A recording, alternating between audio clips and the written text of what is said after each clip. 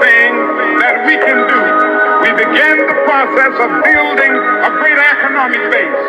And at the same time, we are putting pressure where it really hurts. I ask you to follow through here. Now let me say as I move to my conclusion. I run through religions trying to find peace. Pirates living sinnerism, digging trying to find peace. Wicked little YGs. It could be gone in a second if my clock you with your timepiece. With the cold of the curb.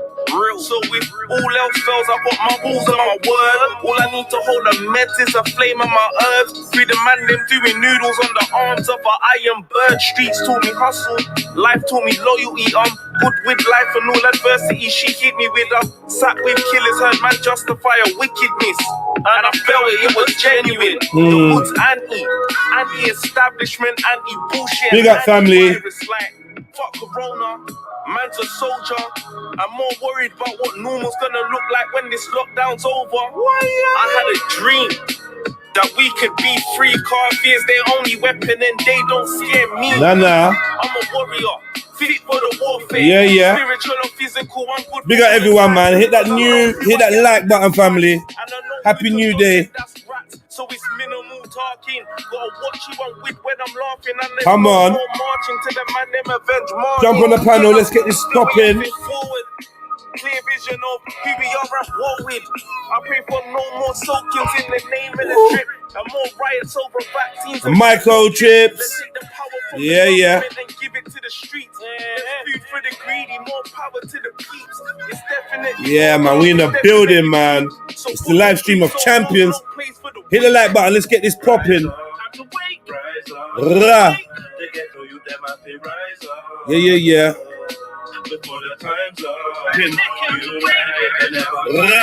Hit the like button, family. Yeah. Before the time's up, come together, they could never fight us. We are exploited. Yeah, ma'am. We are downtrodden. We are denied not only civil rights, but even human rights. So the only way we're going to get some of this oppression and exploitation away from us or aside from us. We got everyone in the building, man. Middlesex Omar, Mary 420 Jen, Outside Rika B, Western Goddess, Jungle. We never rid on them brothers that killed Malcolm. Fuck it, all our leaders are masons, keep it at 1,000. They're just here to rock you to sleep and keep you from rousing. Cast the net, trap you with webs and keep you browsing. Conflicted thoughts collide inside of my dome. The only time that I am home is when my eyes closed in my zone. Slide my iPhone on flight mode, way down a one for Black the Ripper, bigger than the Georgia Guidestones. How can we heal? Yeah, man. Big up everyone in the Rascal building. We warming up the vibes. Warming up the vibes, man. Hey.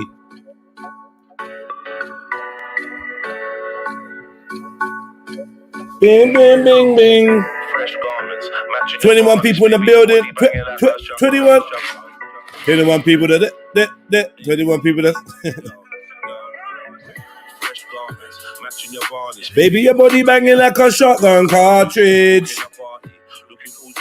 I'm trying to introduce you to carnage. Baby, I'm a shark, not a starfish. Your ex-man was too soft, he was garbage. I make your old knee rub off on the carpet. She a ball for the chocolate. The old time me, I clout it. Look what you started. Bend up your face like somebody. Right in the bed, I said I'm wicked and I'm heartless. I just wanna boom, boom, shoot up the target. Mercy and nugget. Hey. What? Yeah, mom. Oh, shit. Morning. Just call me, darling. What? Come over at me place and show me something. Hey. Hey. Play. Baby. She want the morning wood. Good and proper. Understood. Hey. body strong. She don't ram. Said her body's banging like a. Hey. Hey. Hey. Hey. We got everyone in the building, man. Yeah. Real Beats, big up yourself. Middlesex Omar, Orin.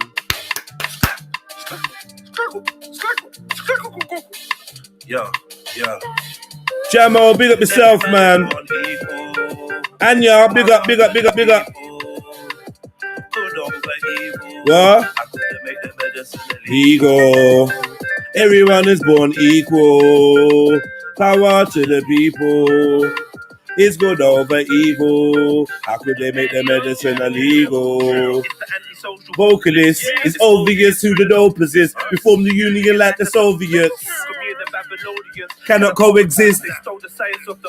Trying to promote some fish for smoking spliffs. Groping kids. Reload the clip like Odin's skin. Hey, I couldn't focus in. I didn't even want to learn about their bogus kings. We're closing in. Supposed to win in. Bomba Club.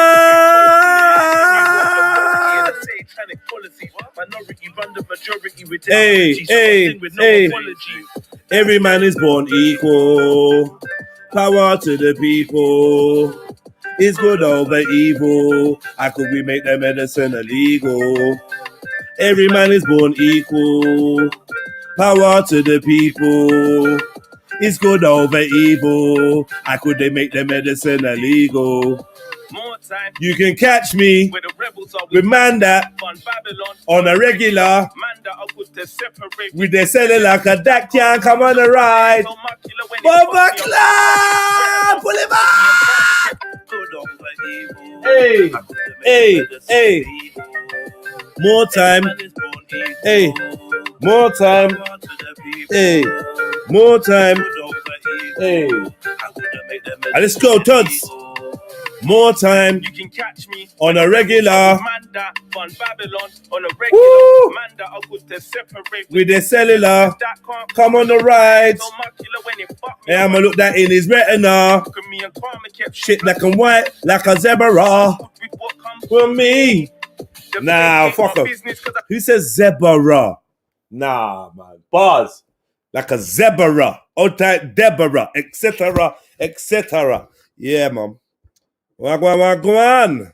So what's going on in 30 people in the Rouse Club, Pussy Club, Bumper Club, Blood Club building? Yeah. Big up, man. Big up all the Ogas. Big up all the Charlie boys. Yeah? Yeah? Come on, man. Big up the Irish. Outside the Bajans. Outside the Malis. Outside the Spanish, the Portuguese. You get me? Outside the Afghans. You know. Where else we got? What other places? The Jamaicans in the building. I don't know where all of you lot are from. Furthermore, tell me where you lot are from. Write that in the chat. Let me know. Let me know. Where you lot from? Write this shit in the chat. Let me see, man. Give me your origin. Your place of origin, please, my G's. And someone jump on it. Don't even wait. Jungle Jesus. Just jump on straight away, man. Don't even wait, man. Don't even wait for nothing. Just jump on. You don't need to help me out with this, man. As soon as you see me, click the link, jump on. Simple. All right? I'll type TT. Yeah, man. Big up Russia. The Russians in the building. The Middlesexians. The Yard man, them. Who else we got in the building? Come on, man. Why are you not so slow to type? Fucking hell. Type it out, man. Let me know where you're from. Even if I already know, just type it anyway. We've got to shake you out of this lazy interaction, man. Let's get it popping. Jamaica and Westminster. Yeah. Where you from means where you're born or family. Give it all to me. Give it to me all, man. Tell me the whole thing. Where you're born, with your family, Jamaica and Trinidad. I didn't know you had Trini in you, you know. Maori gang. Outside New Zealand. Come on. I wonder where Mary Jen's from. She's not like she ever talks about it. Where the hell are you from? Don't know. South You London, Welsh? mate. I'm a You South Welsh? Londoner. You are not from South. Fucking You're am. not from South. I am. You're I am. not. That's where I was born. So Whatever, man. Hold on. I was- Wait. No. I was born over here. Where? In I used to live in flipping southeast somewhere. Aylesbury Estate. Listen to this gal. I used to live in fucking southeast somewhere. Said by a non-South person. Listen, I was young, innit? Like we moved over to Ireland when I was like 3 or something, so I don't really remember. No, where was All you I born? know is like on my birth certificate, I just see my old address. I was born in is it Guy's Hospital? Guys, yeah. Guy's in St. I'm not even Thomas's or sure. something. Why are you not sure? What do you mean, what's it, guys? Why are you not sure? No, because I was told that it was changed like years ago. It used to be Guy's and St. Thomas's, and then I think it separated, and one of them closed down, and one of them still open, or something like that. So I don't really and truly know. Yeah. Who's been Futurama side eyes? But yeah, originally I'm a South Londoner, but I'm not. Nah, I'm not even feeling this, man. I don't lie. I want to appeal this decision because you're not getting South vibes from you, man. Maybe. 3 years. South is an interesting part of London, boy. A very, very interesting part of London. Yeah, I don't really remember it. You know what I remember is just moving to different places because I think my parents were obviously struggling, and we were in a lot of we were squatters. That's what we were. We were fucking squatters, yeah. Wow. Where's Shani when I need her? Yeah, Shani's got an issue with squatters, boy. Yeah, I know. Well, she needs to understand that some people struggle in life, and you know, sometimes they need a roof over their head. Yeah, man. Listen. Shani's bougie nature is coming out now. I don't know. She's been saying things last couple of days. It's like, yo, you real bougie. Like, Shani was talking about her attraction to the Arabs with green eyes and all this madness. And I'm like, I don't know, man. I think Shani's now a high-value woman. Maybe she got a high-value man, so that makes her a bit... high-value man. Yeah, she's a taken high-value woman. Like, that's granted, yeah, that's granted. Like, I definitely think Shani's high-value because she ain't got no utes. Do you know what I mean? And she's trying to get married. She's a bit old, though. Like, you know, on Kevin's scale, she's a little bit old. You know, on our scale, nah, she's all right. She's all right. It would, I mean... There's still time. There's still hope. Yeah. To have your first ute in your 30s, that's all right, man. It's not bad. It's okay. Yeah, it's not bad. It's not bad, man. It's okay. But the thing is, I do think you're limited on how many you can have now, though. Do you know what I mean? Unless you're going to pop out like 3-4 in a row, which you can do, which a lot of women do at this age, pop them out. What do you think's best? Gaps or popping them all out? See, I had my two close together, and I think that was a good way to do it. Because I think having them gaps, I feel like you're kind of restarting every time you have a new baby, innit? It's like, oh, got to do that all over again. Yeah, start all that all over again. Afghan River was born in Russia. His family's from Afghanistan. He grew up in South Harrow and now lives in Northwest. Well, go on, man. Big up the chest. Man. Born in Russia. So... does that make you a Russian citizen, Afghan River? And when you gonna jump on it? Big up. Trillion Mdon. I'm not gonna call you Mdon, but you gotta tell me how to say the first name, Trillion. That's actually a sick name, Trillion. Elion. Elion. What do you reckon? Elion.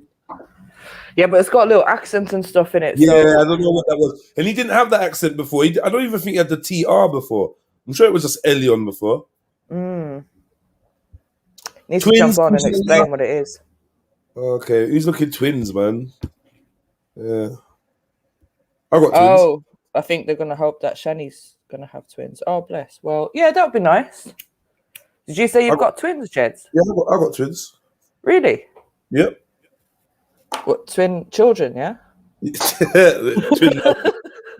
twin lovers.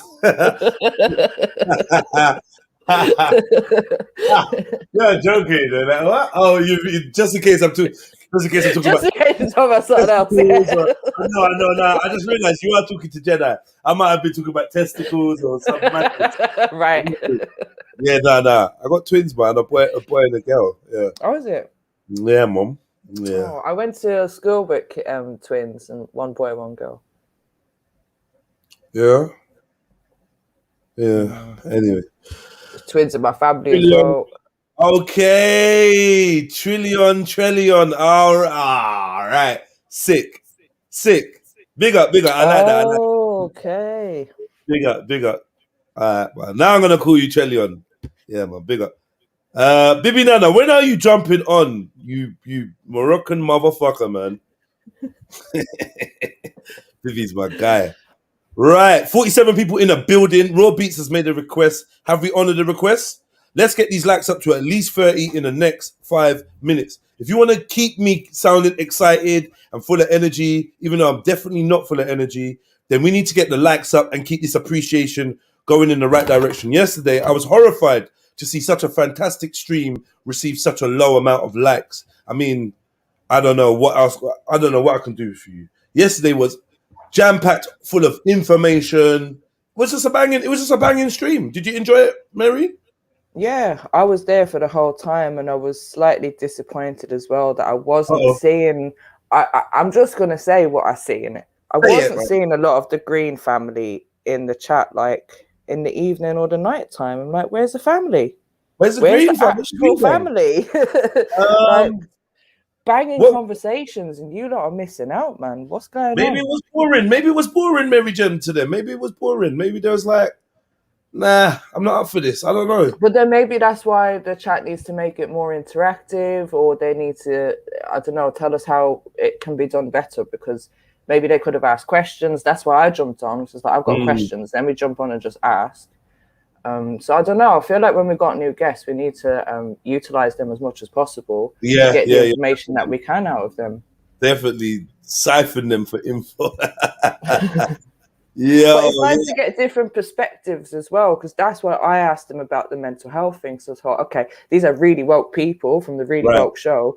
Let's see what they have to say. They seem to know a lot about society and how it runs. So that's why I wanted information from them.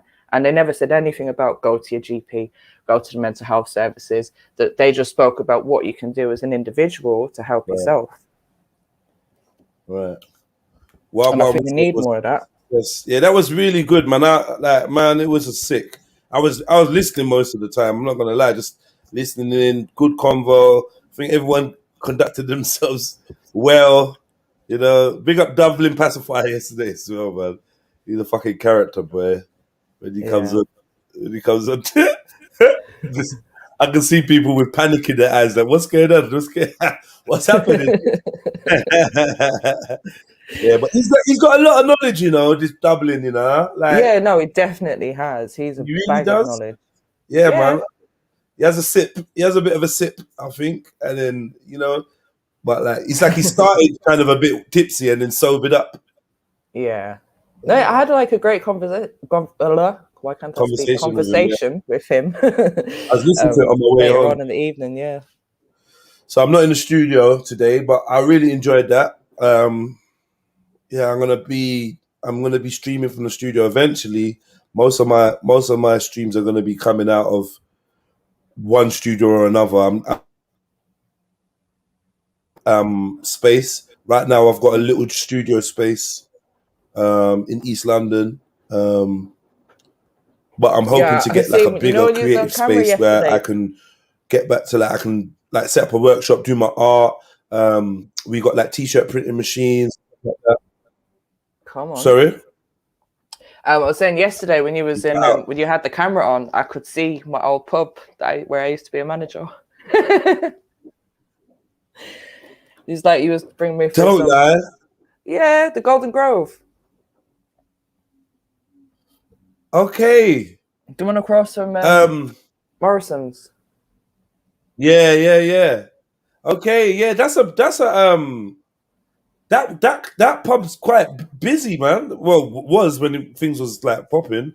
That was a very busy pub on that, man. Okay. Yeah, match days and Friday nights and all of that used to be popping.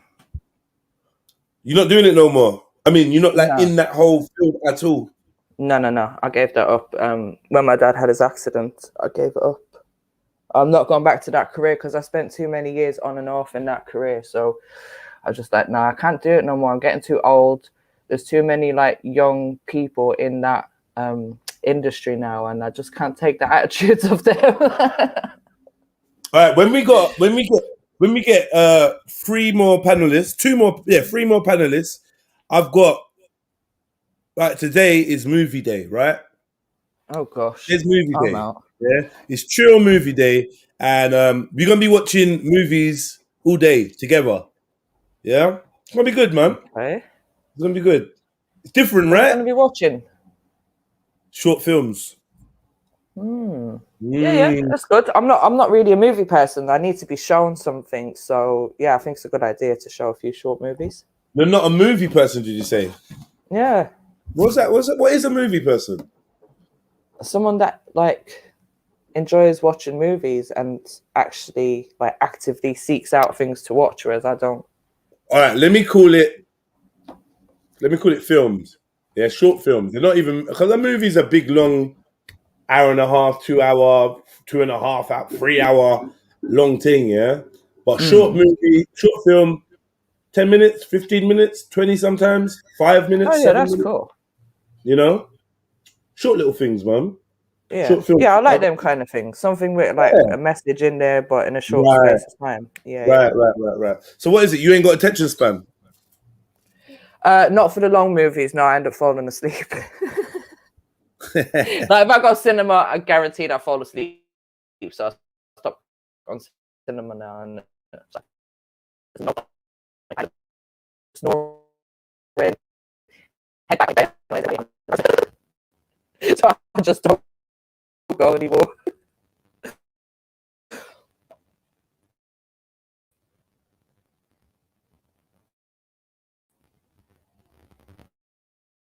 But yeah, I've got the attention span, but just never falling asleep. Maybe because I always smoke before I go to the cinema and eat, do all that good stuff, and then just sit down and relaxed.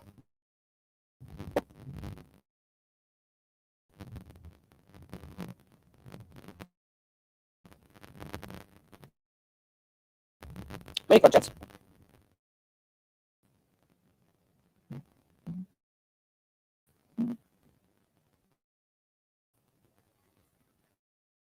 Yes, family. It's too early for that. These lot are talking about Under the Sea already, and I've got that song in my head now, for fuck's sake. Under the Sea. Under the Sea. Hey, follow me on TikTok, REDPILLTRILL. Follow me on Instagram, REDPILLTRILL. Come on, let's do this, man. Follow me on SoundCloud, REDPILLTRILL. I'm gonna start uploading some shits to SoundCloud as well. Yeah. Follow me on Twitter, REDPILLTRILL. None of you lot tweet. Like none of you tweet. None of you. None of you. Fucking hell, what's wrong with you, lot, man? It's just long having all these different social medias. Yellow Cactus, are you allowed to jump on? Like, jump on and give us 20 minutes. Or not Yellow Cactus, your guardian. The person whose windowsill you sit on. Can they come on? Give us 20 minutes of the best? Yeah. Big up Ultra. Big up yourself. Ultra, have you got 10 minutes? 15? 20 to give me? Come on, man. Trilogy, big up yourself. Telling you, man. Lately, yeah, these YouTube chats have been like slightly quietish. Like even on other streams, I've been like looking in and that. I'm not sure what it is. A few people have been saying that the chat's been slow and that. I don't know what's going on. Yeah, I've just been noticing. It just seems a little bit, like not even a little bit. It seems a lot slow. I don't know. I think lots of people are just depressed.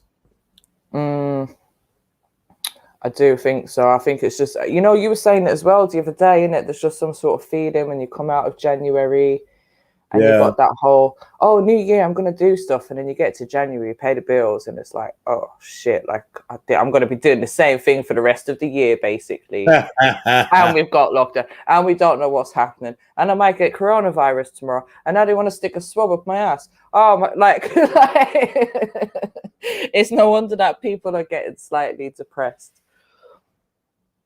But I don't know, people need to just, like, as the guy was saying yesterday, keep interacting with people, like stay in positive circles. And I think if we try and keep the show as positive as we can, then that will encourage people to come on a bit more as well. Yeah. Have you seen, I'm not even going to get into it. They probably were speaking about it yesterday. I'm not even going to bother. You seen the, you I think we even spoke about it. You seen the new, no, I'm gonna leave it. I'm gonna leave it. I'm gonna fucking leave it, man. I'm fucking gonna leave it. Yes, Shani. What, the new swab? Shani, why do we get a profile picture no more? What's going on? You're coming like Khan. It depends if I use my phone or not. That's what it is. You're on your phone today. What's going on? You back I'm at on my phone. I'm in my ass, but I just decided that I wanted to go on my phone because I'm on my phone. You want to walk around and that? You want to walk around and stuff? No, I just want to lie under my cover, innit? All right, under your cover, smell your farts. Right. Yeah, basically, just like morning breath tent. I'm like, yeah. Morning breath tent. But Shani, can you actually smell anything? Because you sound quite congested. Mary Jane, I've got a poem for you. Nah, she tried it, you know. What is that? The congestion poem? Yeah, I've got a poem. Go on, read it for us again. Congested. I read it to my sister, I read it to my little sister. My little sister was like, that's so sad. And I was like, oh my gosh, that is so bad. I didn't even know. Like, I was like, it's all right, don't. But she didn't notice that you were congested. No, it's just because I don't know, like, because obviously I put all this stuff that's the issue together in it, and she just kind of was like, oh, because she forgets, because my family don't hear it anymore. Do you know what I mean? Actually, saying that, one day I was just sitting next to my mum. I was like, Shan, breathing, bit heavy. I was like, oh, wow. So I started crying. I started crying. I was ready to go. I was ready to go home and everything. And my mum comes, she's like, "Oh, I'm so sorry. I didn't mean it like that." And I was like, "But you've known me for my whole life. You know I can't breathe, and you're complaining about me breathing." Like, yeah. You cried because she complained that you were breathing a bit heavy. Yeah. Seriously. How old was you? Was this recently? It was last week. I was like, fuck off, Shani, man. Shani, how did any of us stand a chance not upsetting you? This is what, no. Really, like, yeah. You must give everyone like 10 chances to upset you. Do you know what I mean? Now, you know what? My husband, he just, poor thing. I'm always crying. He's fucking hell. All right. Give you 10 minutes. Bro, shut the fuck up, man. If it was Veli, you jump straight on about give you 10 minutes. What the fuck? Remember who you knew first, you know? Mimi, you need to fix up, Ultra, man. Fix the fuck up.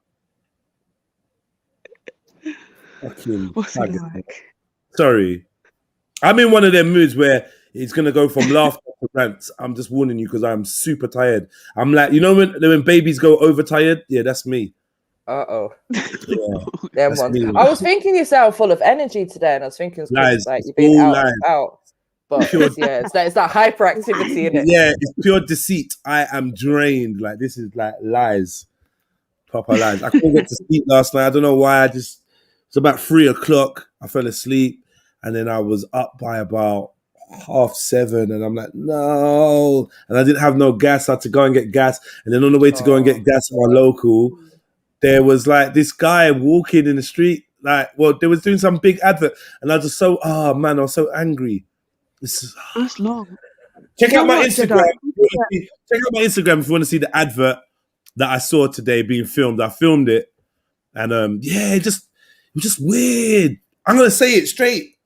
Loads and loads and loads of white people standing around, part of some production company, film company, standing around filming this black guy with dreads, quite big, like not, I don't mean big like muscly, but like a big man, not like a scrawny little, like a big man, like, and he was just doing the fruitiest thing and was just mad. And then some woman came up to me. She was like, "Oh, your dog's so lovely," and she started stroking Jada, and she was like, "Oh, this is a." I was like, "Have you seen this?" And she was like, "Yeah, it's amazing, isn't it?" And I was like, "What's amazing?" She's like, "Oh, it's amazing." She was with like her husband or something. I said, "Oh, wait, just wait until they start filming again. You're gonna see." And then they started filming, and then the guy started doing what he was doing. And I said, "You still think it's amazing?" And she was like, "Oh, but he's gonna make loads. Oh, but he's gonna make loads of money though." And I was like, "What the fuck has that got to do with it?" Like, and there was a glee. I'm not gonna lie. I think I'm just gonna say it, man. I think white people really enjoy seeing black men being gay and fruity and camp. I think they get an extra fucking kick out of it. That's how it felt to me. Like literally no one in production, no cameraman, no sound man, the director, no one was black except for the guy strutting. Go to REDPILLTRILL on Instagram, yeah? I'm watching it now. You watching it now? I've watched it like 5 times over already. I'm just like, everything you're saying is completely correct. Like, and I can see, like, even as a white person, I can look at that and see what you're saying. Like, why is this? Like, they seem to be getting enjoyment out of it. And imagine, yeah. All right, look, let me just say this. Imagine, yeah, you're walking down the road, you hear there's a big product. I mean, this video, they're at least spending a couple $100,000 on it. The equipment out there, the vans, the catering. It's a serious advert. You're gonna see it on TV somewhere. I don't know where it's for, right? Imagine if we saw all this camera equipment and trailers and shit like that, and then a pure black production crew, like cameraman, sound man, the tea lady, the security, everyone black, and we're ecstatic over this one camp gay guy or this one camp dude in Muslim attire or this one camp, like, just think of just a community that might be slightly, outside of the community that's filming, and it was just like, this is weird. What's going on? That's the first rant we've had on today. There you go. I will cut that one short because I clocked that I was in a rant. Now, why are you ranting, gents? Stop ranting, man. Chill out. breathe. Yeah, I think it's going to be for like a yogurt advert or something like that. A yogurt? Nah. I was thinking some sort of like, I don't know. It's got to be some designer brand or something. I don't know. I don't know if anything was the designer though. I don't know. Maybe I don't think it's got anything to do with his clothes. I really think it's going to be like something like, wake up in the morning and do you know what I mean? Like, because he's dancing and everything. Oh, like, it could be like an energy drink thing. Like, yeah, one of them bloody probiotic yogurts or something. Yeah, that's what I'm saying. The yogurt, and he's only. It's not the whole advert's not about him. There's going to be like 5 or 6 other people in it doing different things. Yeah. But everyone's all happy and like, yay, good tummy. My tummy's amazing. Why choose there as a location? The size of his fights, because it's just because it's a black cultural area, landmarks and that. That is if you know where that is. Yeah. Get me. You can see the station and everything. Yeah. Yeah. Anyway, look at his thighs when he's dancing. That's what I think. That's what angered me. It angered me. I'm like, yo, you should be joining Southside to like do the squats and that. Like, bro. Because his little bell bottoms are too tight. That's what it is. No homo, you're buff, bruv. Like, you're strong. Like, you should be like doing, I don't know, should be kicking off doors or something, enforcement or what is like, what are you doing? Nah, man. Like, you got hench legs and shit. What's happening? Like a bouncer or something for real.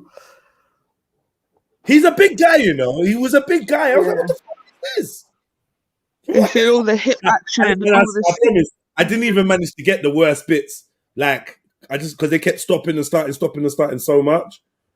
Oh yeah, okay. While you're on the Instagram, if you lot are looking at Red Pill Trill Instagram, you lot at home, if any of you got the opportunity, I want you to watch the other video I posted today and listen with the sound on.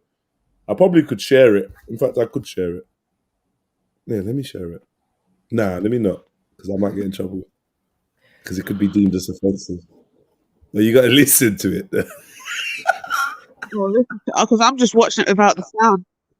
Yeah, you got to listen to it. Yeah, but this is, by the way, it's real. You know, like, no, I'm actually gonna share the screen and show it. Sorry, I got to. I got to share the screen. Oh no. That's real. That's real, man. That's too much. It's real. I'm listening so intently as well. Yeah, me too. And I was like, wait a minute. We're going to show you a COVID-19 test. First, you pull down the trousers. You take a earbud. You put it in batty.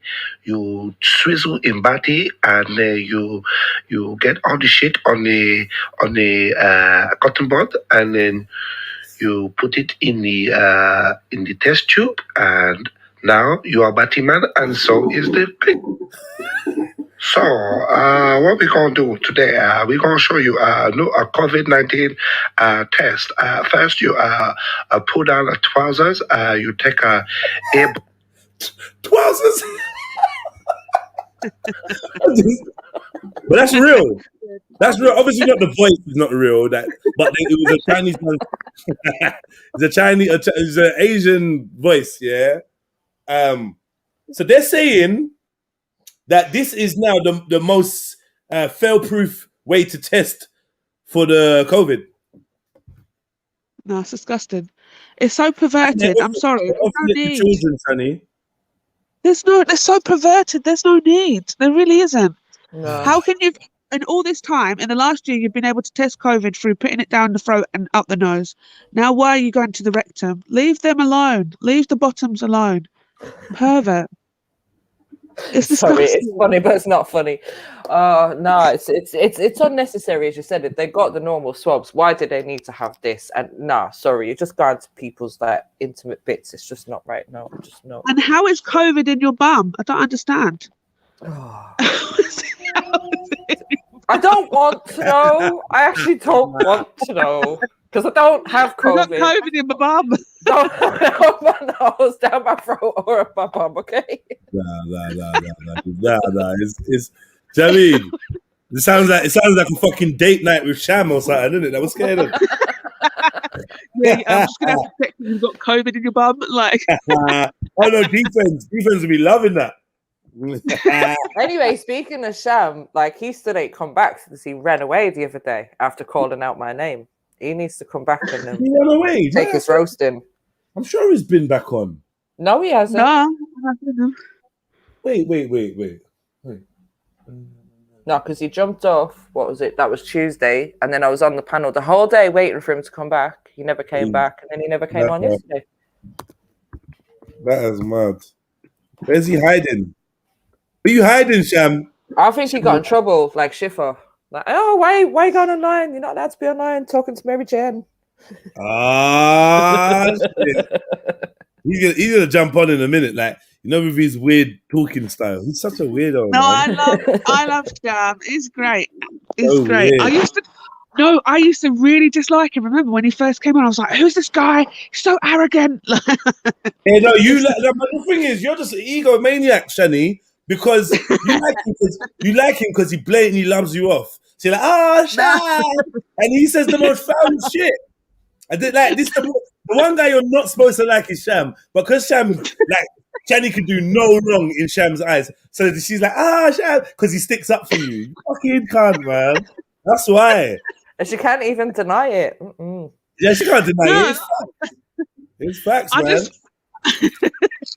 Yeah, exactly. Sham's like, leave Shani alone. Yeah. And Shani's like, yeah, leave me alone. Hiding behind Sham. Mad thing. All right, look. So, anal swab, COVID-19. Test won't make you walk like penguins. China warns the public. So, anal swab COVID test won't make you waddle like a penguin. Yeah, so that was the headline for 2 days Why was ago. that the headline? Because that's what China was saying. China was saying, don't worry, these anal tests ain't going to make you waddle like a penguin. And that was people's biggest concern, yeah? Not a question like Shani's of how do you test for COVID? Basically, they're worried they were concerned about waddling. Yeah, they're worried that they're going to get, like, opened up. I mean, like, I don't know if that's the right word. You know what I mean? Yeah. It's that kind of way that you'd imagine that if you were getting bumped. Yeah. What? Yeah. So I was going to say maybe like a... Whoa. I was like, you're like, imagine you getting bumped. I wasn't agreeing to that. I was thinking of like the prostate test or something, like... hold on. Whoa. I just realized. I knew girls are talking about bum again. Shall Can you allow it, please? And we hate this conversation. Every day. Every day you are on it, man. Sham started this. Look, it's become such a thing. They've made anal swabs because we've been talking about it so much. It's just disgusting. I'm sorry, I don't understand. Why did they even think, let's try and see if it's COVID's in your bum? Anal testing is being used so far only on select groups, mainly high-risk cases and people in quarantine. Some people who have been subjected to anal testing include passengers arriving in Beijing and a group of more than 1,000 school children. No, allow it. There you go. That's the bit I was looking for. There you go. Oh, there you go. Them poor kids. Right. I need to understand this, right? So see your bottom, right? See your rectum. Your rectum is very... Can we use Peter's rectum, please? Peter's rectum. See Peter's rectum. Yeah. Why don't you say girl's rectum? Why a man's rectum? What's wrong with you? Because you was... I don't know, yeah. Okay. See, Peter-nella. Petisha. Yeah, you see Petisha. Petisha, yeah.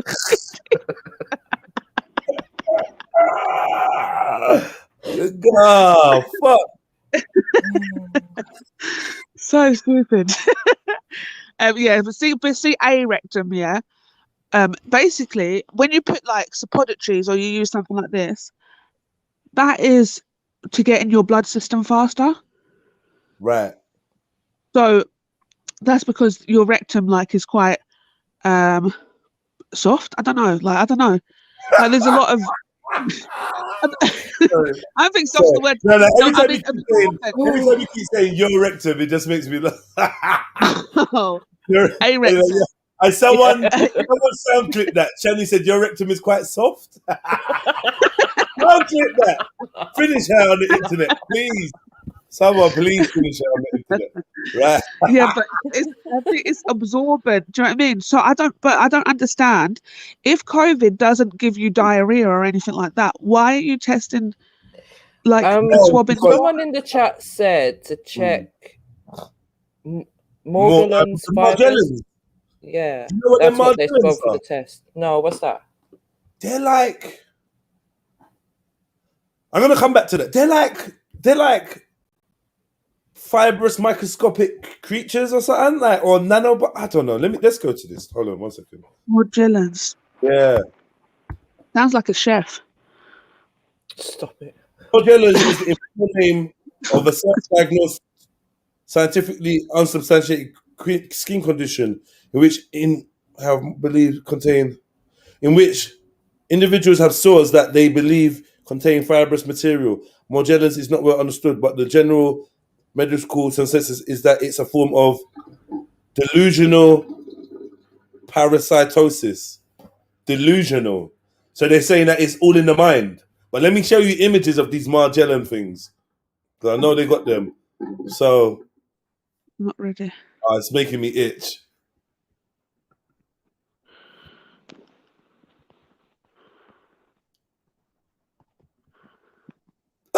That was making me itch proper. What is that? Oh, that's is that flies in his hands? We can't see it. Screen. I'm not showing my screen. Nope. Oh, no wonder you didn't scream straight away. Wait. I was thinking that. Shelley's quite tough. Like, how do you get so resistant to the fuckeries? Like, because this is fuckery.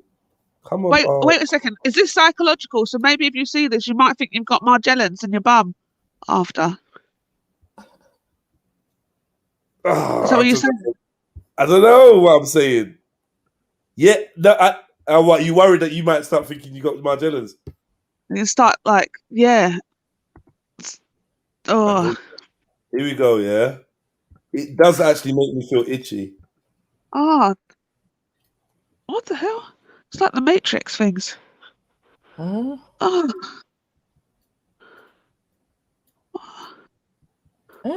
Oh. What? That looks like someone's retainer.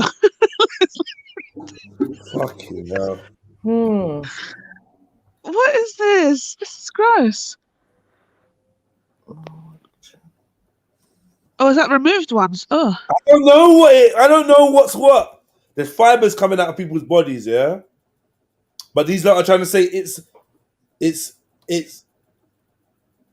in the mind? Why won't doctors recognize Morgellons? But some people are saying that, I don't know. I need someone to explain what this is, because it's basically goes deeper. It goes into a conspiracy, right? Yes, I'm trying to understand how that's got to do with delusional. I don't know. Sticking a thing up your bum. Like. Oh, because I don't know why.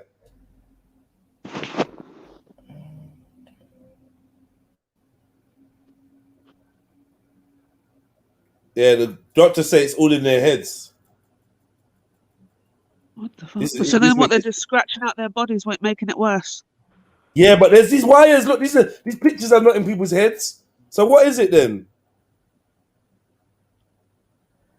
Oh, I'm trying to find something. It's not sticking stuff, isn't it? Yeah, find any information you can on it, please. Making me pop it. I'm not gonna lie. Don't show that one. Oh no, the poor dog. Oh no, that was Which is the one that got you? Was it the dog? The horrendous dog. Oh my gosh, no. You know what it is? I just don't like barnacles and that. That stuff makes me sick. So anything that like is a cluster of something makes me just want to throw up. Oh gosh, these poor people with skin conditions. I'm so grateful. Alhamdulillah. I don't know what this is, but let me send it and you can have a look.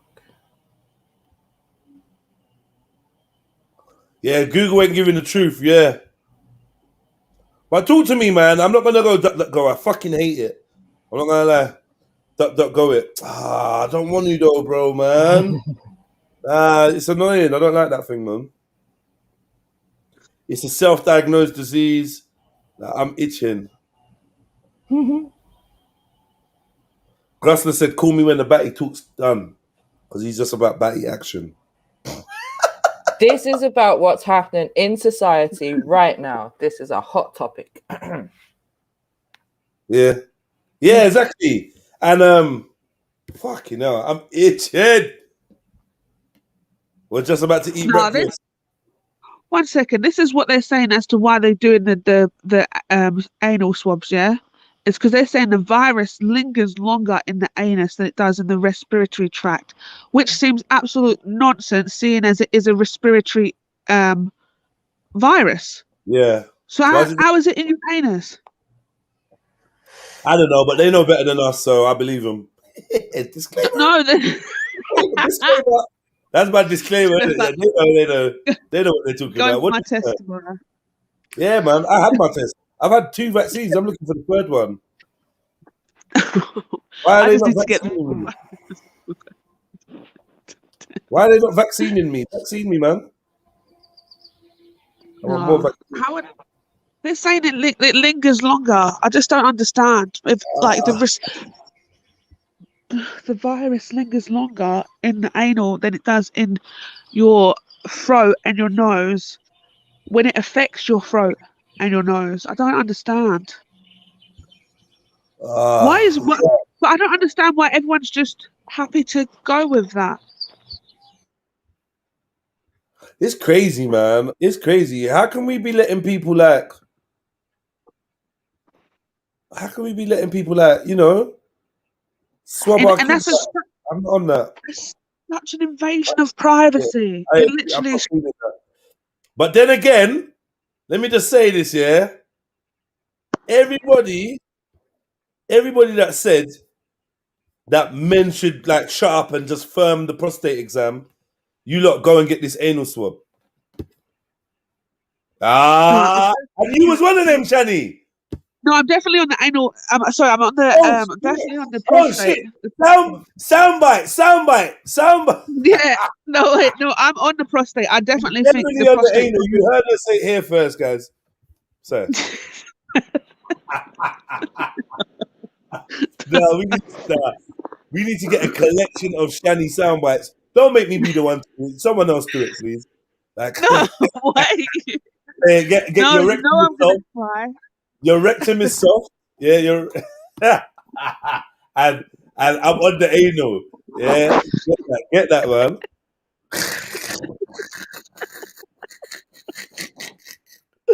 What's this you got, Mary Jen? It's making me itch. I'm not clicking it. I don't know. It was one thing that I found on DuckDuckGo, but I don't know if it really gives us. Okay, and it's been debunked. No, the tire swabs in this video of COVID testing are not alive. Oh man. No, I don't. It's. You know what? I feel like your bottom is such like. Anything in your bottom is such an invasion. It's such an invasion. It really is. It is. You can put any orifice in your body, and it'll be fine. But as soon as it's your bottom, it's an invasion. Okay, but so then why do you want us to get prostate examined, then, Shani? If this is how you feel? Because they can check and see if you got cancer, and I just feel like that's, you know, there's no other way for them to check, really. There is another way. We went through it, Shan. What was the other way? Like some kind of like ultrasound, some ultrasound scan kind of thing, and you know what I mean. Well, maybe feeling it is a lot cheaper and a lot. Yeah, I think it's about cost, isn't it? Because when you start having to use the ultrasound equipment and stuff like that, it's costing the hospital. Even though it doesn't, but it does. Do you know what I mean? It's all like a. If that would prevent you being like, you know. So I'm just reading something here in the British Medical Journal, and it's saying that they can, by doing the rectum swab, they can see like positivity up to 28 days after the onset of symptoms. So I think it's saying that like they basically they can tell if you've had it within a longer period of time, whereas how does that benefit? How does that benefit? Like it'd be inactive at 28 days. I think it's maybe just a way to keep us locked down longer. Like, you've had it within this 28-day time period, so now you need to lock down for 28 days instead of 10 days or something. I don't know. Yeah, man. But listen, so watch out. I mean, I just feel like some things just won't wash over here, but I could be wrong. But watch out to see whether they try to introduce, because they are talking about it. So it's not like they're not talking about it. It's not in our news. It is on a couple news stations. So they may be saying, look, this is the most effective way to test.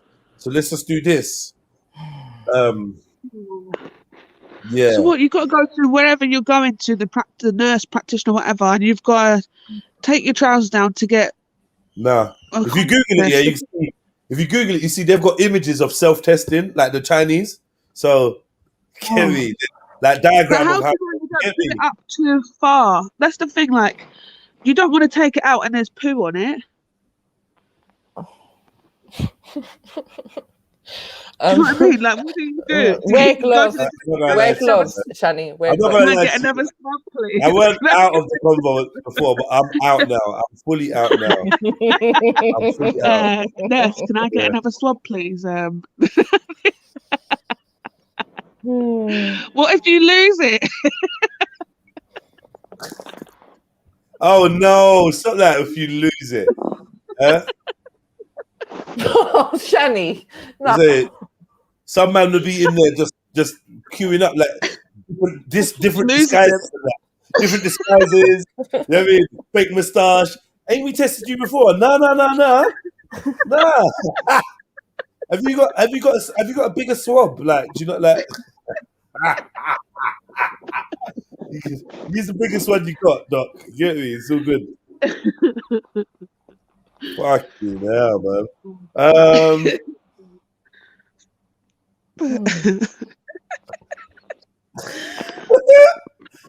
Yeah, all right. So, Shani, have you got popcorn? You lot got popcorn? Did I tell you? Let me change the title. It's movie day night today. Right, it's a short film. We're gonna be watching short films today and discussing the topics and reviewing. Yeah, reviewing. Yeah. So, have you got a selection already, or can we? No, I've got one selected. We can all suggest them as long as they're under Creative Commons. We can all suggest them, man. All right. One of my friends does short films, so I'm gonna see if we can use one of them. I've even got a short film. Maybe I should start with one of mine. Yeah. Watched mine, How short the short films though? 7-10 minutes. I don't know. Like, we're gonna stop and start anyway and pause and chat shit. So I don't know. Yeah. A 5-minute short film could take 3 hours. You know what we're like. It's not even pretending. Wait, what was that the other day? It was like a 30-second video that took 3 hours. That's like 3 hours. You know what I mean? So I don't know. Yeah, we can watch one of mine. We watch one of. Shall we watch one of mine first to kick it off? Warm up. Yeah. Go on, then. Hopefully not the sex one. Which sex one? I don't know. I remember I've seen a lot of your videos, Jedi, and there was some sex ones. And I was like, oh, can't watch those ones. I don't have sex videos. Stop lying on me on the internet. What sex one? What is it? One where I'm having sex with a girl? What sex one are you talking about? Huh? What? What have I missed? There's one where there's, I don't know if it's a music video or I don't know. Okay, the music. But I felt very uncomfortable. You have to go and have a wipe up. No, shut up. Billy John Alpha. This was like, it's just a very uncomfortable. Oh, what is this? Text, husband, I can't wait till you're home. Yeah, that was. Whatever. Weirdo. I really miss you, babe. You hear me? He's like, what brought that on? No, nothing. Anyway, Jedi, don't play that one. Thank you. Just play I'm not any playing other the sex one, right? I do have a. I should try and find it. It's about a future where people have abandoned, kind of sexual relationships, and now they just pay for sex. Like everyone just pays. It's just a service. It's a mad idea by some guy, and I'm in one scene, and I'm having sex with this woman, and then some other woman comes in and just starts talking to the camera about what we're doing. It's fucked. And the chick that I had to act with, she had some really bad skin, so her face was covered in foundation, and we weren't. I don't think we actually kissed. We didn't actually kiss, but we were simulating kissing. And then when I got up to go to the bathroom, I had her foundation all over my face, and I got back in the room and you could see her red spots on her face, and I was like, ah! But she, oh man, and she was simulating riding me. It was the most uncomfortable thing ever. Like, to be ridden by somebody when it's just not a sexual thing, but you got to pretend it's sexual. And that was just, man, sex scenes are they're not that fun if you're not into it, innit? They're not fun at all. Yeah, I don't think they're ever really that sexy either, because you've got a whole crew as well. Whole crew there, everyone there. I done one for a Hollywood film. That was a bit better. A Hollywood film, a Bollywood film. That was a bit better. I don't know, it was just a better setup. Anyway, let me just start talking about the sex scenes I've done in films. Right. Yeah. That was a bad experience, man. That was bad. I really lovely girl though. Just bad experience.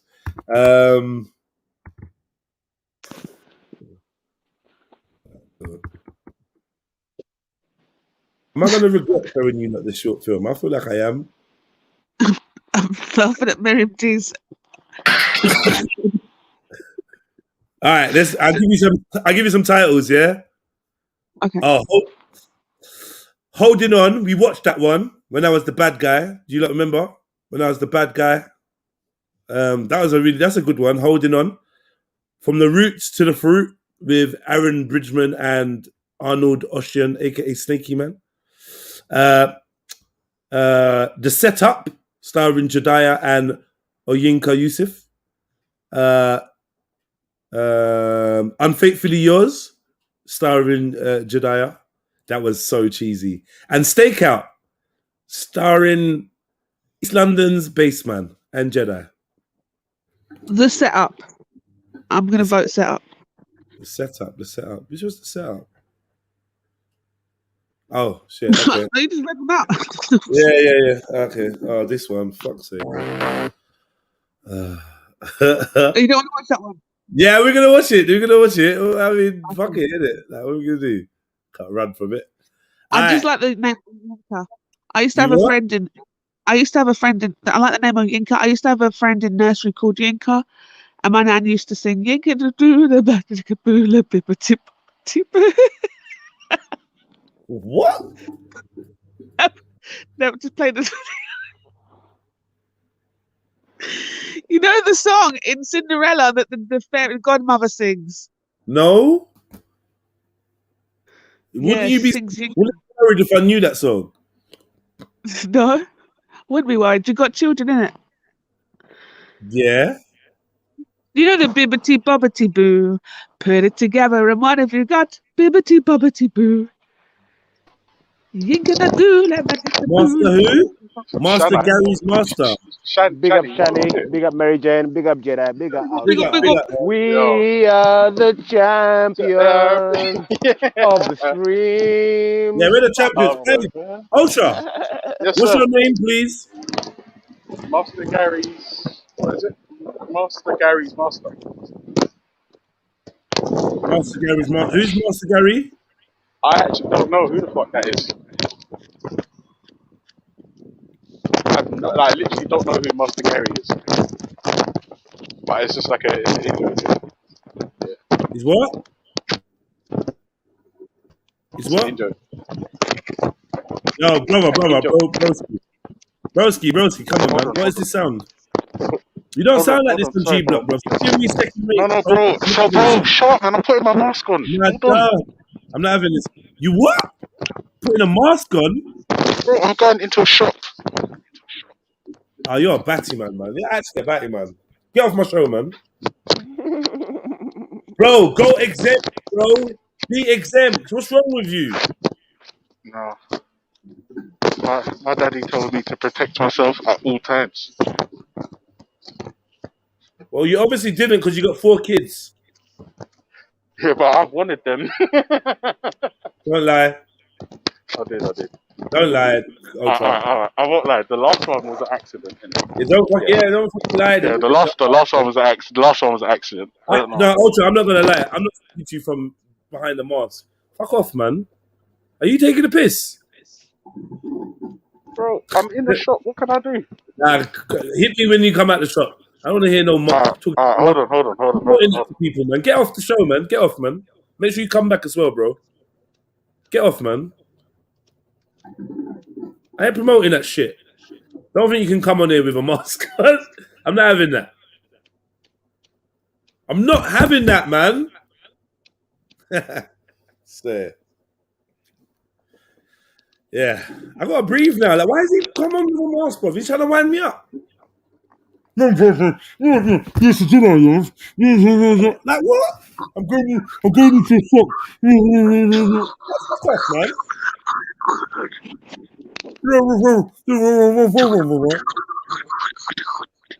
Sorry, yeah, so I just flipped into a rant again. Sorry, it's gonna keep happening. I'm sorry. Sorry, Ultra, man. I didn't even mean that, Ultra. Come back, bro. Come back. Come back, bro. Baby, come back. Mary Jane said back soon. What does that even mean? Huh? I love doing a little back soon, then not coming back. I love that. Yeah, that was 3 minutes ago. Back. Fuck that, man. What's wrong with you, like, man? Back, What's wrong with you? back. Yeah? BV, let's be real. You don't think that we should be discussing the fact that they plan to give the children anal swab? You don't think we should be discussing the fact that the governments of the world are introducing anal swabs to test for COVID, and they're doing it on children as well? You don't think that's what you're talking about? That's what I'm talking about. Yeah. That's where the batty talk came from today. That's where today's batty talk came from. From that, you get me? Like, yo, what the fuck? So, yeah. Oh, Ultra's back. Ultra. Yeah. Let me ask you a question, bro. Yeah, bro. Yeah, I know what you're gonna ask. And yes, I'm fine. The family are wonderful. Yeah. We're enjoying life as much as possible. Yeah. That's good, man. That's good. As long as my baby's all good. Yeah. Now the second part of the question was. Yeah, the second part. Let's get it. Yeah. Second part of the question was, Ultra. Like, obviously, you're gonna get. You said you're gonna get the vaccine. You don't have to. You're saying, yeah. Yeah. We can't be left with no option. All right, cool. You saying you have to, blah blah blah. I hear that. Yeah. So, in light of the new testing procedures that are emerging on the international scene, are you concerned about the anal swab test that's been introduced for both adults and children to test? Do you know what? Let me tell you the absolute truth. Yeah, I heard Mary Jen say that this morning. Yeah, but I thought she was being flippant, and I literally said pause because I thought it was a joke. I didn't know this was actually serious. It's serious. Let me tell you the truth. Yeah, I don't know what the fuck this anal swabbing is, but remember, my boy's gone back to training now, and we have to drop him.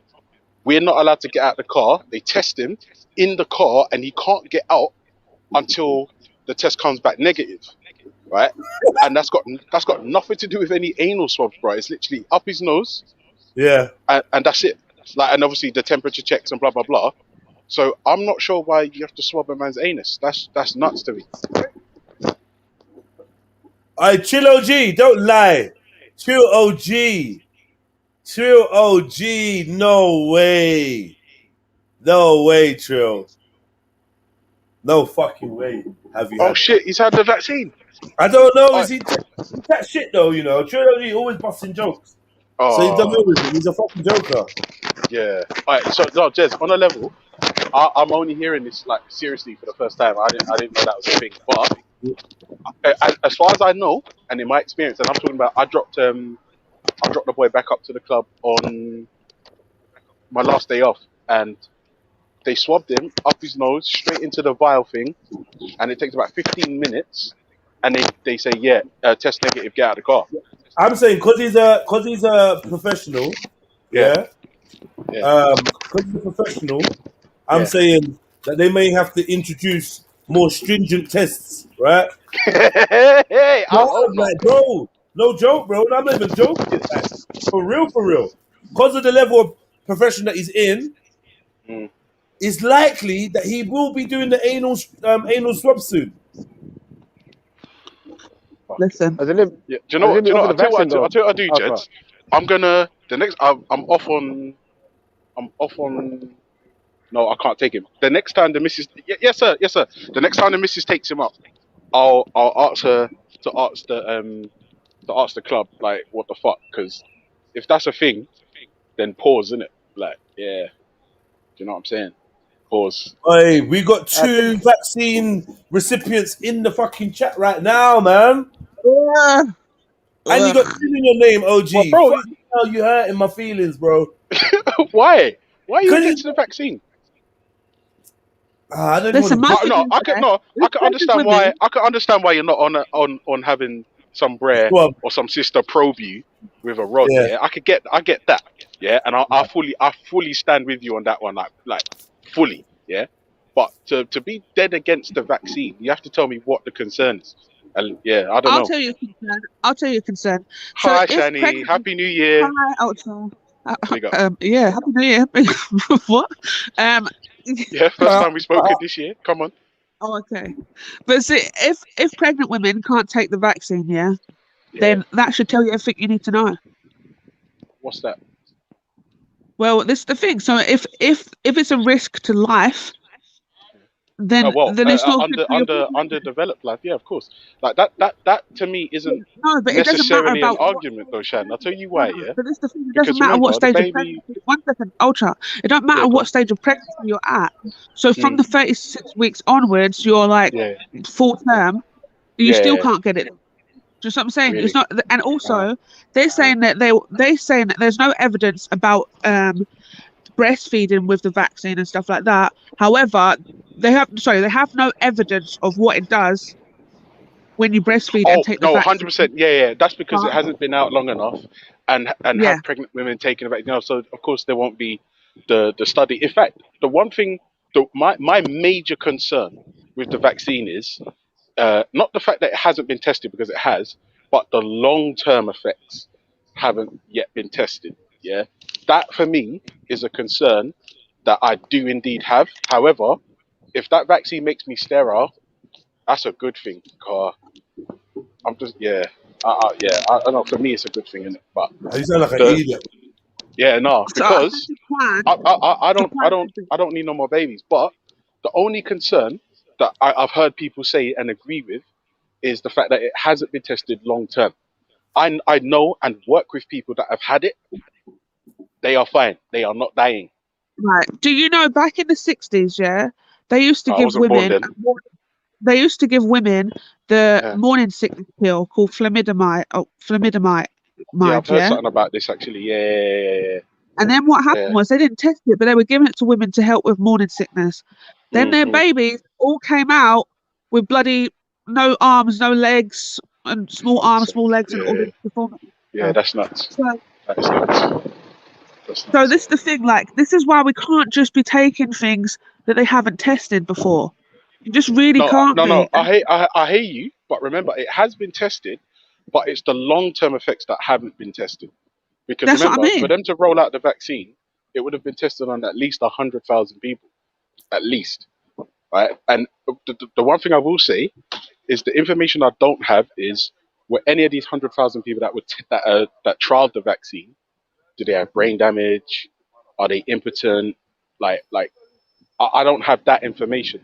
Right, but for them to roll it out, like it must have been like a success. Do you know what I mean? In terms of, but it's not though. But then Ultra on the website, if you read it, it says that it doesn't prevent you from getting COVID.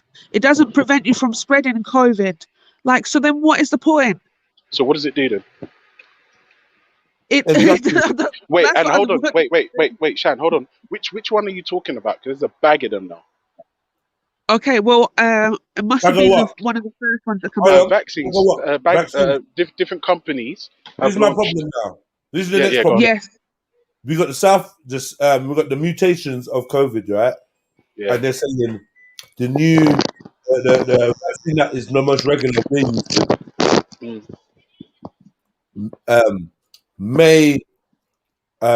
may not be as effective on the new strain, or may not be effective. They're not sure on the new strain that's been found, the South African one and that. So this is what's going to happen. You're not going to end up getting a bag of different vaccines. And I'm saying, it's all good, man. You trust it. You want to get the vaccine. Me personally, for the purpose of being on YouTube and that, and the community guidelines, I tell everyone, speak with your GP, speak with a medical practitioner, and do what feels right for you. And I would suggest everybody gets vaccine to protect the whole fucking world. Personally, I ain't feeling it. I'm not feeling it. And you know I'm feeling it. No, I hear you. Even when you Google, and it's things like this.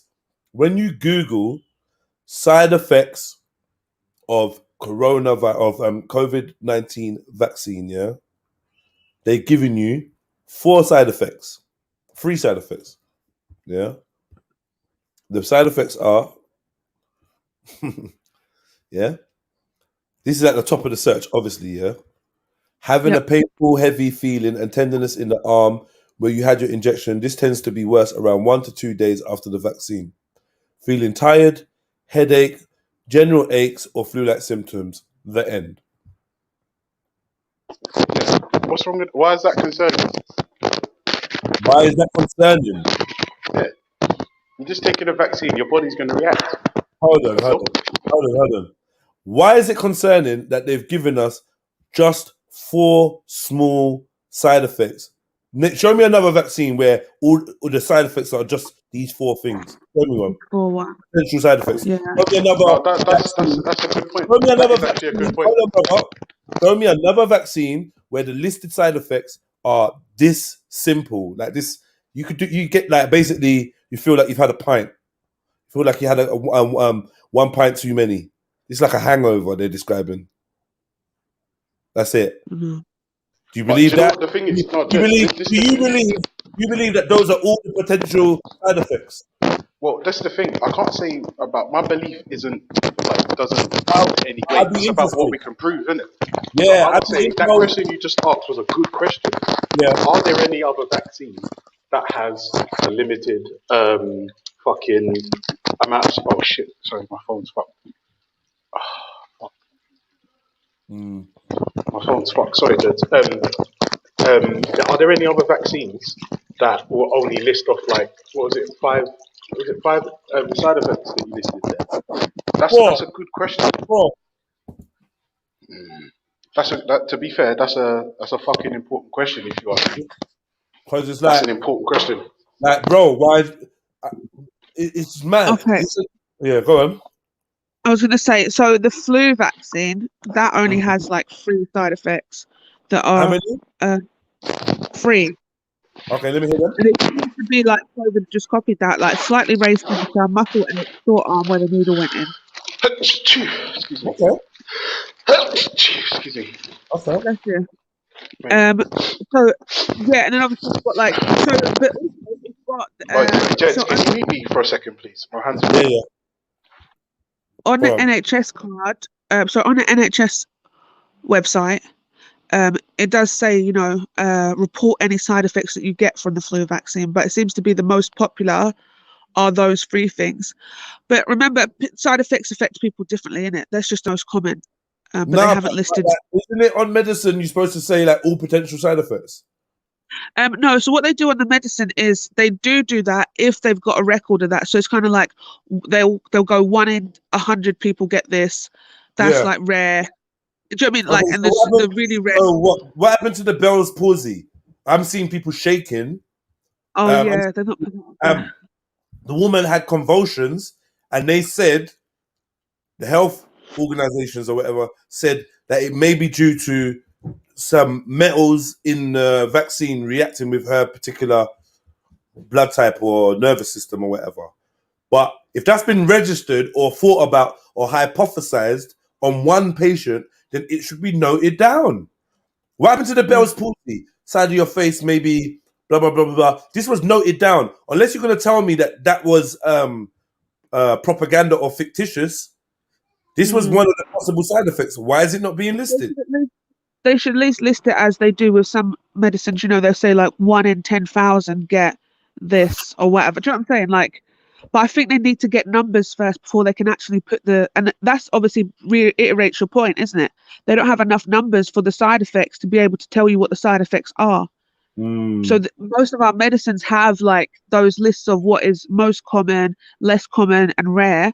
Because they've been in circulation for a long time for them to actually get the numbers to see this is what affects people. I'm not going to take the vaccine myself.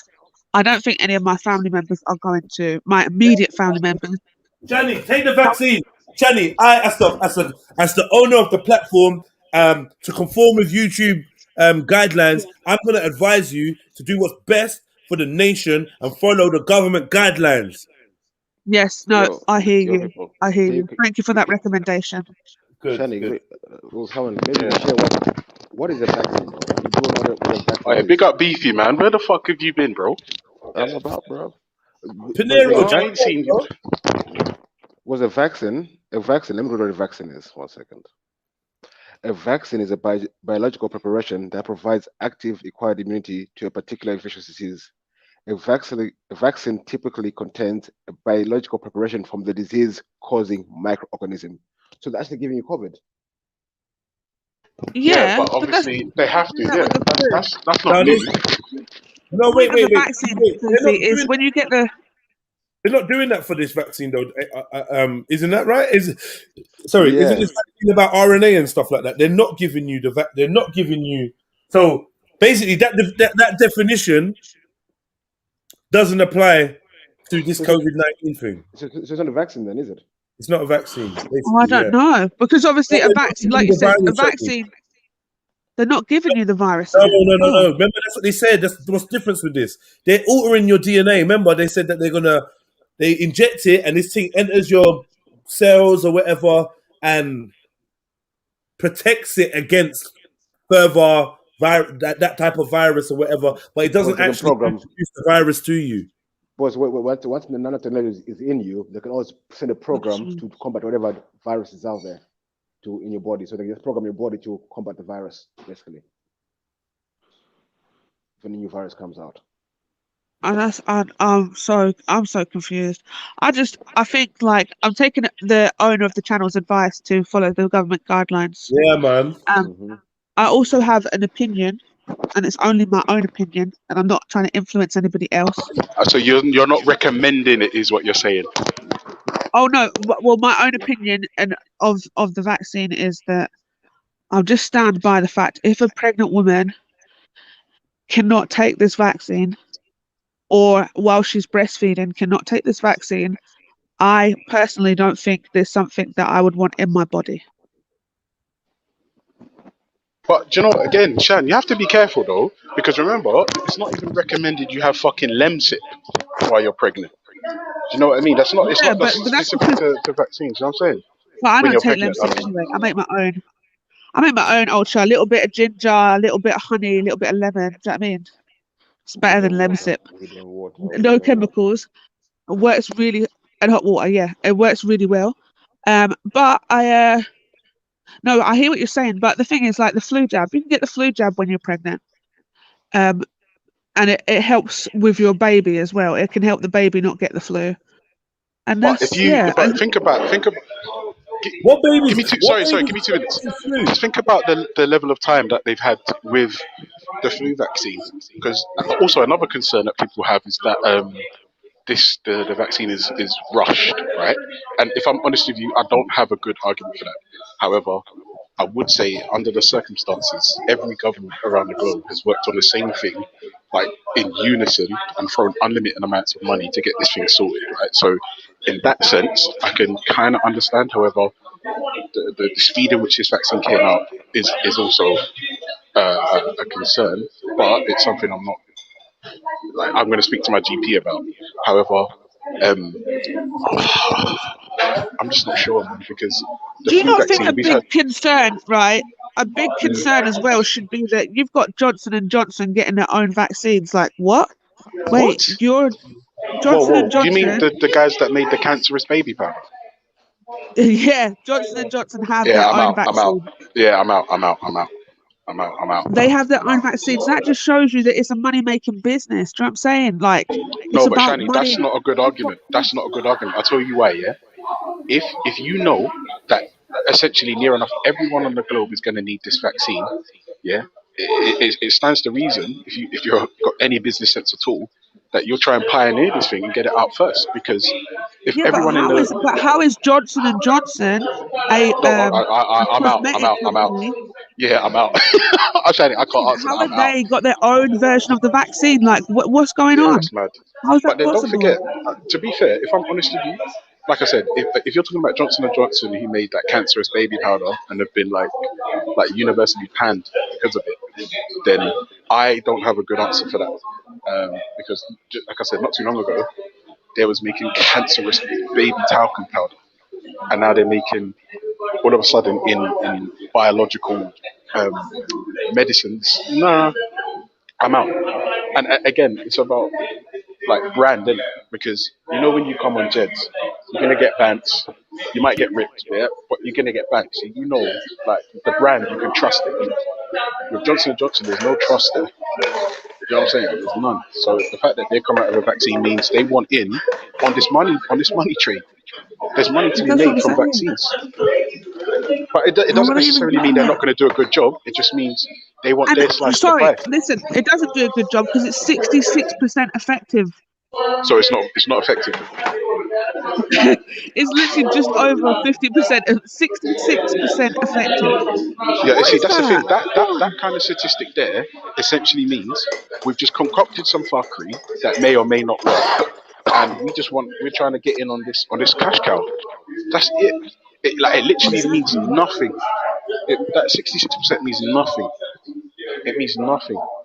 So like, if you was going to take the Johnson & Johnson's vaccine, it's like if you was going to take the vaccine and you opted for the Johnson & Johnson one, I would question you, and because they're saying it may or may not work, and not too long ago we were giving babies cancer.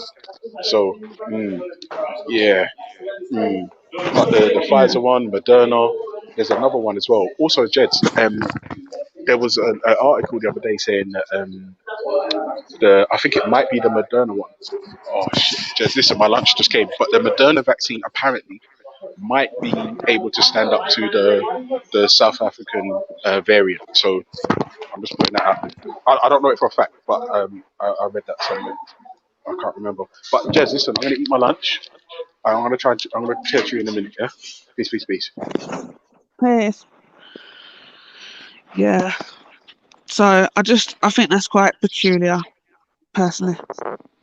Too much cloak and dagger in this vaccine thing. That you don't know what to believe. What's the problem? Big up, family. Who's taking vaccine?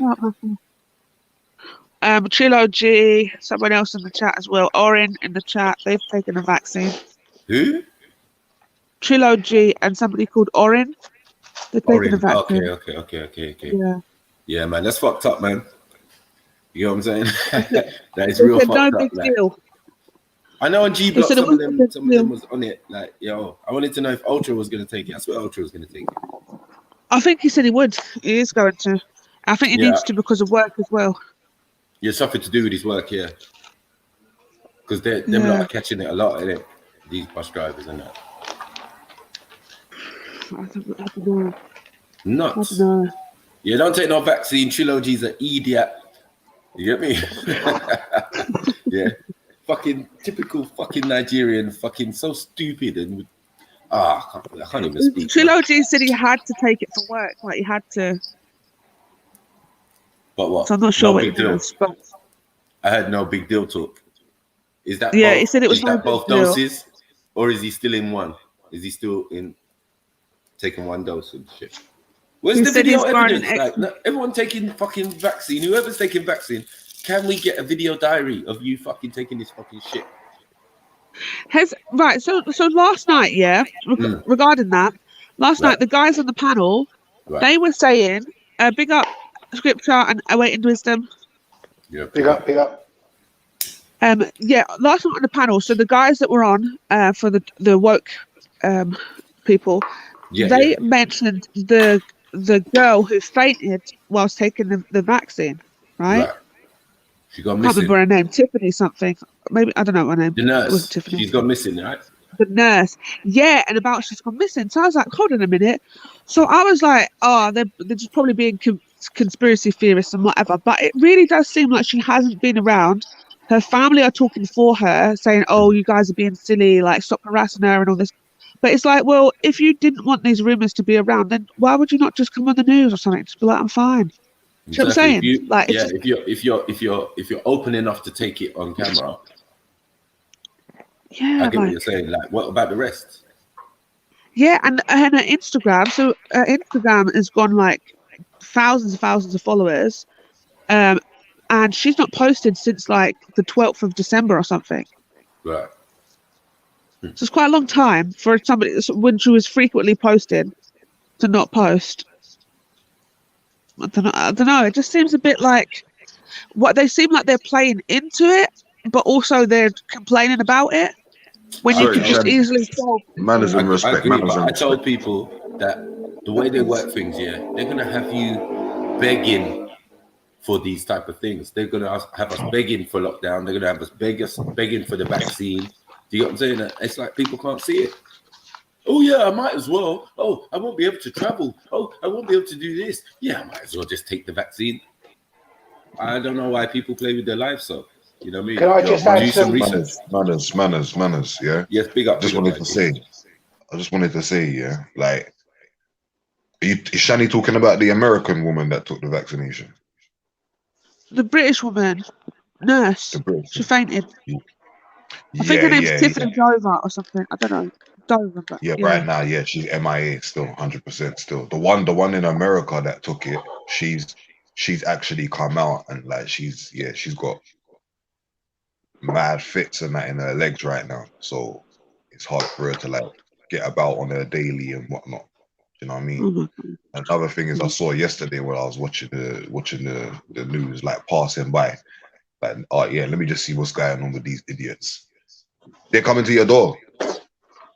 They're coming to your door. They're pushing the test through your letterbox. Yeah, that's what's going on now. Yeah? Where? They're coming to your 300,000 people are going to be tested door to door. Sorry to cut over you. That's all of the postcodes that Boris came out the other day and said, right, we're going to lock you down. 300,000 people are getting tests delivered by army, police, fire service, all sorts knocking doors. Take this test and they'll come back in an hour. Yeah. Is it the bug test? Is it the bug test? It's the swab test up the nose. Yeah. They want you to do it yourself. Stick a cotton bud up there and they come back an hour later. Yeah. Well, someone was talking about bum yesterday, sticking a swab up the bum or something like that. Yeah, that's coming in China. They're just taking the piss out of us now, seeing how far we'll go. And you know what? People will bend up and be starving. Could I just add a few? Could I add a few points for clarity and also, you know, to ensure that we're adhering to social media guidelines and specifically YouTube? I would just like to talk about a few government statistics, and in the interest of remaining on the correct side of what we can and can't say, I'll point you to the fact that I think that the British sense of humour contains irony. So please listen out for any terms of irony that may or may not exist. Right. So lots of talk about side effects. And indeed, my mother, who is 79 years old, willingly went and got vaccinated, like many people. And I would encourage everybody who educates themselves to go and put whatever concoctions that are foreign and alien into their body. But first, as you would with food packaging, I assume you would take a look. Oh, but wait, we can't actually look at the ingredients because all of the companies have refused to release a list of full ingredients. I'm sure there's nothing wrong with that. Oh, the irony. If we come on to the side effects, absolutely. I mean, what's to worry? You're going to get a bit of a runny nose, a sore arm, and in some cases, like the Moderna vaccine over in America, you will have a grapefruit-sized welt growing on your arm. But apparently, this lump that's sore to the touch is completely harmless and will go away in time. And why would we not believe the scientists that have hitherto told us everything above board? On clarity of what vaccines are released in the UK, currently, the one that is being dished out to most people, although that's about to change, is the AstraZeneca. And many people are talking about all sorts of new technology. The AstraZeneca technology is, one could say, slightly different than all the others because it's based on the old technology. And I don't know why people would be worried about a vaccine that uses a dead virus that has been extracted from a monkey. I have no idea why that would concern anyone, but go figure. The RNA vaccines, which are all of the others that are not AstraZeneca, are now being approved for the UK. And the latest news, and we should applaud this, the latest news is that they're going to test mixing the vaccines. So even those who had AstraZeneca initially and who might have really wished they could have the DNA altering one, don't worry, because that's right on its way. The government are testing, mixing the concoction and giving you a mixture because apparently that will probably make it more effective for these current new strains that are arriving. In terms of deaths, etc., from these terrible side effects, you're right, the numbers are small. I don't know what everyone's worrying about. Let me just throw a stat at you that isn't on all of the websites, but if you go to the government website, it is there listed under their possible side effects. But why should we be worried that 1 in 1,000 people, I mean, that's nothing, right? 1 in 1,000. Currently, that only adds up to about 10,000 people in the UK. I mean, come on, 10,000 is nothing, have suffered what is referred to as facial freezing and drooping of their face straight after taking the vaccine. But of course, that's perfectly normal. I mean, we all wake up in the morning with one side of our face hanging down, and those skeptics that say that they're signs of stroke are clearly not medically qualified.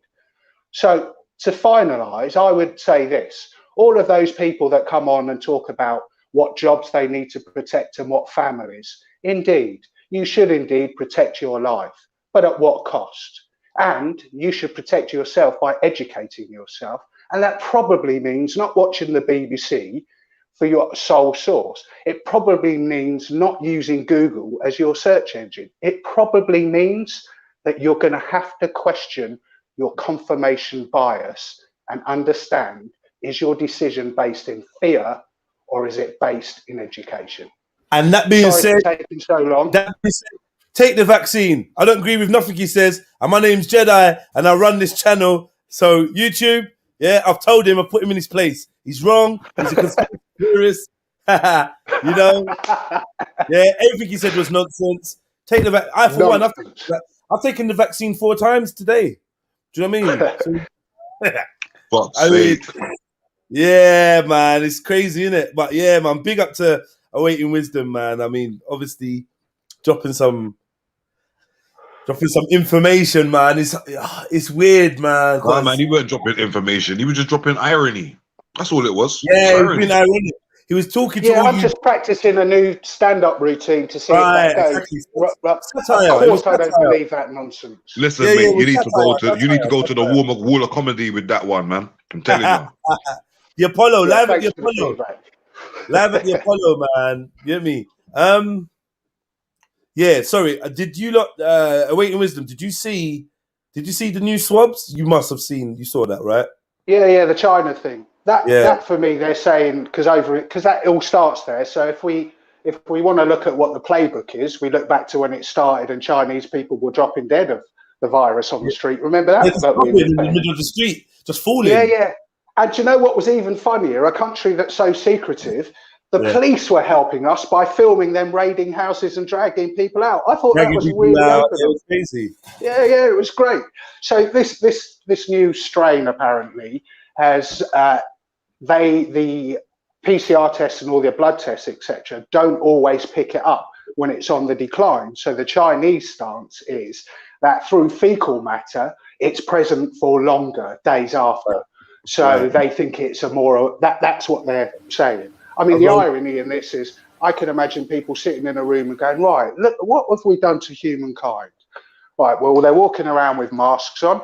They'll take anything we tell them. They'll stay in their doors. And somebody in the table goes, I know, let's get them to bend over and shove something up their backside. Trust me, I'm not going to lie. I was thinking the same thing.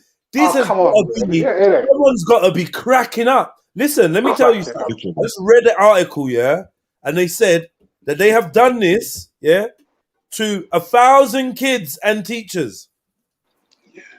Kids. Do you know what? It would be funny if it wasn't so ritualistic, like most of the things they do. These are all rituals. It would be. We're talking about anal probing. That's what we're talking about. We're talking about anal probing. There's a serious side to this. The joke is, joke is the Chinese government put out. This is what the Chinese government put out. Don't worry, the new tests won't make you waddle like penguins. Talk about it. They put that out. I know, it's crazy. Pengu. You're jesting, right? That's not a real headline. No rainbow flags around here. It's real. That's real. Jeez. That's real.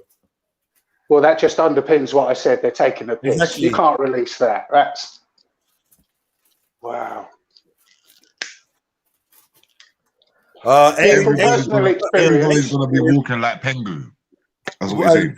Look at people like A. Yeah, A is saying, my eldest son has a long-term health condition, heart problem. He's been told he has to have it, or treatment will stop in hospital. Mad. Oh, I knew that was coming. Yeah. Of course, it's coming, man. Yeah. No benefits, no supermarket shopping, no anything. It's coming in time, and you know what they'll do? It won't be the government that do it. It'll be the people that turn on us. Yeah, it'll be the people themselves that demand non-vaccinated people. This is the reason they've said the vaccines aren't fully effective. Think about it. Because they plant these stories in the social media and then they test the water, see what people are saying. And those people who were not necessarily pro-vaccine, I don't really like the anti-vaccine thing because of the connotations. It's a bit like flat earth or conspiracy theorists. It shuts down the discussion. But those that weren't pro came out voicing, saying, oh, well, I'm not going to take it. You can't make me take that. And, you know, if you're worried, you take it, then you're protected. Let the rest of us who are not worried kill each other. Right. That's why they changed the narrative to, well, no. Don't be selfish. If you don't take the vaccine, people who have took it could still catch it. Yeah. You know what I mean? So when we're not walking around wearing our badges showing that, and they've tested that with the face masks and people wearing lanyards, despite it not being illegal. Now you're gonna kill people if you don't. Wisdom. Now you're gonna kill people if you don't wear a mask. And, you're gonna kill people. And that's where the people on us. LBC was mentioning the guy, the Vauxhall plumbing guy that's got the really big company. If you don't have a vaccine, you can't work for him.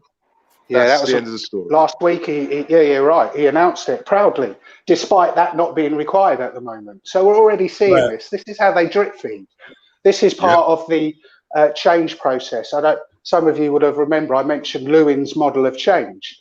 It is a model that was developed by the Tavistock Institute by Lewin, and is now adopted throughout. And this model talks about essentially a model to change the way of things, society. So it came out in 1948 when the new model of the world was being designed. And part of that is to get people used to it. And essentially, without boring you, you drip feed information. It's the unfreeze. If you think about it, you've got an ice cube and you want to change the shape of the ice cube. So think of society as an ice cube, and we want to change its shape. The first thing you have to do is unmelt it. And there are some steps, and the drip feed and the talk points that hit the news, etc. They're the unfreeze. When they've drip fed it enough, i.e. let you know it's coming, because remember, we were only in lockdown for 2 weeks to flatten the curve. And then a year later, we're still here. So they've achieved.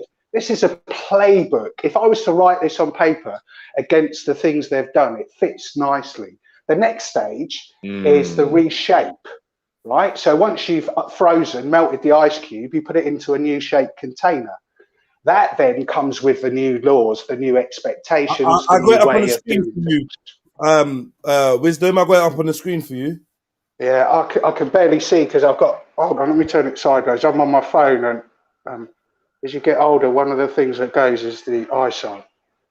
Anyway, I know the model, so you can correct me if I'm going wrong. I don't really need to see that. So that looks like it's got four steps though, has it? Anyway, it's got five. It's got 5. 3 steps. He's got 3 steps, but 5 little contingents within it. Yeah. So I don't know what are those contingents are there, but you'll see the essential thing is take the ice cube, melt it, reshape it, and then refreeze it. And each of those have contingent steps. We're not in the refreeze stage. We are just coming out of the unfreeze stage. And I say that purely based on what's come through the media, the talk points, what's being talked about, being proposed. It's still all to come. I would suggest for those proponents of conspiracy reality folk, that 2030 looks like it's the signpost for the completion of the total refreeze. But who knows? You know, with homemade ice cubes. What do they have there? What was the agenda? Agenda what? Is it 2030? 2030, yeah, Agenda 2030. It's all over the place. I mean, they're not even hiding it anymore. And because they've coined this with the likes of Alex Jones and David Icke and all of these other people, and there are even some latter-day people that I won't call out who are currently ex-BBC people. Did anyone see that youth? He was 15, 16, a little road boy, pull up Cummins and film him and call him. Yeah, all right, boom, all right. Let me ask you a question. And you see how the media went against that boy? The media turned on him. A 15-year-old boy's got turned on for saying what we all bloody think. Right. But and even on social media... Hey, watch that clip again. Watch that clip again, Awaiting Wisdom, right? Someone showed me something this morning as I was flicking through Instagram. Watch that clip again and look at the number of the building that the guy is standing outside of. Yeah, he did. Well, that was very suspicious the way he came out and just stood still. Watch the clip again. Look at the number of the building. Yeah. So I mean, not like it is a bit conspiracy theory. I'm not gonna lie, but well, they put it out in plain sight. I don't disagree. If you ever get a small glimpse into the inner workings of how some of these people work, you realize that symbology is not. I mean, when we talk about it, I think people think you lot are just looking for patterns. Is that the number 23? You lot are just looking for patterns, and you're seeing what you want to see. But to hear firsthand how they deliberately communicate in certain ways, to hear firsthand from people that are involved. Like I say, I always go into it. But when a man that gave Obama his Nobel Peace Prize tells you this, pay attention. Do you know what I mean? So, I mean, I know a lot of people think, nah, bollocks were rare. Nah, it's like, I don't know, man. There's very little chance. I was going to make, I think you make a really valid point. For me, whatever comes through the media, whatever side of the paradigm you're on, if it conjures a reaction, it's a controlled opposition. So the fact that this youth, listen, whether he was a knowing participant or not, unfortunately, many people are not. You only have to look at Speaker's Corner to realise how many people are unwilling agents of a bigger agenda that go there. They're just prodded because they're pliable. These people know how to play people. That youth has conjured up. And for me, because good will always overcome evil, and I'm not going to get into a debate on what those two things are, good always overcomes. Cream rises to the top, all those other nonsense phrases. But the reality is, through this, what's happened for me in alternative media, there are people who have showed their hand, who have supported the main narrative. It was obvious that the people on YouTube, the so-called truthers, were going to support this youth and all the people. But actually what they want with these stories, they don't really care what side you choose. They just want you to choose a side and keep bickering. Because, many people say it on your panel, I know, but divide and conquer is the oldest rule of war. There is a reason for that. And that's the thing for me. The truth stands alone. So you've got to be alone to stand with it, really. Because you can't be on anyone's team because there's only one truth. Well, it's funny because lots of people claim truth and some will say it's subjective, others will say not. I will say this, the truth needs no one to believe in it. It will exist regardless. However, a lie ceases to exist when people cease to exist in it. So there in and of itself tells me, as you say, it stands on its own. It doesn't need belief. It just is a truth. I went off on a tangent. I agree. The truth stands alone and the lies fall aside. And I literally think that's the higher vibration. Like it just stays in around us, and the other things don't. Well, that's true. However, we know anyone who's I used to work in the corporate world, and we used to do all sorts of events. I've had magicians close up to me doing tricks, and anyone who's heard me talk and watch my videos knows I'm a curious guy, and I couldn't see through the tricks. I knew they were tricks. I just couldn't work out. I mean, that's the art of magic. So let's not forget, the illusions that are being pulled are not parlor tricks on us. They are designed to trick us into looking one way when something else is going. And like an onion, every time we peel a layer off, it doesn't mean we found the truth. The chances are all that's going to happen is our eyes will water as we start peeling the next one. They want us to keep ever looking for the truth outside of ourselves, I believe. The only truth any of us can really know, and even that in and of itself is questionable, is our own existence, our own heart, our own connection to whatever we see as the creating driving force. And there are lots of people claiming there is none. I wish you luck, because even the old philosophers say, from a gambling point of view, it makes sense to err on the side of there being a conscious creation. Because if you're wrong, you've got nothing to lose. But if you say there's no God, well, to quote Bob Marley, only a fool in the heart says that, because if you're wrong, the consequences may be graver than you gathered. And I don't mean this nonsense of going to hell and burning in eternal fire. I mean an eternal separation. And that's what feels that's coming. People are being separated from each other, from spirituality, from everything that is natural. And we're being fed this transhumanism, unnatural order of things. And some will go willingly because they'll claim they don't have a choice. And that indeed is their choice. Anyway, I'll get Awaiting wisdom for Prime Minister. If only. The thing is, we know, and I know you know this, politics is corrupt. It doesn't matter what side of the fence. We only have to look at what Labour are doing. When in certain 50 plus years of my life, I've seen the opposition opposing something by wanting it to be worse. That's where we are currently, that Labour, their only critique of what's happening is that the Prime Minister isn't acting hard enough. He doesn't do things quick enough. We've got no one talking for us. Any political party that rises up at the moment will be subject and built around the same framework. So I don't know. I don't have any solutions. What's the solution? That's what I mean. If people make a choice. Well, first of all, we need to get rid of this bloody twat. You know, we need to get rid of this twat. You know, because all he's doing is just fucking things up. You know, he's just inconsiderate, fucking Neanderthal. You know, what else do we need to do with this bloody idiot? I don't know. There is an upside to all this, of course.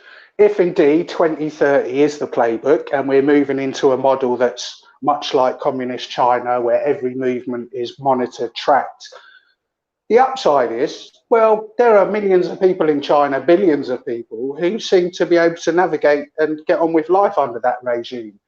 If you really don't care that every movement of your life is monitored because you've got nothing to hide, if you don't care, you won't be able to express any opposing views, have any creative individual thoughts, that's fine. If the very talk of any religious or spiritual path is punished because it goes against the community, if you're happy that, as Boris is committed to take away 30% of Britain and rewild it by 2030, if you're happy that it will be illegal to walk into the countryside, then I urge you, go willingly and take part in the system that they're offering you.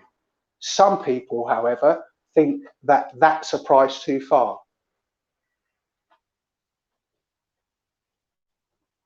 Damn, I think I killed the stream. Sorry, I'm going to shut up now, guys. No, you're good, man. You're good still, man. I think people are just got one, two things kind of doing and slightly still listening to you still. Yeah, no, you made a good point. Because as far as I'm concerned, all I'm seeing around me is fear-based actions and behavior. I mean, it's one thing to mind out the way for somebody, right? When you know you're in a shop or whatever, but when you're actively jumping out of the way, every person that comes along, that's gotta be based under anxiety, and anxiety can kill. You know, like yeah. I've got a friend. It's worked really well at Fear, isn't it? I mean, we can see it. Even I'm sure you've got very people well. you know. I've got a friend. That's what I was just about to say. I've got a friend, and this guy's very well. I would have thought was very strong-minded. Well, he is to a certain degree. Let me not act like he's not a smart individual. He's a smart individual. But unfortunately for him, the situation that he was in was take the vaccine or find another job. And instead of just finding another job, he chose to take the vaccine.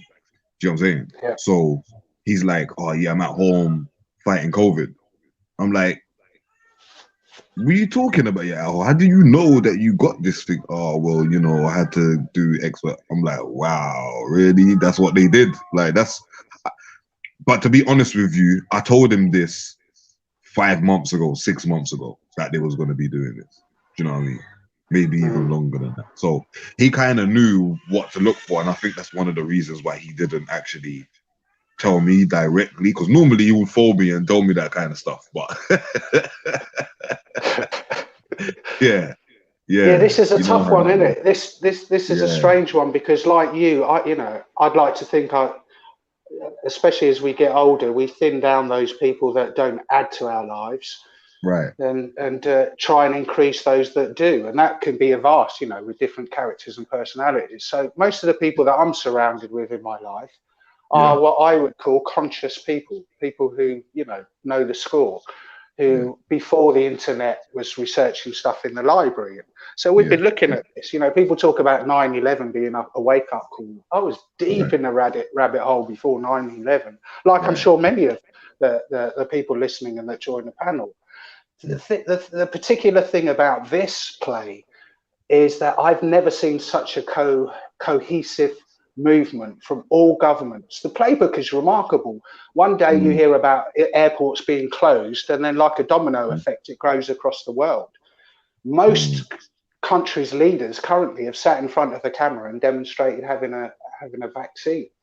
There was part of me that thought they might ease up a bit, but I think possibly that this is going better than they even believed, that people are more compliant, and that could be through our diet, through our water, through the but they said that they're expecting a very high intake on this. They said that from when they was giving their press conferences about it. Do you know what I mean? So they knew people would lap it up, man. It's strange because common sense isn't practiced. Yeah, well, this is why they knew that it was going to work. Yeah. Like, it's very easy for you to, when you know that you've got two choices, stay healthy or fuck yourself up and die quick, and majority of the nation chooses to just fuck themselves up and die quick, you know what they're going to choose when something like this comes around. It's not hard to figure out.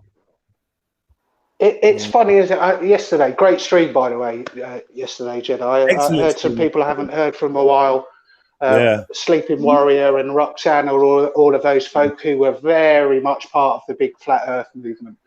We'll have a chat about that another time. But big show one yesterday. of the things that amazed me, if I could just add that point, because I think it ties in very much with what's happening at the moment. I'm not declaring whether I'm a globe earther or a flat earther. It doesn't actually matter. It's the same sort of argument of whether I believe in God or not. That's between me and myself. Right.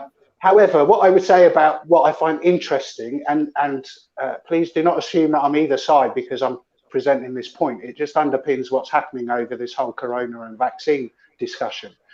Much like the flat earth, ball earth debate, people who sit on the side of ball earth and cling to their 500-year-old Copernican model will do so without any of the information that gives their model veracity. I'm not saying truth, but so, for example, I noticed yesterday people were defending the globe Earth, but didn't know that science says its rotational spin is about 1,000 miles an hour. That made me chuckle. So you want to argue for something, but you have no clue what you're arguing for. You don't even know what you're arguing for. Right. And I found the same over the vaccine. I've been quite diligent. That's how I can say with my chest that there is not a full list of ingredients, because I've tried to find it, and not through conspiratorial websites. Because as a conspiracy realist myself, I understand that this world is full of people who think research is watching a YouTube video. It's a little bit more than that. We have to go away and test the science. There's a lot to be skeptical over, but those people who are pro-vaccine, and I'm going to call his name out because he was just talking about it, Ultra. And Ultra, if you're listening, this isn't a pop at you. But Ultra has said, well, I've got to take it because this and this and this. And yes, he's right. It's been tested. The numbers that he suggested, it has to have been tested over 100,000 people sounded like a hopeful statement rather than that based on facts, because, well, that's what they've got to do. Well, if we take it on what they've got to do, they've got to test the vaccine for a minimum of 5 years, but their own admission, they're using the public as guinea pigs. So we'll know, like Shani was talking about, thalidomide was a morning sickness pill. That was just supposed to stop people getting sick. And we had a generation of adults born with shortened limbs as a result of that. And people who are arguing on the side of the vaccine know nothing about it. They don't know that the AstraZeneca vaccine is based on a dead monkey virus. They don't know what the Moderna one does. They don't really know what these hydrogels are. They don't really know what RNA does, because if they're feeling nervous, they'll turn the telly on, watch Sky or BBC, who will tell them that don't be ridiculous, this is safe, and go, because they don't want to know the truth. But they'll argue, because the reality means if you face the truth, you've got to ask yourself some bigger questions than, I want to go on holiday to Spain, so I'll just take the vaccine. The reality of this question...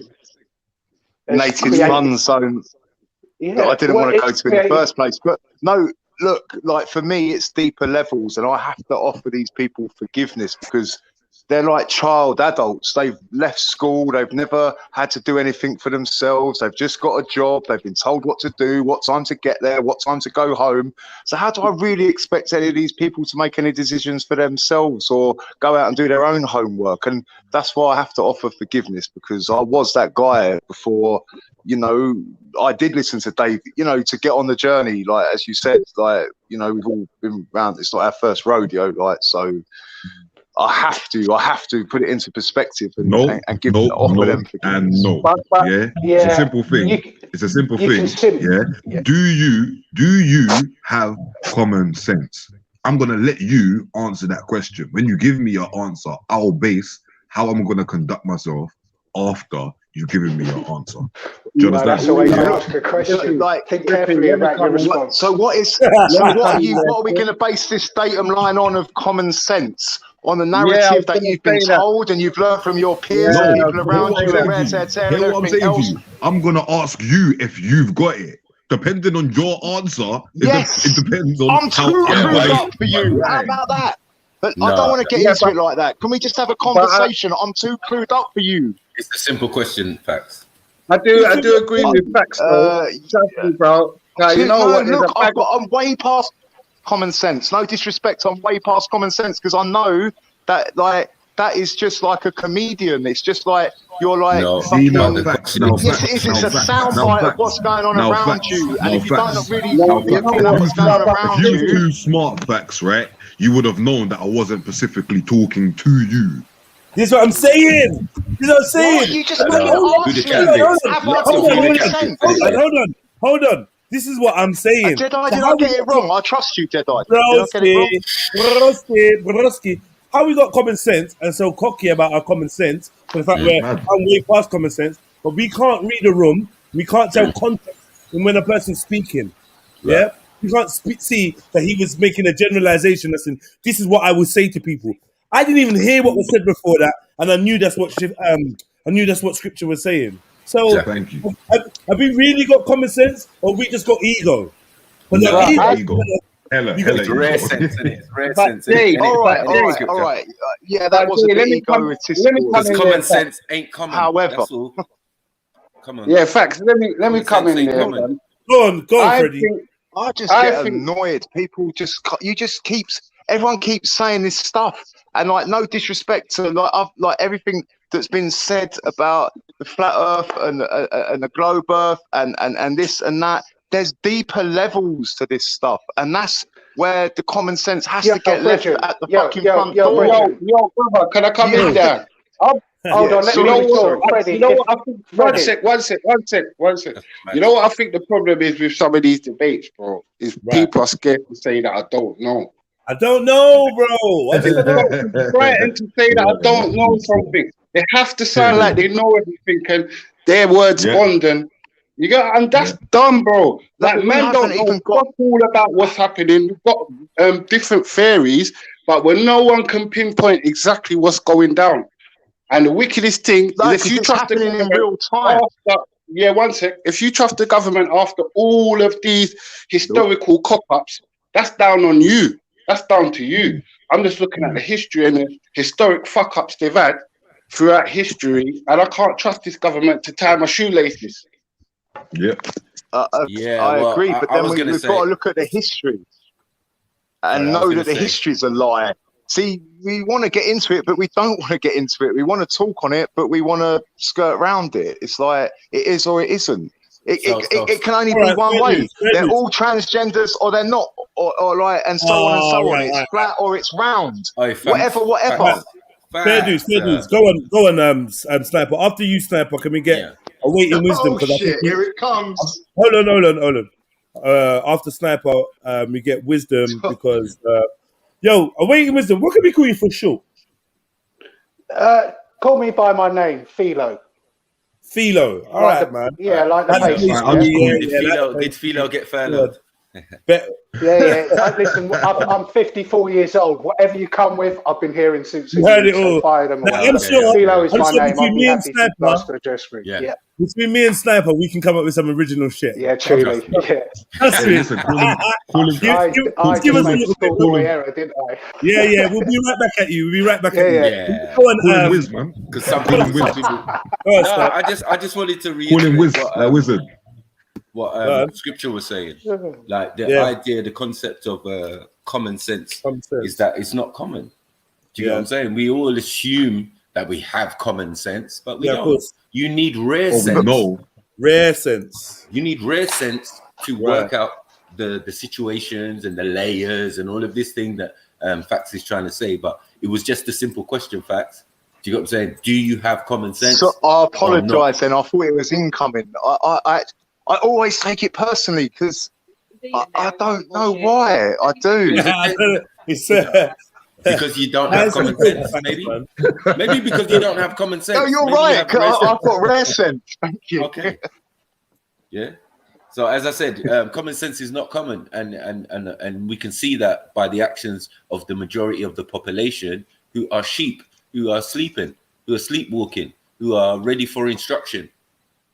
Do you get it? So, like we've got to look at it, and partly ourselves as well. We got to look at it like we're sitting here in a pandemic, being told what to do. Don't leave your house. Don't go outside your house unless it's essential, and blah, blah, blah. Do you get what I'm saying? And the psychological effects of even that situation that a lot of people are not even recognizing for themselves. And what you're describing is such a shame, though. It's a fucking disgrace, bro. What you're describing, Matt. We're all staying in. How the fuck is this possible? It's possible, man, but we're not, because this now the truth is coming out of who we really are. Yeah, truth is coming out. They probably concealed our sheepiness. They concealed it from us. Don't let them know they're sheep, because then they're gonna want to change. But now we're getting to the point where they're like, let them know they're sheep. And the way you know that, I swear to God, more like I'm traveling on the trains and stuff, and just out and about. I'm making sure I'm getting out every day. I'm going somewhere. I'm doing something at some point in time. I have to, And I'm seeing less and less people with their faces out. Less and less. Not more and more. Less and less people are not wearing masks. And more people are getting confident to ask you, where is your mask? I know it's just a mask and whatever, but bro, I had a man jump on a live stream, and before he could speak to me, he was putting his mask on this morning. Me via a live stream through his mask. I'm like, brother, you having a laugh? Like, are you actually are you this lost? Are you this lost? But the problem, like, I'm a builder. In most building shops, most building warehouses, you don't allow no one in, no mask. So you have to wear a mask to go in the building warehouse, buy stuff. What we mean, suppliers Celco, and that, yeah, Celco, B&Q, all the big ones. No mask, no entry. No mask, no entry. But I always go in B&Q with no mask. Yeah, me too. This is the thing, though. I don't get it, because they try that and I just walk in and they're like, "Oh, mate, you," and I'm like, "Yeah, I'm exempt." I bought. Then I bought where you're gonna have to physically step in my way to even get me to stop. I'm going straight to you or past you. I'm like, bam! That's how I hit Sainsbury's. I'm not fucking around no more, because last time I kind of looked a bit sheepish, and he tried to ask me and Mills like, "Can you ever?" I'm like, so from now on, I just know, bam! I walk past, man. Yeah, I'm exempt. Boom, straight past you. Okay, Policeman tried to approach me yesterday. Excuse me, sir. Yeah, I'm exempt. Bam. Get me? Before he knew it, I was 10 steps past him. I'm gone. I ain't got no time for this. I ain't got no time. I'm not lining up for nobody. I'm not lining up for nobody. I don't give a fuck if you give me money. I'm not lining up. I don't know if you guys have seen it, but in my area, in the corner shop, in the Selco as well, you've had the police come in and start finding the staff. Bro, the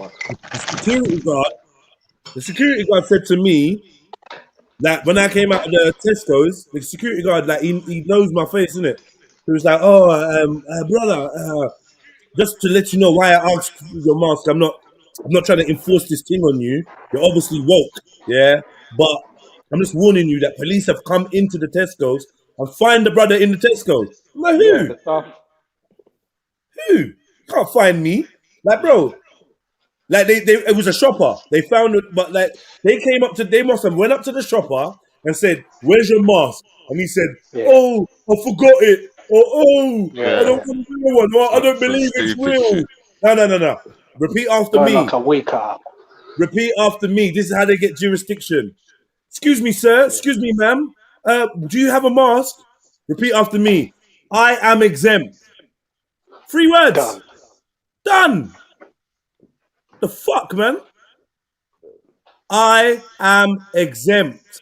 End of conversation. Yeah, I just wanted to add as well, I've never been asked for a mask. So it must be something to do with energy, because I think most people walk up looking at the security guard, looking scared. Like, I've never been asked. My missus ain't been asked. Like, you see, just go about your business, do what you're doing. Yeah, if you have to take London Transport, Jay, they're harassing you, they're killing you off. But that's a lot of people have been deported and all that. It's not different. It's not different. Bro, I went on it. That's what I'm saying. I was at King's Cross Station yesterday. This is where I aired the policeman. Right, man. All right, man. Let me. Yeah, no, I'm not saying you can't say the same thing, but I'm saying the fact that they will harass you on the transport is because it's different. We think of it as public transport, but it's privatized long time ago. Yo, it's more buses than trains still. Yeah, with trains, like they ain't really gonna harass you too tough. It's more Babylon that will harass you in train stations. But when it comes to like buses, it's the bus driver that will harass you. You're not getting on this bus without your exemption. You're not getting on the bus, bro. You're gonna have to wait for the next bus, bro. That's how they get on. The exemption comes out of your mouth. This is what I'm saying. Yeah, no. Listen, they got a badge, bro. They got a badge that they give you, bro. Yeah. They also, the badge. Listen, let me just say, the badge is not necessary. Yeah, it's not a must. It's an aid. Yeah. But now, can you repeat that sentence again, Jedi? Because that's the important sentence. The badge is not necessary. It is a tool. Okay, that's what people should focus on. But let me just say this though, yeah, it ain't gonna harm any of you lot. Just get in the badge. If you ain't got the assertiveness or the confidence, or you don't want the drama, print off the badge, bro. Like, it ain't gonna hurt. It's not. I don't think it's a failure. I don't think you're like giving in by having the badge. Just print the fucking badge. Yeah, but for the rest of us, be very firm, very sure. Yeah, I'm sure Awaiting Wisdom knows the act of the Health Act, where it's illegal for them to ask you your health condition. It's Section 112 of the 2010 Discrimination Act as well. There you go. That you can't be asked. So you know, I cited that the other day. I rarely get. In fact, it's only recently because everyone's becoming more sheepish. You know, people are bigging their chest up and getting brave. And I got stopped. And I don't wear a lanyard because I wouldn't do that. But I did print down off that thing, off the government website, a smiley face. It's like the acid face, which is taking a piss. And it's on my phone. And I have that just in case. Because the next one, there's 4 PDFs. And when I show that, I then scroll to the next one, which is a sign that says, please take your mask off. I can't understand. So when I'm challenged, I show them my exemption badge, and then I show them the other one that requires them to take their mask off. Oh, you're a and they get very confused. You are a fucking bad man. Are you dumb? Is that for like deaf people or something? Well, it's because you can't understand. But listen, sometimes I hear someone and they just sound like what? just talk for fuck's sake. The audience should pay attention because he's simply taking charge. He didn't need weapons. He didn't need armies. He just needed to know his position and communicate. Know your position. Well said, sir. Know your position. Know your rights. Armed with information, I call it. Yeah, exactly. Listen, could I just come back to facts? Because it felt like something got stirred within him. And I've never spoken, so facts. I'd just like to address you if I could, buddy. It was the uncommon sense of the common sense. You know what? You can address him, but I just realised he's actually not here. Okay. Well. Yeah. It doesn't matter then. Because I'll talk to him another time. I was interested. It's not that I disagree about showing love and compassion. Those that know me will know that I'm trying to walk a path that I use love and compassion as my compass. And I actually left a comment on one of your videos, Jedi, and he came back and said, "Yeah, but you've got it." Basically saying a lion's got to have teeth as well. Right. And I agree with that totally. We must show people love and compassion. But listen, these people I'm showing love and compassion are marching me with them into a world that I don't want to go into. I don't want to be in. Exactly. I don't want to be in it. So when you're pulling me along because you're frightened, saying come this way, don't be surprised if I knock you the fuck out to let me go. Exactly. You walk your way and I'll walk my way.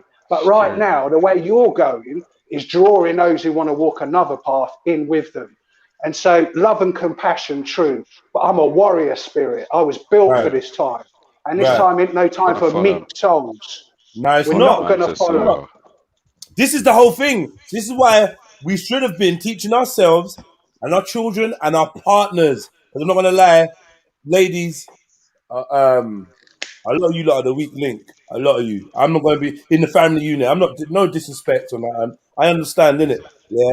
But you got like a warrior of a man or a husband or a co-parent, and you maybe relied on him to be that kind of that force, you know what I mean? But you have to step up now, ladies, because your children are under attack, man, and you as a woman is under attack as well. So please, like, arm yourself and find this confidence, find that assertiveness, find it, like, because you're gonna have to stand your ground a lot more, and you're gonna have to know what you're talking about, and you can't get shaken because you're gonna get on the bus, and the man is gonna tell you have to have a face covering, which you don't.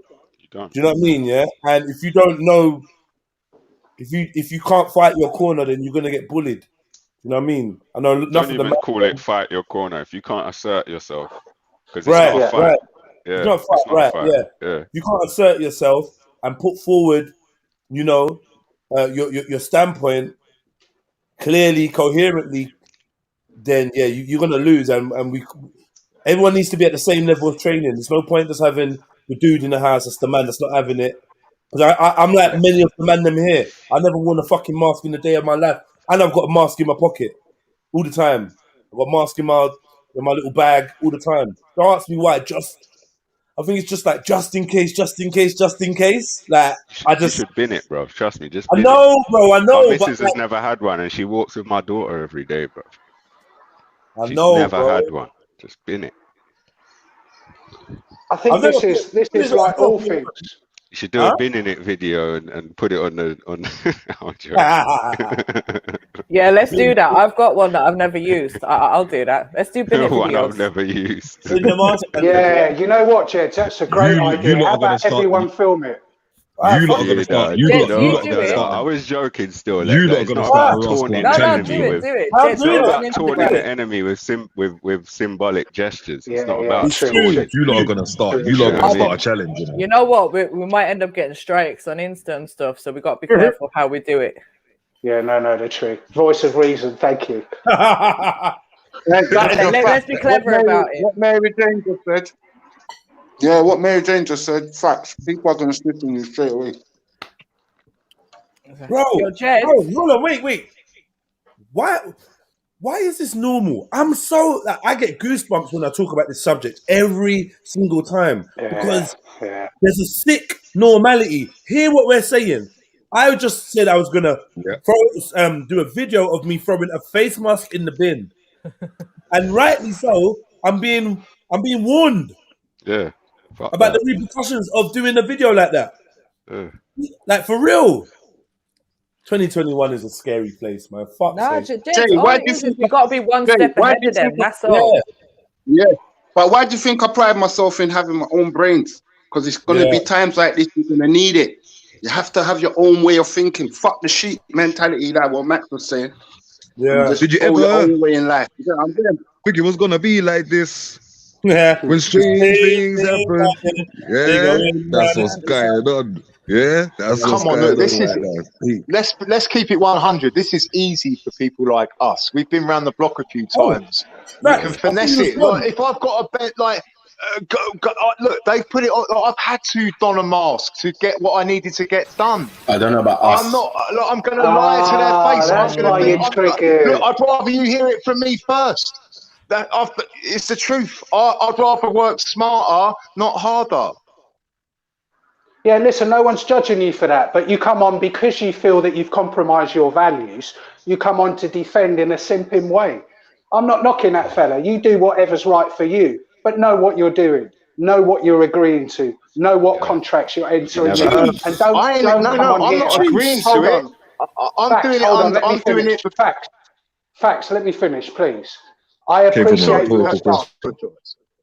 I appreciate your stance. However, your approach belittles your heart because actually you're doing it out of fear. And I'm not saying you shouldn't be afraid. I understand why you're afraid.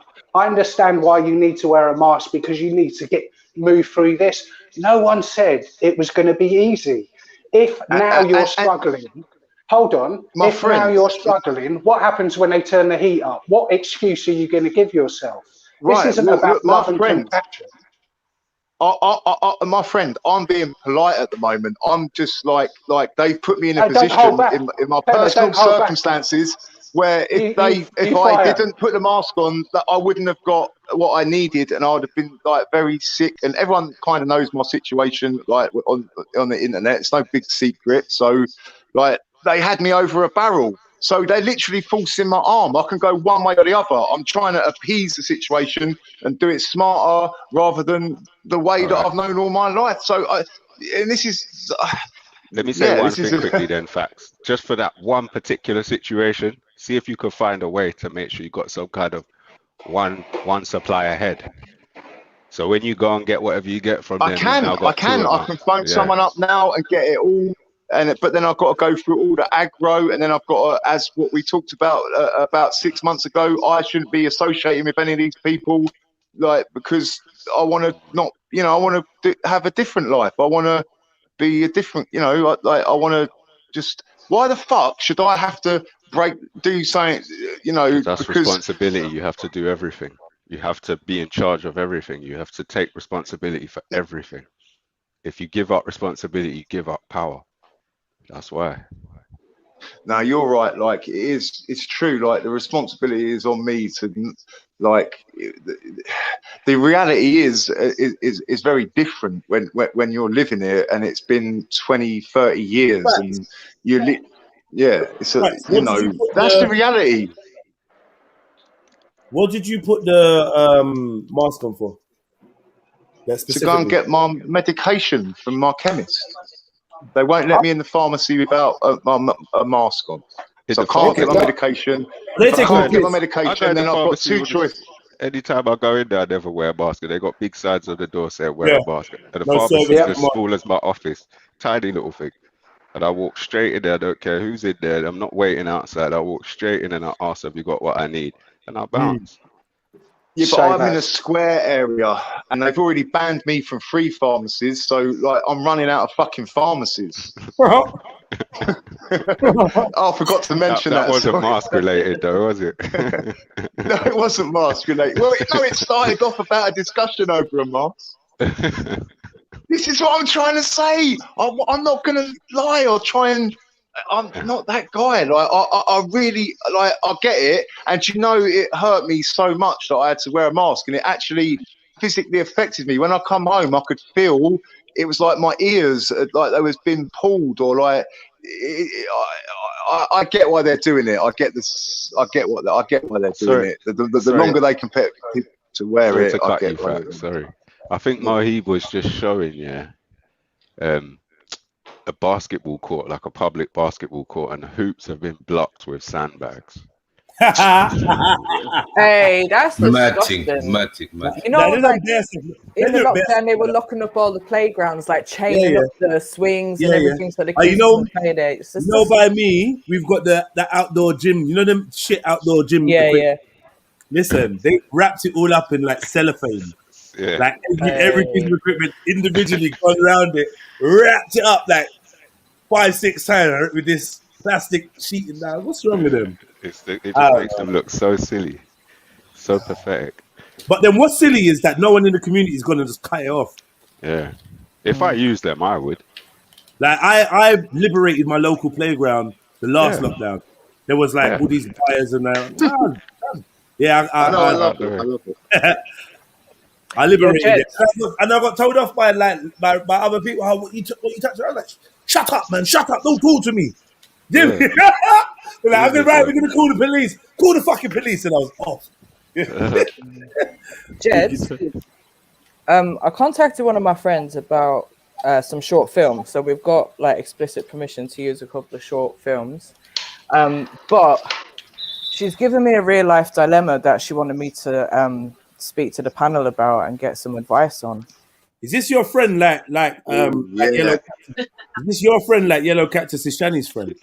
No. This is like a real life best friend, like sister type friend. It's a real dilemma. Like it's a real dilemma that she's in, and she's asking. All right, then let's have it then. Go on then, give it to us.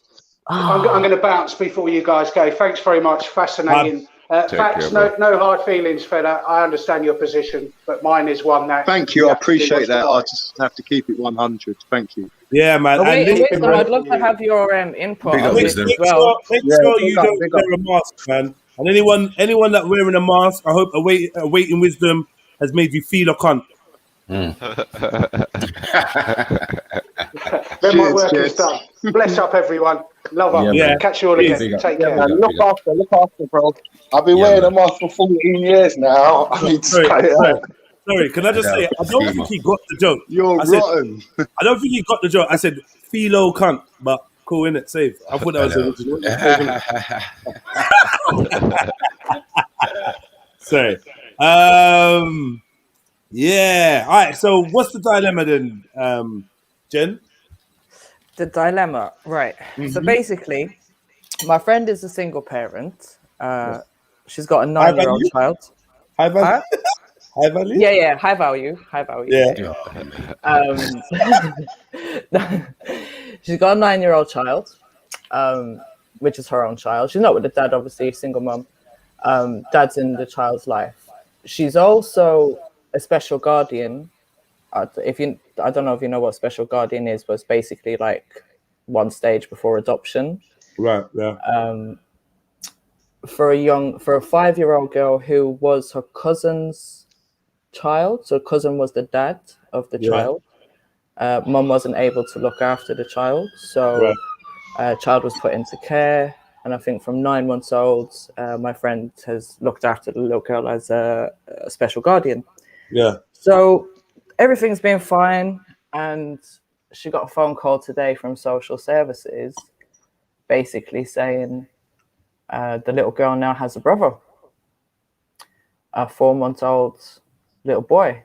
So the dad has gone and had a baby with the next woman who's not able to look after it. He's obviously not in a position to look after it. So I got to ask. Go on. What's up with the dad? What's up with the brother? The cousin. Yeah, the cousin. Yeah, what's up with him?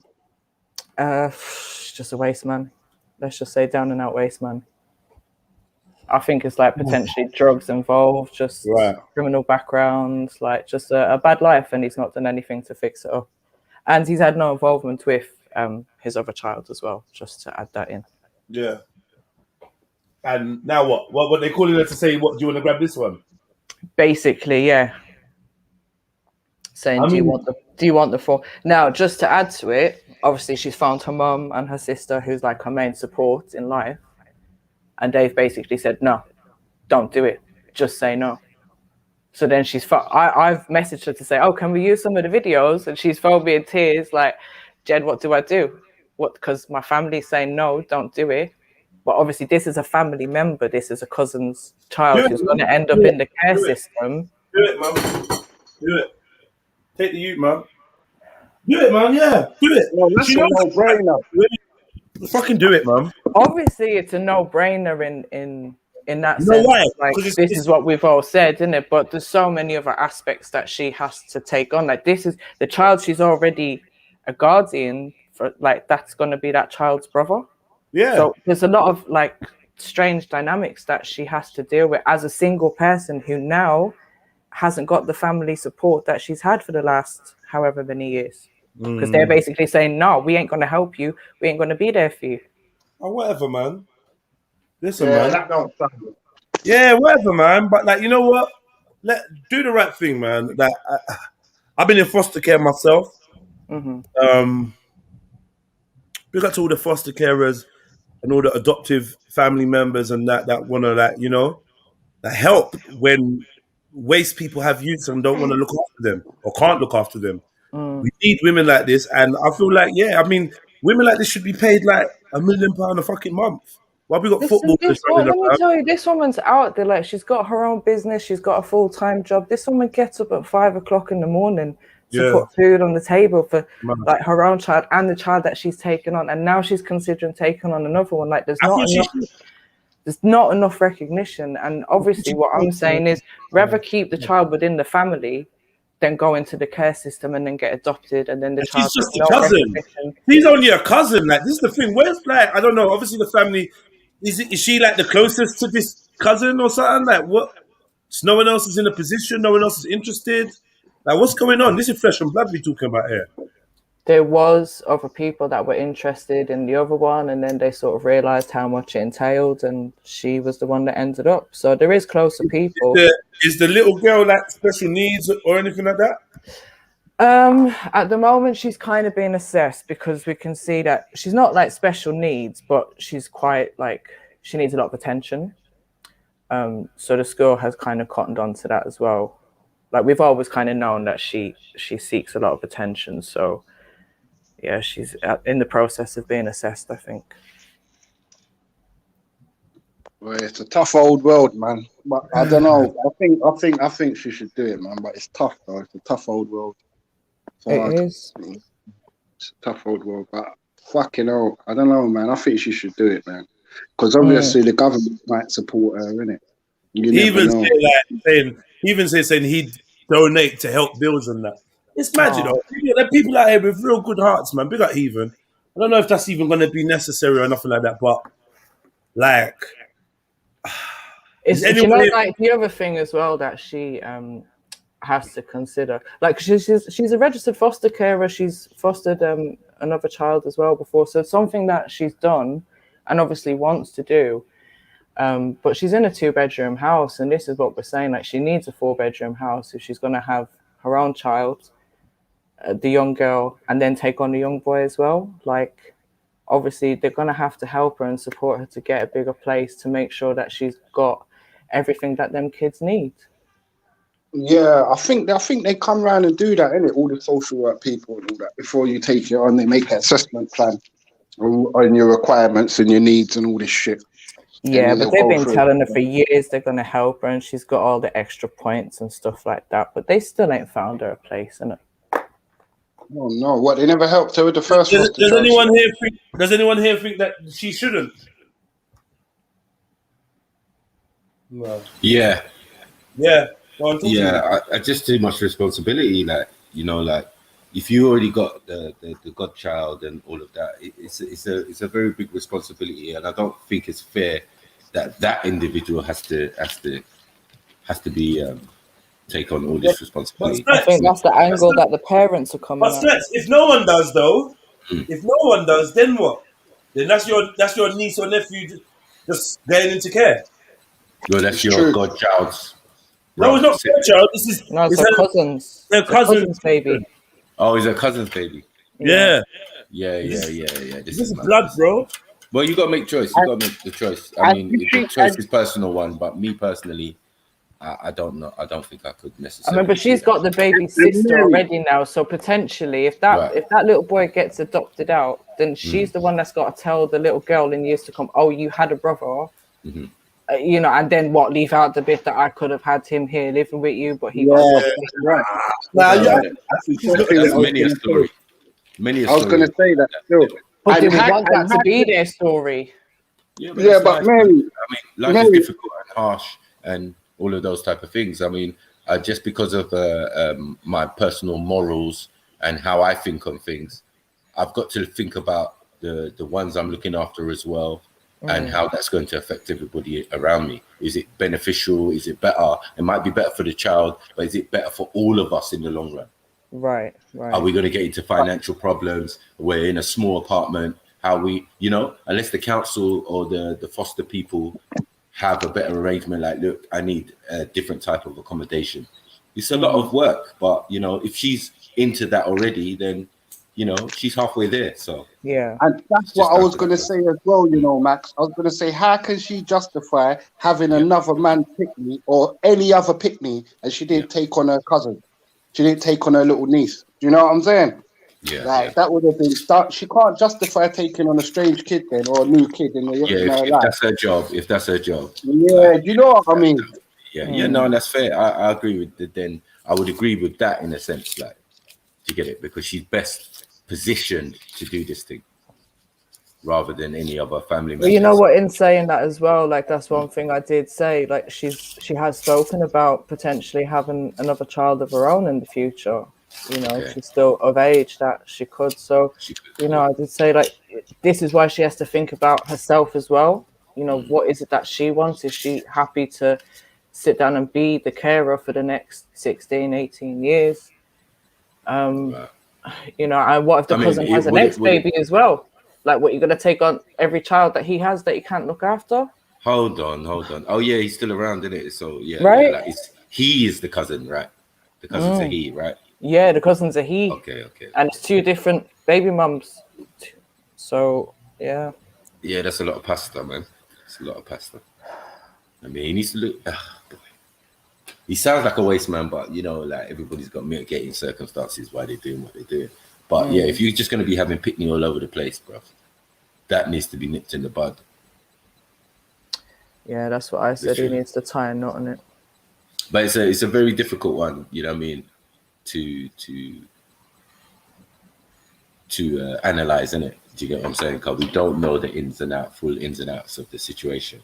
So I can only just generally, like, you know what I mean, make a judgment and say, boy, I don't know about that.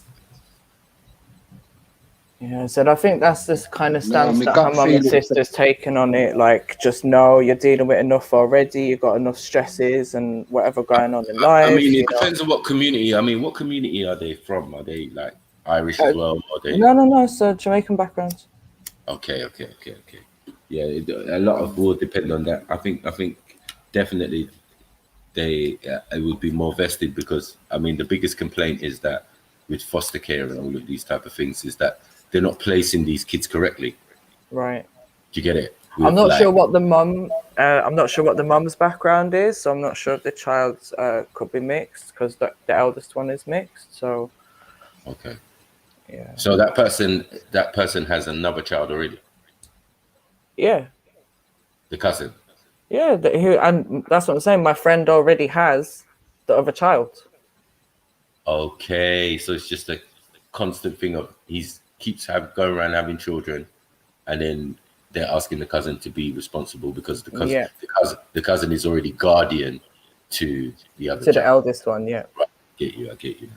Yeah, but crazy. You know what? That even makes it more like you need to keep them together, because obviously my brother's over a foster home in Tottenham. I'm going to the Tottenham one. I'm not staying at my foster home with the nice family I am with. I'm going to the Tottenham. Do you get what I'm saying? So you might even have to tell your friend, if she's gonna not look after one, let go of the other one so the two brothers can be together. Don't split them apart. You know what I'm saying? Oh no, there's no way she could do that now because she's had the 5-year-old she's had since she was 9 months old. So, so if she's not going to take the other one on, I think she should just allow it then altogether and don't separate the brothers. You know what I'm saying? Or at least try and keep the maximum contact with them together so they stay together because those are the real family. You know I think the reality is if this little boy, he's 4 months old now, if he's not taken by a family member, he's going to be adopted because of his age. So there will be no contact with anyone, and you know that to me is the scary thing because there'll be no contact with his family. He won't know his heritage. He won't know his history. He probably won't even know his identity, let alone the fact that he's got a sister out there and cousins and aunties and people that want to actually look after him and care for him. Yeah, that's mad. Yeah. Oh no, I mean my advice was, yeah, my heart You says do it. You sound like Polish Jamaican still, but you don't sound like authentic one still. Right. Well, you know what? As Matthew said, we don't know the guy's situation, and all I do know is I think he lost his mum, and after that, life went a bit crazy. So, you know, and I think he's still a young boy. Well, not a young boy, but a young man. You know.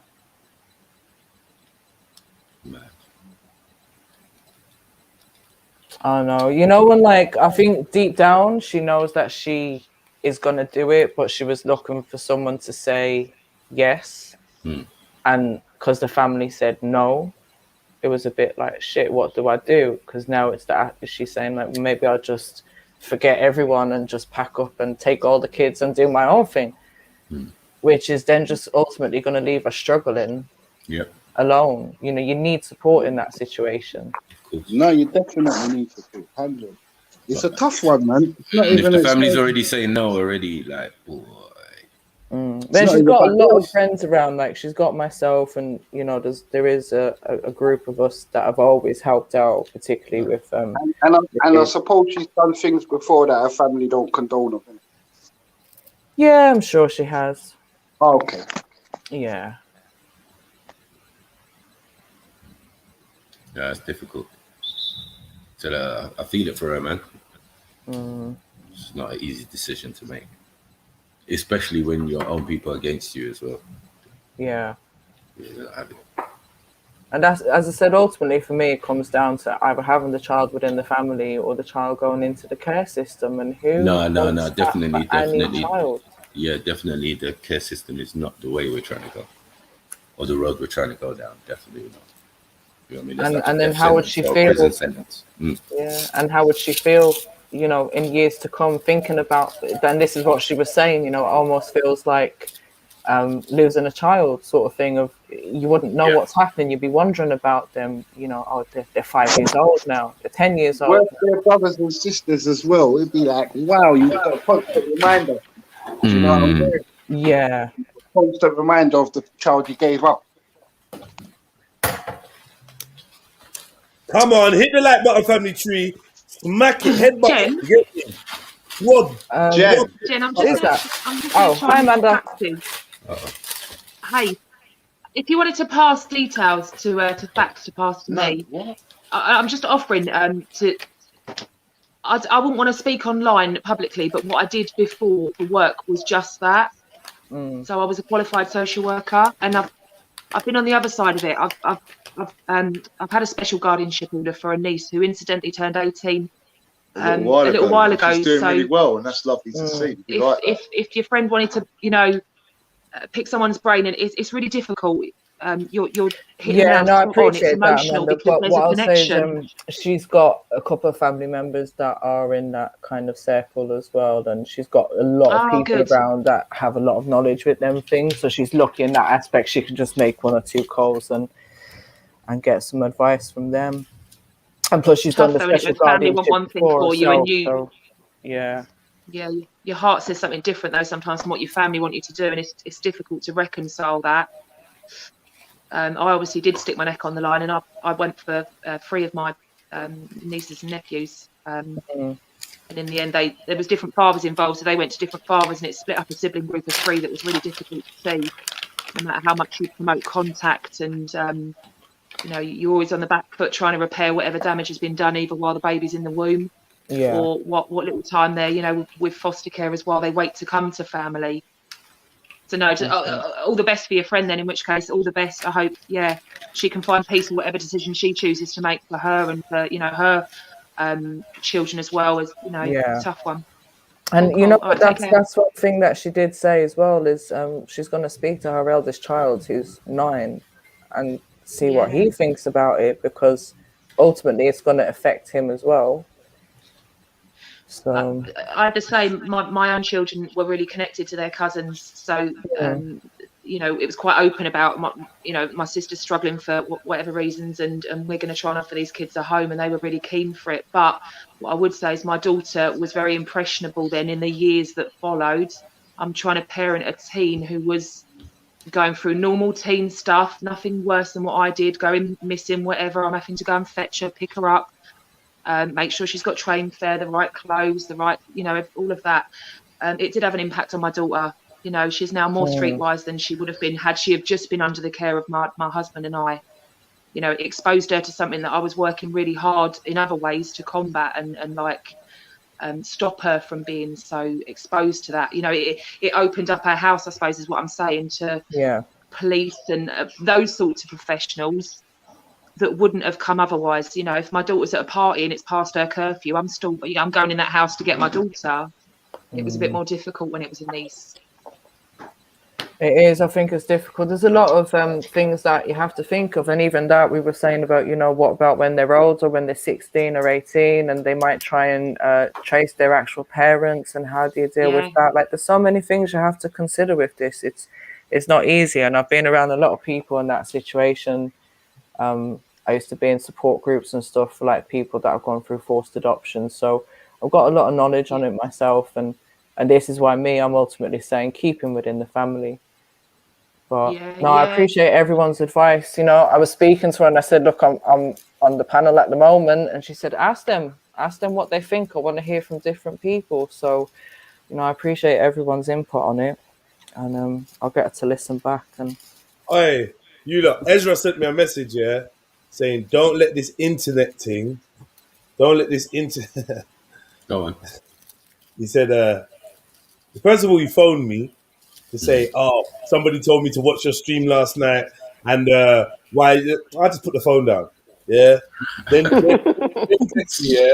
Then he texts me to say, you can lie about me online, but can't pick up. I'm disappointed. LOL. Then he said, should have just called me from the start. You're moving mad. Yeah. So no, before that he said, laughing my ass off, waste man behavior. Then he tried to ring me. Yeah. Then he said, you can lie about me online. I can't be disappointed. Then he said, should have just called me from the start. LOL, you're moving mad. Then I said, waste man, I just left it at that. I wasn't going to respond. He said, you know full well you should have just called me if you had any issues. Yeah. He said, don't make this internet thing make you lose yourself, my guy. Stay blessed. So like, I'm like, you lot are all funny, man. You lot are all funny, like, and you know what? It's cool, isn't it? I just said, you know what? I'll take that on board. Do you know what I mean? And you know, just do your thing, and big up in it, peace in it. But that even makes sense, bro. Like, but for sure, like, I ain't someone that lets the internet get to me. If anything, I try to tone it down for the internet and be a little bit more calm, you know, and a little bit more, because in real life, I'm just different. Maku will tell you, man, I'm not. It's just not. I can't understand. The man said that. Why is our brother Ezra not coming around? Yeah, you're on other panels, which I've witnessed myself, getting dissed the fuck up, bros. Like, I don't understand. Anyway, man, don't let this internet thing. Just leave it anyway. I just found it man funny. in the mirror, man. Man in the mirror. Yeah. Big up everyone, though, man. Big up everyone, and big up all the man them, all the sisters, all the man them. In terms of Mary Jen's friend, I'm not gonna lie. I feel like she should just take the youth. Someone asked a good question, though, right? And they said, what happens if he has another one? I said the same thing, innit? Like, how many times is he going to do this? And he's just going to end up taking every child that he takes on. But you will suppose, like, imagine no one expected this. She's already got one of his kids. And she did not expect to get up this morning, to drop the kids off to school, go about her daily routine, and then get a phone call saying, what is this guy doing? Registering? What is this guy doing? Registering with every fucking... What is going on here? How come, like, do you know what I mean? Like, what's going on? They got to check on his sperm. Like, what's happening? How's everyone getting social services as well? Bros, like, stop having sex. I know. And it's mad because it's like what we were talking about yesterday, innit? Should some people not be allowed to have kids? Because, like, this is a forced sterilization. Now I can't get down with that.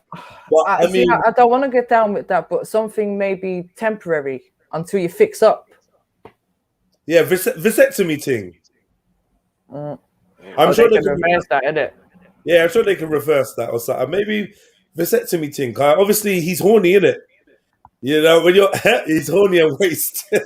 You're taking away people's human rights, man. It's just mad. Your life is shit, but you want to fuck. Like, you get me? I feel I've been there before. You got no business fucking though. Like, this is the truth, isn't it? You ain't got no business having sex, man. The fuck? Care? Nah, man. This care thing is scary. That shit scares me, man. Like, anyway. I wish I could talk a bit more openly about some of the things I've experienced and seen, but I just can't. Maybe I'll write the book or something. But yeah, man, that air thing, that's not no joke, man. I won't interact with social workers. Big up all the social workers out there. I won't interact. I won't give them any leeway to get jurisdiction. Even if it was something between, let's just pick Sandra. Even if it was something between me and Sandra and she's talking about, oh, well, you want to see your kids, you're going to have to go through, da-da-da. The likelihood is I'm not going to see my kids. Does that sound mad to you? If it's go through social services or see your kids. Is it mad that you won't go through social services? No, because I completely understand the impact that they can have once they're involved. So, but I don't think some people do. I fully understand. I don't think they know. Like, you invite these motherfuckers, just like the police, yeah? Because I've seen a lot of things recently, people calling the police because someone in their home is, you know, going through something or something's happening. The last one I saw was the family, the dad was having a mental health crisis. They didn't know what to really do. They didn't really want to, so they called the police. The police came and they said to the police, look, my man's like, he's in the house, he's bugging out, he's calm, he's not trying to hurt no one or whatever, but he's bugging out, innit? And we need some assistance, maybe like rare. And they ended up, the man saw the police, came out, was shouting at the police. They shot the brother 3 times, killed him. What? This is what happens, isn't it? Where? What, over here? No, that was America. But they do that shit over here. Oh no, that's normal. Because that's happened to someone I know, like a woman I know. Like the guy's being mad during lockdown, had to call the police on him because of his mental state and da-da-da-da-da. So, raw. Yeah, and he just keeps getting sent home from the hospital. Like, oh, you're fine. Here's some medication. Go home. Yeah. Now these police are mad. They'll come to your yard and kill you, man. They come to your yard and they come to your yard and kill your husband or kill your wife or kill your youth that you called the police for. Like, just man, it's crazy, man. Please be very careful, man. Please, fam. I'm using that as an example. Just be careful of who you invite into your family and why. Be careful. And this is all the more reason why all these family members, could we not have intervened before a youth was born and went into social services?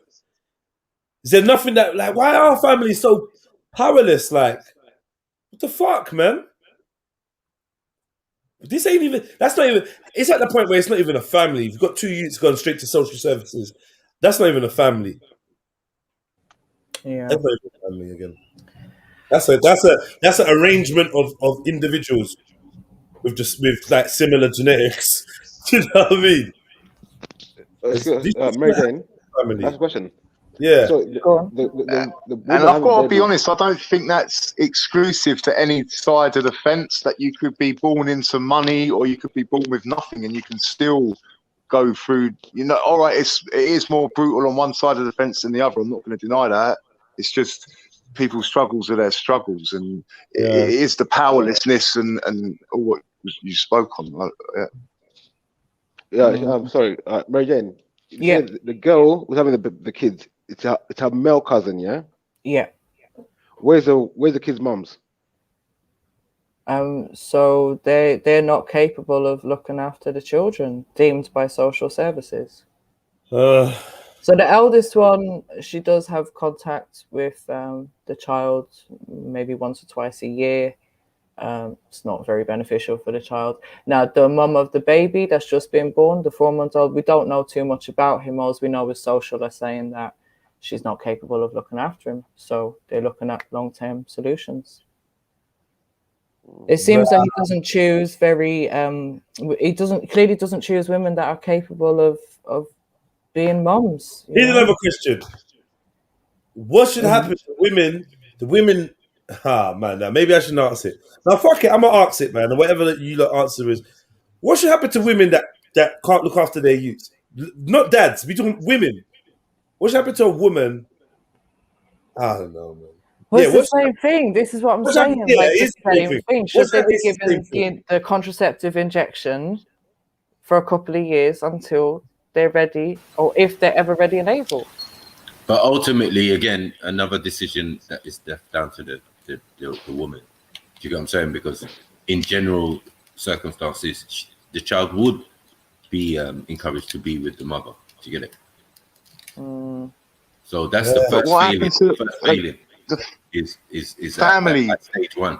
Sorry. Am I the only one that's been in care before? No one here has been in care, even for a small time. Yeah.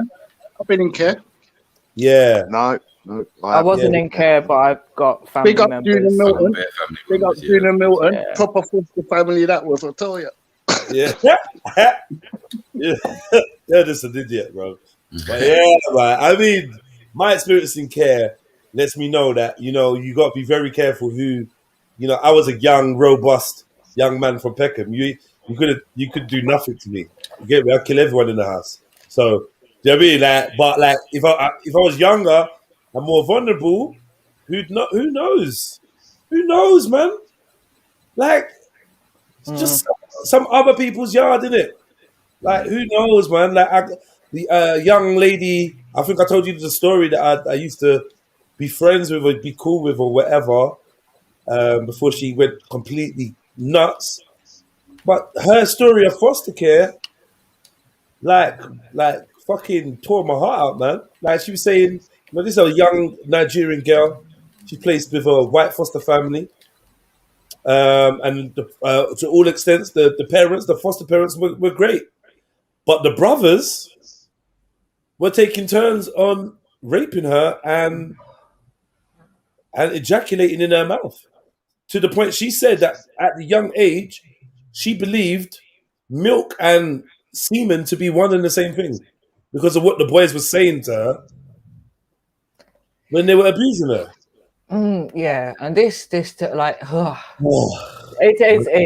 just makes me angry and upset and so many things. And this is why I'm saying my friend needs to take the baby, because when you hear things like that at least no matter what struggles you're gonna go through and how hard you might find it difficult, and we all have that as parents, but at least that child is gonna be safe. Loved. That's it. Safe. I heard Sniper's point about the whole finances, but you know what, Snipes? Fuck that, man. Fuck that. There's still money going on. No. I think that because she's in the industry or she's in that line of work, the government side should organize better for her. Help her. She got bigger. She give her a bigger house. I know foster care is big business, Matthew. It is. I know that. This is what the problem was. I think my foster carers, they were mainly all in it for finance, innit? So, you know what I mean? It's a money spinner. You got a big house, you got at least 2-3 foster kids on the go, revolving door. Yeah. You know what I mean? It's a money spinner. On my estate, definitely. Like my friend's mum, she fostered so many people who are now like adults and we know like family to us. Do you get what I'm saying? But they originally came by this person's house. I would foster But I just know that it's wicked. That I couldn't. I'm not. I don't think they'd ever allow me to, because of like criminal record and stuff like that. And plus, I think maybe they need you to. I just can't take the prying into your life and the checks and I don't like all that. I like you know my what house. I think though, Jeds, there's a big difference between, let's say, you becoming a special guardian for a family member, because sometimes they're so happy that they've got someone because it saves them looking for the adoptive parents, putting them through the care system. So I think it's a lot easier to just become a special guardian than, let's say, actively become a foster carer for the local authority. Then there's more checks and panels you have to go through and all sorts of stuff. Do you know what? My CRB is completely blessed. So then you'll be fine. So I'll be fine on that front, to be fair. You know what I mean? Completely blessed. But, and I work with kids and that. But I don't know, man. You know, the whole coming to the house and checking and all that, like, I'm not really a fan of it, man. Love, you know why you don't know, if that makes sense. You know what I mean? I know. I put a link in the back chat for, I think it's just a really short film, but we've got permission to watch it, so. Right. All right, we're going to get into this, man. Big up filmmaker Tash. I recognize that name as well, so I think I know this person. Yeah, probably. I recognize that name. Big up filmmaker Tash. Growing Pains web series. I've definitely seen this. I've definitely seen the name of that thing. Yeah. If she's like, listen, if she needs any actors, I need to get back on my acting, man. I ain't done a scene for fucking how long? I mean, just follow her on Instagram, because I think when she's looking for people, she puts it up on Instagram. Okay. All right. So you're not going to give her a word then, no? No, fuck it. I'm not watching her shit then. Where's Shani? Shani said, phone on 6%. We'll pop back in on computer, inshallah. So obviously you're trying to say that Allah hasn't willed it then, no? Because you're not back. So it's not inshallah. That cool. Yeah, don't worry. I'll tell Tash if she's looking for a high value man for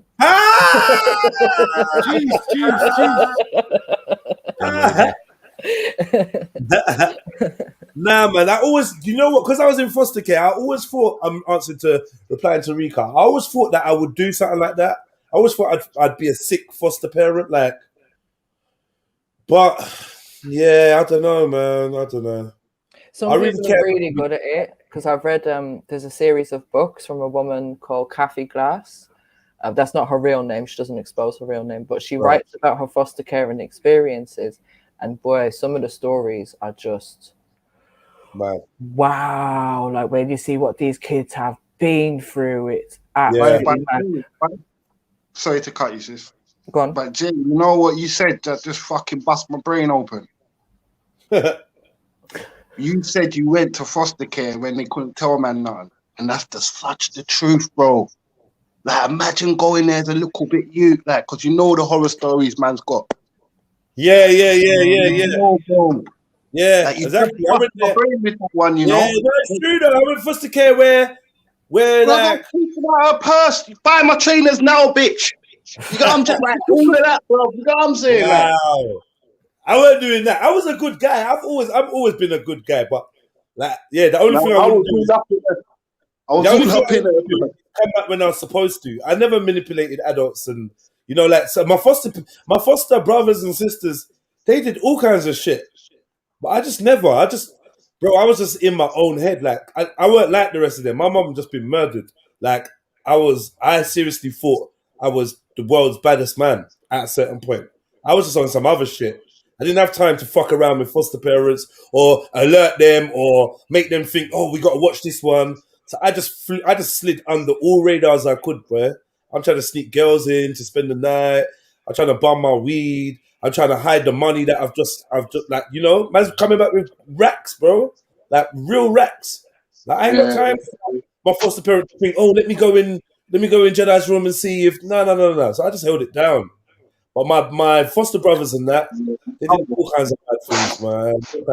I had one foster sister, this French black girl, and she worked in JD Sports, and she was doing bare scams and whatever.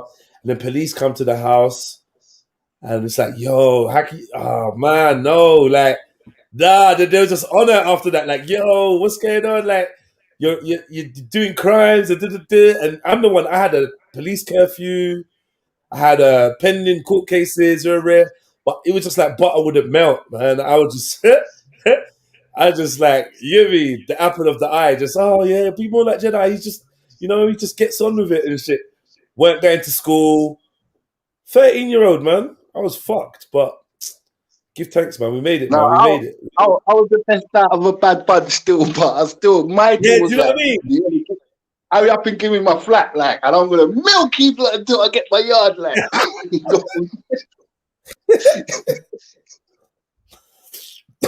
I didn't have that. I didn't. You know what? I realized here, even when I was in care, do you know, like, I never really had a proper social worker. You know, like, it's all fucked up, bro. Like the way the system dealt with me. I'm sure if I could sit down with somebody that was the head of, like, I could actually claim some good compensation, because they fucked my life up in bare different ways, man. They didn't support me. They left me out to dry. They let me go to jail on my own and not have no one had my back, no backative, no peas. Like, it was just so fucked how they dealt with me, man. Dealt with me wicked, man. Nah, I had my social work on the block with us, smelling weed, fam. I swear to God. Like, yeah, I just introduced him to a reggae star. Institution. You can sue them for what? Jedi, you can sue them for institutional abuse. Yeah, institutional abuse, neglect. Something to do with their prove it though. Failure. Because I just told them what happened. They got the record. They got the record. They failed me. I'm on it though, man. They failed me miserably, man. And even down to what my man's saying about the flat. Housing was one of the main ways how social services proper dropped the ball when it came to me. But it is what it is, man. You know what I mean? Did you have a yacht worker, Fred? Remember yacht? Youth offending. Yeah, because remember, I was going there from long time, innit? So I was a bit of me and my mum actually arranged it though. It was like arranged foster care. Like, you're bringing gal to my yard, I told you no. You're bringing police there, I told you no. So just go on up over there. Me and you write the letter together. What you want, Miss Eb? We need you. But they used to do that. This is the problem, me and mum made it up together, so it was all good. This is the problem, Freddie. Yeah, I feel like when I was growing up, my Caribbean friends on that, their mums were actively writing letters to say, "Yo, me don't want them in the yard no more," and then they're getting housed. My Caribbean friends, their mums was like, "Yo, you're 16 now. If you look for, like, that's a madness, man." Like, I realize, that all them mums are young. You know, when you're young, you think all mums are old, innit? But now I'm old. I'm like, yo, all them mums were young. Mums in their 20 and that. And all they wanted was to get the youth out the yard so they could fuck again. And just, do you know what I mean? I'm being real, bro. Like, I swear down. Half these mums that were just trying to get the kids out the yard, they just wanted to party and fuck and do their thing and pretend that they're not a mum no more. And that's the sad thing, man. That was so sad. So many of my friends that happened to. Yeah, man, you're 16 now, so what are you going to do? If you look at work, my mum were having it, blood. She was like, when you bring the gal and police to the house, you have to leave. And like, I had bare little brothers as well. I had one friend that mum told them, go and get a girl pregnant so you lot can get a yard. Mad thing. That mum's sick in the brains, isn't it? That mum's sick. Yeah. I had bare little brothers, Jay. So the police interaction and the messing about and the and bringing gal into my brother's room and all that. She was having it, bro. Yeah. That's She's like, you love prison, man. You gotta go out of prison, man. So let's go out for my next address. No, I know it. My son's tried it, you know, because he had that yacht officer as well, and him and his cousin were like, "Oh, we're gonna get our own place," and And he started telling them like, "Oh, my mum gets on my nerves. I just want to move out and get my own place." Like, shut up! You're 16. You're gonna stay home and do as you're told. Yeah, nah. You know what? That's the thing, though, man. Because you know what? A lot of mums in your position, Mary, be like, you know what? It's probably going to be easier. And then they do this. Like, and this is like, if this is any of you not listening or this happened to you, look, I'm not even judging you, look, man. I'm talking from my truth of what I've experienced and seen. It's a lot of, you know, we just can't get on, and it's best that he gets his own place because, you know, and just any excuse just to get the youth out the yard. And like, especially at 16, when they start going like big man, you're just like, yeah, you're a big man, all right, cool. But don't let your youth leave, man. There's a part of me that feels like that, but yeah, to be honest, I haven't let go to that degree. Nah, because he's still my child. So if he gets in trouble, he gets arrested, I'm the one that needs to be there, not some stranger, not some foster carer, not some social worker or appropriate adult that's being sent from somewhere. It needs to be me. I'm his mum. I'm the one. From my experience, Mary, every man that's been kicked out, let me put it this way. Every man that still had their mums or their parents' address live at where they did better than those that had to go out into the world. Like, even though the man that's gone out to the world, they've probably got their things and whatever, but they just did better than them, man, because we got where we got through fire and through madness, and it doesn't have to be that way. You don't have to do 5 years in jail for you to end up with a yard and a job, and you know what I mean? So everyone I feel say that mumsies, they got there in the end, and they got there with less trauma. So keep him in your yard. Remember them times sorry to cut you, fam. Them times man was happy to go pen, you know, because you know you're gonna get a yard when you come out. Like that's how dumb man was thinking, stupid, like boom.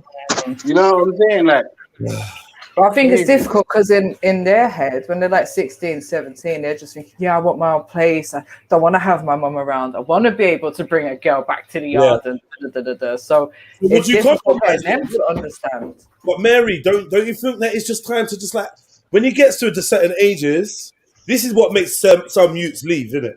Yeah. Are you gonna find a compromise, like, you know? Because like I can't bring gal to my mum's yard, but I think to a degree, like I have to. Like obviously, right now I know he's not bringing no girl back to this house because he can't keep his room clean. So yeah, real quick.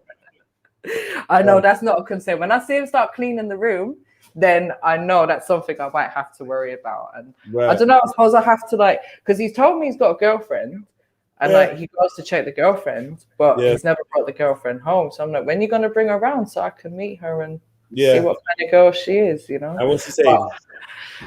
He was just like, I don't know. But I don't know that maybe that was a lie that he was telling me, or maybe it didn't. Yeah, maybe it was a lie or whatever. But listen, if he's got a girl, I'm saying, as a mum, they need to be comfortable in your yard. Yeah. Yeah. If they're going to be anywhere, let it be in your yard. Let him as a man get used to the girl being in his environment and not always the other way around. Yeah. And his brethren as well, sis. Make sure all his brethren come in. Make sure they come in, say hello. If they sit down and smoke, don't chastise them. They smoke. Don't chastise them. Just watch the behavior and the mentalities of the kids that your son's around. Yeah. No, he's got like 1-2 friends that he's brought around to the house, like his main kind of friends, you know. I've met the mums and stuff like that, and they'd always come in and hi Tyrone, hi mum, you know, all of that, and it's like, okay. So yeah. My mum should rather me smoke with 20 men in the house than bring a gal in for some reason. I don't know why. You know what I'm saying? She just wants to know who. She's not going to end up with a grandkid at the end of it. That's why. That's what the paranoia is, isn't it? Like, gonna let them in my yard and then they're gonna fuck down the place and then give me a baby that they want me to look after. Do you know what? It's not so much that you don't want them to end up with like a young woman in a situation where she's pregnant now, and then you got that your son got my girl pregnant, and like, and then we've got young parents again that ain't ready, ain't got a house, ain't got a life built, and you know it's that same the cycle continues. Right. Socrates, chill out, man. And no one's gay, man. Why do you want people's kids to be gay? What's wrong with you, man? Socrates is gay. Oh, Socrates. Oh, Socrates. Not Socrates. Sorry, my bad. Socrates. Whatever, man. You know when someone seems like they thought about their name too much? And yeah, Socrates, the Greek philosopher, boy, borderline. Let's not do that. Why do you think it's a those are the guys that I think, hold on, wait. Do I think it's a bad thing for my son to be gay? Well, I want grandchildren, so yeah. Yeah. I want my plan is for my legacy, my DNA to carry on. I want grandchildren. So if any of my children are gay, that's counterproductive to why I had them, and why we drift past Mary Stopes. If you're just going to be gay, then we could have stopped off. Yeah, we should have stopped off. You know what I mean? Nah, we could have pulled in. We could have said, driver, take a left here and let's go into the clinic. If you're not going to give me no grandkids, what's the point? So I'm going to do all of this. The stress that I've gone through for youths, like, then what? Then you're just going to turn around and be like, I just want to come in bums. Allow it. Nah, man. Nah, that can't happen still. Nah, man. Get me. No disrespect to the gays, but it's just not what I want for my child. And no one's going to shame me into saying that, bro. Into like feeling like I can't say that. I want grandchildren. I want all my children to have children, like I did, and like my parents did, and my parents did. Facts. You get me? Sorry. My parents did. Changing the habit of a lifetime. We're not going to. You know. I'm quite happy that I'm alive and I'm here talking to you lot, and that was through a man and a woman having sex. I don't know why I would want different for my children. Why do I want that? I'm cool, man, and I don't want my son's anal lining getting torn or getting what do they call it, a super tear or blah blah blah blah, or possible incontinence or possible. I'm good. I want a healthy lifestyle for my children. What's wrong with you, like, man? Are you not okay? Like. Are you not actually okay? Huh? That's unfair. I've been out with white girls, yeah, and they've said to me, "Yo, my dad don't want me to be no black man." Same thing with an Asian girl. You know what I mean? I just have to hold it. I just have to keep stroking. You know what I'm saying? That's all I can do. Nah, I mean, if you say I don't want my child to be like for instance, I've been with a girl and their parents they're black, Jamaican, and their parents, the grandmother or whatever wasn't approving of me being Nigerian. But she liked me until she realized I was Nigerian.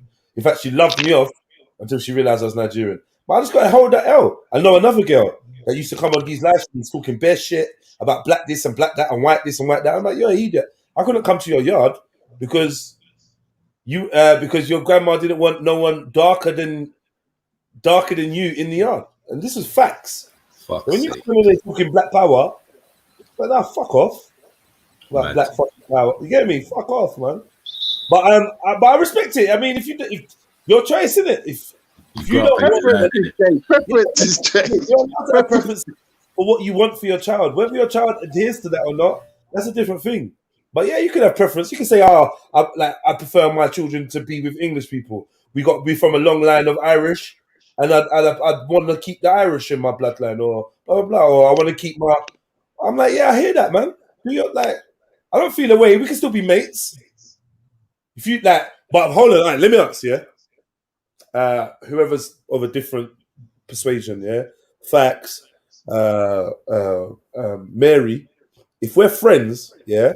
If us we are friends, and then our kids are growing up, and then I in a conversation, I'm like, yeah, you know what?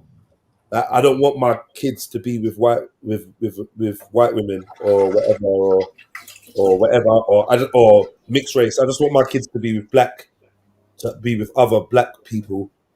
Would that make our friendship weird to you? Though?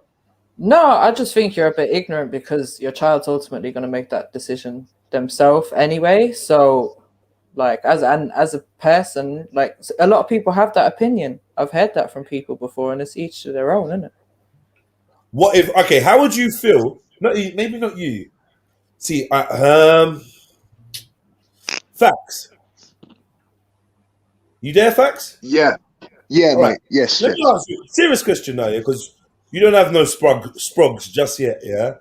Even though I suspect you've been fucking shooting at the club, fucking nights in a row. We were saying Nights in a row, right? So I'm saying though, yeah, how would you feel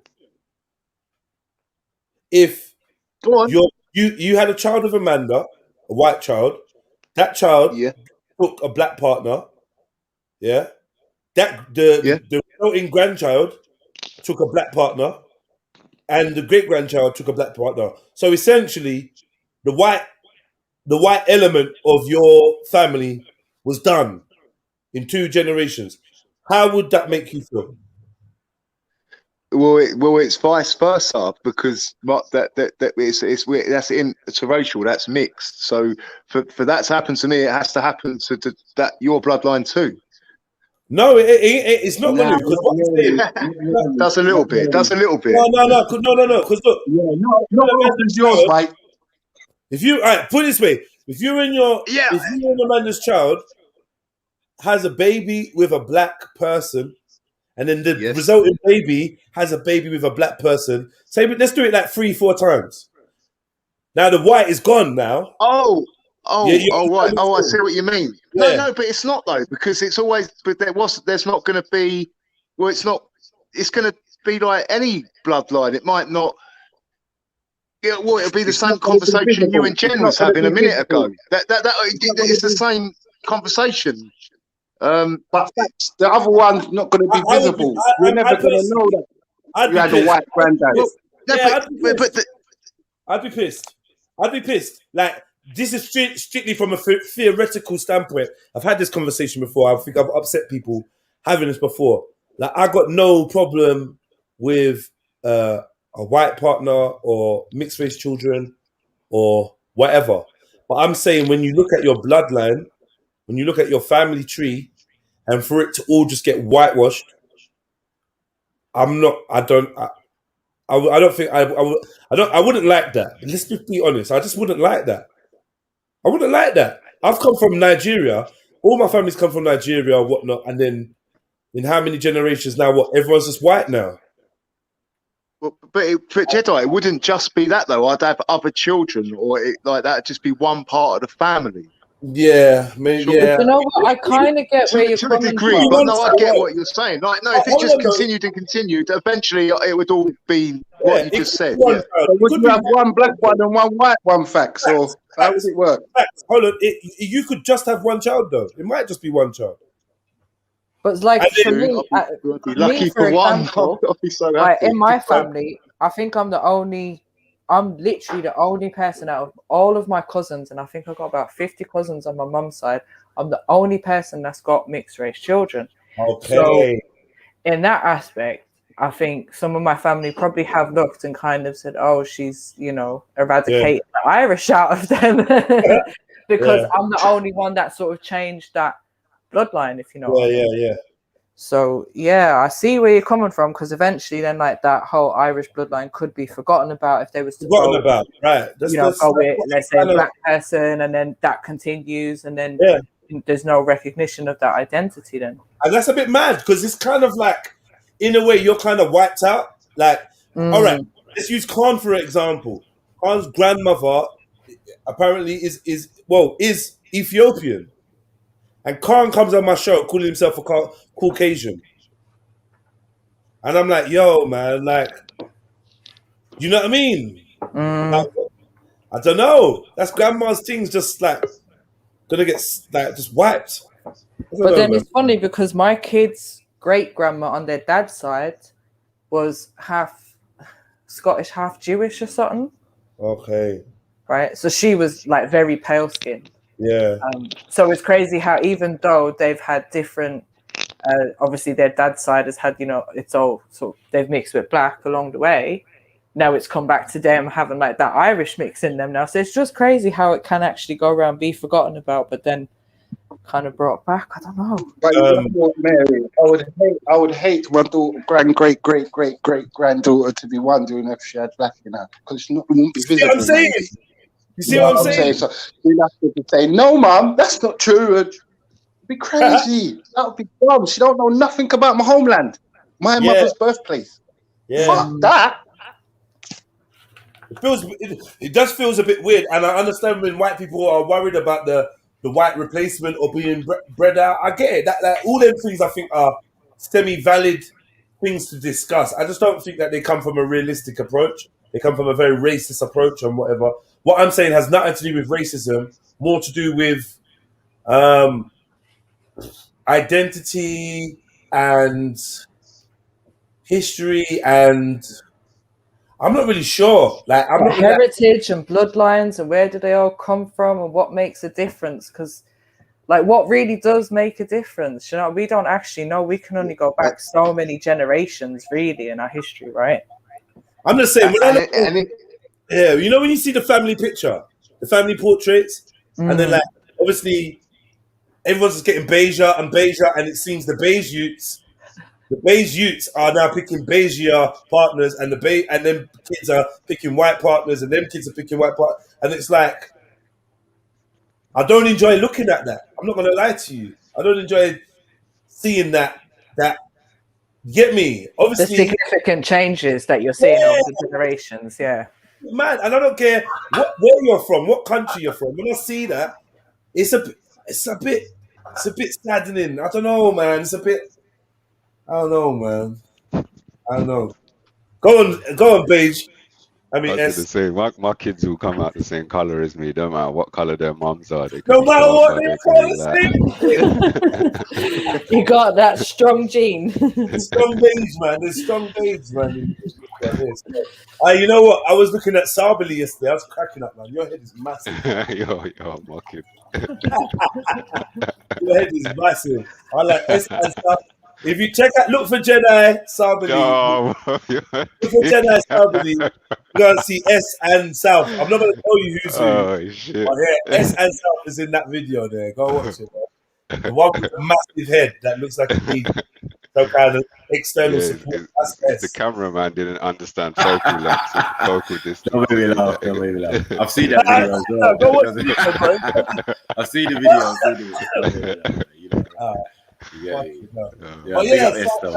What do you think about this, S?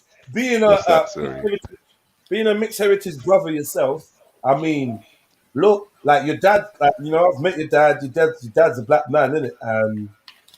I've met your mom. You get me? Like, from your dad's perspective, he got with a white woman, and then had you lot, like you and your brother and your sister, you lot all the same beige and that.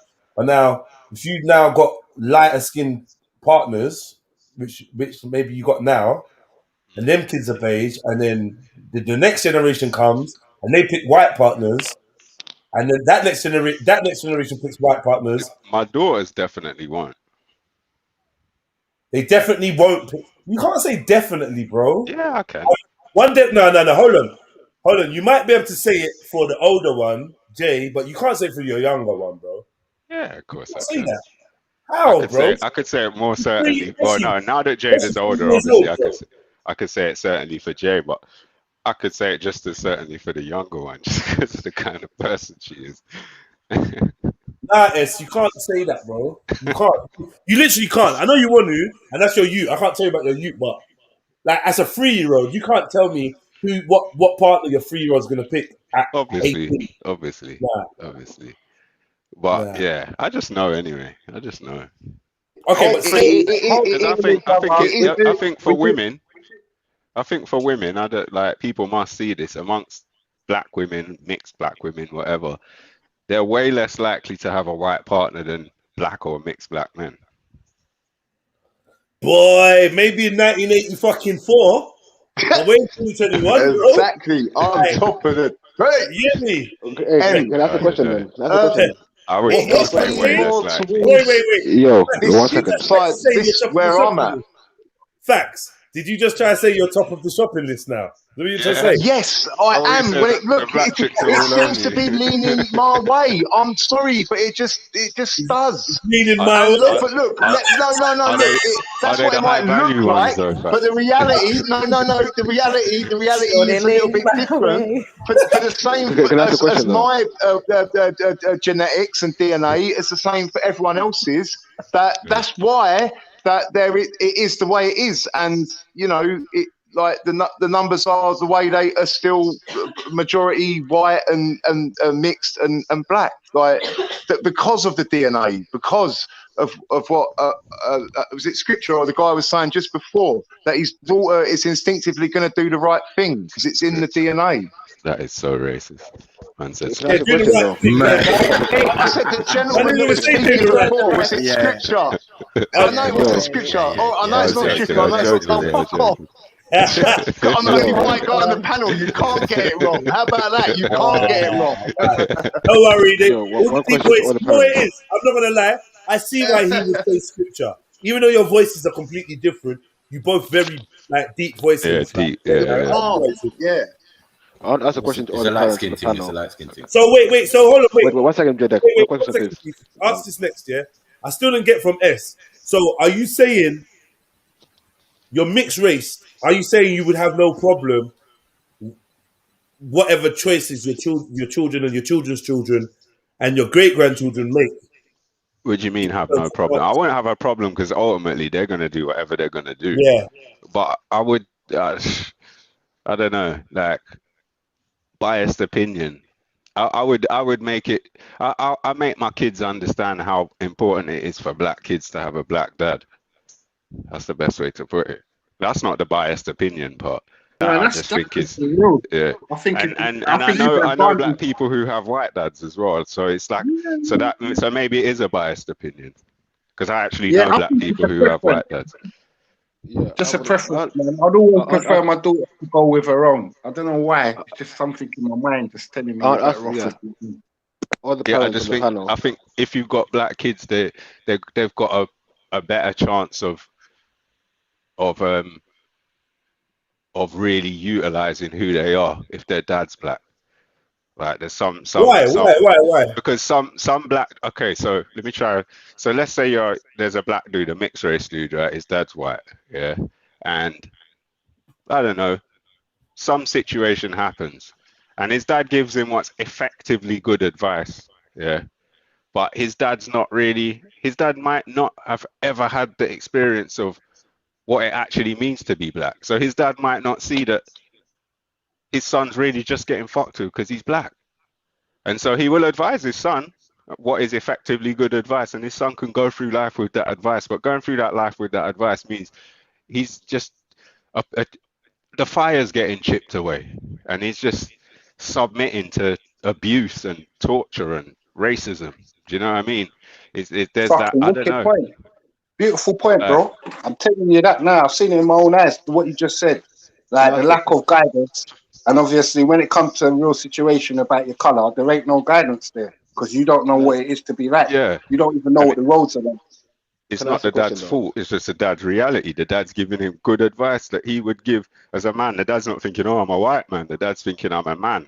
And the dad might be someone who sees black men and thinks, oh, that's a black man. Or he might be someone who sees black men and thinks, oh, that's a man. Do you see what I mean? But as far as he does himself, he thinks, I'm a man. You know what I mean? So he just give his son man advice, like, son, this is how you get through life. Yeah. Can I ask a question though to all the parents on the panel? Yes, brother. Go on, brother. What's more important for you, your child's happiness or keeping your race going? Both, man. Like, I mean, I'm not gonna say that keeping my race, both, man, because I think my child's happiness could be wrapped up in some of that too. Like, I don't know how to explain it, but I feel like I don't want to be the person who came to England from who'd born in England. I'm first generation. I don't know about you lot. I'm first generation in this country. Yeah, I am the first person of my family to be born in England. Yeah.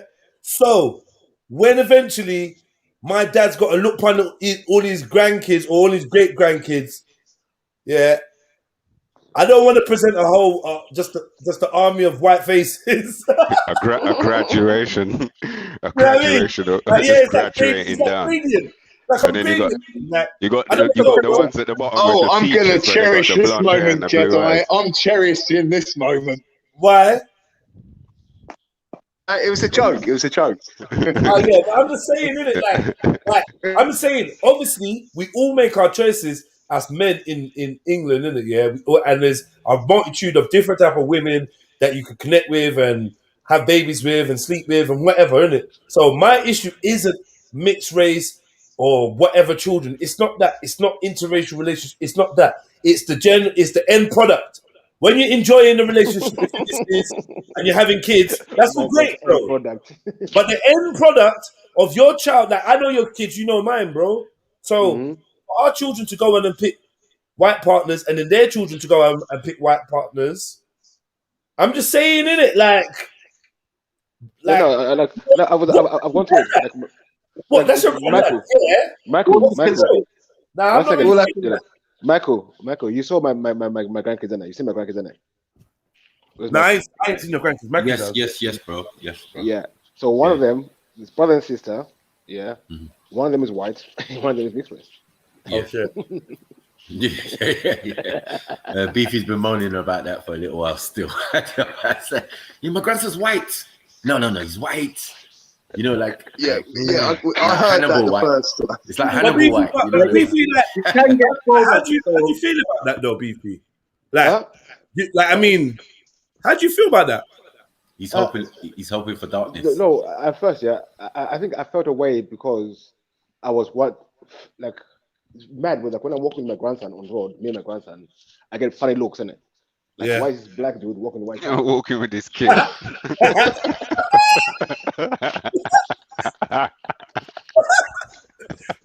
Yeah, good. So it was more of me, but it was how other people were perceiving me in it. But now I've come to the point I don't care. I love my grandson in it, so I don't care. Innit? But I know the effects. I can see the horror in other people's faces when they see me walking down the road, and the shock and horror. But for me, it's I just see him as I don't know. I can see the color, yeah, that's undeniable. But he's still got the big nose and everything, so I'm good. Yeah, he's got the features. No, hey, you know what? Don't get me wrong. If my people end up going with a white person, there's nothing I can do in it. If the end product is a you, I'm loving it. It's normal. Yeah, it's not even that. Fred, it's not that. It's okay. It's the repetition 3-4 times.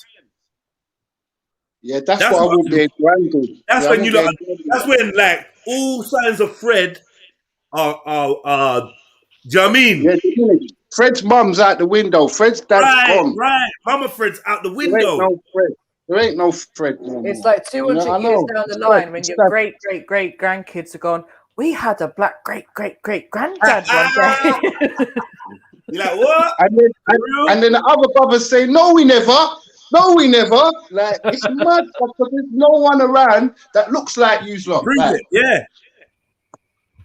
Yeah, so it's like Khan saying his grandma is Ethiopian. He's shown us his grandma, bro.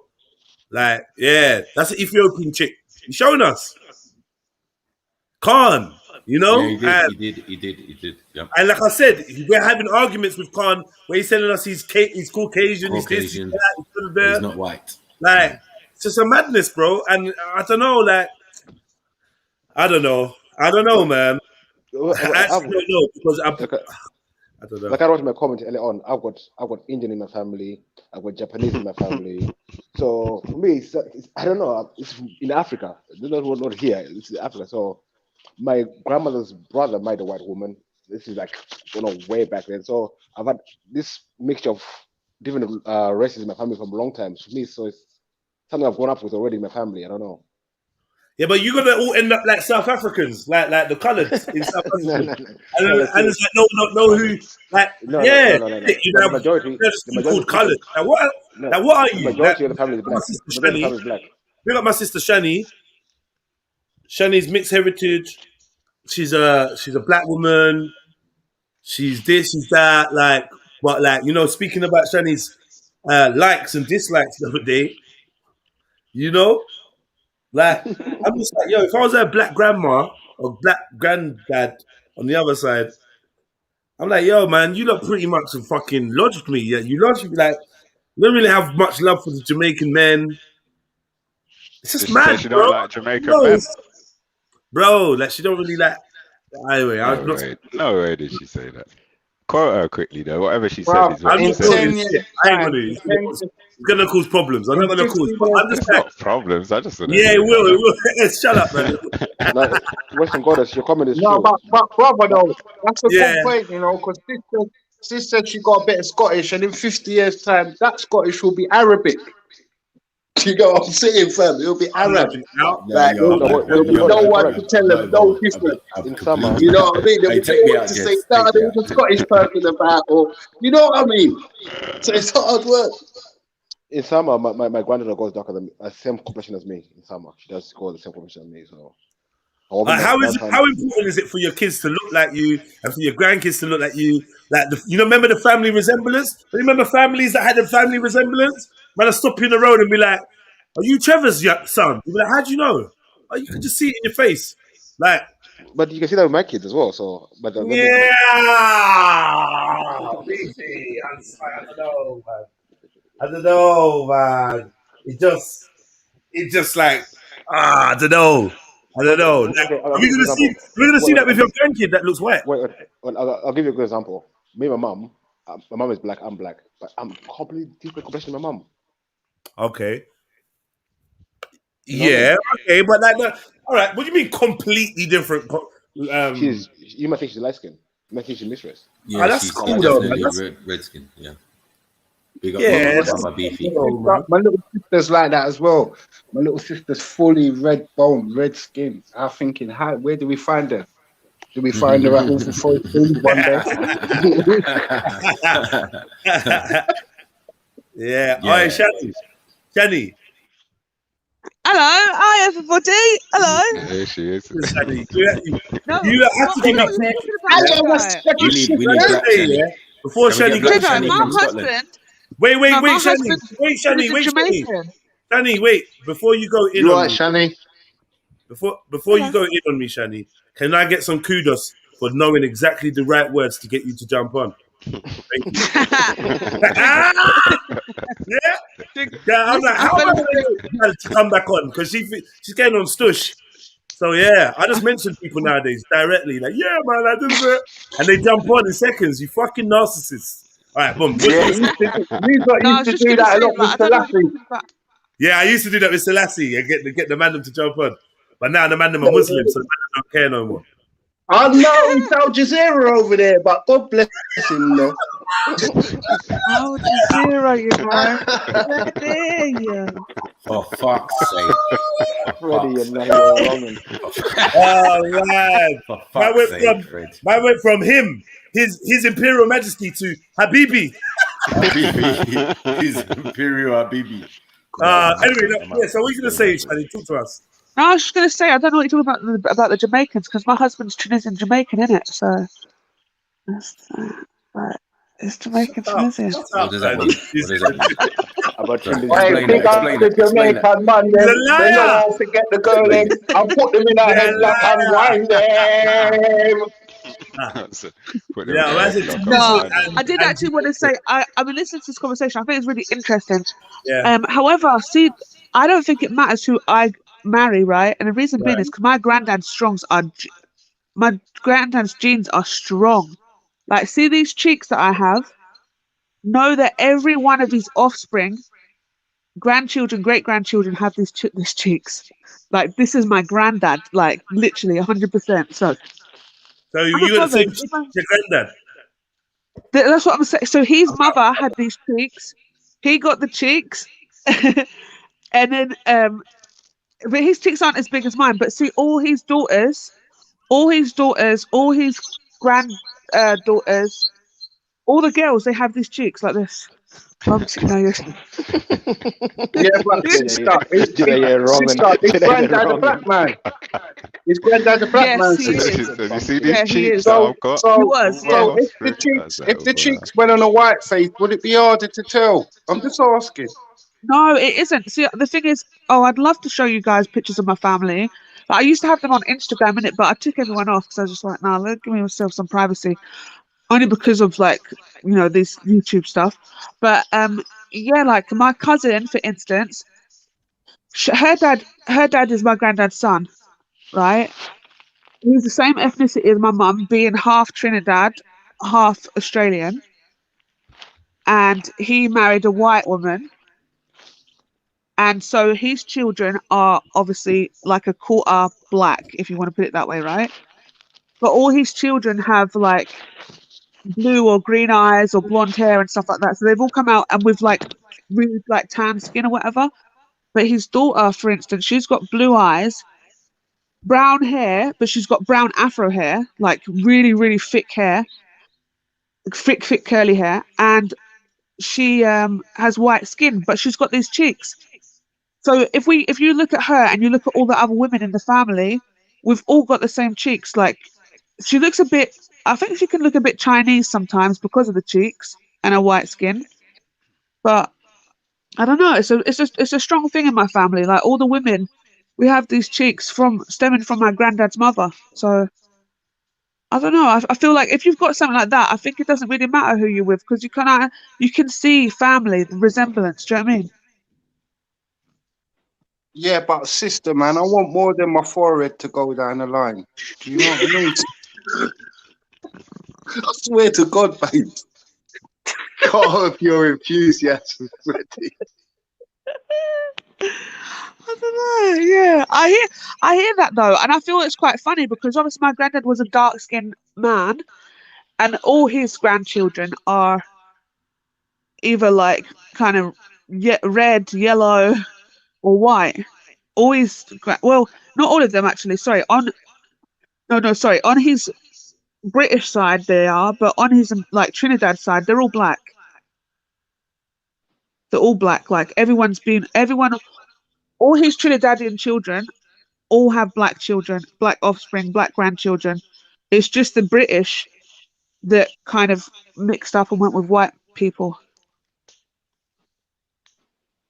I don't know, but it's kind of normal here, isn't it? So I think that's why.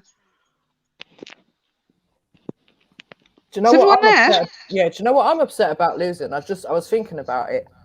Gonna lose the ginger hair in the family. No, you're not. I'll tell you why. It's gonna just pop out. It's just gonna pop out somewhere. Yeah, it would just come back. Yeah. Somebody along the line is just gonna be black and ginger, like right? With blue eyes. It's gonna pop out. It will. I'm telling you, I went to school. I had a best friend, yeah.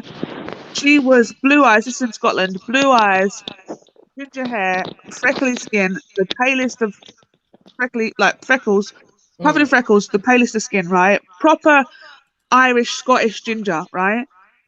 Her grandmother was black. Oh. And she would tell everybody all the time, and she'd have to show people pictures. They wouldn't believe her. And they wouldn't believe her mum, who was mixed race, was her mum. Okay. Like, they just wouldn't, because she's just so, like, her and her big brother came out like that with the ginger, and her little brother and her little sister came out like mixed race looking. Okay. So basically, it's a bit sad though, you know, because if she wants to deny it, that means no one will believe her. That's it, exactly it. And I feel that way about my cousins sometimes because they have they have the surname of my granddad, right? But they're all white to look at, so they all have like a kind of African surname. And they is this weird? Is this weird that all the African man's children and grandchildren are white in appearance? Is there anything wrong with this at all, or not, or like? It's not weird in the UK. The issue I think with it is African. Well, the thing is, I think the issue is because, like I was just about to say, my cousins, they kind of anglify the name. Right. Oh, look, not exclusive to the UK. Even worse, they've whitewashed even the name. They're whitewashing the skin, and now they're whitewashing the name. This ain't good. Sorry, the birth certificate. No, and I think the reason why is because of like, so I think my cousin, the eldest one, does it more because he is in corporate. Do you know what I mean? So I think it's a bit more, and it's not an easy name to say. Well, it is. I mean, you just have to look at it and try. But growing up, I had that name from when I was a little girl. I had it from when I was a little girl up until I went to secondary school. And people would always get it wrong. Always, without fail, they would always get it wrong. What's the name? So I see why. But my white grandmother, so my grandmother who married my granddad back in the 60s, when they got divorced, she never changed her name. So to this day, she still has an African surname as a white Australian woman. She never changed it. She's loving it. She loves the reaction she gets every time she says it. She doesn't get a reaction. No, for real. Because if you see the name, if you see the name, you will see. It's just, I don't know. It's African. We know it's African because of. I'm not going to tell you the name, innit? Because once you know the name, you know my whole family. But it's a made-up name, innit? So it's more of a case of, oh, where's that name from? So you might not think African straight away, but we know it's African in the sense of our ancestors. My granddad's dad was born into slavery and changed the name from the slave master's name and added the African name on the back of it. So it's like a slave master's name plus an African name. So it's a made-up name. But so everyone in the world, it's more like a Femi Smith or a boy Thomas. yeah. Ole Smith. Jedi, I hate you. My poor precious Granny. Leave her alone. I'm just telling people, just chill out. I know they'll get me. Chill out, man. No one talk about that. The action dolls, the ebony action dolls. You collect ebony action dolls, yeah? Don't worry about it. Let's move on. Check your WhatsApp. You're showing the youth. Check your WhatsApp. Look. I think you showed us before, Beefy. He's like blonde, isn't he, your grandson? Yeah, he's like basically blonde, blue eyes. Look at him. He says he's getting darker. Look at him. He's a cutie, but to be fair, I think you're over-exaggerating the white thing, though. Bro, listen. Come see me in real life, innit? Okay. I mean, to be fair, you got a bit of tan there as well. Got a bit of tan in the summer. Okay. Yeah. But that's gonna strengthen as he gets older, though. Yeah, hopefully. The sister gets like dark. Like you can see. Yeah. I mean, and if you take it back home, Beefy, dance. Yeah, you're good. I mean, look, I just want to know from my white and black family whether what I'm saying is like, who's got that? Where's the echo coming from? Does anyone know? Is it you, Beefy? Definitely not me. Is it me? I don't know. Yo, I'll mute up. Yo, it's not Beefy. Yo, I'm gonna catch you. Yo, oh S man, come on, don't you let me down? Me? That's not Yo. Really. I'll take the blame for someone. Come on, who's taking those Kinder lunchtime cheeky ones? Stop it. Yo, it's S. You let me down, S man. What, is it still doing it now? No. I wasn't doing it when I muted you, so I know it's you. Tell us something. Is it still doing it now, though? Yo, a little bit. Stop the radar setup. What's wrong with you, man? Go to your settings. Go to camera settings. This is a beige thing, man. Cool. I just had it coming out the speakers. I just put it in the headset. It's a beige issue, man. Oh, you know what? I don't worry. I'm gonna don't do anything. It's melanin related, bro. Yeah, it's definitely. I'm gonna sort this. S. I think if I hit this button, done it already. Nah. Yo, they're still there. Watch this though. I think it's gone now. Watch. Still there? No way. Yo, it's still there slightly, but yeah, it's cool now. We're good now. It can't be me, bro. I've got it coming out. This is like before 1G, 0G.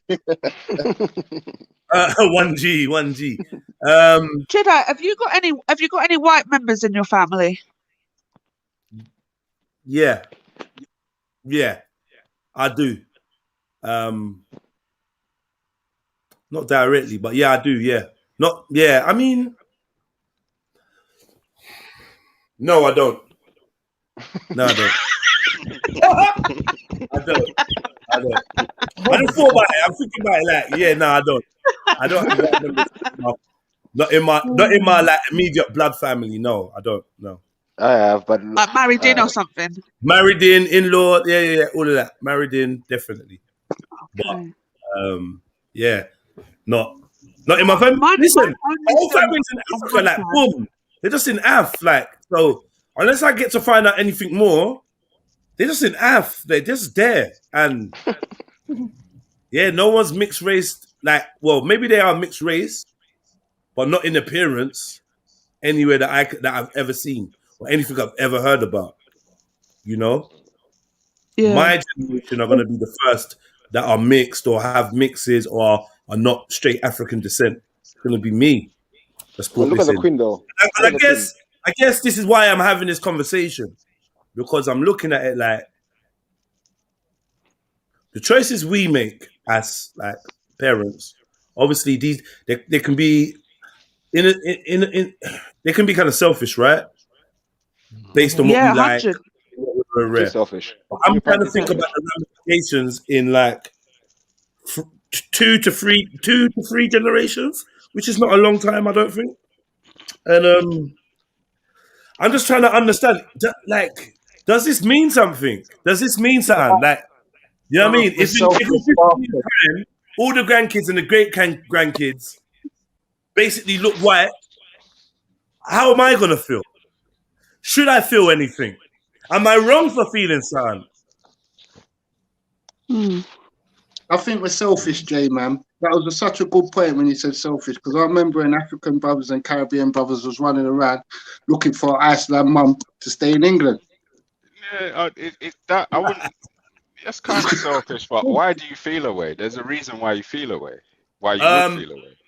The reason I think the logic behind me feeling away is simply because I just got this mental image of the family photo album being cracked open in 2040.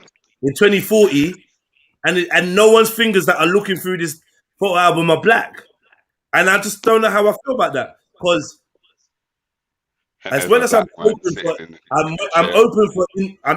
interracial, I'm not an advocate of interracial relationships. I don't think I could ever advocate for it, because I just don't think I can. I think it's irresponsible. Personally, I just don't even think you can. If your preference is your preference, but advocating for it, nah, I don't think I could. And one of the main reasons is this kind of washout thing that we noticed. I just don't know. I don't know, man. I think if you're not, I hear that, and I think what upsets me most about my cousins is their disconnect to my granddad. And right. I think that's their dad's fault, but not a big family thing, but not really. But I'm just saying, like, I think it's because they didn't live with their dad they only lived with their dads. The dad and their mum split up in it. Then they went to live with their mum, so they didn't get enough. I think as an adult. The mum was white. Yeah, the mum's white. Yeah, so they didn't get like. So my mum's very interactive with both her parents. So my mum was very close to both of them, and my mum's very close to her sisters, her Trini family as well. So my mum's very proud of that, like extremely proud of being Trini and so on and so forth.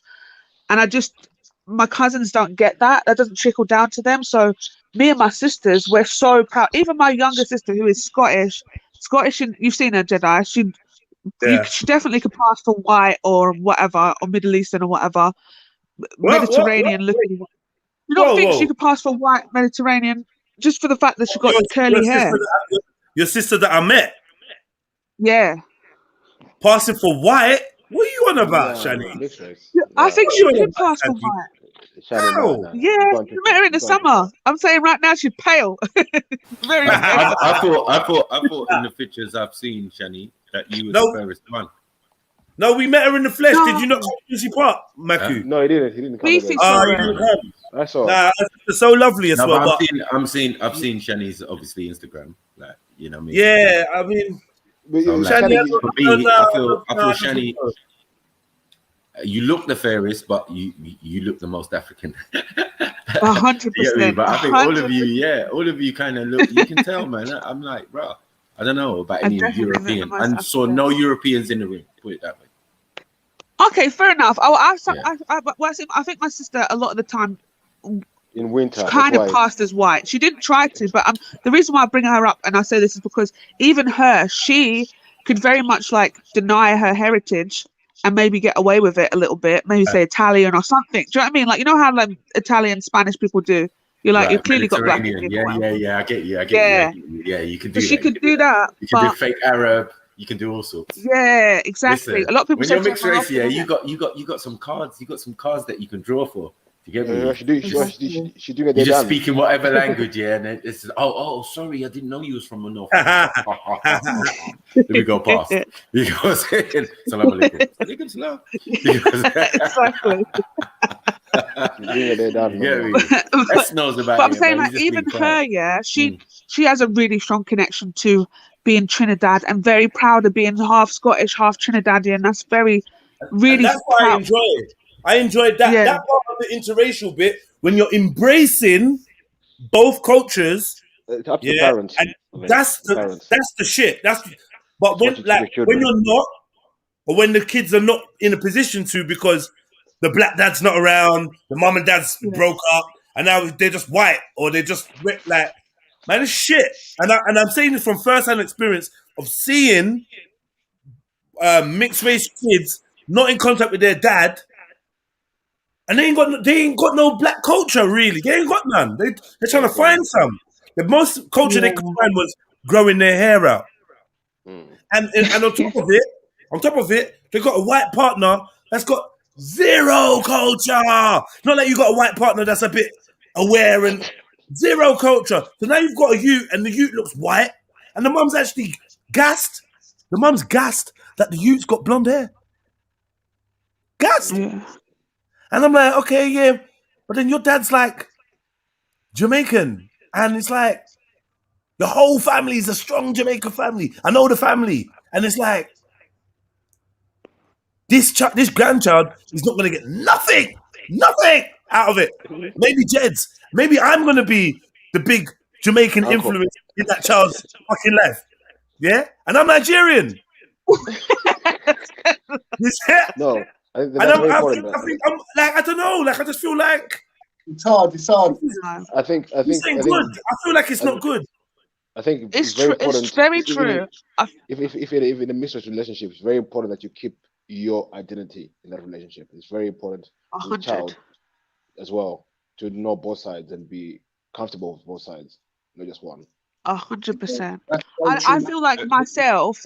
What you described there, I feel like myself is a bit like that as well, Jedi, because I don't really connect with my dad, and my dad and his family there's thousands of them, and they're all Jamaican. They're all with other Jamaicans or Africans. They're not with anybody white. They're very, very proud of their heritage and so on and so forth. And like, I have a lot of them on my Instagram, my Facebook and stuff, and I see them, and do you know what I mean? Like, and whatever, my cousins and that, but I just don't have a connection with them, and I don't have a connection with that's my Jamaican side. Do you know what I mean? I'm half Jamaican, half whatever my mum is. Do you know what I'm saying? But I'm Jamaican at the same time. Hold on. That means you're more Jamaican. Hold on. That means you're more Jamaican than you are Trini. Yeah. You're more Jamaican than you are white. Yeah. Yeah. Do you see what I'm like? It's like, exactly. Like, it's sad, man. I think it's just sad, isn't it? Like, it's sad. Maybe it's not essential. Maybe you're not going to be like Jedi, but what does it fucking matter, man?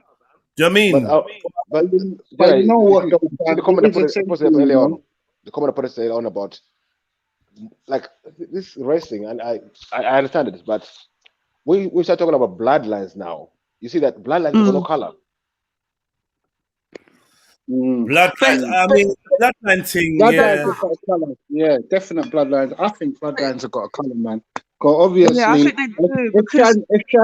If you grew in South London or East London or wherever part of London, you fucking wouldn't identify with Scotland 1 inch, bro. So it's just where you grew up and how you got brought up. You know what I'm saying? Blessings, everyone.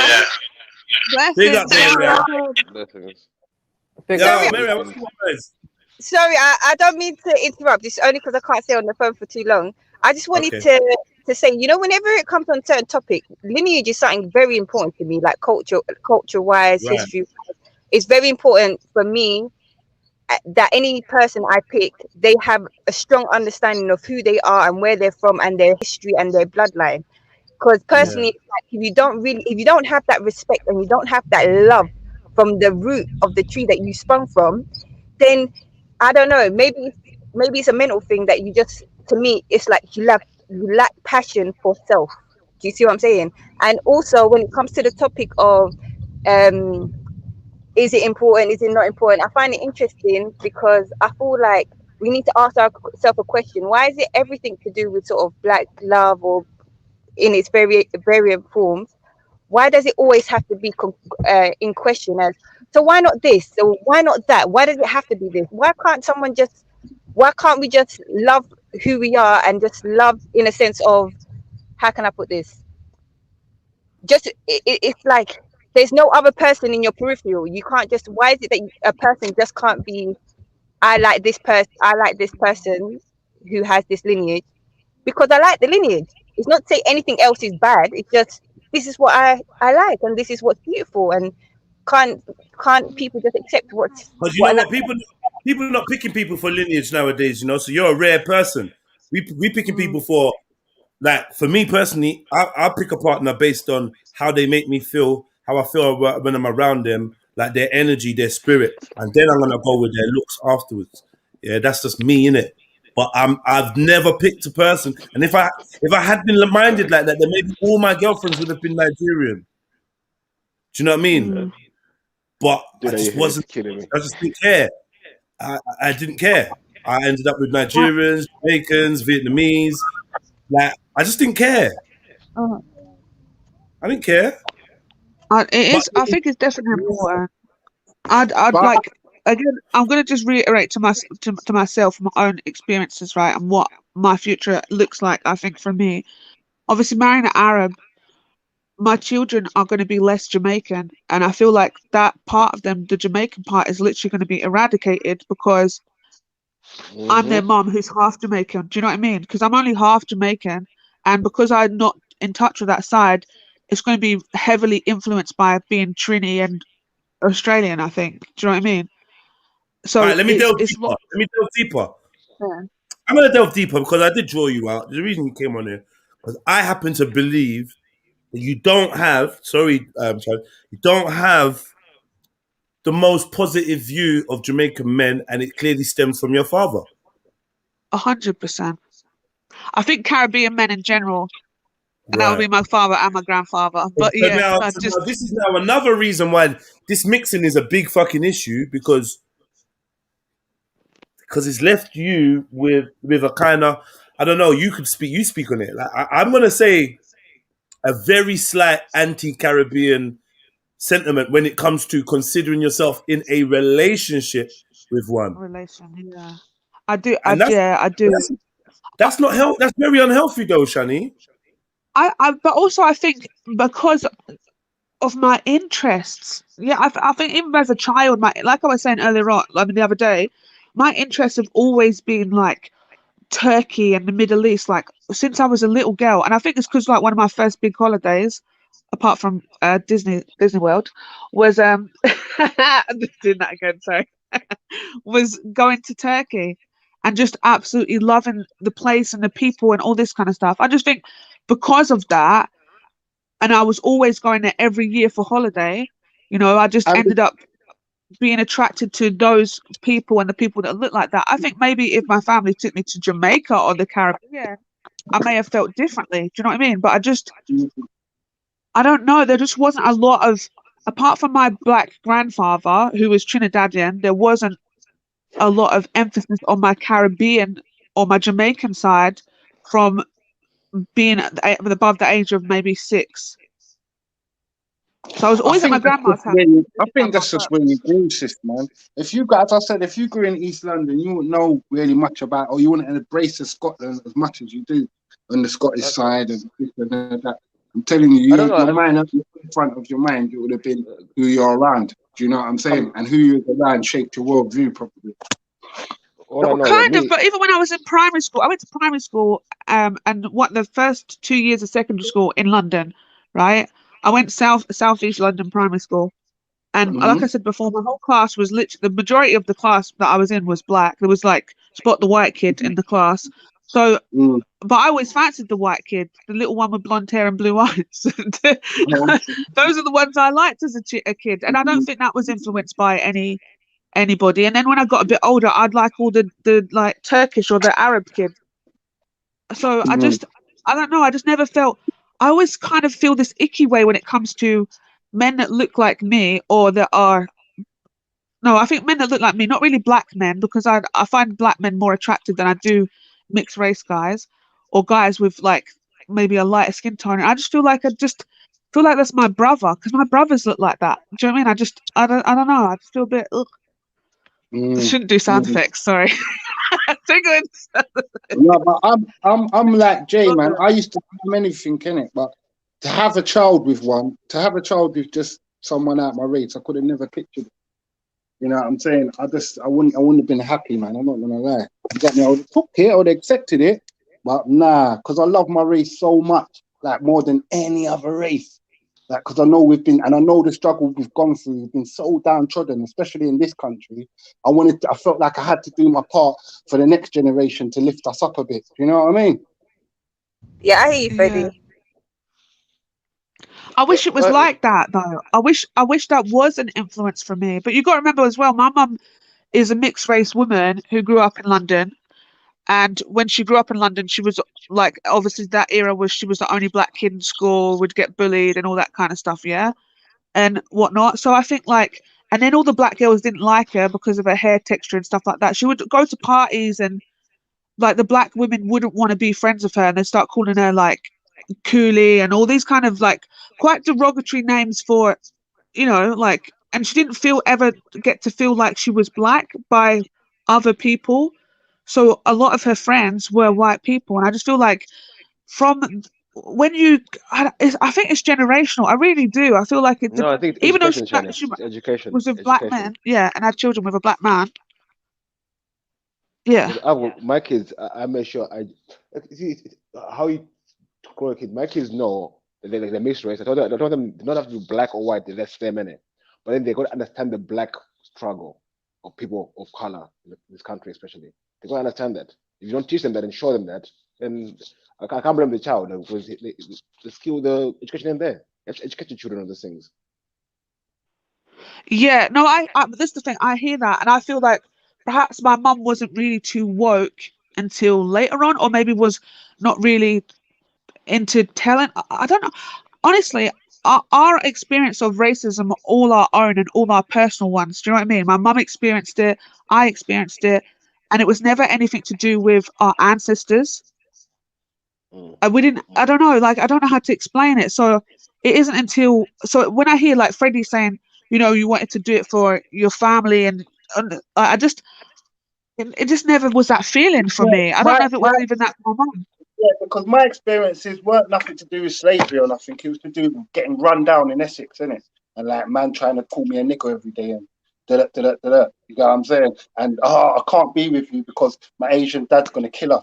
And I got a black eye because my Asian dad fucked me up.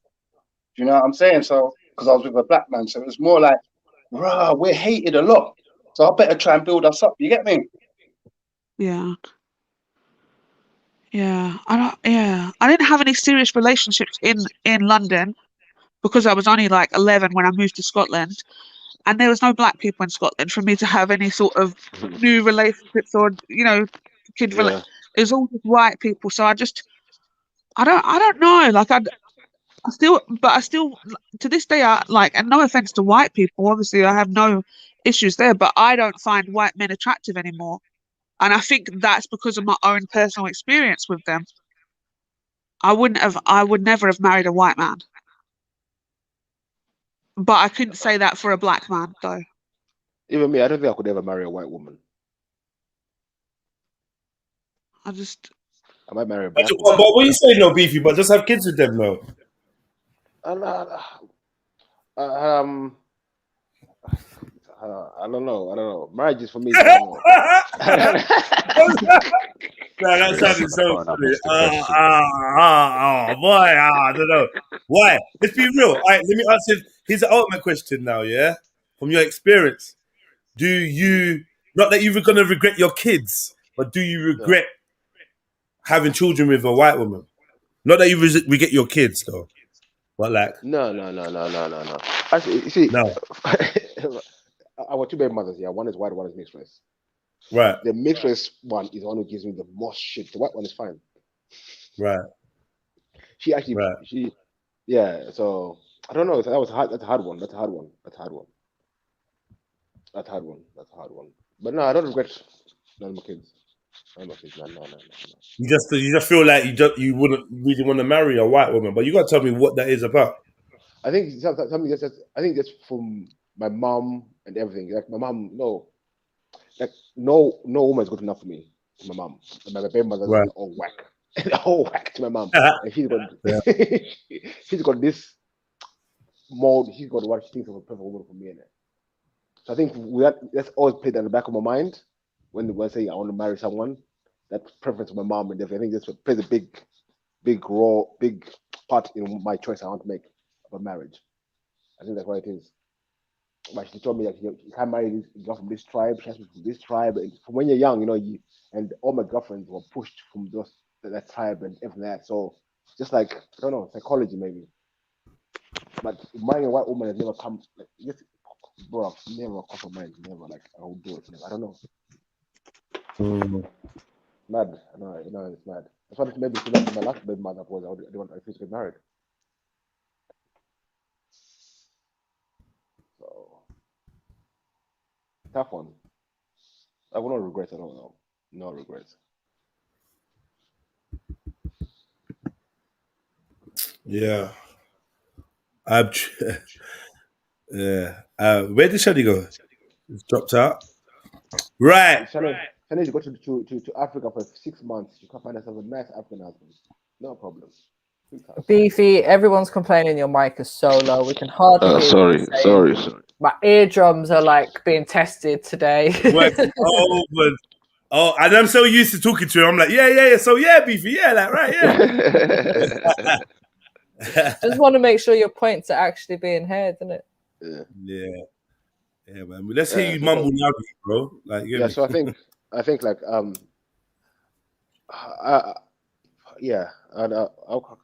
maybe I could marry my baby mother, but just, I don't know. I got my mom in my head as well, and I don't know. It's hard. I don't like my mom is my number one fan, and I saw when you got someone who does everything for you, you just have to disappoint them. No one of them was there. You just can't disappoint them. Facts, man. That's fact. But I've got the same pension plan as Beefy. If it all don't work in Europe, I'm going back. You get me? I'm going back to Africa to find my little thing that can cook me whatever soup I need at night time. You see me?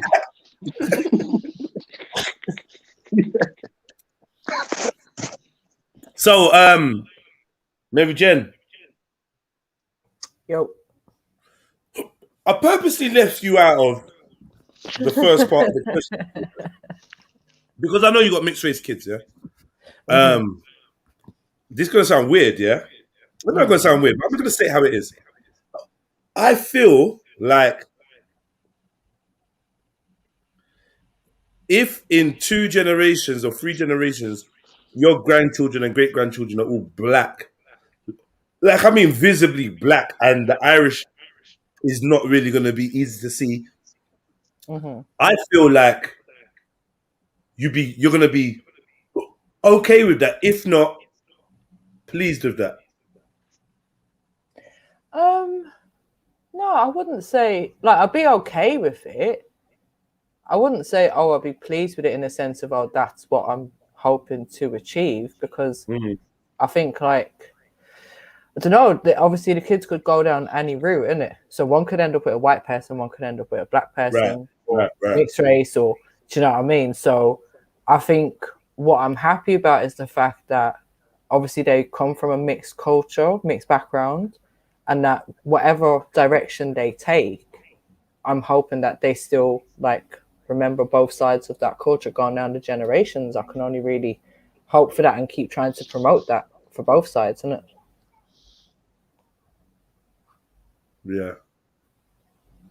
Yeah. I remember I don't know why in my head. Maybe I've got some stereotypes and some unrealistic thought processes in my head. But when I think about a white woman that's got mixed race kids and then they're very much in the black culture, I almost see it as like a badge of honor for a white woman to have mixed race kids and black grandkids and blacker great grandkids. From what I've seen, like she seems very proud of that brood. But then when I've looked on the other way around, I don't get that inherent feeling of pride when it goes the other way around from a grandmother whose grandkids are now all white and she's black.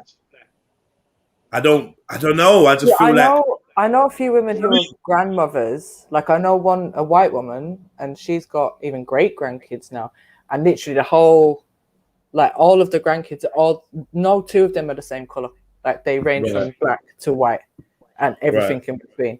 So she used to make jokes of it herself. Literally, that's what she used to say. It's like the United Colors of Benetton when she'd be doing the school run, because she'd be walking down the road with like 6 of her grandchildren and they're all different colors. And she said she used to get funny looks, but like that's how her, like obviously it was a mixed race relationship, and I think a few of the kids were adopted as well. So she's quite used to that mixed and blended family, and she's quite proud of the fact that it's all mixed and blended. And you know, there's another reason why I want to mix and blend nothing. It's because you know what, right? Fucking hell, man. I would hate for my daughter or my son to hear that she's an N-word or she's a black this or a black cunt from her own family. Do you know what I mean? And I know as we get older in time, I'm more Jamaican. Like as I'm getting older, I'm more looking towards over there. Yeah. I'm not looking towards pie mash or Sunday roast or anything. I'm looking towards over there. So if I had a white partner, she'd be looking at Sunday roast and all that, but I'd be looking over there. So it wouldn't really work in old ages. Do you know what I mean? Let me tell you a funny story, Freddie. When me and my kids, when I was at home, my kids and that, sitting there. Yo, baby. My baby mother started yapping, yap. All of us just say, "Hey, someone's ghosting here. Who's that talking? Someone's ghosting in here." When she's so pale, we're like, who's talking? Someone's ghost talking here somewhere. Is that racist?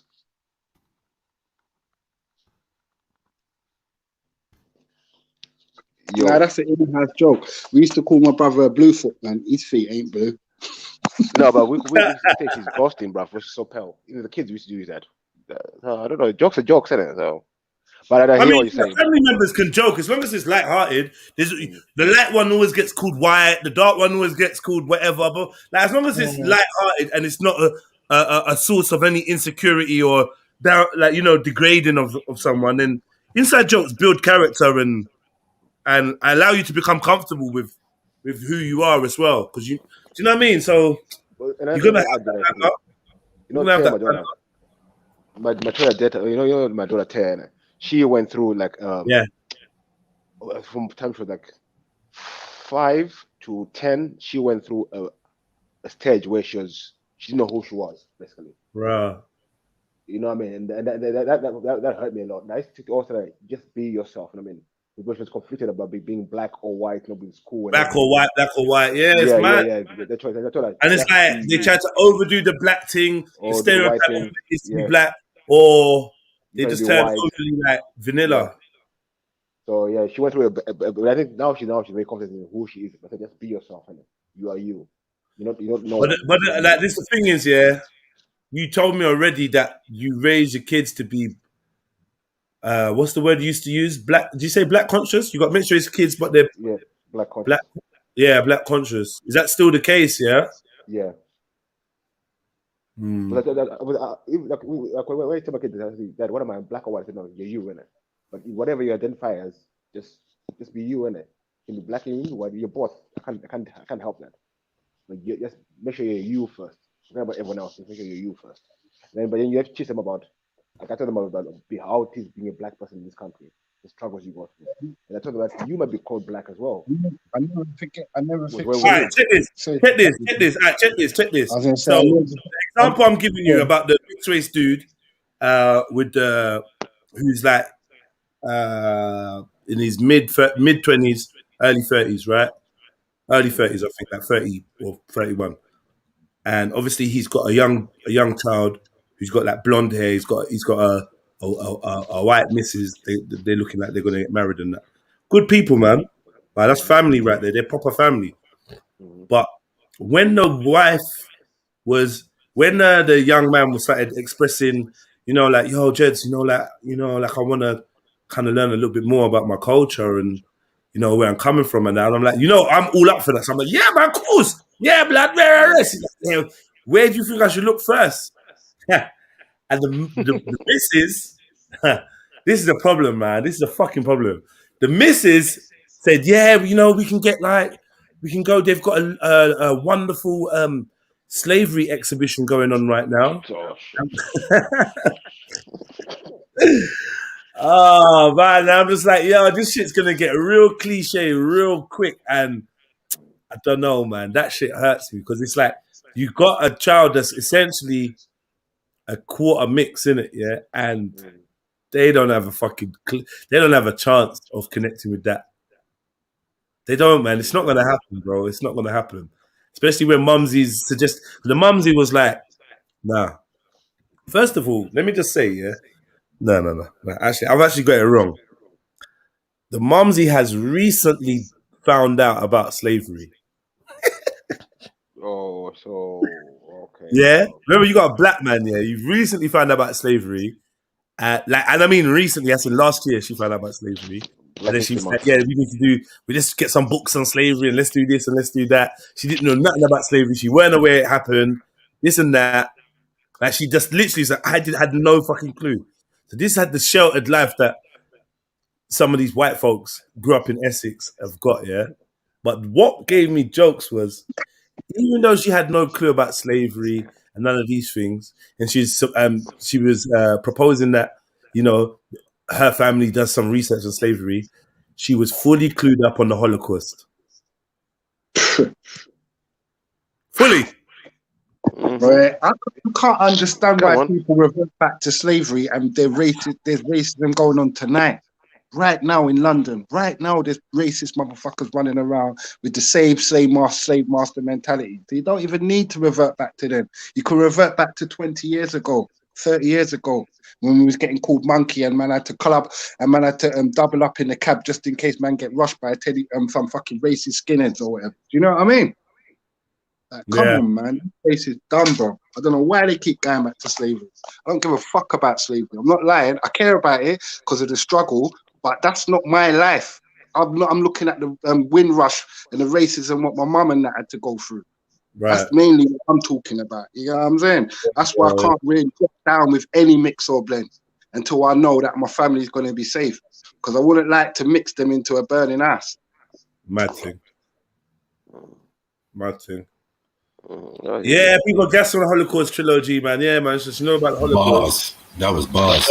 Pretty. But that's taught. But the Holocaust. Oh my God! No, Trilogy, stop that! I just clocked what you just fucking made me say.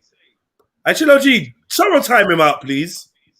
You did too much, Trilogy, man. People are gassed on the Holocaust, and I'm probably reading it out, you know, until I sat there and thought about it for a minute. No. You need to time it out, bro. Gassed on the Holocaust. Here comes Jupiter to defend the Holocaust. Yeah, that's fucked up, you know, taking the piss. He's taking the proper piss, bro. He's got a book of one-liners, you know. I swear to God. Right.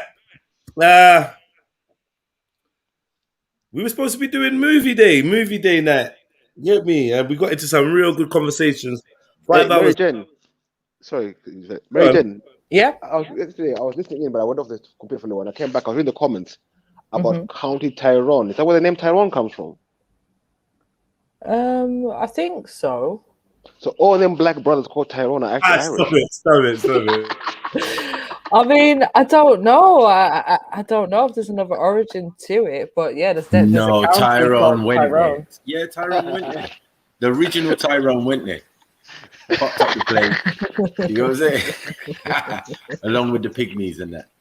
We used to talk about the leprechauns. But it's very rare you find a white person called Tyrone. But everyone Tyrone I know is black.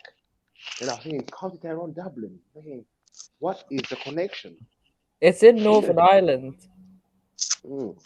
So most of the people in Northern Ireland were taken to Jamaica, I suppose. Do you know what? Like, I don't know. It's interesting. We should look into it. Yeah, I found that very interesting. But the name Tyrone is just like big out here. Like, where the name come So you from? didn't know that it was a place, an island?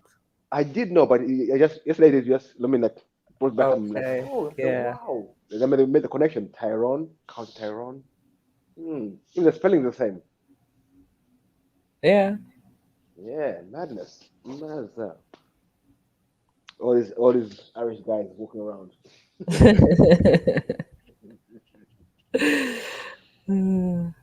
But Jamie, that's my Irish, the most popular Irish. Seems like all the youth are called Jamie. Jamie Lee. Aaron. One is two. You know what I'm saying? But big up my Irish people, though, man. Big up all the mixed race couples, man. This is just my little person. But this is what I was talking about, though. But this is when I talk about bloodlines, like you'll find even the Queen. I'll give you the Queen as an example. She's got black, Indian, everything in her, so they say. Then, when we've done the recent tests of the people born outside of Africa the last 2 years, about 75% of them have got white in them. There's a white connection in there somewhere. 75%. So for me, as I said, race is out, but the bloodline is what really matters. The bloodline is what really matters. You have to know your bloodline. Yeah, no, Beef, if we was getting fair treatment in this country, like proper fair treatment, like just like we was getting treated like everybody else, like the police came to deal with us and it was coming in reasonable numbers, like the Mental Health Association was dealing and was sectioning us at such a high rate, and the education system was dealing with us fair, all of this stuff, I would breed a white woman tomorrow. Like, that's normal, because getting fair treatment. But where my you ain't gonna never get no fair treatment in this society what we're in now, I'm better off not giving her that type of negative stigma. I hear what you're saying.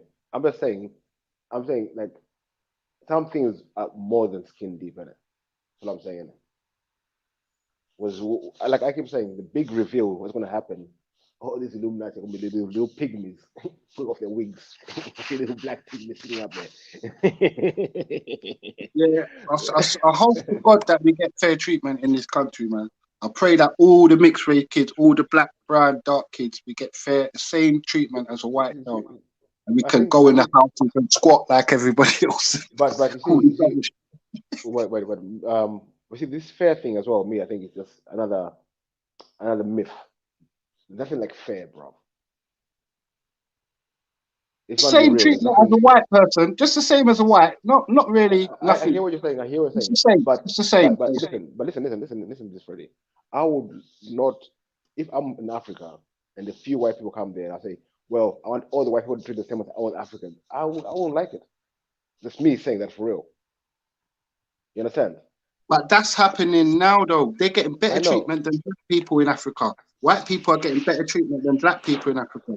They could demand it. We can't demand shit, Beefy. That's what I'm saying. So when we're in a position to demand something, that's when I can get down with a white woman easily, because she can demand my children's rights, and so can my children. Do you get what I'm saying? But we can't demand nothing. I hear you, but my advice for my black brothers who in this country, I think you need some kind of words. England is not the world, you know. England is not the world. The white woman hasn't even got enough power to demand that our children get fair treatment. She don't even get enough respect in her society to demand that man get a fair treatment from a black child. You got demanded. I demand my respect from people, bro. So you gotta demand it. You have to. No, I'm saying we demand it, fam, but how the outcomes come is different. We can demand it and we can get locked up. You know what I'm saying? The next person could demand it and they don't necessarily get that same lockup as we get. Do you know what I'm saying? I hear you.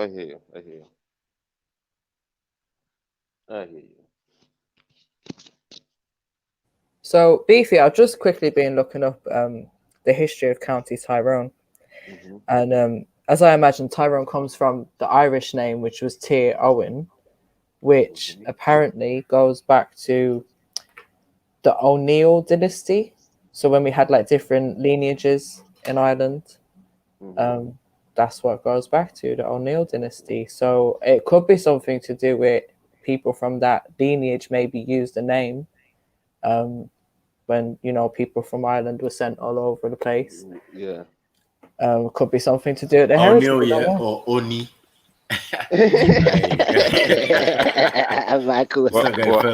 What year was it? What year was it, mate? Going back to the South African to me, mate. From the 10th century to the 17th century, it was known as. Oh, the perfect example is Reggie Yates. Reggie Yates thought his name was European. He went back to Ghana, spoke to the king, and the king said, "No. Your name is Reggie Yates." You get me? I was like, what the fuck? You get me? So it's like the other way around. When you come to Europe, your name slightly gets changed sometimes and gives it that European. Because we got Thompson, Hughes, and all of this in my family, and it's not due to slavery. And Daniel is a very big name in Nigeria as well, Daniel. Oh, but my family though, man. Family, I'm gone, man. But one thing I've got to say before I go, man, don't hate the black, don't hate the white. If you get stung, just fucking hate the bite. Pick up, Benny.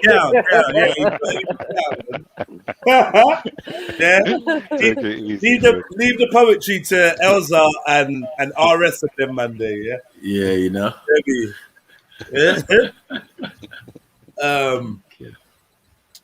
Thirsty dog, wagwan. Wagwan. Why are you a thirsty dog? Because it's Thursday. Okay. Weddings, days, dog.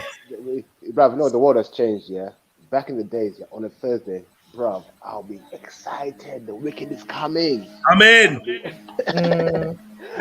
Build up to the Friday live stream. Yeah. It's got 30 Thursdays, isn't it? You know, you can warm up. The weekend's coming. The weekend started. Yeah, it has started still. Thursday started the weekend. Warm up. Yeah. Don't get too excited. It's warm up, isn't it?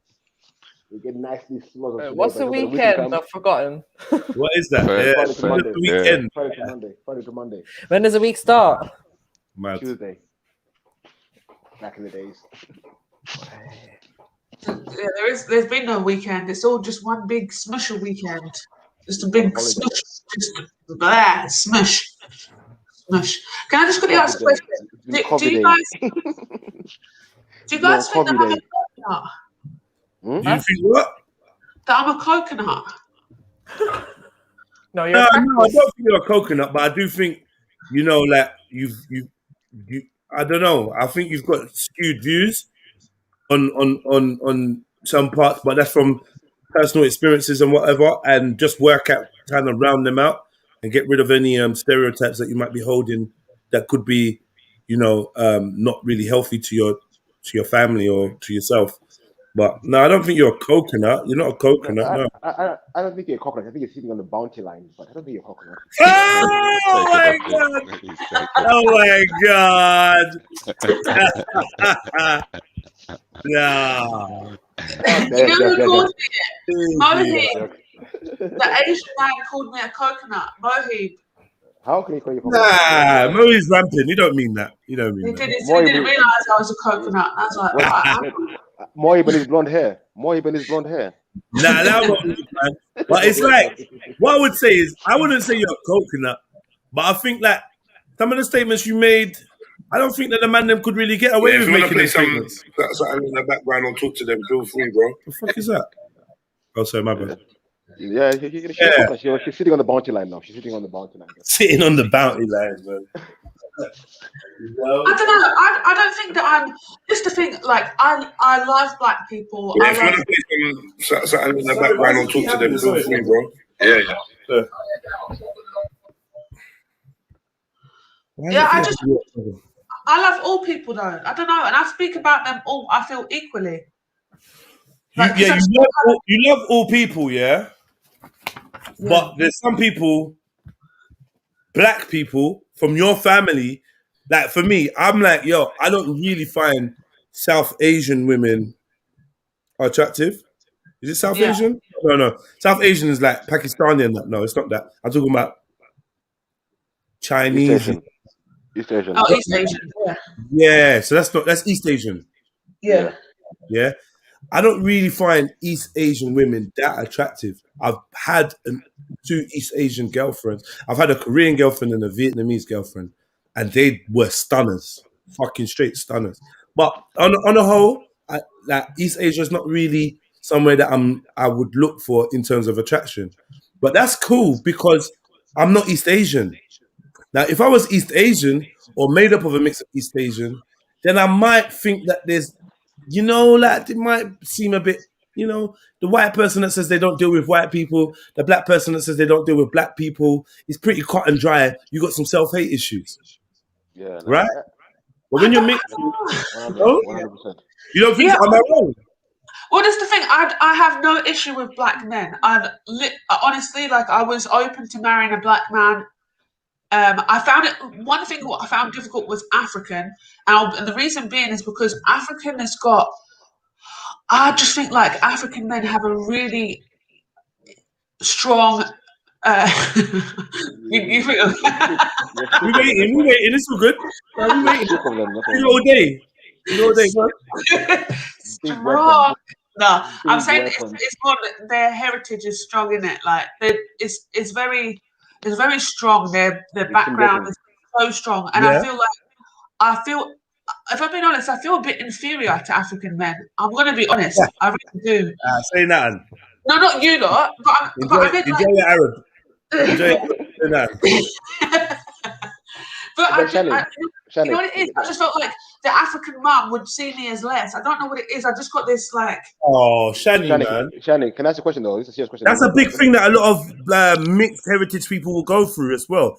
They will feel like they're not accepted. Sorry, Beefy. They'll feel like they're not accepted in a certain, dimension. So they will just stay away from it. Maybe one person said, "You're fucking yellow, rare," and they're like, "Oh, these black people are not gonna like me," and then they've gone full force into being white.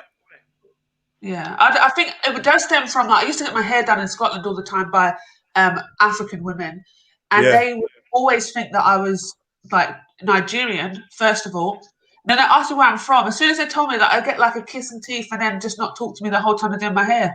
I just felt away. Do you know what I mean? They made me feel away. Like I don't know. So I just felt like, shut up, Joe. I don't know. And there was one guy. There was one black African guy that I was interested in marrying, and he said that his mum wouldn't mind marrying me because I was light skinned. But if I wasn't light skinned, then there could be a chance. Be in the running. What? Wait. What? Say that again. Your mum wouldn't like. The mum wouldn't mind. So his mum wouldn't mind him not marrying an African woman from where they were from. Because you got some black in you. Because you got some black in you. But that makes sense though. This is what we've been talking about today. At least when she looks at her youths, they're not just going to be washed out. And I think she has that concern in her head that what happens in 2 generations. I get that. This is kind of what I've been saying. It's kind of what I've been trying to say in a roundabout way. That I feel like this is a concern that some people have, and maybe it's a concern that some of us should have. Maybe not. Yeah, it made sense though. So basically, if you were white or Indian or Chinese or whatever, the mum wouldn't really be on it. She wouldn't be on. Even if I was like darker skinned Caribbean, she wouldn't be on it. Oh, now I'm confused now. So yeah, there was the fact that I was light skinned, but because I was Caribbean, there was an issue. But because I was light skinned, it was fine. That's a mess. It's a mess. Yeah, it is. I thought it was quite weird as well, and I find that with a lot of like, so even before, I've had an experience of being with somebody and their parent telling me that I looked Arab, so that was cool. Like I looked, and I felt really away from that because I was just like, well, I'm not. And if I had children with your son, like they're not going to be either. Yeah, they're not going to be. Do you know what I mean? And I feel I'm very happy and comfortable in a relationship that I'm in at the moment. I'm going to be cracking up, Shani. Yeah, I'm gonna catch up there. When you have a youth, and that youth comes out like fucking Babatunde, I'm gonna fucking crack up. But you know what's so mad? So what I found really lovely about my husband, he said he hopes our children look like me. So that makes me feel really good because I obviously look like an African woman. I do, and I look like stop it. I do. And Several African women at the same time. Yep. Oh my god. He didn't say, "Oh, I hope they look like you, but they don't get your nose" or something like that. Do you know what I mean? He was happy that they would. There's a possibility that his children, even though he's Arab, are going to look African. They're not Come on, Shani Goldberg. Come on. Yes. Shani, when you say he's Arab, that kind of purple. When you say he's Arab, when you say he's Arab, there's many different. There's Shamsi Arab. There's Walla Walla Arab. You know what I mean? No, Arab is very, very. It's just like broad, isn't it? So what Arab man are you talking about? Well, he's from Tunisia, so I personally from my experience. No. Shamsi's from Algeria, and very European. But Shamsi's very European, apart from his hair. But my husband doesn't look European at all. He very much looks Arab, and his skin tone is that kind of dirty way. I don't know how to describe it. You know how Shamsi looks European. Yeah, apart from his hair, I think he does. I think he's got there's a lot of, I don't know, maybe because he's really pale skin. I don't know, but my husband isn't pale skin, and he's got a dirty. He's got the same skin tone as me. Dirty. I said dirty, Shani. Come on, that's racist. No, I don't know how to describe it. Do you know that way where they kind of look like they've been out working all day? Wow. I'm so racist. Let me try again. So your husband's got a kind of dirty skin color like you, and Shamsi looks European. White. Shani. Hey, Shani, man, come on, man. Some help, Shani. Get some help. Get on that bounty line, Shani. Remember, Shani finds other beige people sickening. Oh, stop it.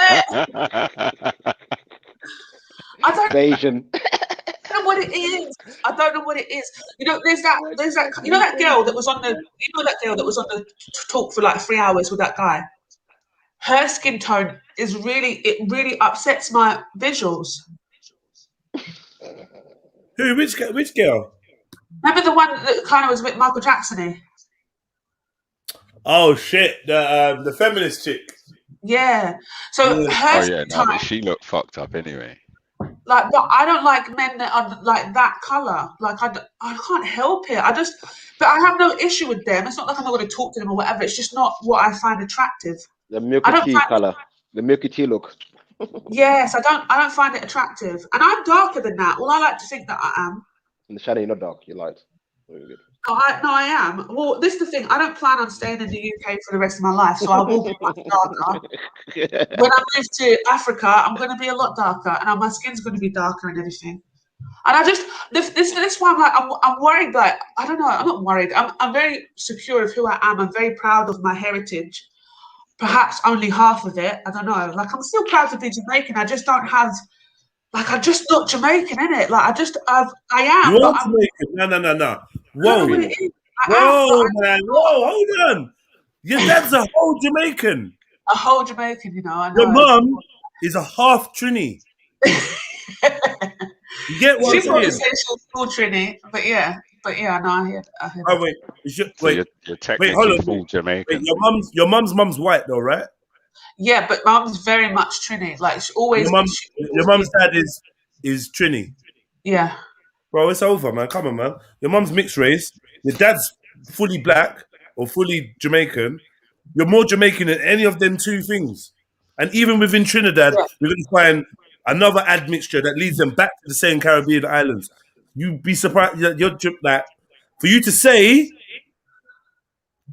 I'm not Jamaican, is just you can't, even if you didn't have a good relationship with whoever that was Jamaican in the family, you got to adjust your attitude.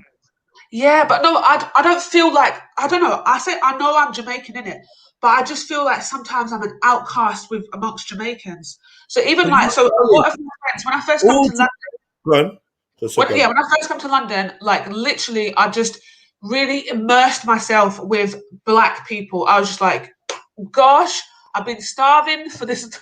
I've been thirsty, like, and I just decided to just jump in, and everyone that I was around was Black, you know, and I just was super comfortable. I just felt like, yes, I can be Shani. Do you know what I mean? I can be me. I'm so like, it was amazing for me. But then I started to realize, like, I'm not so Jamaican when my girlfriends or whatever are all Jamaican and stuff. I just felt like I wasn't really, I don't know. I don't know. No, sorry, no. I just didn't feel like, I know, but you're doing all that analysis and self-critique and comparison, and you're not gonna find a sense of belonging like that. What you need to do is meet up with family, and you need to go to your island where you got heritage, and you need to forge your own understanding about your thing. And you need to go to cultural events, not just parties, but cultural events that teach you about the history of where you're from, and you can embrace it from a more holistic, healthy kind of standpoint, and realize that you can be your own kind of Jamaican. You are Jamaican. You don't have to get a certificate or a badge to say, yo, I'm Jamaican. Your mum, your dad, your uncle, your friends, none of them can tell you how, like, you're born Jamaican, innit? And worse than your dad is actually Jamaican. Like, even when we dealing with how people, you know, dictate nations and that, you're definitely more Jamaican than anything. Yeah, 100. My mum acts more Jamaican than me. I have to tell my mum sometimes she's not Jamaican. I'm like, I'm the only Jamaican. Like, even my little sister is more Jamaican than me. Like, and I'm talking about their interest within the culture. Do you know what I mean? I'm talking music. No. You don't want that. Don't make you Jamaican though. No, I know, but that's what I think is the disconnect. I think a little bit, because I just feel like I'm not. Like, I don't know. I'll go to my grandma's house and I can't really understand what she's saying. I don't know. I just feel like I'm. You sound like about you now. You are sounding like about you now. That's that line again. Yeah, that was you. Now you crossed the line with that grandma remark. I don't know. Where's the Jamaicans? You Jamaicans, deal with her, please. Where's you Jamaicans, man? Deal with her. Fucking hell, man. She won't understand me. No, I just. You know what?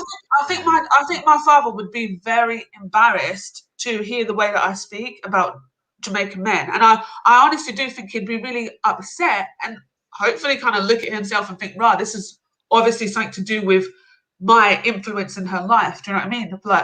But it just doesn't. You trying to teach her a lesson? You trying to teach your dad a lesson?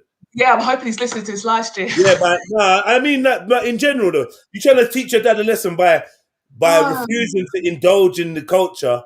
Like it's like a slight. I'm still mad at you, Dad, kind of thing. Of like slight middle finger up to Dad a little bit. I think it is. No, I don't know. It's not. I think my culture, and my husband always says to me, "Oh, you're so British," but I'm like, I'm not. I'm from the Caribbean. Like, I try and like tell him as much as possible that no, I'm not, and I'll say like I'm Jamaican or I'm Trini.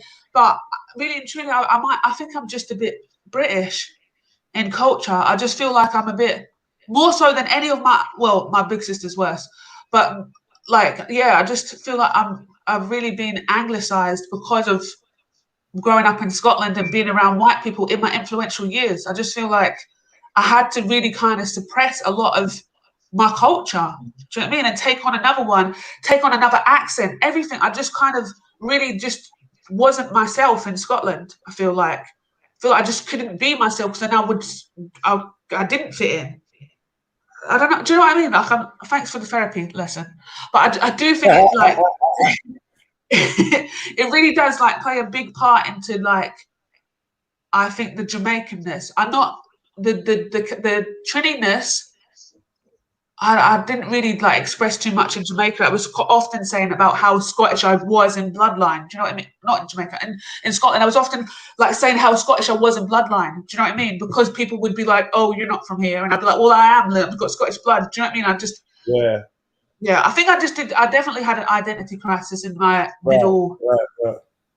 ages, and then. Well, you're from some wonderful islands, some wonderful places, and hopefully, you can, because I think it's more important for you, Shani. And this is the thing. This is why a lot of people are against interracial relationships and stuff, and because people end up with identity crisis. Growing up, let anyone black tell it. Everyone mixed race was Maddie. And when I looked at it, enough of them are mixed race people were Maddie. And I'm gonna have to say that how much of this Maddiness came from the conflicts that they had growing up, sitting on the back of the bus while we're rinsing white people, and you're joining in, and your mum's white. Like, do you know what I mean? These are the things that was happening on a regular. Yeah, look at that white woman. Yeah, white people don't do. White people don't wash. Oh, in the morning, white people don't. Oh, the white boy. Oh, the white girl. Like, it's like cultural comedy that had a bit of an edge to it, right? But like our mixed race buddies, brothers, and that, they'd be all joining in. In the back of my head, I might go home and actually replay a convo and be like, "Ooh, rah, Jack said that. I wonder how Kane felt about it." Yeah, Kane's the mixed race one, by the way. I wonder how Kane. Yeah, you knew already. I didn't need to say that. Yeah. Even though Jack is just not a black name, but you're like, nah, I know who Kane is. or Nevaeh, you hear me, or whatever. Yeah, yeah, Kane and Nevaeh. But yeah, man, I don't know. Like, do you talking about mixed race people? Do you believe that Sniper's gone on record to say that he believes that there's such thing as a bad mix? Yeah, and he got slated for it. He got slated for it, man. Even the man. Well, at least he had the courage to approach the subject. Yeah, he did. I didn't hear what he said, but at least he had the courage to. I fucking love that shit, man. Come on, man. Let's be real, man. I didn't hear it. He's softening the blow. He's softening the blow. I didn't hear it. Yeah, I fucking executed niggas with that shit. This was a couple of years ago. So yeah. I'm saying what he was saying was certain man acting all off key, and he put it down to the fact of that you're a bad mix. So in his head, what he's saying is some white and black people get together and they're just genetically or whatever just incompatible, and the child create seems to have bare fucking issues. Mental, physical, social. Would we agree? I've definitely observed a phenomenon that sounds like what Matthew's describing. I think education. I like them words there, S. I love them words. Oh my God. Man said a phenomenon. Observe the phenomenon. You're right. I like that.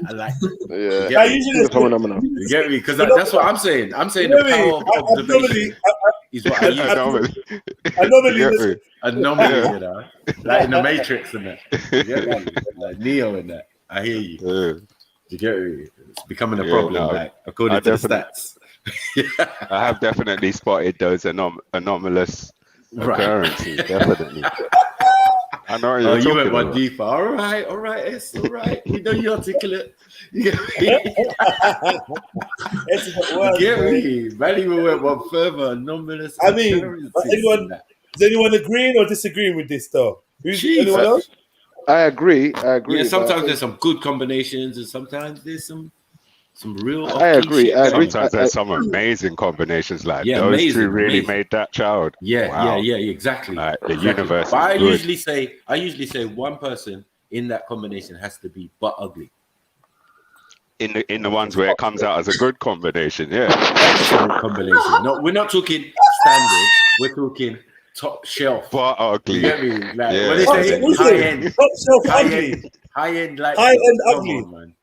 Nah. But one parent. I'm telling you, I got some one parent like at least. If not both, one parent has to be busted. Yeah. I was the ugly one then. The universe just intervenes. The universe intervenes. Nah. Let me give some assistance. There is a God. There is a God. There is a God. Yeah. I kind of agree, but I think that issue kind of only works with black-white mixes. I don't think it's an issue when it's no. Your parents are both pretty, innit? Your parents are both good looking, innit, Shani? They are. Then well, say Nizzy, innit? Say no more. Oh shit! Can you say this why you're Maddie?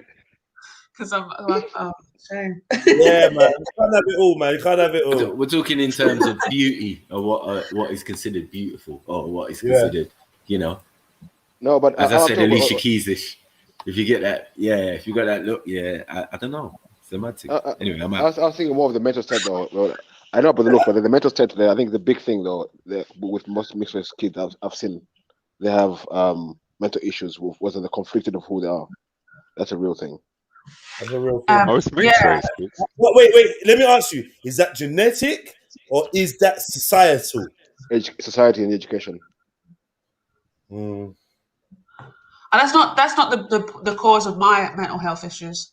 However, like I can see, it's a bounty. So don't worry. How do you know though? How do you know, Shani? Mine stems from being from when I was probably about 2. It was just the same. Like I'd had the same issues. Yeah, but I'm saying, how do you know none of that had anything to do with the fact that you're mixed race? I'm not saying it does. I'm just saying, how have you ruled it out completely, 2 or not? Because both of my parents are black to look at, so it's never been an issue in my family. Everyone in my family is black to look at. Do you know what I'm saying? Everyone's black to look at, except for my white grandmother and my white step grandmother, and that's it. Like everybody else is black or looks black. Yeah, I hear you. I don't think there's ever been an issue like that. Yeah, okay, but forget about the visuals. What about, because I'm gonna say that lots of mixes in the gene pool can, like, maybe there's some issues coming from that. From just being mix. Look, I'll tell you. Look, let me show you why I think this could be a possibility. Because I own dogs, right? And if you own dogs, you know, like. Do not compare the mixed race. No. Dogs are wait. Dogs are the best thing to analyze breeding processes and how temperaments and things are carried over to the next gen. It's not a joke that dog breeding is a fucking science.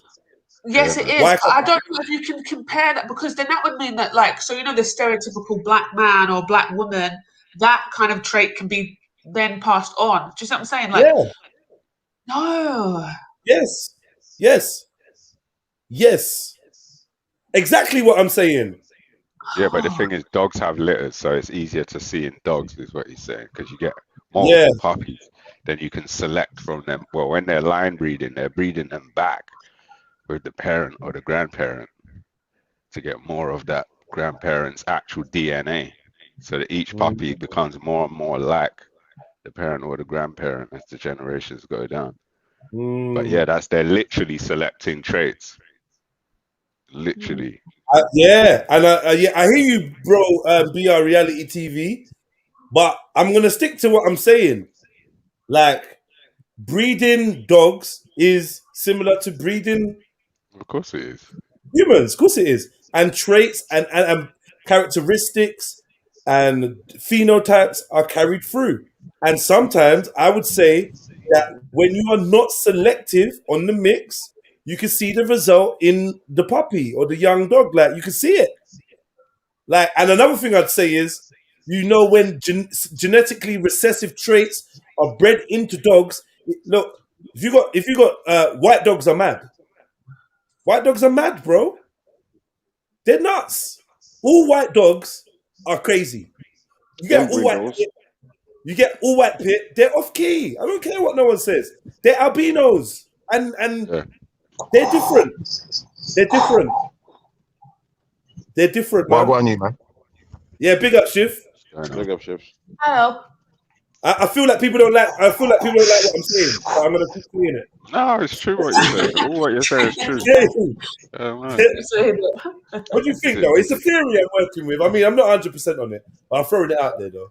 I don't like it. I don't think I don't like it. I don't like it. Because I mentioned dogs is why you don't like it, right? Yeah, because I definitely think mental health issues can be hereditary. So I feel like if you've had that in your family, that can come down. Why do you think that? Because of... All right, let me say one last thing. The European scientists have told us, scientifically, they believe the African to have a more well-rounded balanced, and pleasant attitude and characteristic based on their environment. With the same breath, they have described those that had the Neanderthal gene in them, and were in cold climates to be savage, less agreeable. Let me just put it that way. Less agreeable and more susceptible to certain traits, even sociopathy and psychopathy. I've said it wrong, but you know what I mean. Yeah, they've said that these make them more primitive. Are direct correlations to the environments in which these people lived in and bred in. So now, when we see groups mixing, all right, let's see it. We talk about Latin fire. We talk about certain groups of mixed people, which that's what they are. We might not see them as mixed. They're mixed, and we talk about how crazy they are, how wild they are, how nuts they are.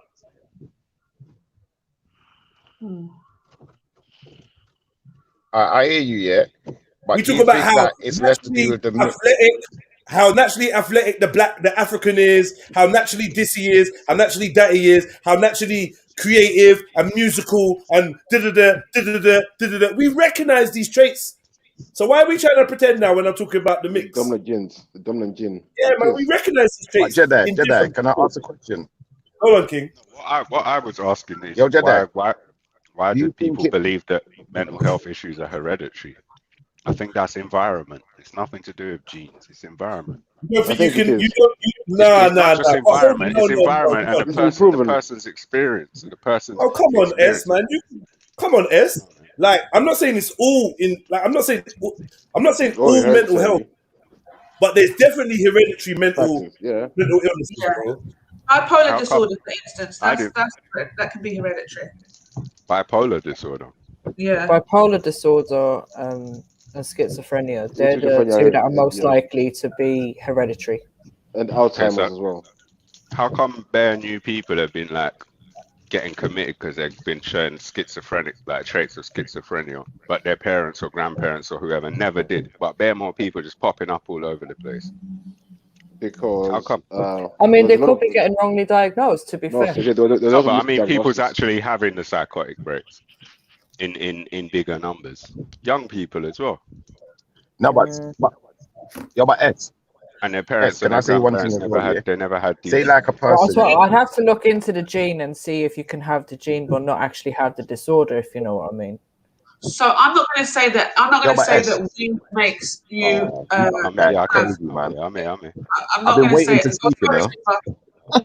There's such a way to be longer, Shiva. That's all right. Go on, finish your sentence. Yeah, I was just going to say. I'm not going to say. Like I've already said this a million times on this platform.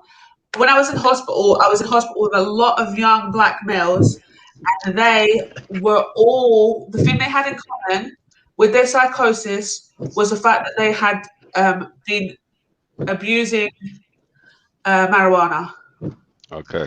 All right, can I interject now, yeah?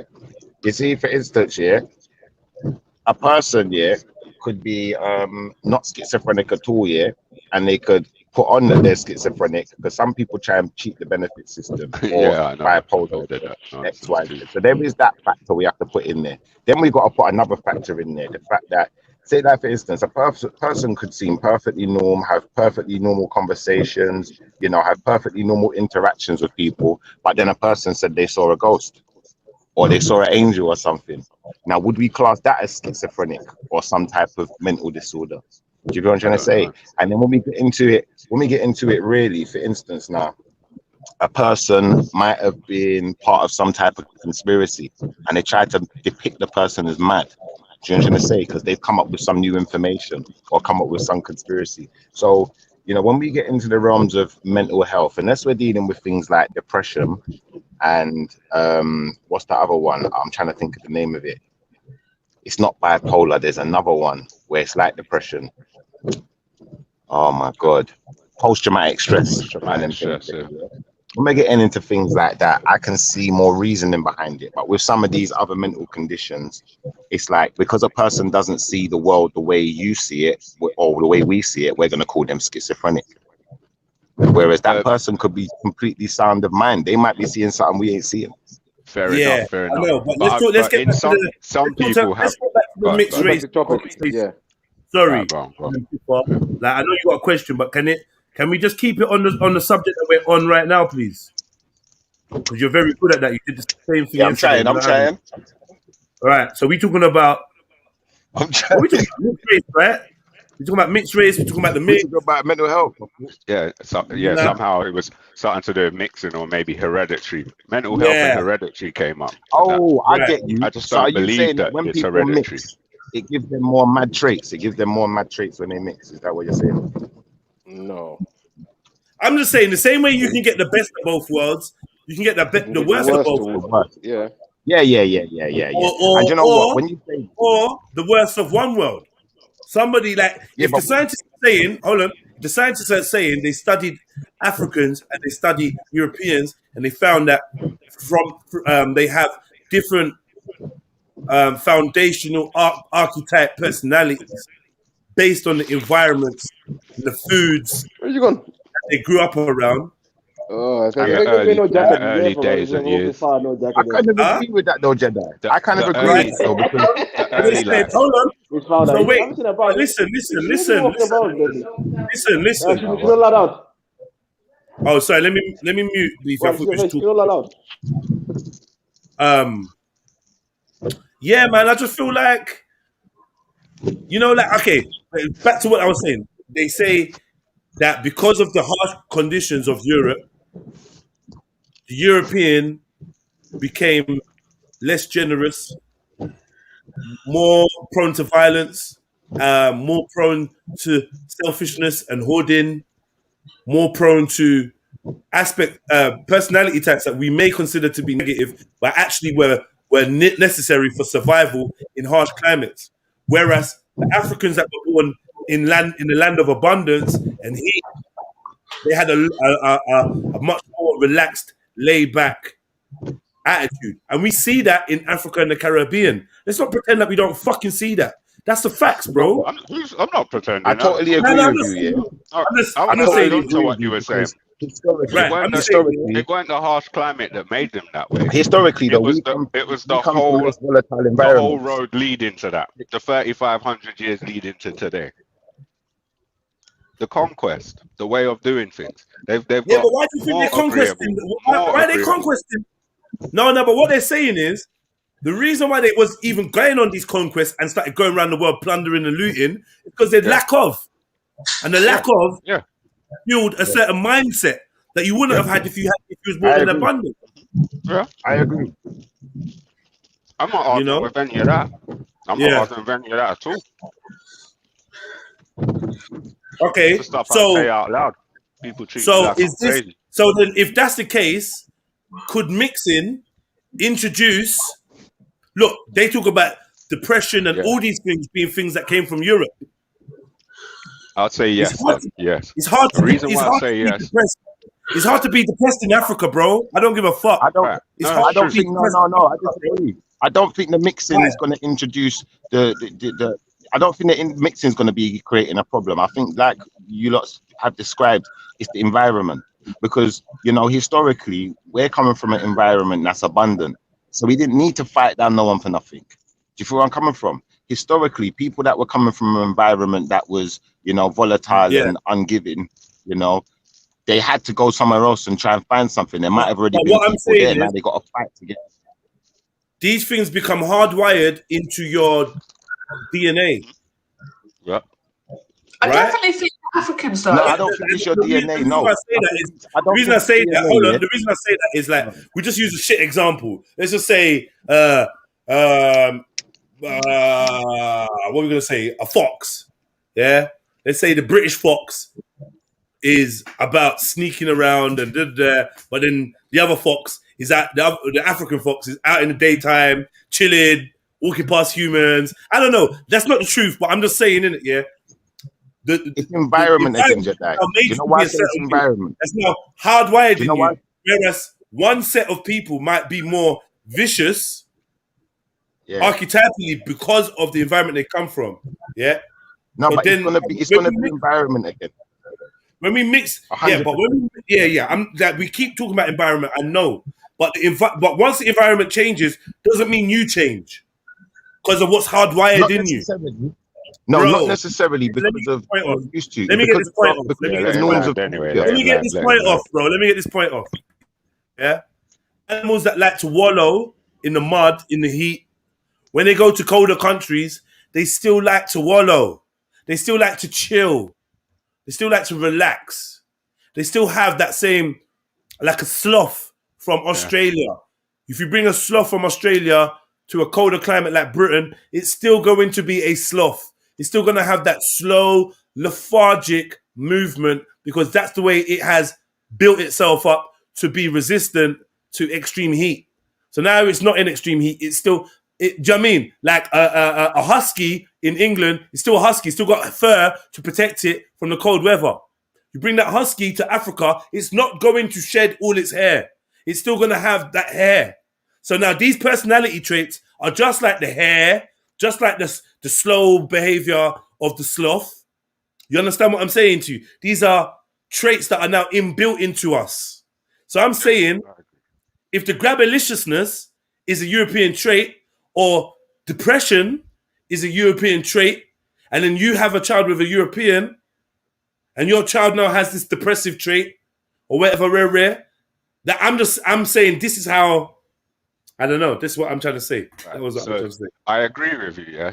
Yeah. Now, the grabalicious thing, I would say that is definitely a historical trait. The depression, I'm not agreeing to that.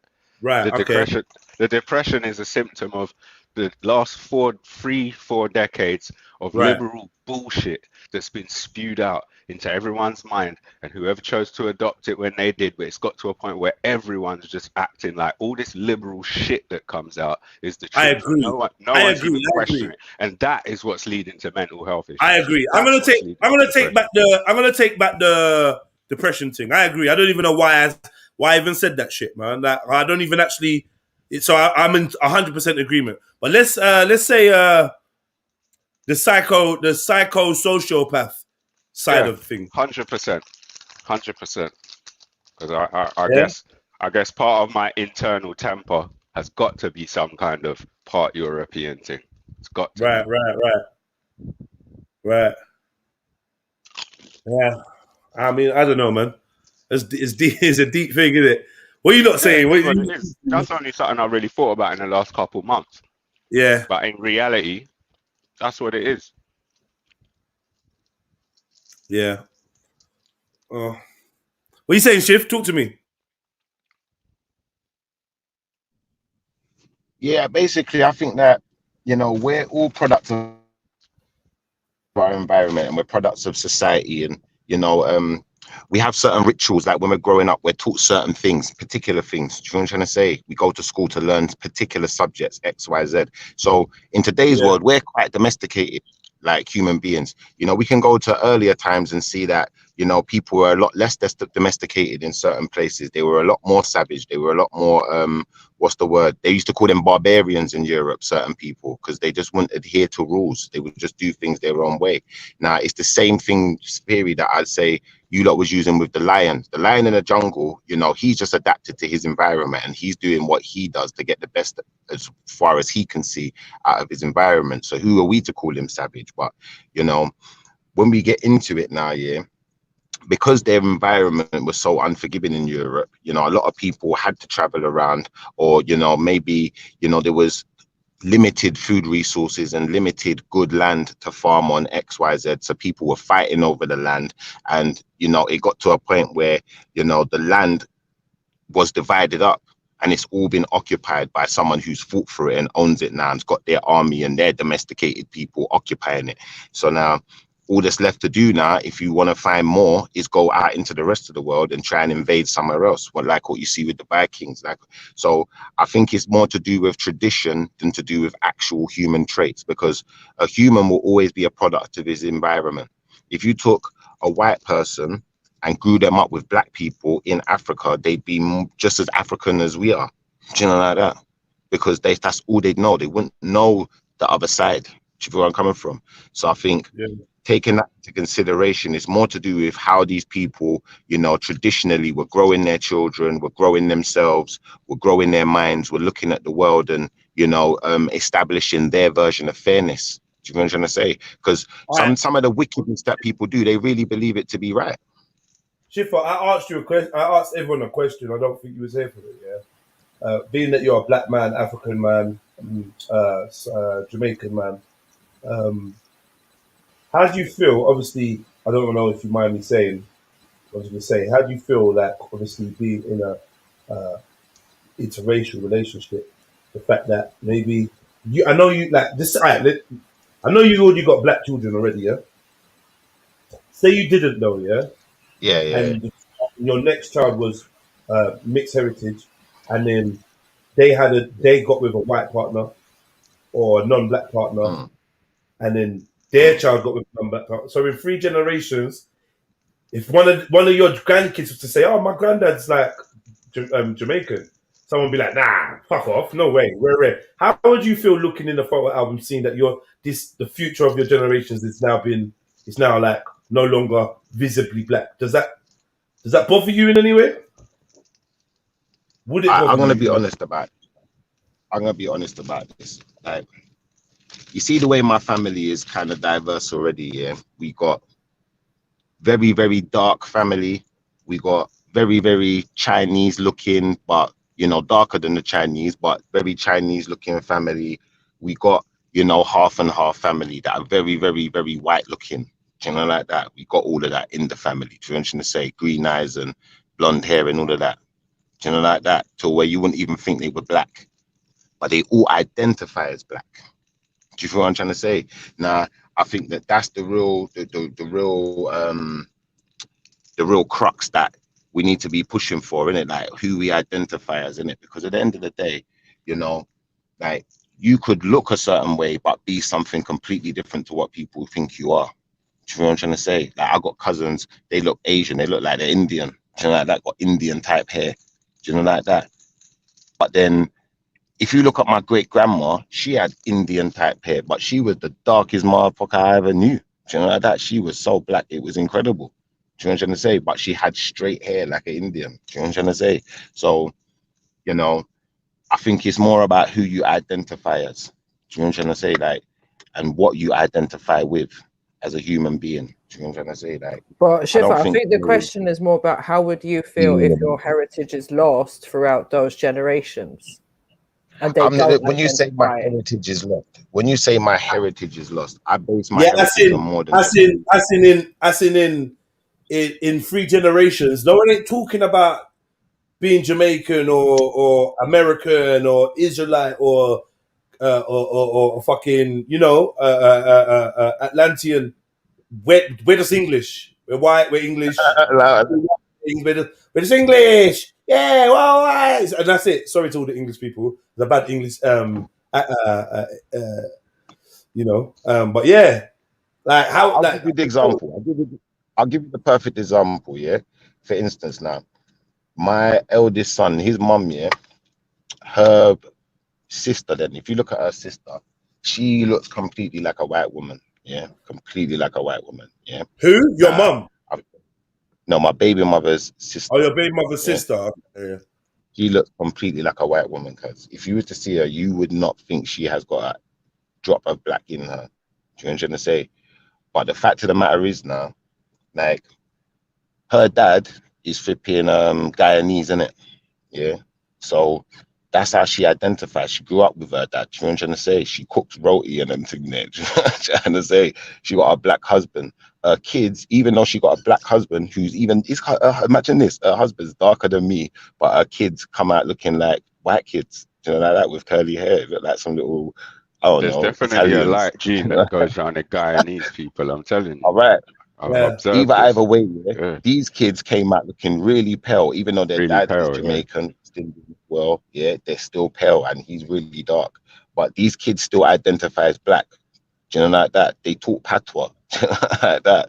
So I think, like, as long as my kids still identify with their history, I'm not like, I don't know, hell bent on color the way, some people are. I still think it's important. I think it's important to, to love yourself and love people who look like you. And, if possible, to, impregnate a girl who looks like you, like in color, you know, or get impregnated by a man if you're a girl or my daughter that looks like, you know, just similar to your skin tone, and keep some blackness in the world. I think that's important too. But I think on the whole, you know, when I looked at the dynamics of my family, majority of my family, I think I'm one of 2 people that are in an interracial relationship in my entire family, and I got a massive family. Do you know what I'm trying to say? There's big numbers. So I have no fear of the black gene dying out, if that makes sense. Right. Do you know what I'm trying to say? If I looked around me and I said, definitely. But I'm talking about, that's a good point. And plus you already got black kids, so you know you're not gonna worry about that. But if you never, and we were just looking at your thing, innit? Just your thing. I think it's more the opposite way around. I don't have much family. You get me? So I can't say, oh yeah, my cousin's over there and my sister and Mary. I don't have family like that. So yeah, it's down to me, innit? You know, whatever I produce. Do you know what? Yeah. Can I say one more thing to that? I'm more fearful, like, and I'm not saying this because I'm on the ethno brat side, I'm more fearful for them man there, because you see the thing is now, like, I don't know, like, we've seen this video with this one black girl, she's saying she only dates white men, you played it the other day, remember? Yeah. Now, I don't see that as a very frequent occurrence. I see it as very infrequent. I see it as very like, I don't know, it's very not strange, but you know, it's unusual for me to see a black woman with a white man. Even though I've got one cousin, she got a white husband, sorry, not boyfriend, they're married. Imagine that. So, but it's still unusual for me to see that. I don't see it in large numbers. But I'm telling you, fact, I know loads of white girls who don't even like white boys. They only go like black man. It's weird. Do you know, like that? And from other races also. Do you know what I'm trying to say? Now, maybe that's because there's this flipping rumor about black men, or maybe it's not a rumor. Who knows? All I know is, like, I see this happening. Do you know what I'm trying to say?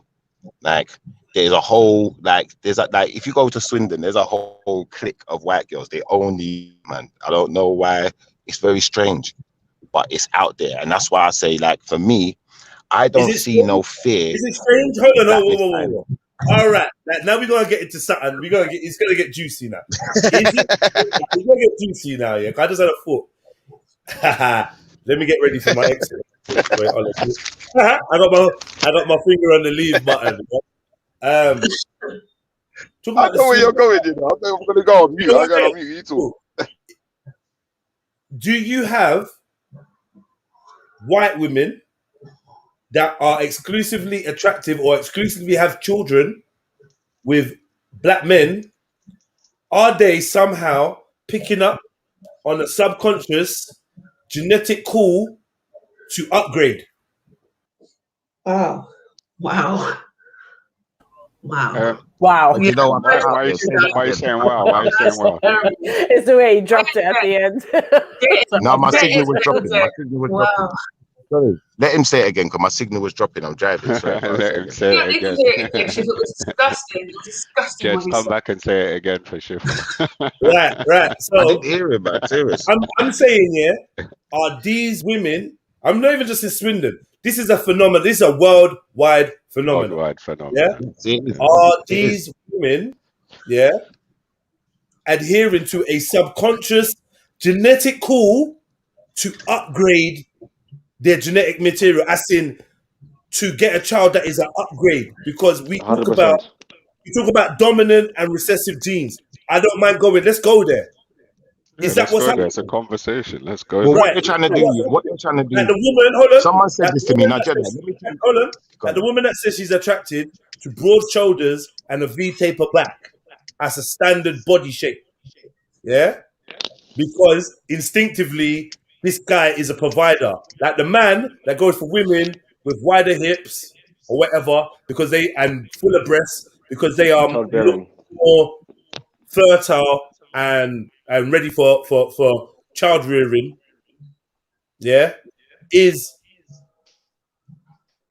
breeding black. I hate the fucking term, breeding black. But I'm gonna say it. Is breeding black a subconscious or conscious choice by white women to get the best stock? 100 nature calls. You see this nature, bro. Do you know what it is, yeah? I'm gonna tell you what it is, some kind of genetic call, yeah. It is I don't know if it's so much a genetic sorry, call. Rob, let me just finish. Consciously, if it's a conscious, someone's consciously making a choice, then I think that's just like cultural. That's just them, their own personal choices because of their it is. who they are. That's what I think. It's but on a wider and it's scale, not. It's not just I think it's a cultural. genetic call. But yeah, sorry, I'll let you talk. No, but I'll it's talk more after. I think it's what people want, what they want in their end result, innit? Do you know what I'm trying to say? So, you know, they look at the black person, yeah, and they say, all right, you know what? They like certain features that a black person's got, and they still like certain features that they got. They want to keep the long hair, and they want that for their kid now, innit? Like they want to make this super breed, innit? That's what they call it, the super seed, innit? You know what I'm trying to say? Where it's got everything. Do you know what I'm trying to say? So it's like, you know, like when you got two different types of grade, and then you want to crossbreed now, you understand? Because the crossbreed might be the super strain now, and now you got the super strain now. It's like, all right, but now what we're gonna find is the majority of what I've seen with my own two eyes anyway, the majority of these girls who are gonna be, you know, multi-heritage, you know, that are mixed, then yeah, bam, they usually go for black man too. Do you know what I'm trying to say?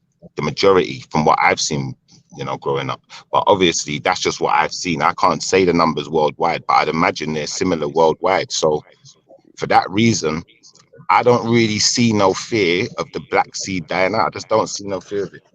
To answer your question, Jedi, yeah, I believe what you're saying is 100% true. I don't know why humans try to take themselves away from nature. You see, this is happening in nature. This is what happens. It's how nature. It's how breeding happens in nature. It's how it works. The partners speak the best of what's about. Why we think us humans are different, I don't know. Okay. Yeah, so but then, you just said it there. Wait, Beefy. Let me give you another one then.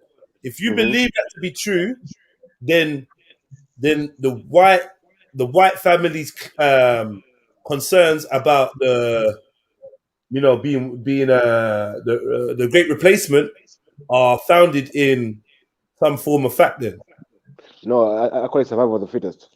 Either you mix or you die out. Simple. Well, to an extent, because it's like the great replacement, isn't it? Like when you think about it. No, but think about it. How do we identify, you know, the people we're looking for? Usually by, you know, looking at them. That's what I'm trying to say. So for the people who are like the elitist and now, yeah, they want to keep things a certain way so they can easily identify each other, innit? It's an elitist game. It's not really about the wider culture. You know what I'm trying to say? When you get into this sun is killing certain breed of people, innit? The sun is killing, is checking them out. Either breed or die out. This is just plain facts. I can't say it anymore. I'm trying to be harsh or anything, but this is the reality of life. The sun is getting hotter, people are dying, and the sun kills albinos. It's not killing everyone. It kills albinos. Why do you think they're blocking it out? This geoengineering. What do you think they're doing for? It's not because it's killing them. They're doing it for some other weird, horrible, whatever. I don't know what their reason is, but it's something. To block out the sun. Why is it were they dying of cancers? Blocking out the sun because the sun is our source of power and energy. Not everyone. Not for everyone, bro. Yeah, but script as well, though. Yeah, you got to think. Yeah, everyone wants some black in them, innit? Because no one don't want the sun to be damaging them, innit? Like, if you got a little bit of black in you, that can save you, you know. What we call white people, unless they're proper albinos, and I mean an albino could have come from 2 Nigerian parents, unless they're proper albinos, then what we call white people are actually mixed race, generations deep. And a long time ago, listen, this is facts.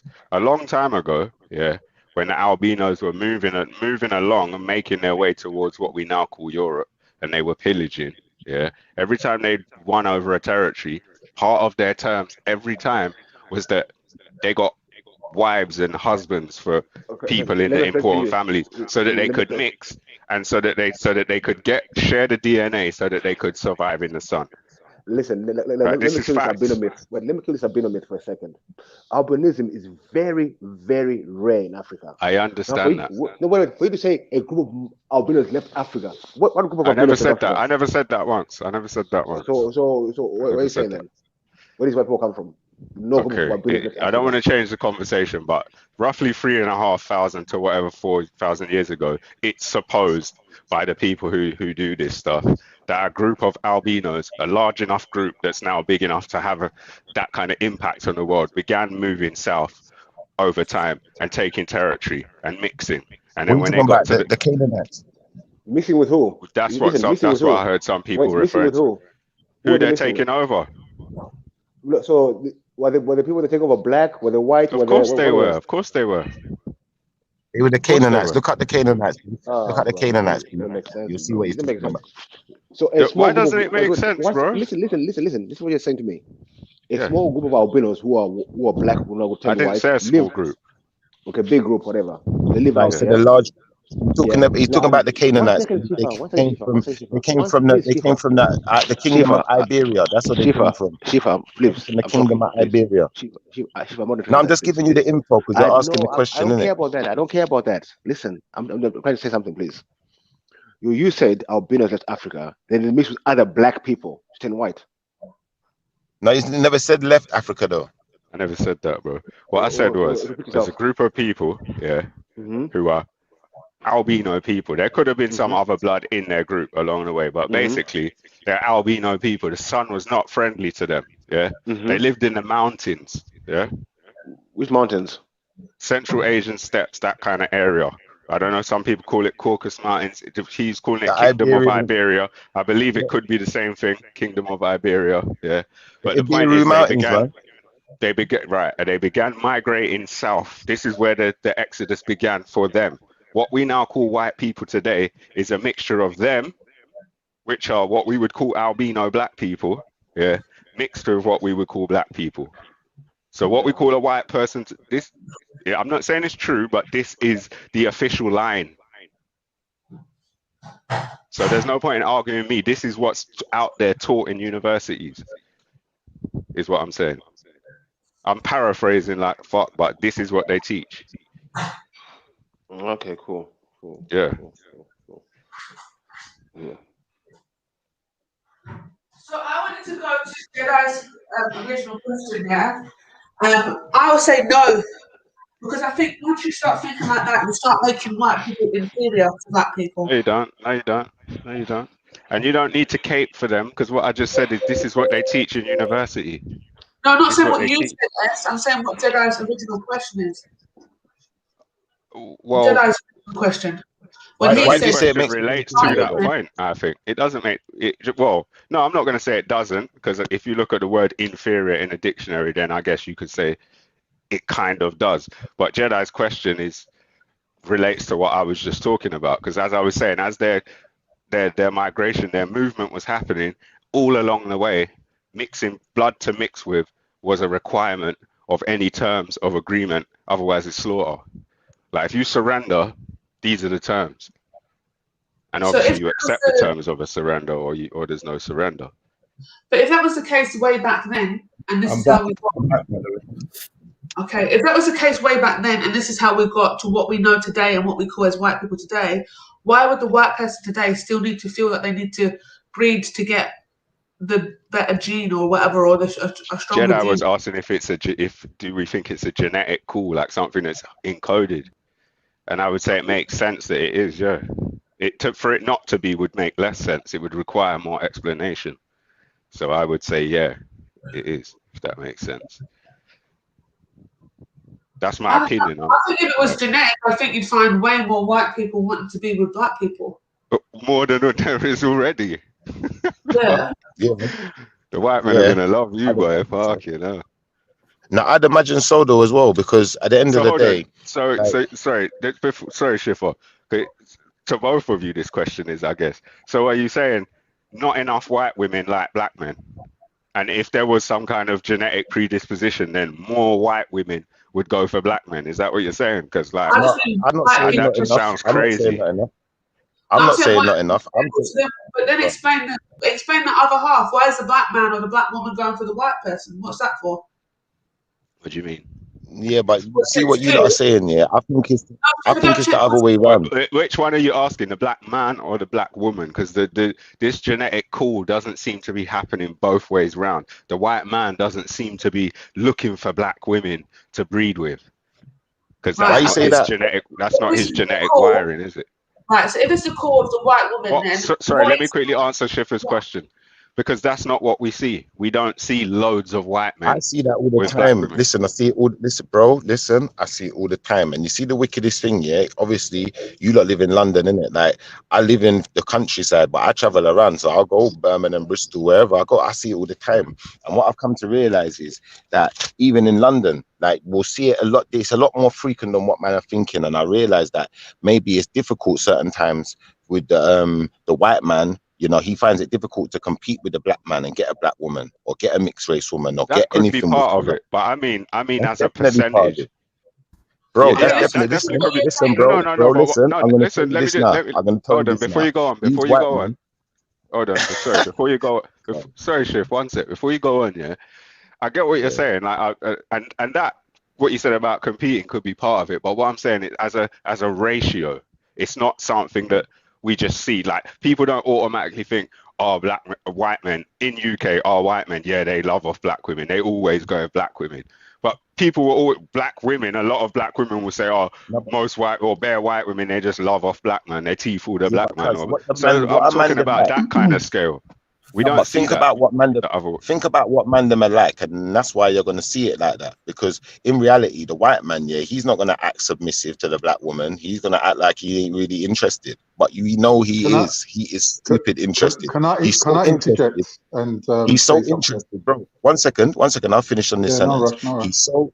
He's so interested. I'm telling you, bro. Like when you come to like these places, like the countryside and them thing there, the white man run it down. If there's a black woman in town, they will run it down. The same way, if a black man comes into town, the white girls will run you down. They'll go crazy. You know, right. Like so I'm not saying there's not a sexual attraction. No. I understand. Hold on, one second. Let me finish. I understand where you're coming from, where you think that the white man's not that interested in a black woman. Maybe it's just a sexual attraction. Maybe he just likes her. He's just got taboo about the lips or something. But it's not even like that. I see these white men marrying them. That's what they're doing, having kids and settled down. And that's what I'm seeing with my own two eyes regularly around me. Do you understand? So if can I just tell you something? The white man goes all what the way Jedi said about a subconscious urge to kind of upgrade genetics, yeah, that is what sexual attraction is. Yeah, that's sexual attraction or selective breeding or upgrading the gene pool. That's how it works. But the thing is, what we got to accept is if everyone came out of Africa, and black people are the most genetically diverse. So when you look at white people, for example, they're more specific, yeah? So them being specific means that they're basically more suited to the terrain that we now find ourselves in. So that's what makes it imbalance. The imbalance is, yeah, that for white people to upgrade themselves, yes, they can do that by dipping into the black gene pool.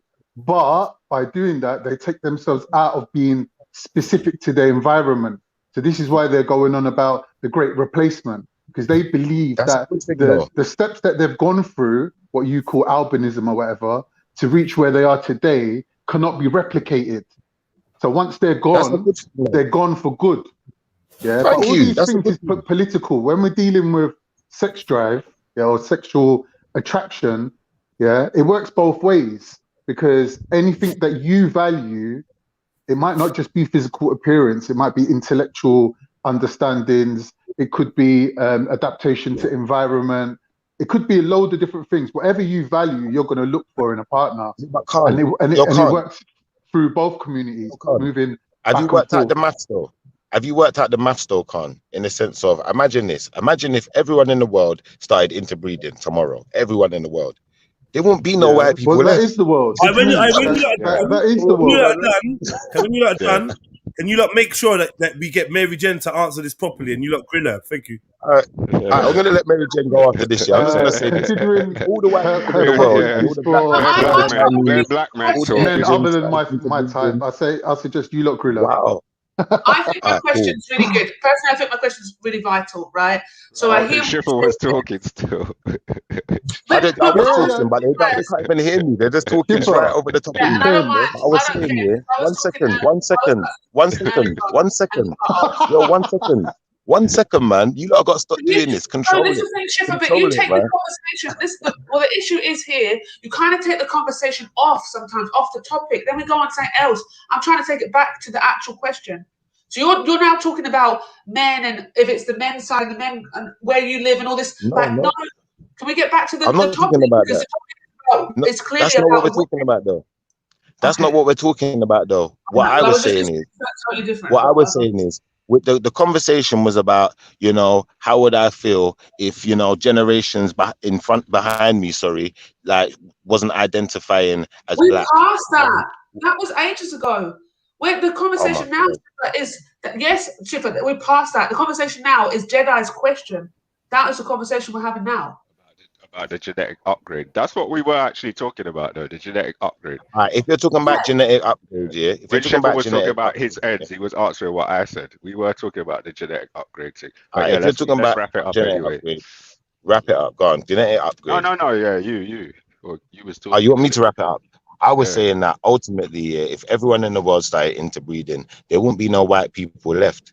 Do you know what I'm trying to say? Because the numbers, they're too crazy. They're too crazy. So, you know, I have no fear of the black gene dying out whatsoever. I don't think it's possible. But Schiffer, you're missing the point. Once the white people are gone, the mixed race people will get darker and darker over time as well.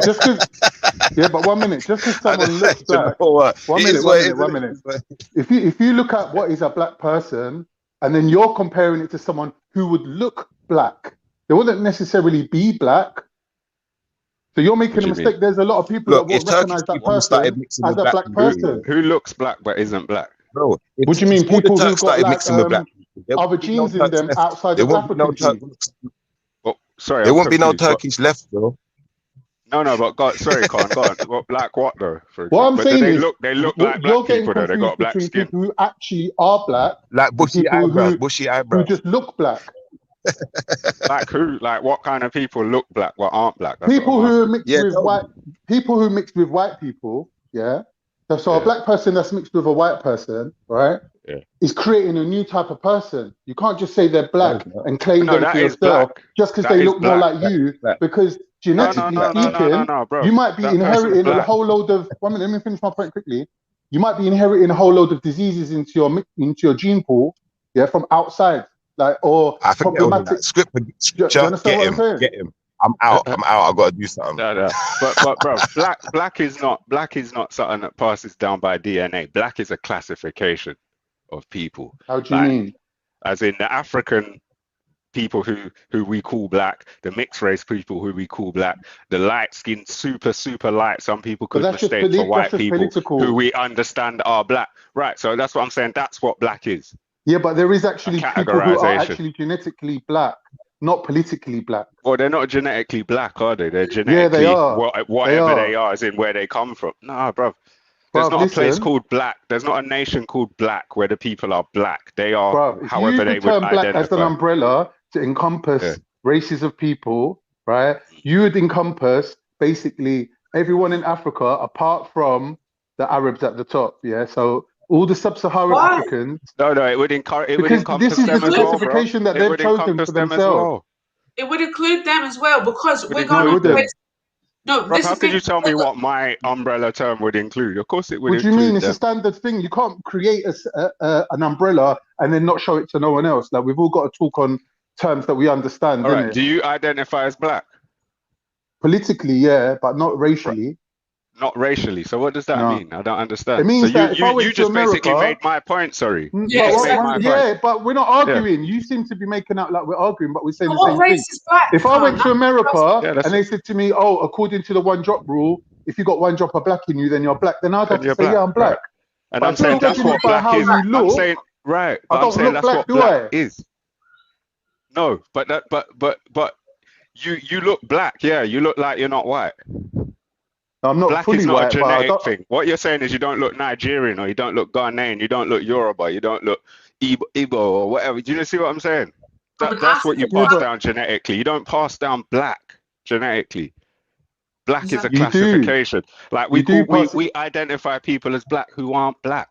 You're saying you're Yeah, part but black, so you're you're slipping black. from genealogy into politics and back again. You got to pick a side.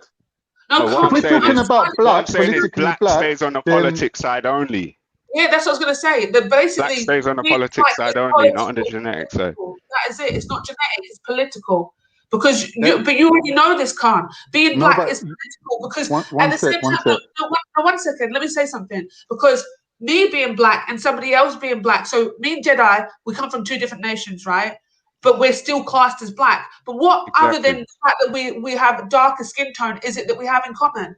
Shani, what I'm just trying to point out is there's people that won't class me or you as black because we're not fully black.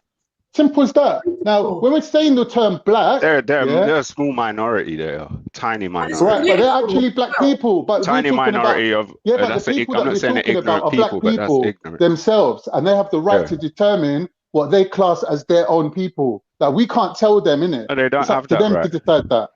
They don't have that right because we're all still in that same group, regardless of their ignorance. We still are.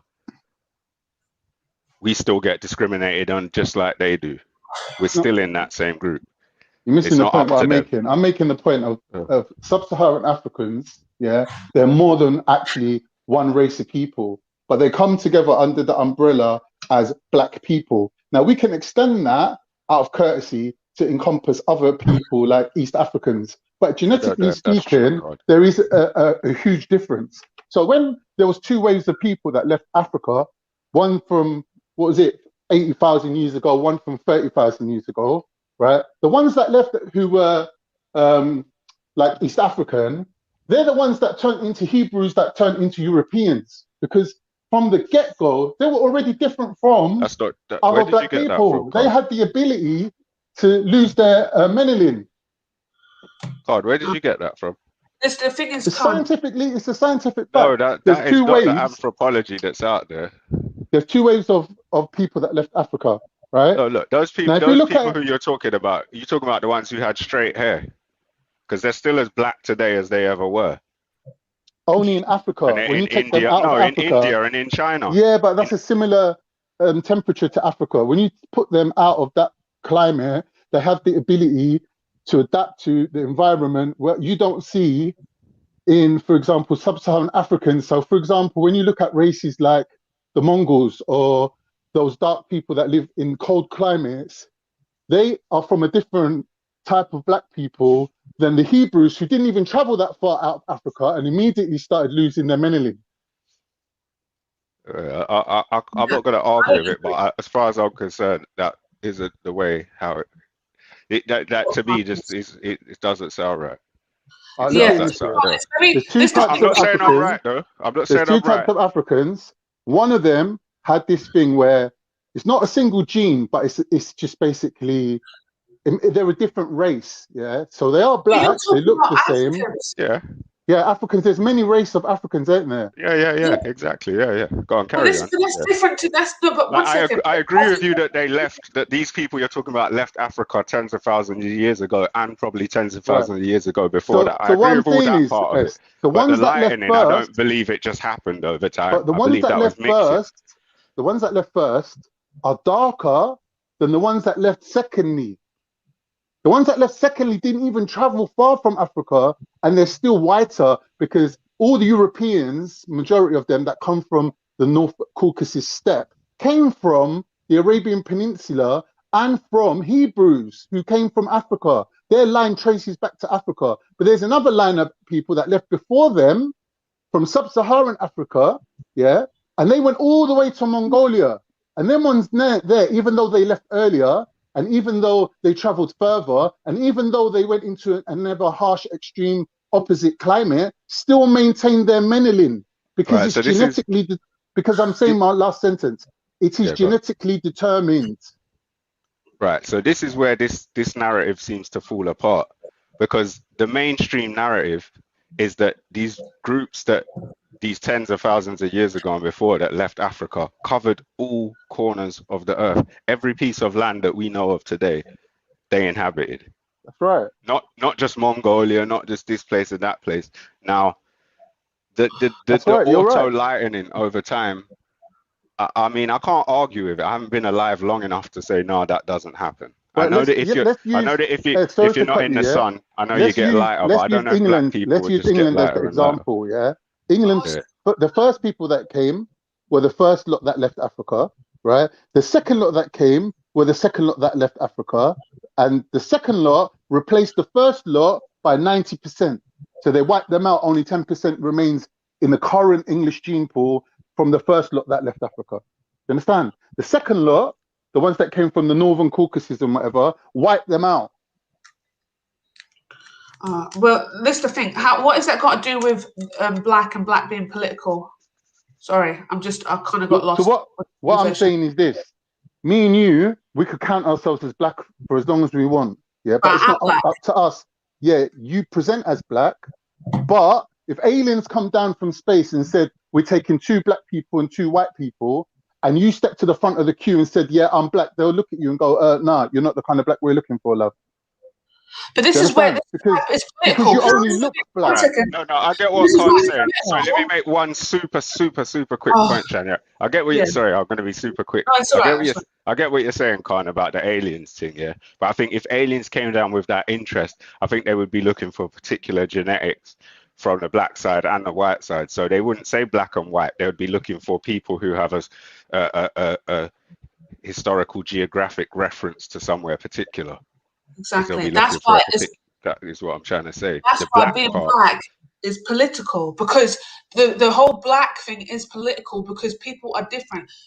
When you had to do your explanation that you just did there, not about the aliens, previous to that, you were talking about people coming from Africa and so on and so forth. So you've already said now that these people are African. You've placed them in a place on the earth, whereas being black is political all over the world. I'll give you an example as to why, right?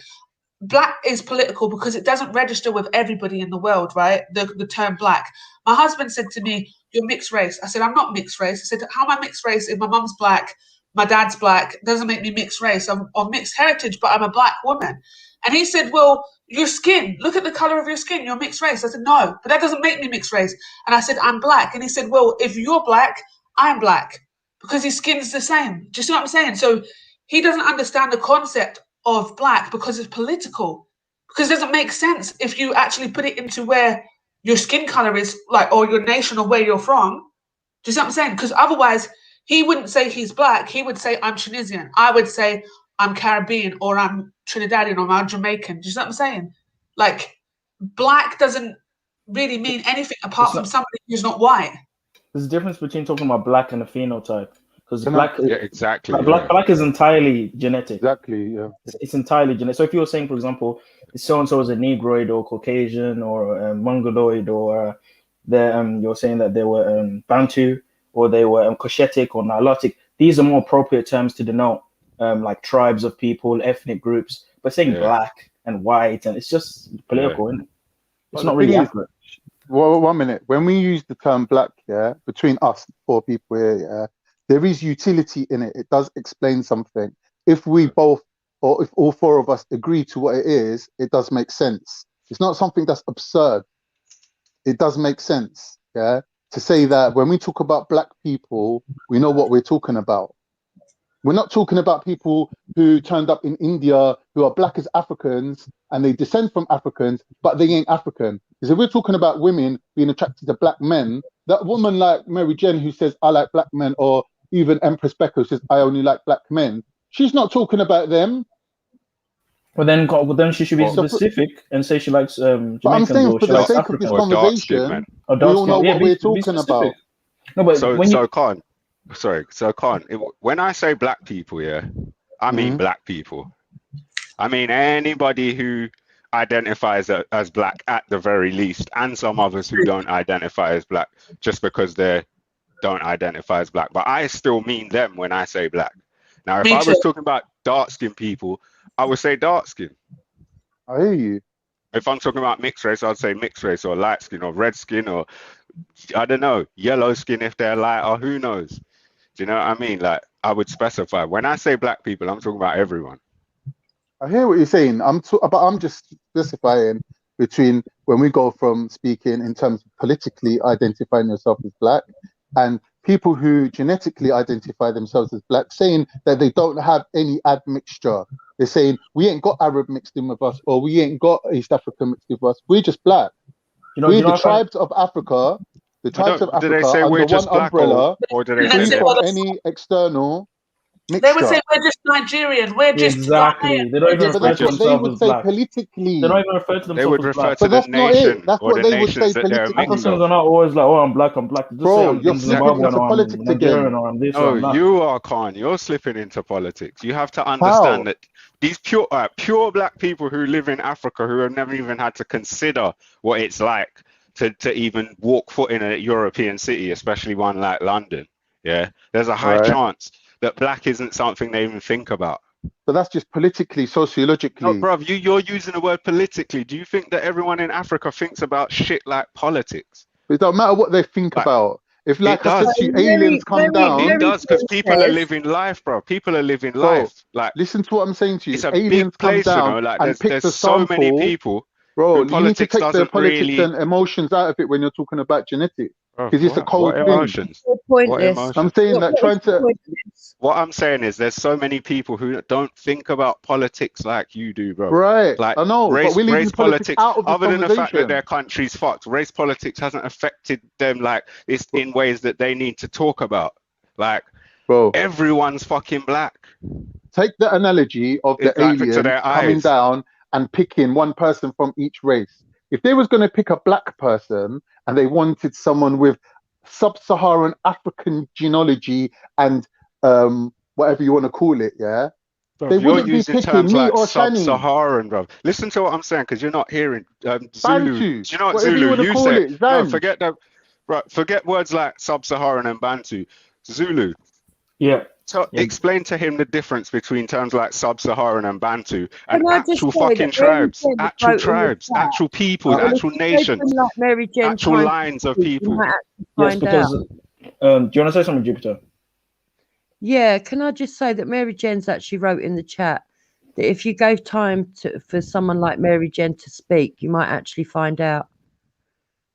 I think what she's thinking is that you know, you ask these things from her perspective, but nobody ever lets her speak. This is what I You're say. saying Yeah, that, and you're I coming said on to here you, to lot, speak for her. I clearly said to you, lot, rah, we like, why don't we like let Mary Jen speak, and then just like we giggled, and then no one let her speak. But it's like the subject matter at hand. Well, I mean, it's to be fair, it's for Mary Jen to try and speak as well. I don't know why she didn't like. Go back to that conversation. That's the thing. We went off. We literally like Schiffer took it off. I'm not gonna lie. Like he took it off of your original question. Yeah. Carl came in, and then since then we've been talking about what it means to be black. So Mary Jen left at that point. We can bring it back at some point, but if Mary Jen's not here, so I'm gonna say, Mary Jen, jump on, and when you jump on, we can bring it back so we can ask, but also, like Family Tree, don't be sensitive, innit? Like, you know what these men are like. They do it to everyone. They just want to chat. It's like, man, them just like talking.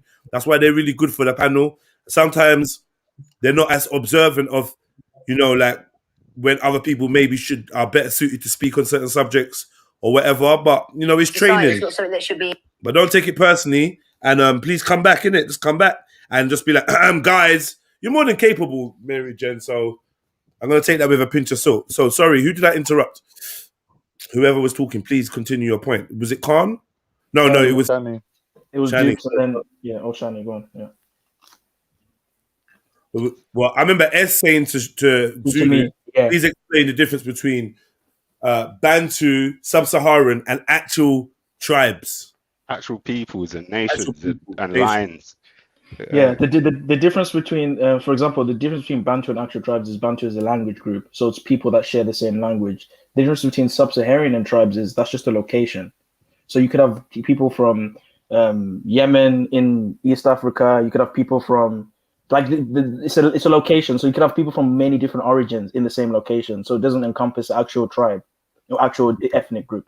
What would be more accurate would be to say, for example, Zulu, Igbo, Yoruba, but even that could be mixed as well. But it's more accurate if you were going to label somebody. We're already worth a month.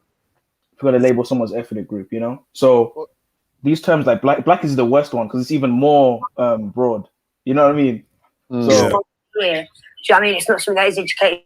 And back in the day, if you look at ancient times, people weren't calling you by your race. Like when I say ancient times, like Roman times, Greek times, they would call you so and so from the land of so and so. You know, the son or the son of so and so. That's what I'm saying. You know what I mean? It wasn't about you're black or you're white. This is a recent thing.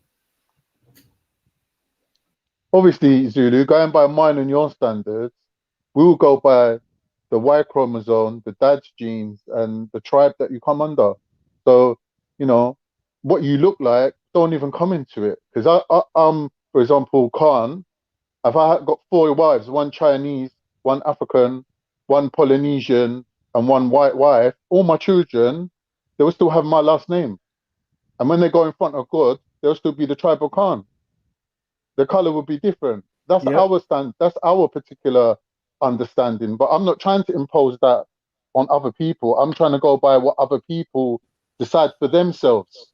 Khan, I would say that's kind of spread out, that mentality, because even Africans do the same thing. Well, a lot of Africans do the same thing. Like they take the dad's name, and you go to the dad's tribe now when the mother. So it's kind of like the same thing across the board almost. I don't know. Maybe there's some places where it's the woman's tribe that you take on, but I don't know if that's common. I think that would be quite rare, if anything. So I think that's more, common. But black is a terrible. Sorry, Zulu. I just wanted to go back to what Es was saying about. So, Jedi's original question is if it's genetically what the white women yearn for, is as to why they go for black women is like better genetics, or stronger, or like a more advanced. I don't know the particular word that you used, but then Es, you came with you spoke about albinoism, and the people used to be albinos, and then they turned into what we would call today as white people through mixing with different places they colonized or whatever. So, and we're talking about just the women. So you said it was the women. So if it's just the women, sorry, what was just the women? Oh, so it's just white women that seek the black man. That was the question. Are you saying I said that? Oh yeah, no. When I was saying that you don't see it as much from the men, you see it a lot more from the women than you do from the men. But I'm saying, if this is the case, so if it is true, or if there is some truth to it, then why does the black man want to go with the white woman? For what reason is that? Supremacy. It's more or less showing that you've elevated in the racial or social political system. If you marry someone that has, I would say a man is gonna if we're talking about the genetic archetype man, then he's just breeding.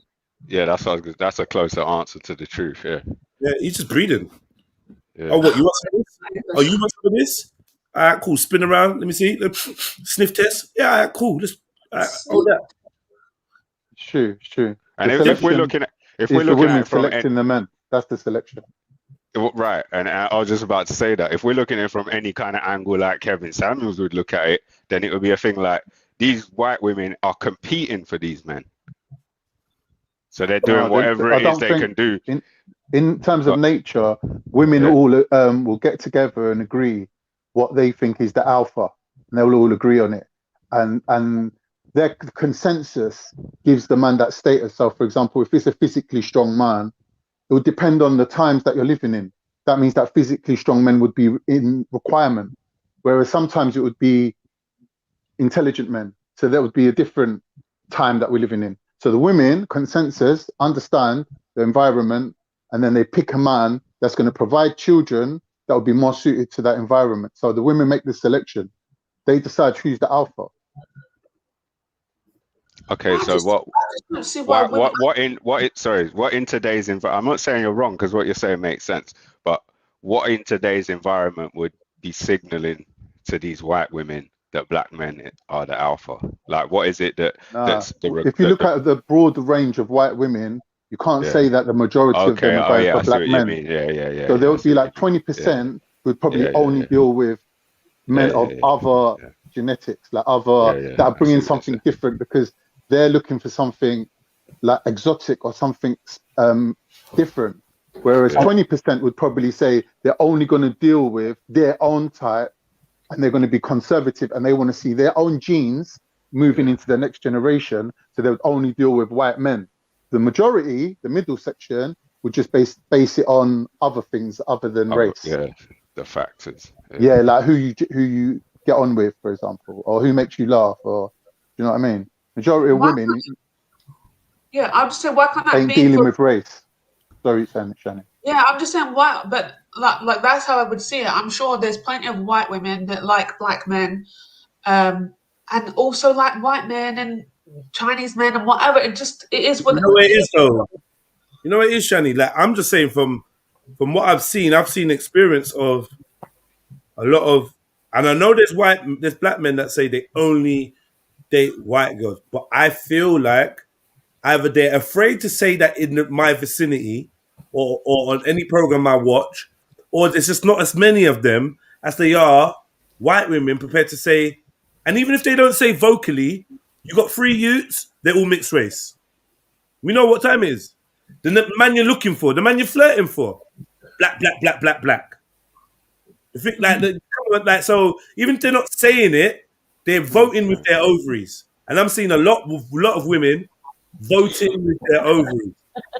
And there's those who do vocally say it. Jupiter, and did those you who even make a point of saying it. Yeah. Were you ovary voting, Jupiter? Yeah, by the look of it, of course. All right, let me ask you a question, Jupiter. Is anything that I've said today rang any bells at all in any way, shape, or form? Yeah, quite a few things you said. I mean, look, I just think that people just go to who they're attracted to, and there's people. Maybe white women are more broad-minded, but I don't think that. I mean, white men do go with black women. I've seen it, and some of their marriages are just as successful as some of black men's marriages. Right. You know, I just think it's laws of attraction. So, all right, yeah, the colour comes into it, I suppose, when you look at their physical traits. But I don't think that's the main thing that you date somebody outside of your race for. But some people do, Jupiter. That's the question. Some people like black people because they're black and no other reason. Some people, like me and you, like white people and black people, and we don't judge it on colour so much. Like we like the fact that they're black, but we don't like them because they're only. Do you understand? Because they're like you don't like them anyway. Yeah, no, I'm hoping that you get my point. Yeah, that's what I'm trying to say. I don't think the majority of people would pick somebody of a different colour just because they're a different colour. That doesn't make sense to me. In fact, I think that would be really shallow and crass, to be honest. Yeah. Genetics is shallow. I don't think it is. I really don't. I don't think it is. But that's why I quite like this conversation, because I think you can marry somebody or be attracted to somebody because of their culture as well. But Shani, would you agree that genetics is shallow? No. All right, let me put the point to you and then answer it again. Okay. All right. Men are more driven by genetics than women, because women go for men with good sense of humor or good job or good character. Men are driven by genetics. They go for big butts and big tits and pretty faces with big eyes. That is genetically driven, and it is shallow as fuck. Men have to cover that up. Men can't go around saying, No, you're right. Not even but, shallow. well, at the same time, men are attracted to those shapes. But actually, there's a reasoning behind that. And it's genetic. No, it's because women like that are more likely to be able to give birth. Right. And but the attraction on the man's part is genetic. Yes, I agree with you. The woman's got those features for a reason. That's her genetics. But the attraction that the man feels is down to his genetics. Yeah, but for those reasons. reasons. It's not about reproducing, though, and being the best Like, do we not find people for the best for our offspring? Like, apart from the people that have slept with a guy that they just went to sleep with, or a girl, and they ended up having children, like not planned or whatever. But when we actually pick a partner that we want to be with, do we not select them based on our offspring? I know I do. Like, I personally do. So that's why I don't think it's shallow. Yes, I agree with you, Shani. Like, there's a couple of reasons as to why I am interested in my partner, and one of them is being that he speaks another language. Like, I want that for my children. I want that to be something very natural to them, to have to be bilingual. I think it's so important in this world. I think it's so important for your genetics. It makes you a smarter person when you can speak more than one language as well. Danny, I don't think you can answer the question, because you know when you're in love with someone, you like everything about them. It's like, oh, he brushes his teeth with his left hand. Like, you can't be objective. You're just like, no, I'm joking. I hear what you're saying, but I didn't fall in love with my husband before I married him. That's the thing. We didn't fall in love. It wasn't a love-based thing. It was. Yeah, I don't fall in love easily anyway. It takes about 4 years on average. It wasn't a love-based thing? Wow, that's interesting. Your marriage, yeah. But I mean, I think most good marriages aren't. Yeah. Yeah, it wasn't based on love, because we hadn't been together, so we hadn't spent time together, like that. So it's hard to have love there. We just like each other, attracted to each other. That's where it ended at. Wow, I can't imagine that. I mean, I'm not putting it down because it's a different perspective, but it's just weird. I think that was the norm. That was the norm until these Roman antics came and took over, and now, like, do you know what I mean? Roman antics. Yeah, man. Romantics, in other words. Huh? Roman antics meaning romantics. Whatever you want to call them, but like this new way of being, and it hasn't proven to be successful, man. It ain't this way of marrying out of love and out of attraction and whatever. It's not working. It ain't working. I personally believe in nature. Let the women pick the men. My relationships, I always let the women pick me. Honestly, I believe that. Some of the women that try to pick me, I'm gonna allow it. You know that when you're you know when you're like doing sports or PE with your mates, and the teacher's like, right, line up, and you all line up together, and then he's like, all right, remember your numbers, 1, 2. You're like, no. Really? You're definitely now not gonna be on the team with your brethren. Like, sometimes the picking thing, like Galen want to pick me, and I'm like, yo, don't pick me in it. Like, I don't want to be picked by you. Oh shit. You ever pick someone for your team in football and then visibly look upset that you selected them?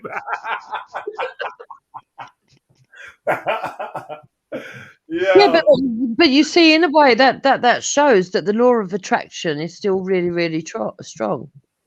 Because I mean, I've known many men throughout my life that have been really. Someone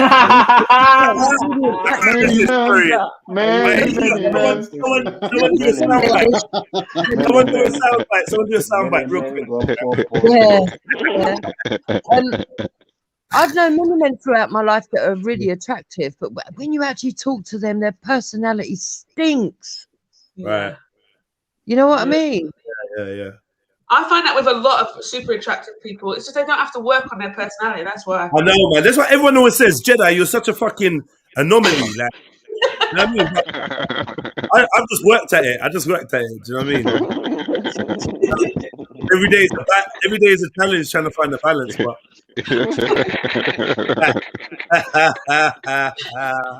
it's cool, brother. Just keep doing your thing. Just keep doing my thing, innit? I hear you, brother, man. The struggle is real. Yeah, man. I mean, yeah, man. I mean, I think we've all noticed it. Beautiful people with bad personalities. There are lots of beautiful people with good personalities. There are lots of them. There's lots of ugly people, and I'm not gonna lie. I've looked at an ugly person, found out about their personality, and been like, I see why you're ugly. Yeah, definitely. You know I didn't say that. Definitely ugly looking inside and outside. I said a name, but I didn't say it. You can say a name. I'm out. Oh shit. Yeah. You know? I think I know who Beef is talking about. I've got. No, we're just not going there at all. We're not. Move away from that. Move away from that, man. That's horrible. Yeah. Yeah, Shifter's right. Only 88 likes. That's a bit of a madness, isn't it?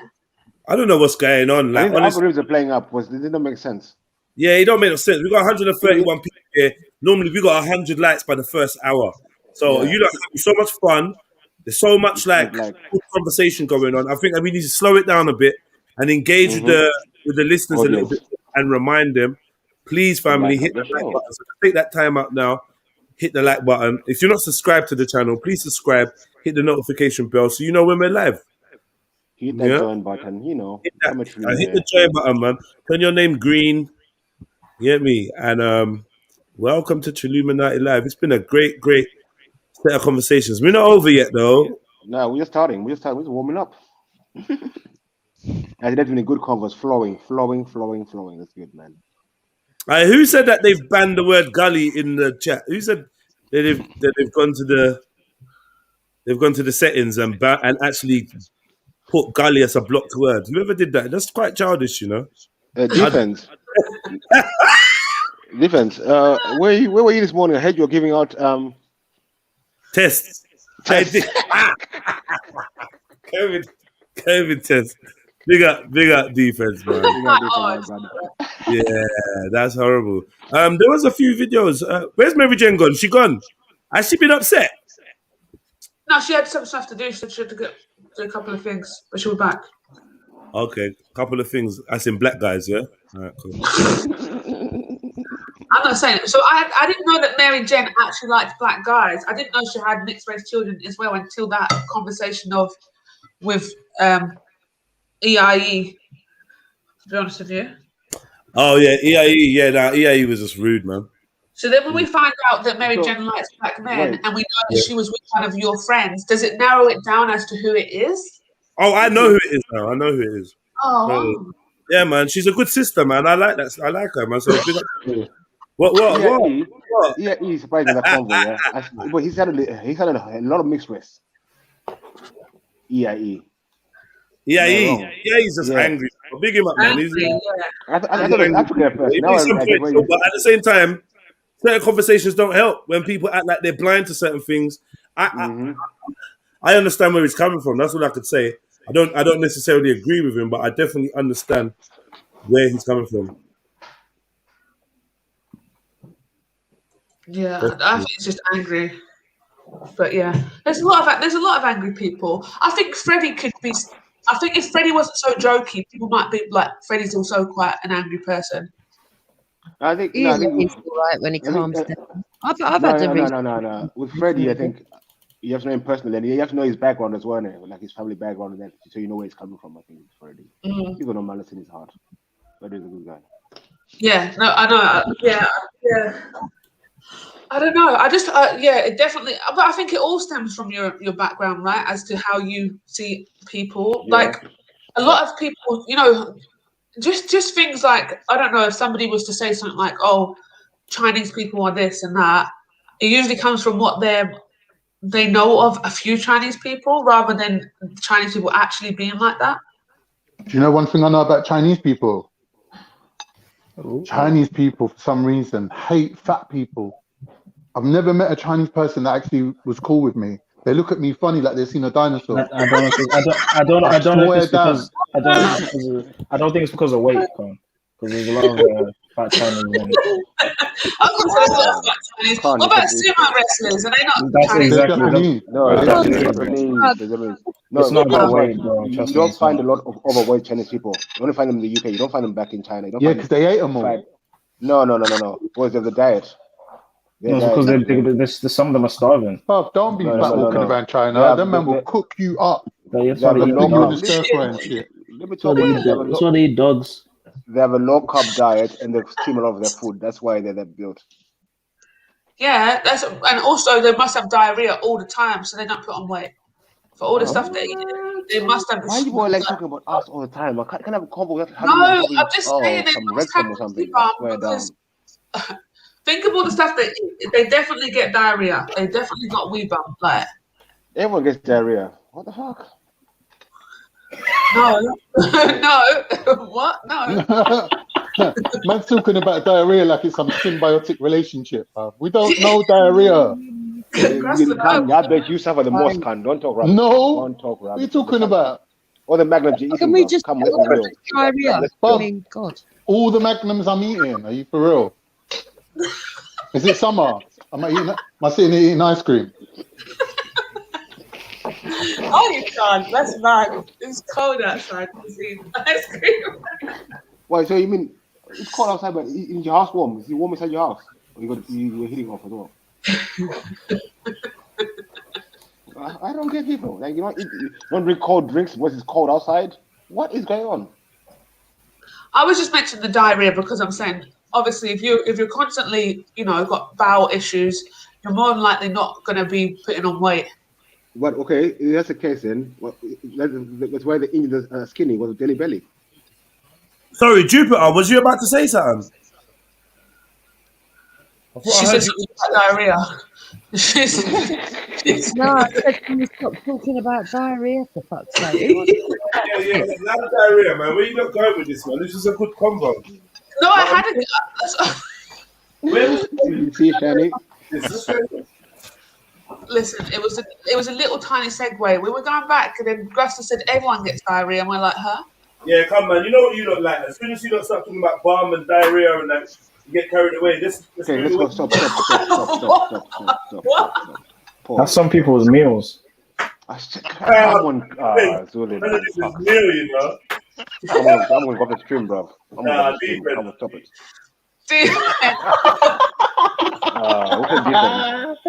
I didn't. I just said that's someone's meal. Settle down. So, I really had an idea that I wanted to watch some short films with you guys, and we review them and talk about the issues brought up in them. I don't know if anyone's up for that though. Yeah, where are we going to watch them on Discord? No, watch them here. I'm going to share them. I'm going to screen record. Cool. Screen share. How long are they? How long are they? Let's see what time we got. How long are they? How long is the first one? If you got to go, Beefy. No. I'm not saying I'm going to go. I'm back to diarrhea again. Nah, I don't want to hear. These are the new short attention span ADHD questions that we get asked. Oh, how long is it? Like, bro. No, boys. We've been live streaming for 6 hours, bro. 6 hours. Can I talk? I'm saying for a 10-minute film, we need at least 3 hours to go through it. That's what I'm saying. Bro, for a 5-minute film, we need 3 hours, bro. No, I'm not gonna choose them. I'm not gonna make it too long, right? So I selected one that I'm in myself first, just because I thought it'd be good to intro with. So yeah, I mean, it's a bit embarrassing. It's a bit cringe, but I'm gonna play it anyway. So yeah, cool. Where's Marco? I need Marco on this one. Where's Marco?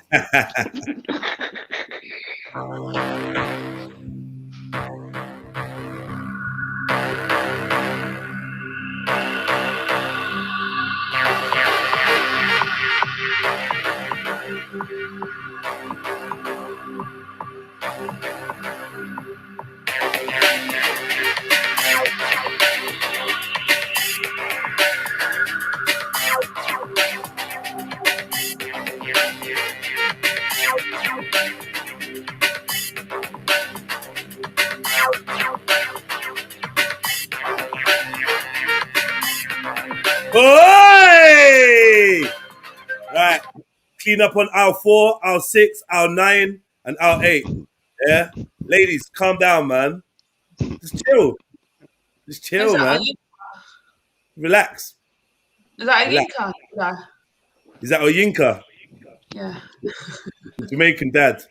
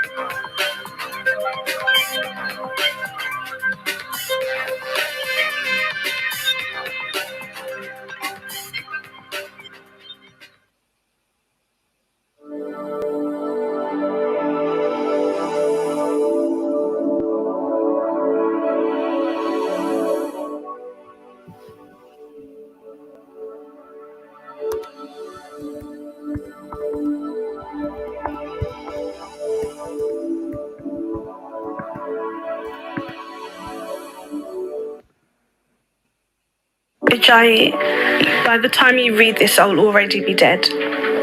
So don't get too excited and read what I have to say. Don't bother looking around the house for me either. Of course, I didn't want my body where our beautiful daughter may see it, for she has already seen enough. She has already had to endure far too many years of her mother being tortured by the man she is supposed to look up to. Even though I know my demise is going to hurt her dearly, I cannot live like this anymore. So I'm taking these painkiller pills, prescribed for the kind of pain you had inflicted on me, and off to the beach where I can die peacefully. Don't bother looking for me. Just sit there and do something that you haven't been able to do for the past 6 years. Listen to me. Now that I have to go and cure myself to get your attention, the least you can do is finish reading this letter. I have been writing it over and over in my head for years. Every time that you beat me, I had to rewrite it to add to the horror. Because I didn't want you to find me after I died. Because the thought of you touching me, even after death, turns my stomach. And I refuse to let you touch me again. In life or death. That is why I've gone to the beach where the water will wash away my body, never to be seen again. Hopefully. I chose to die because I promised God when I married you that I would love you for life. And since I am more afraid of him than you, I chose death. As I look around this house, you know, it's funny, but I can remember the good times that we shared together before the baby.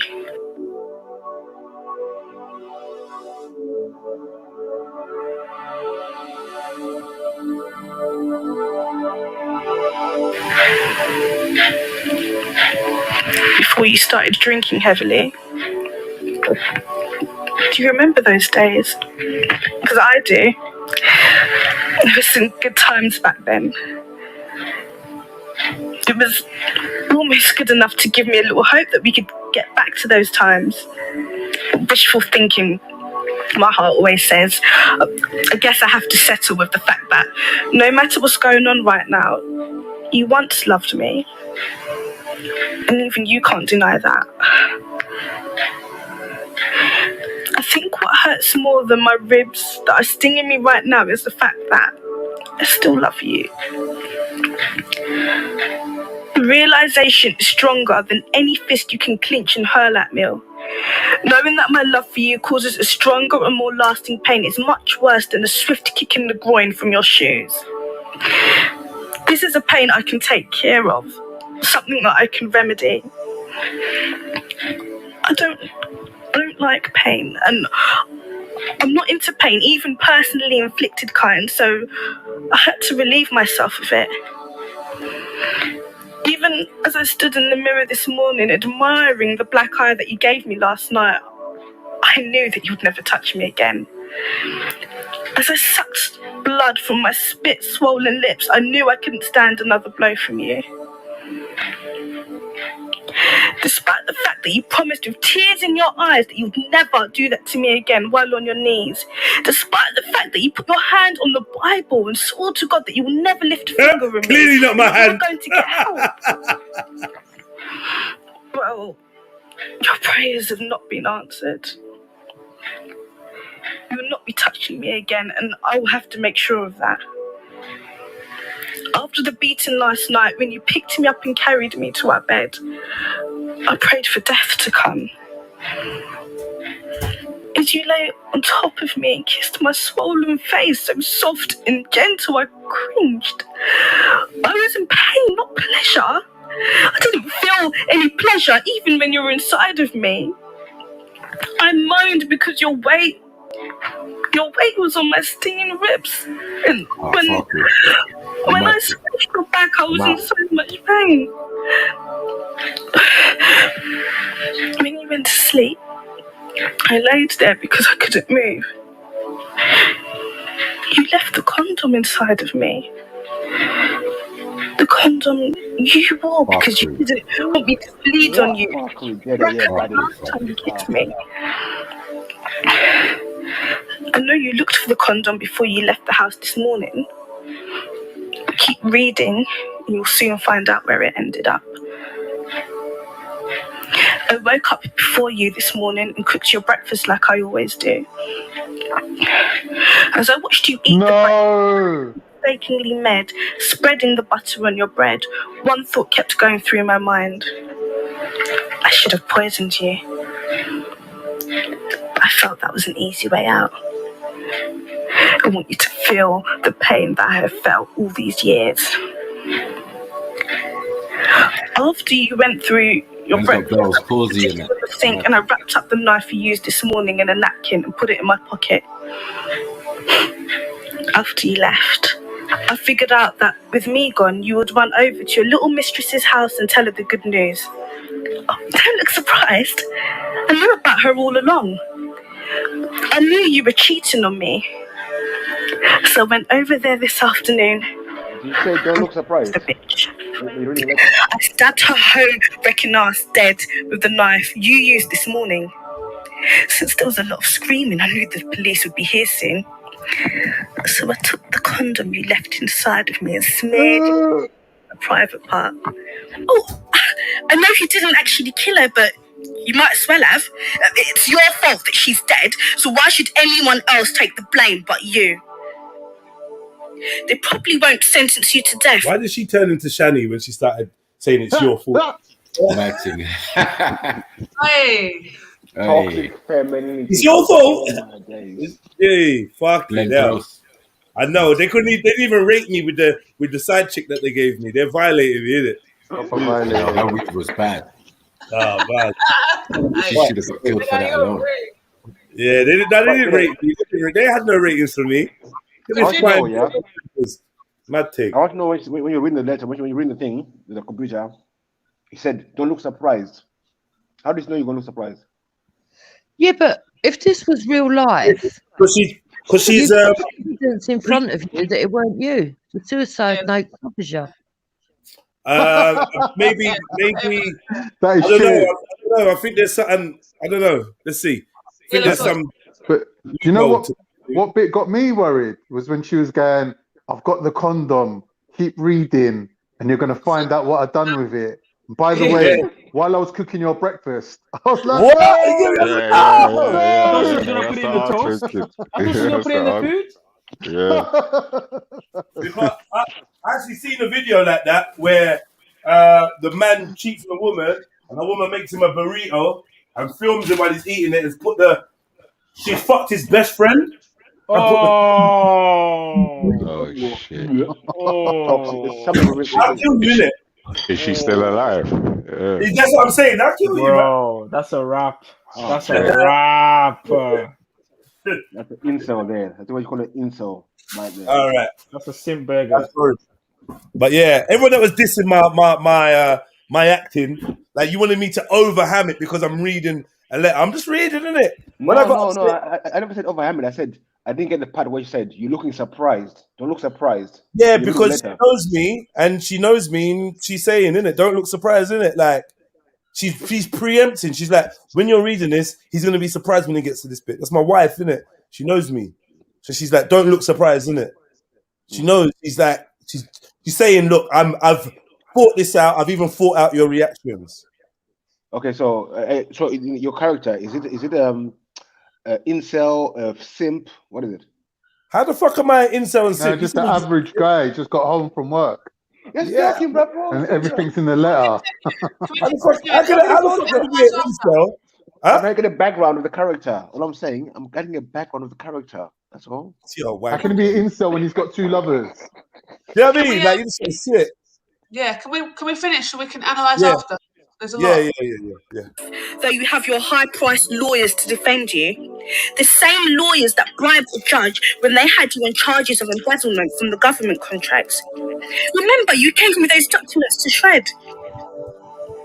I shredded a few, but the rest, I tucked them away for a day like this. You see that box near the fax machine? This is the rest of your fraudulent documents. I faxed them over to the Justice Department this afternoon. I guess those papers are not going to do much damage since you were going to be linked to your mistress's death, but I'd already faxed them before I thought about it. You haven't been this quiet in a long time. I guess if all that I had to do was die to shut you up, I should have killed myself a long time ago. So, since I've got your undivided attention for a change, let me tell you what I want for you to do. On the side of the computer screen, there is a gun with 1 bullet on it. On the other side is the telephone. You could A, call the police, turn yourself in and go to jail for the rest of your life, or B, you can take the gun and join me. Don't think of showing this letter to the police.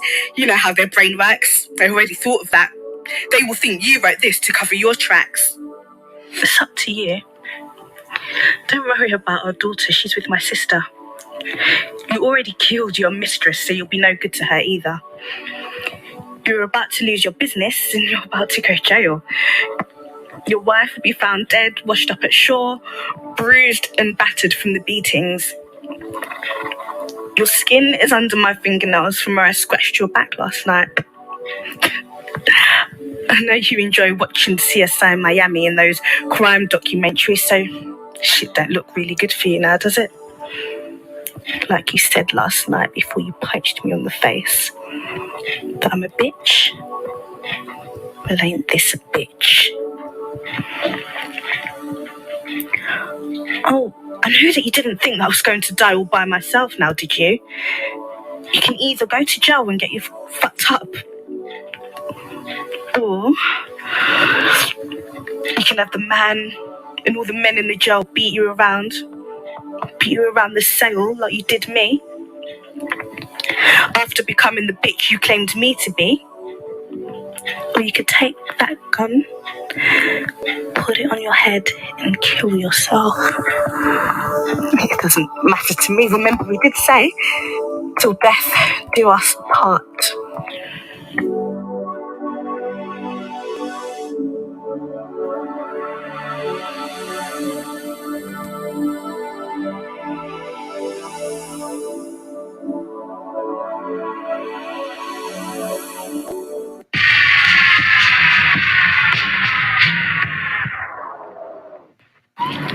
You are finished. You're finished. Wallahi, you're finished.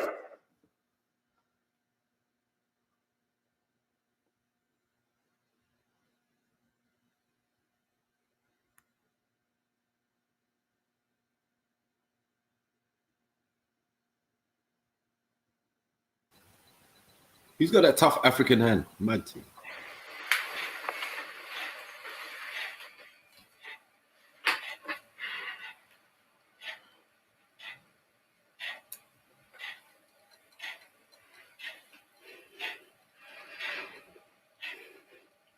This is Mrs. Fishola. You're fucking my husband?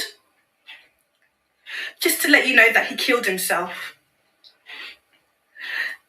And I hope you can live with that for the rest of your home-wrecking life. Man, fuck Beckham. Wait. Beckham's nuts. Wait, what's her name? Mrs. T. I rate that. That was a hard movie, man. That was hard. Bro, that was so deep, bro. I was shivering. I was literally intense, man. I was sitting here sweating. So you killed yourself. What, the character killed himself? The character killed himself? Yeah, he shot himself like an idiot. I did say. That was really good, bro. That was really good, man. Yeah, he's an incel. He's definitely. Thank you, Lulu. He's an incel. I liked Sorry? it. I was going to say I liked it. I did obviously do a couple of about 4 or 5 years performing arts. All right. But however, honestly, I like it. I think it's like a very good first draft. Like, and I'll say first draft, because it's a good base. There's so much that could have been done a little bit better, but I thought it was great. I think it's great. The storyline, everything great. I think it's great. Yeah, it was good. Man. 2 little quick budget things. Well done. I could knock them things there together very easy. I just need a camera and a little production crew. We could be doing short films all day, every day. I fucking love shorts as well. So yeah, man. Big up to everyone involved in that. Big up to Oyinka. You need a makeup artist for the handle. I just want to Shut say, your mouth. Stop my hand, bro. I really enjoyed it. It was brilliant. But you should do the woman's version where the man's writing the woman a letter going, I found out you've been cheating on me. I'm going to tell everyone. And then the woman kills herself. But that would never happen because women are shameless. Wow. Come on, wow. Only joking. I'm joking. Someone's holding feelings for the ex. Someone's holding feelings. Khan, are you all right, Khan? My email set If I need a therapist, I can afford one. Stop putting yourself forward. You get me? I kind of got the email a day late, and how am I going to respond to the email? I don't know if I'm going to naturally kill myself. And how did that gun get on the desk? You're taking a piss. We say you came over the emails that day. Fuck me. And she just waiting. I know. You know the ones that didn't read the email. You're just waiting in the cupboard, like read it. I didn't get the memo. Hey, I didn't get to read the memo. Fuck me. Forgot. Yeah, you know what? I think would have been really good, for that story. I don't know if you're gonna. I don't think you're ever gonna remake it, but I just think what could have been nice with it is if we did see like the text on the screen and a few shots, and then at the end, her actually like deleting the message. Deleting it, yeah. But these things, like, I'm not gonna lie to you, So you're the you like those things, I find those things to be unnecessary shots. Like my style is like. I give the viewer a vote of confidence. Like, I believe you lot are intelligent and you get it. You understand? So sometimes I feel like the less you put in, the better. Yeah, you don't need to do a lot of it, but this is the thing. But this is what changes it from being giving it that professional touch. I hear what you're saying, but just because that's how films are made professionally, I mean, you can. But I don't know if you guys ever watch like films that are on like straight to TV films and stuff like that. Yeah, I love them. They can be good storyline and stuff, but the concept, the cleanliness of the film and the visuals, like that is missing. They needed somebody on the directing of picture to make sure that the frames are right. Just what I'm saying, and I feel that's what you hear. It looks amateur. UK Nollywood is a big industry, I think. I don't know what you think of the storyline. The production. I liked it, man. It was like I don't know the storyline. What do you think of the storyline? Not the production. The storyline. Who here like family affairs? Like who here likes shit films? Like they call them E-movies and that. No. I like shit films, bro. I used to. I do. I like tennis movies. Now and again, you get a good one. You get You get a shit good film. Yeah, shit good film. Sorry. I say you get a good shit film. Like bad budget, whatever, but it will suck you in and it's good. Like you know what I used to like? I don't know if you remember. You watch any fake shotters or third World Cup Jamaican, them films are always banging. I don't know why. This is interesting. It's cheap. They might even be shooting each other. Like I watched one Yardie one. They literally were shooting each other with wooden guns. Like it was wooden guns sprayed black. But like, I don't care that it's wooden guns. Get me? I watched a South African film the other day. On Netflix it was, funny enough. I was like, oh, this looks good. And it's like a black cast in South Africa. And again, storyline is okay, but there's something I don't know what it is, but it makes it amateur. That's all. There's something that's missing. I think amateur things can be gritty and more real. No. You know what? What I used to like, I don't know if you lot remember. Do you remember like N-Dubs and Talisa and them lot used to do that program every week where it's got a multiple choice ending? I used to love that. Template drama. Yeah. Drama, yeah. Oh, I used to love that. And the thing is, man. Yeah, but you with know the what multiple choices and make people Yeah. like, yeah. Back, man. That's It's a brilliant the script. idea. Whose Can I just idea say was that? it's Wait a minute. Yeah, you need a quintet Tunde Tino. Yo, guys, can we let? Yeah, let's do Shifa. Yeah. Let's do my shift. Don't do your Shifa. Go on. Yeah, I'm just saying, like, it's just. I think it's partly to do with the script, and it just is not clean enough. Like, it's just not. There's some bits in there. It's not very realistic. I'm not saying this. I'm saying like what makes something amateur. Whereas my sister is obviously a film student and so on and so forth. Okay. I've seen a lot of. Okay, how long are you gonna take? Wait. Panel. I've seen a lot of their. One second. I've seen a lot of their short films. Yeah, and they are amateur, but they also there's a lot of skill there. Do you see what I'm saying? But I'm just saying like the grittiness. I hear what you're saying, but. Yeah. I think, Shani, what you're talking about is the technical ability. Good shit movie grabs you in the first 10 minutes. Yeah, Shani. A good shit movie grabs you in the first 10 minutes. It makes you know what I mean? When you're watching it, you're like, oh, fuck it. I might as well watch the rest of it. I have to watch the rest, exactly. Yeah. Exactly. You want to know what happened to the main guy. Fake Arnie.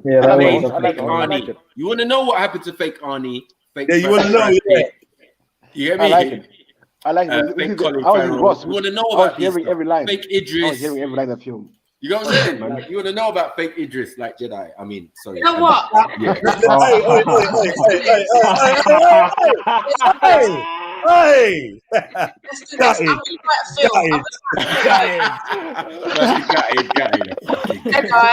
Yeah. I'm gonna write a short film, and I want Shani. I will direct it. My sister will film it, inshallah. Yeah, I'm gonna do it, and then I'm gonna.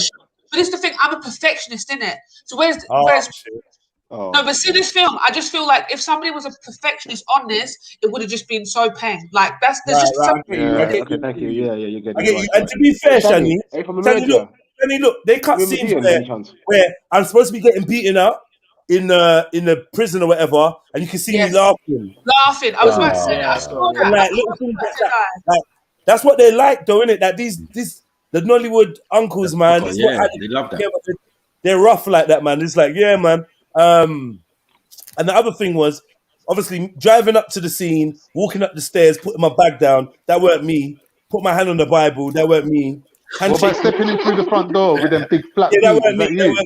That weren't me. I'm next to one of my uncles trying to dress like me, and that. It's funny. The Bronco. One of the Broncos. Just like early days.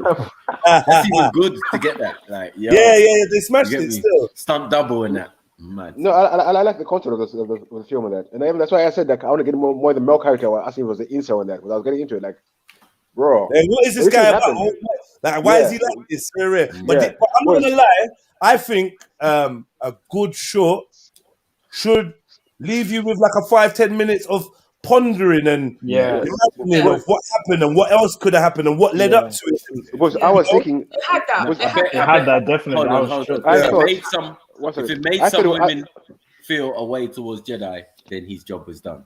His job was at the start, it did. I'm sorry. See, when the sex scene, that bit was just like rah, like I felt that was rough, man. That was rough. I thought no. Pounding away. The reason why I was asking, like, crushing the girl's ribs. I didn't think he would kill himself. I didn't think he would kill himself. That's why. No, there was a bit of Bell's palsy. There was a bit of Bell's palsy when man was crying and that. I know. I was taking the vaccine already. Fuck this guy. Get away from me, man. Now you know what it is, yeah? They're trying to say to me, yo, react to every word. I'm like, no, uncle, it's not how. Like, let me just do me in it. Let me do how. Right. Your timing was impeccable though. Right, because they're trying to do something. Because it would have been big. They're trying to tell me to do was just childish. I'm like, nah, unks, like this is that's overacting. Don't overdo it, man. Yeah. Get me? The Nigerian stink face came into effect. Yeah, they want me to do something. Like, Yeah. Oh my God. I'm not going to do all that, bro. Oh yeah. Because you know when you watch them Nollywood ones. I've got Chillo G said it made me appreciate Jedi's rapping. Someone time this shoot out. Oh God. I want rid of him. Right. So that was the first. Jupiter, what did you think? Yeah, it's all right. Like you said, It's all right. What were you doing while you were watching? What were you doing? What were you doing while you were watching? Cracking up with Hector. Cracking up. Hector in the back. Where were your hands? On the floor. Have some manners, Zulu. Have some manners. Did Uncle Hector see it? No, he's not. He's outside doing something at the moment. Oh, so you was watching it with one hand then? Buzz Lightyear. Why Was it Buzz or Woody? Why are you laughing? Do you know the one thing that stood out to me? The fucking carpet. I was like, who bought that kind of carpet? Women. I don't even know what the carpet look like. I don't even know what you're talking about. Wait, liar. That's women for you. Shani and Jupiter, we are reviewing the film, not the props. The acting ability, the level, the quality. Wait until you see the next one I've got lined up. Right, the next one. Yeah. One last compliment. I think you were fantastic in that suit. It was very dapper. Oh, thank you. Yeah, nice, isn't it? And the moustache. I do enjoy it. Was on point. In the suit still. I'm not going Being to lie. like a pencil line. How did you do that? Pecky your fucking mouth, bro. Pecky was props. Pecky was props. Michael, shut up, bro. Right. And all scripts are making the Peckham comments. They're not needed, bro. Right? Exactly. Now the Peckham comments. Peckham's all right. I love Peckham. No, Peckham's good, man. Yeah, I mean. We'll come find you. Don't forget. Only fools and horses, innit? Only fools and horses. No, all right, so I like big up Miriam. Big up everyone that enjoyed that, man. Hit the like button if you haven't already. Yeah, we're gonna get into the next one. I don't know how this is gonna go, right? I just typed in short films. I went to the Creative Commons, and this one popped up. It's called Massage Parlor, and it's I don't believe it's in English. Epstein. It's probably Russian. Epstein. It's 7 minutes long, and there's subtitles. I believe. So without further ado, Massage Parlor.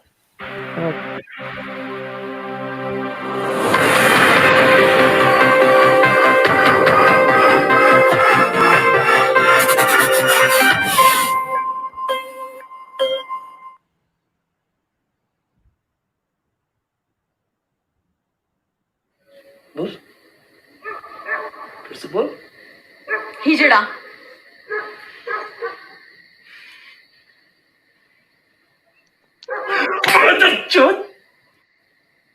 Sorry हिजड़ा बोलेंगे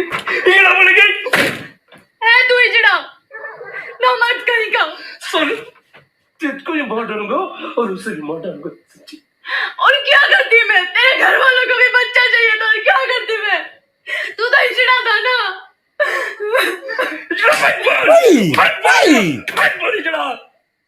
That looks real.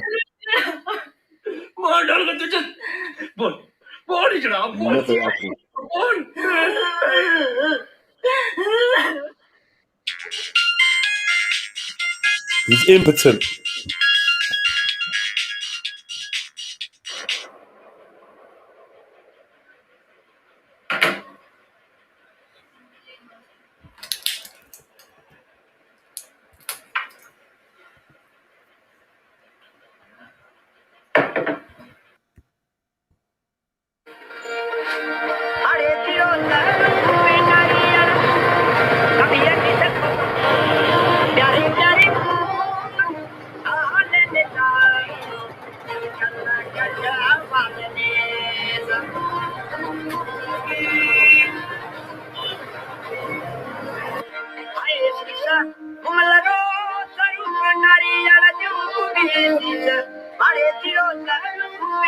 Yeah, Mohib, watch your six, bro.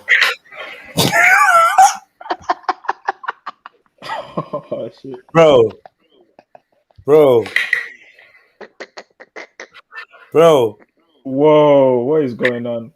Fucking pause right now. Pause. What's Afghan doing on the screen? Oh, stop. No, I'm out. I told you. I knew an L was coming. Sorry, Mohib. Mad. This is about the Bajabazi. All my Asian brothers. What's going on? Speak for you right now. All I know is this ain't how you play, this is not how you play chess, bro. So what? Is this Lahore? He playing the wrong kind of. He's playing chess. Man said it's Lahore. Is this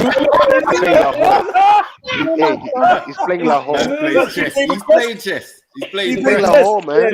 Is this where Lahore is? Is this Lahore? What's going on? Yeah. What's going on?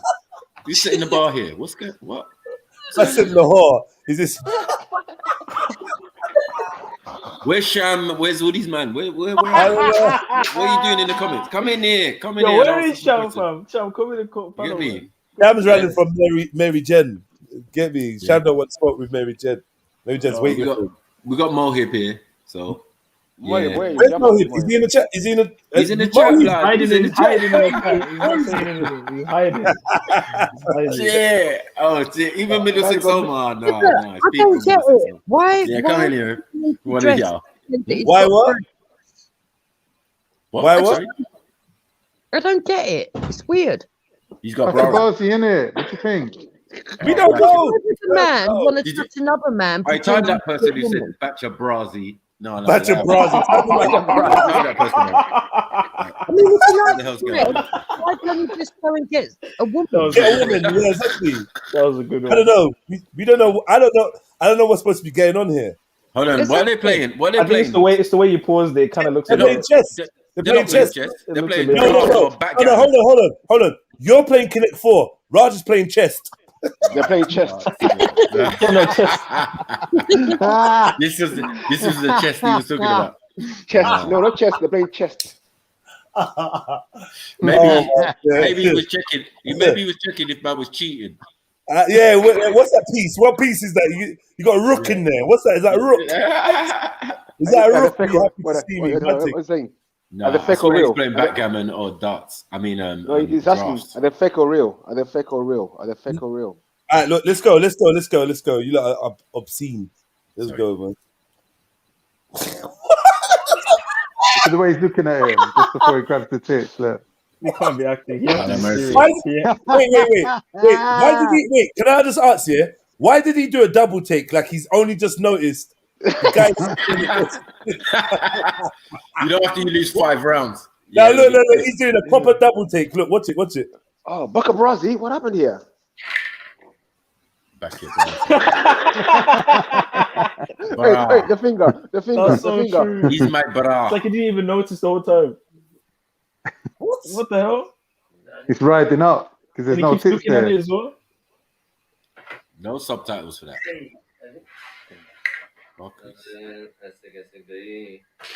But has he got tights on as well? Looks like he's got tights. Oh no, wait. What kind of chess is that, man? What type of game is this? That's a big game. I can't remember what it's called, but a lot of Asian makeshift ice hockey. Hey, Michael, remember the time we said the game famous in Somalia, the Indian game? That's it, Djibouti, whatever it's called. Okay, it's like baked snooker. Yeah, drop pieces. Okay. Finger sniffer. None of my Asian brothers. We're not gonna have none of that finger snooker talk. Like, stop that, man. It's gonna go down a dark path. A very dark path. Oh, snap. Let's not even. That's what I'm saying. Somebody in their country, yeah, they got to come and answer for these things. You know, it's all right with Nigeria this and Nigeria that and Nigeria this and Nigeria that. Someone explain this bullshit to me. Man. Look, this is not an excuse for you lot. This is not an excuse for you lot to get racist. Can we play the film? Let's play the film. So the bra, we're just gonna overlook the bra team. What game? You know what it is? We've seen the bra. We're gonna overlook it. Yeah, come on. No, we're not gonna overlook it. I'm not even looking at the bra. Bro, it's an oil wrestling thing, bro. You won't get but it. It's a man's pool table. It's a man's pool table. That's what I'm saying. All right, cool. Let's go. Finger pool.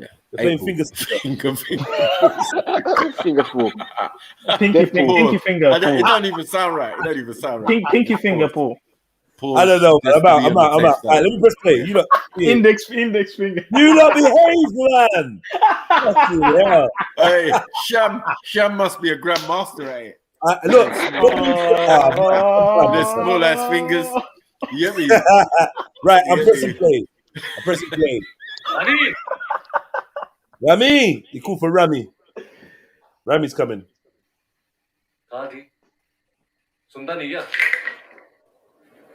Rami still. Dad, what the hell is this? Oh, Dad, what? Style. पैसे नहीं है मेरे पास। पैसे नहीं है? कहाँ गए पैसे? नहीं है मतलब नहीं है। और तो कहाँ गए? कहीं तो गए होंगे। मुझे क्या पता कहाँ गए पैसे? सुन मेरी बात सुन। थप्पड़ आएगा मुंह पे। रोना नहीं है। चल शराब दे। Mad tip. They. Batch of beating.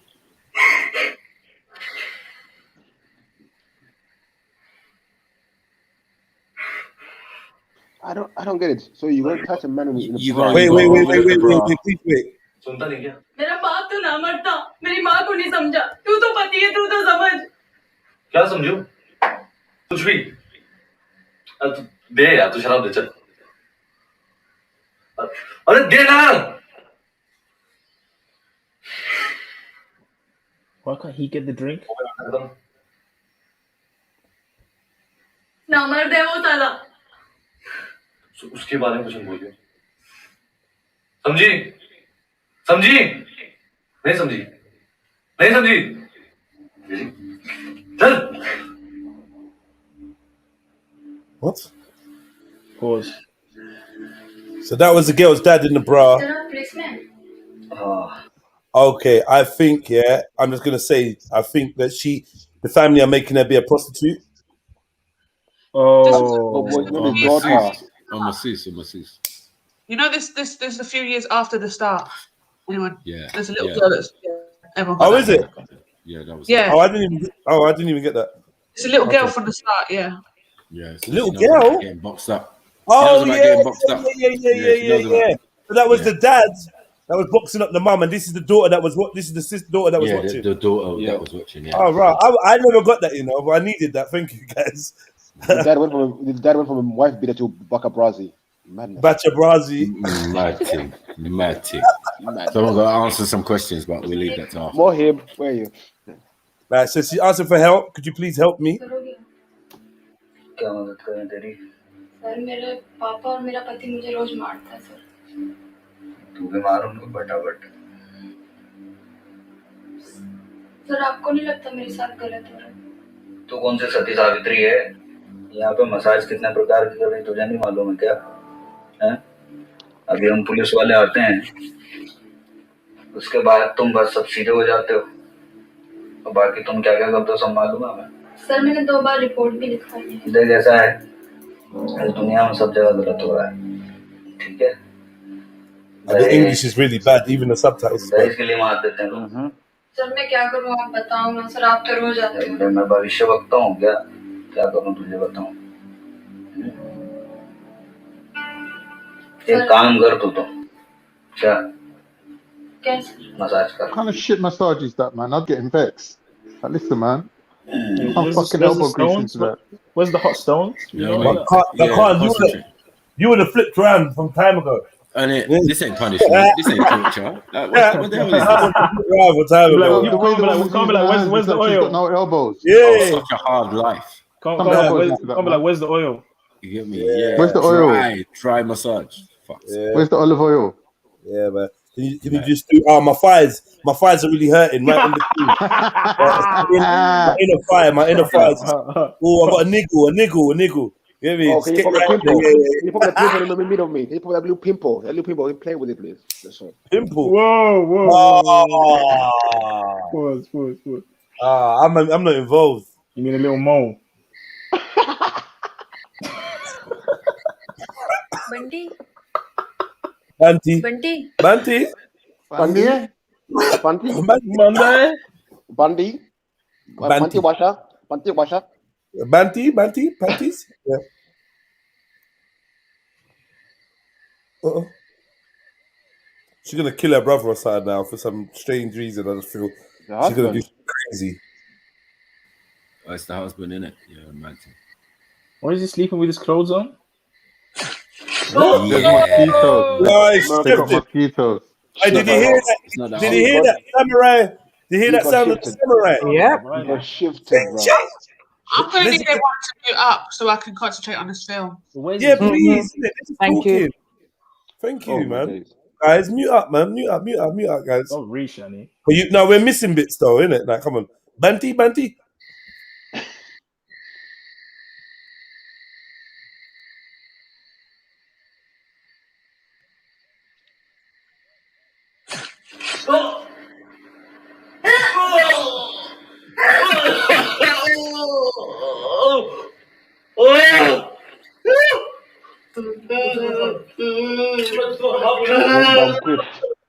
No, that don't look like blood. Wow.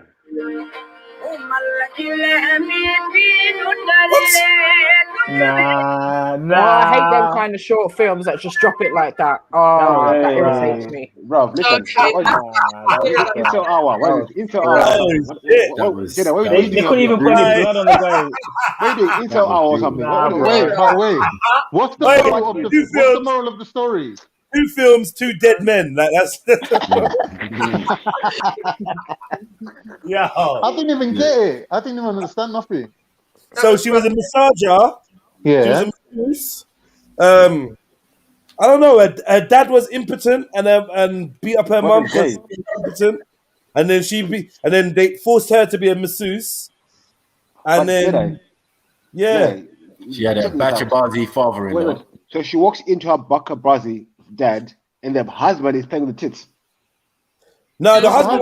Hang on. He's the dad's lover. He's the lover of the father. No, that's a husband. I don't know what's going on. But he goes confused. But he goes, she goes, oh, what's this? She's not seen it before. She did say something. Like, what one? And he was like, style. Go get me a drink. Yeah, hurry up, man. It's not a style. No, actually, it was like, she like, style. And he was like, have you dealt with that dude? And she was like, oh, he's impotent. And then he was like, don't talk about him like that. I don't know, man. I'm confused. Yeah, I think the story was her dad is impotent, meaning I think the translation of the impotent meaning like he's not interested in women, innit? Oh, that makes sense now. And then the mum's going crazy because he's not interested in women, and then obviously later on, who knows where the mum is? That's why he's dressed as exactly saying he's impotent. Yeah. He thought the child was his. Listen, no, impotent. What does impotent mean, Beefy? What does impotent mean? Can't get up, can't maintain our erection. And why would you not be able to maintain erection with a woman? Because he's a batio. One of the reasons. No, you know, man, please, let the man talk on it. Let the man talk. You know, man. That's right, woman. Shani, stop. No, you don't know what Hey, Beefy, I beg you, tell Shani why you're impotent, please. I'm not impotent, man. I'm not. Shani, stop. This making everyone gay and making everything gay. Stop it. No, boy, Bacha Masagi.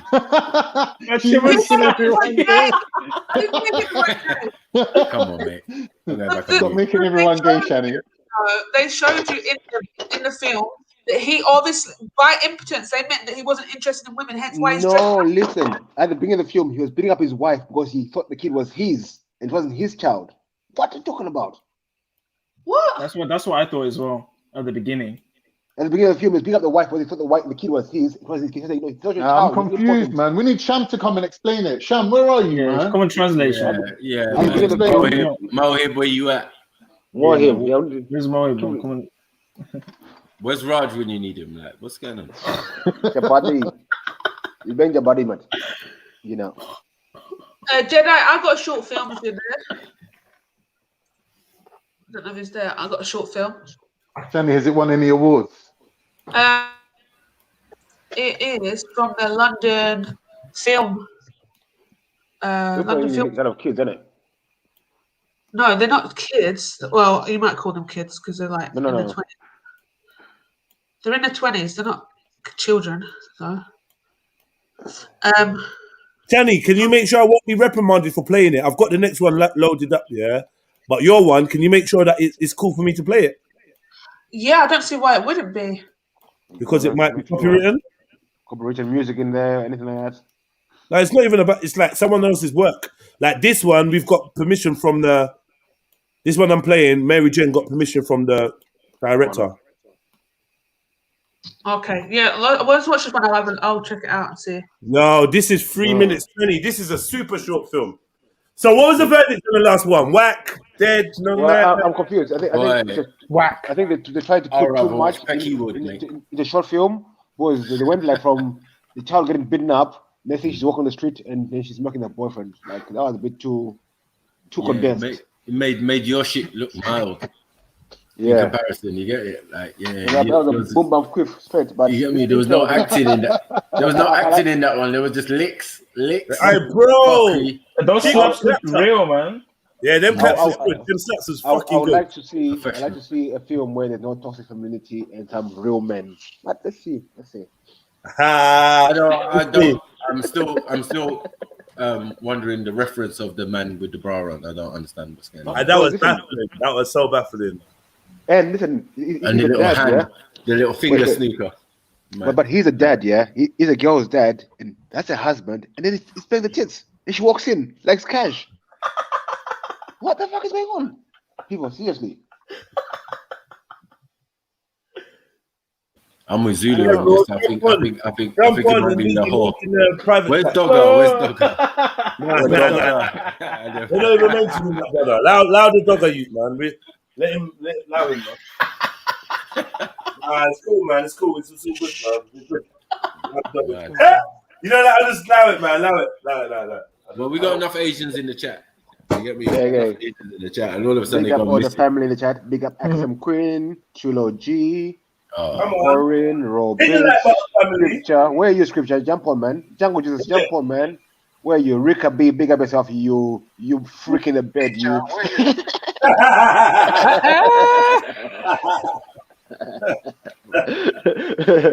Troublesome Hodge, big up yourself. Who else is there? Craig Evans, big up yourself. Western Goddess, I see you. Aerodynamic Productions, I see you. Yeah, like up the show, family. Tell a friend. We're reviewing some movies here. Yeah, well, let's see if we can get this toxic femininity out of this film to get some real men up in here. Come on, family. Too much toxic femininity going on. Yeah. And also, there's a lot of simp. I like to welcome the panel our female Shifa McDog over there.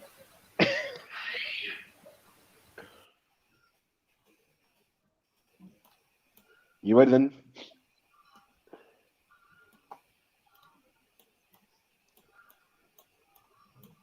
What's the next one then, gents?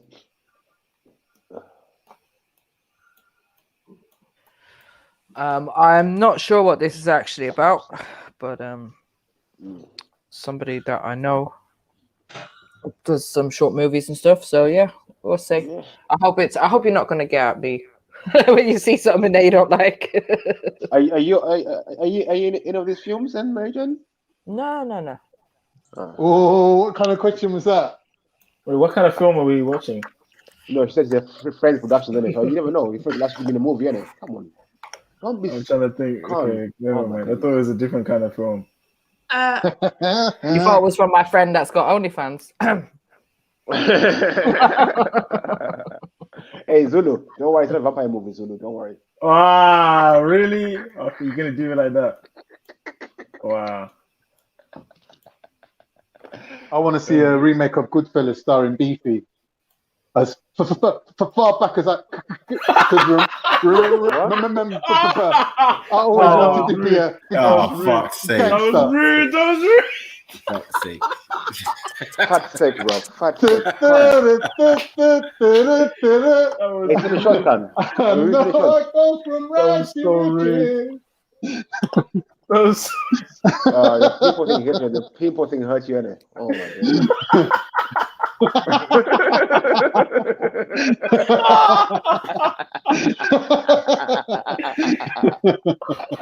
I know it hurts. I know when you're talking people. I know. You have to put subtitles. You have to put subtitles.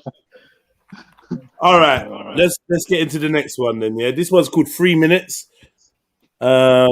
Suggested by Mary Jen. You good there, Mary? Mm-hmm. All good.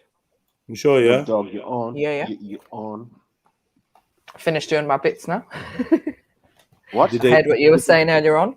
Did they enjoy it? Yeah. They did indeed. Okay. Got Cool. great reviews. All right, let's go. It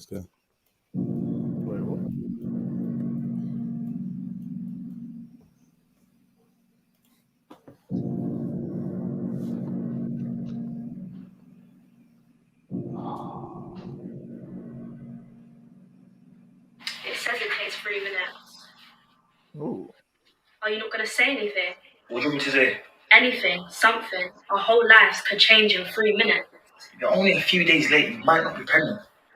I know my body. I never miss my period. Can you calm down? You're probably making yourself sick worrying so much. If it comes up positive, Then what? we'll deal with it. But bro, we don't have the wages to look after a child. Please, I've got a job. It's not enough. Then I'll get a better one. What about uni? I don't mind. I can go next year when the baby's a little older, isn't it? What about me? I wanted to travel and do my masters this year. And you can still do those things. Life won't be over. Where are we gonna live? I don't know. I don't have all the answers. Our parents can help us figure out something. I don't know. My dad's going to kill me. We're Muslim. Everyone might be shocked at first. Wallahi. They were young ones. I don't think he's gonna see it like that. We can't act like we didn't know what we was doing. We had unprotected sex. What did you think was gonna happen? Why didn't you use a condom? Why didn't you take the morning after pill? Are you blaming me? No, but in a moment I wasn't thinking. Why didn't you pull out? I thought I did.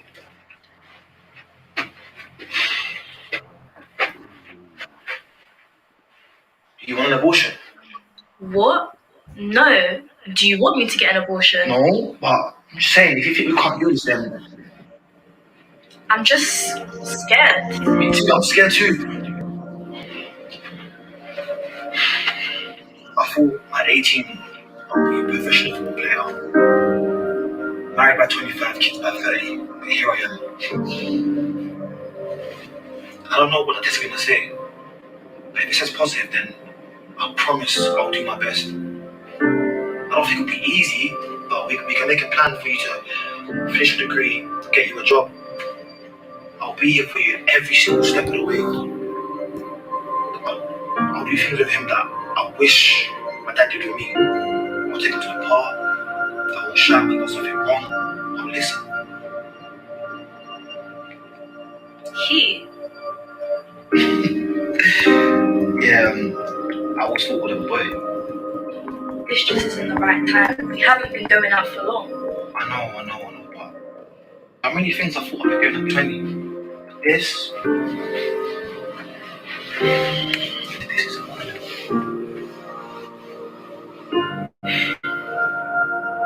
So, are you ready?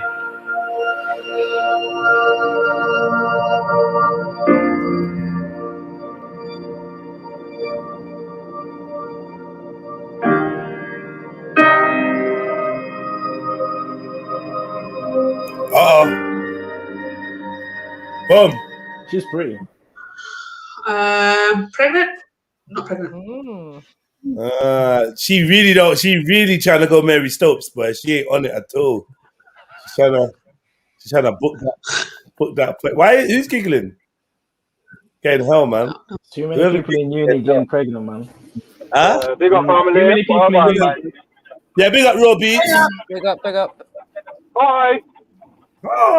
Yeah, I liked it. Big up the young people that was involved. I like the concept, very short, so it kept me engaged. I enjoyed it.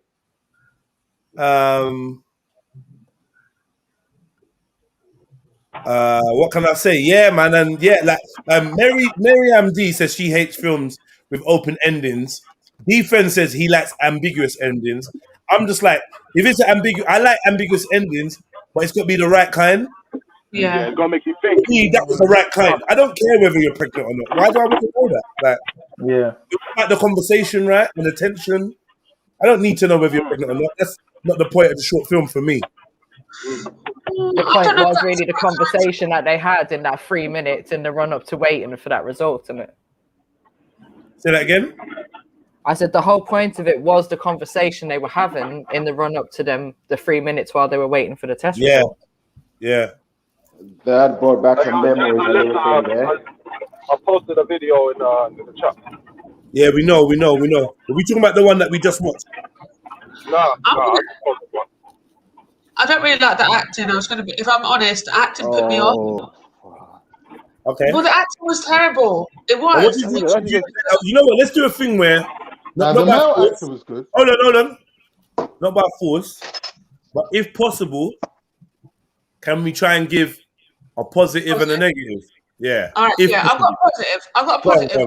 Go for it. The concept of that, just the fact that in those 3 minutes, like she said, their life can change. I just feel like it could have been more powerful in 3 minutes than it was. That's what I'm saying. That's how I feel. I feel it was like, but it just could have been more hard hitting, punching, like.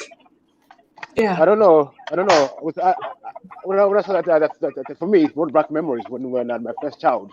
That was just exactly what I went through. Exactly that. I was 17 years old, and I was going to call uni, and your life changes just like that.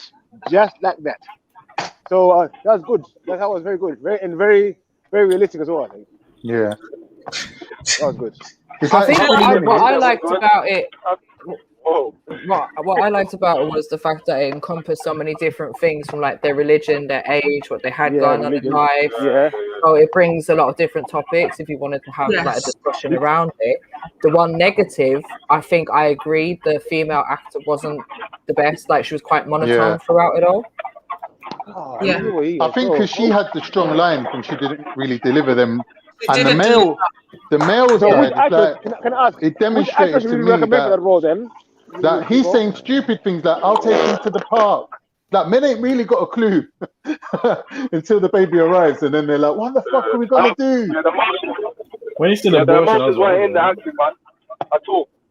You know what I mean? There was no passion or no emotion behind it. Could have had more of an impact. Yeah, so the concept was good. Yeah, the concept was good. Yeah, like you said, like, yeah, brilliant.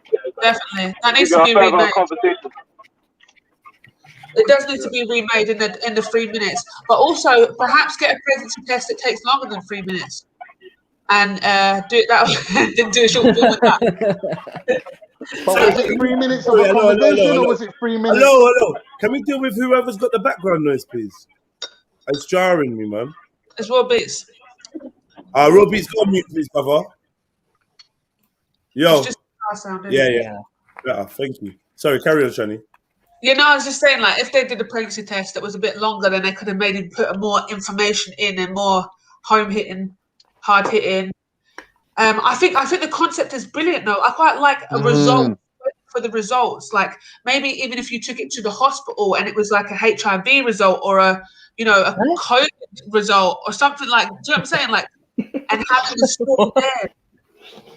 No, I love the HIV result because, you know, maybe the woman cheated and she cheated with a homosexual man. Do you know what I'm saying? And then her husband is. Shani, with this, it's like they've got 3 minutes to decide whether or not they want to see each other's faces for the rest of their lives. Because once they decide to have the baby, they're stuck together. Yeah, exactly. No, that's true. Yeah, I like the concept of having to wait on a result though, and then having the conversation there. I think it's brilliant. And also just the fact that you don't know what the result is at the end. I think that's brilliant. Like, because like I said, it doesn't really matter about it. It's more about the conversation that went in between. But yeah, I was expecting the result to be negative at the end, and it'd be like, oh, they've had that whole conversation, and then it comes back negative, and then we didn't even get to see it. I was like, oh shit. Because he was so positive about it, right? So you automatically thought, all right, the ending's going to be that it's going to be no. But one thing I didn't like in the script was he said, oh, I thought it like, I think it's going to be I thought it was a boy or something like that. I just thought that's gay. So stupid. Why was it gay? That's You know You're what? making people gay, Shani. No, there was absolutely nothing gay in that video. I put it out there. Like, let's be grateful for that. That was definitely a positive. I mean, it was just, I think it was silly. I thought it was silly. Like, I'm talking primary school gay. That's the words I'm using right now. Yeah, I thought it was just a bit silly that he turned around and went, I think it is a boy or something like that. It's just like, what? That made no sense. He But goes, I'll take him to the park, and she goes, him? And he goes, yeah, like, it's going to be a boy. But all men think that, I think. No man sitting there thinking, oh, my baby's coming and it's going to be a pretty little girl and I'm going to dress her up in little ribbons. Like, no man thinking that. The point of that was that she could see that he was starting to actually humanize the idea of having a child and putting it into like that human form of, I could have a little boy that I could take to the park. Yay. The words he used, sorry, we have to go back and actually look at that bit because it was the sentence that he used. That's what was just like unrealistic. The sentence. You know what was a bit dumb though, where he said, I thought I pulled out. How you don't know if you pull out or not? Oh, in it? What was that all about for real? It gets messy. You pulled out. I don't think they slept with each other just the one time though. So maybe that's why he can't remember and he said that. Nah, come on, man. If you pull out, you know you're pulling out, innit? I don't know about that. No if buts or yeah, man. Straight up. You remember that time when I nutted on your stomach? Remember when it all up? Yeah, but no, sometimes, you know, some on your face. When you're young, you know, when you're young, you're curious. I mean, you do get stuck in there with excitement. So, he's a young kid, man. As you get older, the pull-up game becomes good because you know the consequences. You know what I mean? When there's a countdown, got the countdown going. What you know, girl, about getting cum in your belly button? Huh? Man, come on, man. I definitely pulled out. Remember. Yo, I defense, jump on.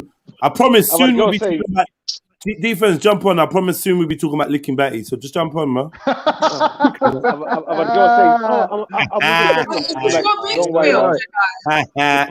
What? Is this one big sent you? Yeah. No, it wasn't. It wasn't. Mine's in the private chat. You're gonna skip mine. This is the one that Raw Beat sent me, man. Yeah, but in my city, yeah. Shani, you didn't even send me. Come on, man, give me the time, man. One yet. Something a shifa, Shani, please. Shani, you didn't even. Shani, hold on. Shani, you didn't even send it. Oh, I sent it now. All right, okay, cool. Cool. Yeah, exactly. We're gonna watch. We watch yours next, yeah. And you think this will be cool to watch, yeah? Yeah. Cool. You talking? Sorry. Oh, I'm saying because it's on YouTube now. No, that doesn't matter. It's on YouTube. Are not the people that own the film. Sorry, 1 second. I need you to say it again without Beefy chatting over you. Because it's a film, it's a short film, but it's literally all over YouTube. There's so many different reviews on it and so on and so forth. And this is the full version. And the version that I've got is from 2015. It was on a totally different website, it was the film festival, or so like a film. I think it's all right. You'll see. All right. I mean, we're just gonna try it, innit? We try it. Fuck it. Let's go for it, man. But please, anyway, let's go. Let's get for this. So this is In My City, 4 Juice and Thai Beats. Let's go for it, man. Oh shit. All right, cool. Let's go.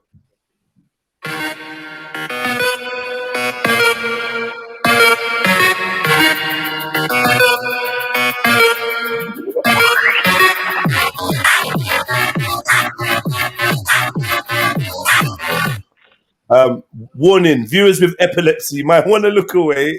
You know. Fuck you now, mate.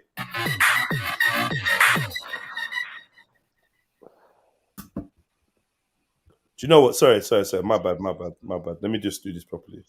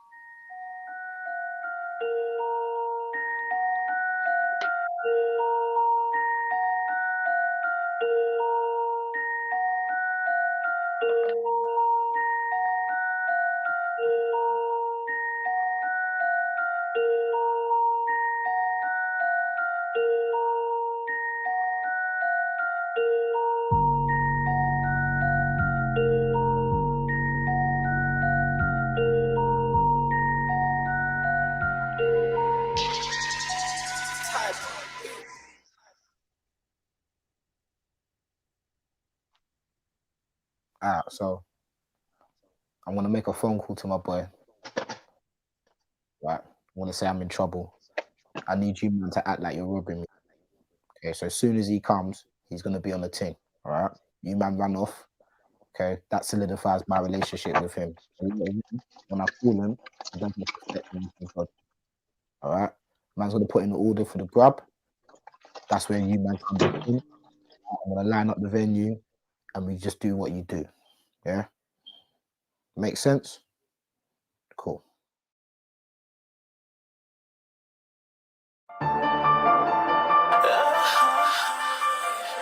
Yeah, obviously, man. Our loyalty's to you, man. Fuck that nigga, man. We don't know that nigga, man. Fuck that nigga, man. That's why I made the food up. I know how you man stay anyway.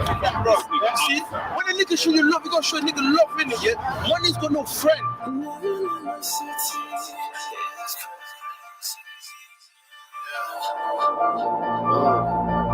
It's mad, I used to think they hate me when they picked on me. It made aggression take me over when I hit my teeth. Then the bullying stopped. I know it stopped because of me, but I thought it was respect when it was fear they showed to me. I'm smiling when I think it's sweet revenge.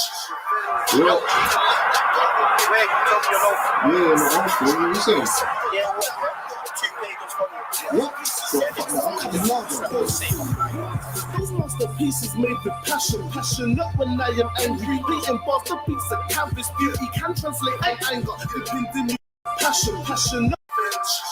Mad, I used to think they hate me when they picked on me. It made aggression take me over when I hit my teeth. Then the bullying stopped. I know it stopped because of me, but I thought it was respect when it was fear they showed to me. I'm smiling when I think. What was Raw Beats doing with the custard sugar? I don't know. What was he doing with flour? Like, Raw Beats, you trying to put that in, bro? Yeah, bro. What was you trying to do? Tiny? What's going on, Tiny? I look like a handful. Like, what's going on? Man, like Tiny, you know. Like Tiny. Weighing out big food, you know. He's not playing. Tiny, bro. Man, The other guy's tiny. Oh, yeah, who's the other? What do you mean? How's the other guy tiny, bro? The one that with the dread. The one with the dread. No, wait. He looked at the phone and it said tiny on it, bro. Yeah, because that's me looking at the phone. All right, well, they didn't. All right, cool. I'm not gonna lie. All right, cool. Oh, I must have got that wrong. Right. It looked like it was him with the phone. Say that. Middlesex Omar said this is already better than the others. Like the proper dick rider, man. All right, go. I prefer the Hindi one to this already, but yeah.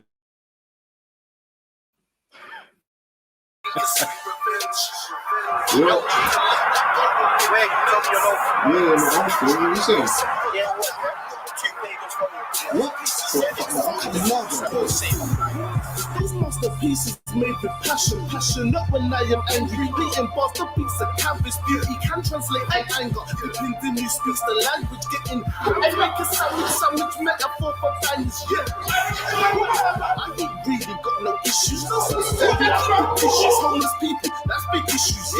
They say I'm lucky, could be me up in the hearse. To me, it's not the ones that die, it's the ones they leave behind. Living in my city is crazy. I see something crazy from my eyes. I'm seeing three flashes of gray.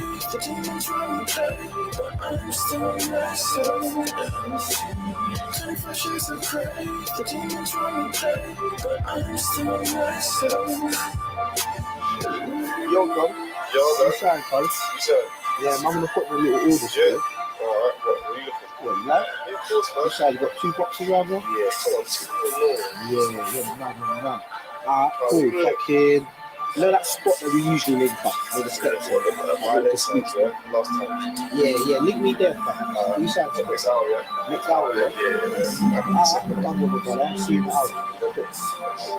I used to cut my family off and never wish them well. Just wish them the worst, cursed and sent to hell. But I know what was the problem. I was young in life. They deserve the best. I wish I could oblige. I caught a bad vibe when I spoke my mind. He should comply.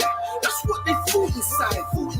Never feeling ever green or envious by any means. Stood my ground by every means. Short tempers in my genes. DNA is what I'm hating. I'm a product of mistaken. Wearing condoms with a sacred. That was a sperm donor, crackhead. Now he's in the ground.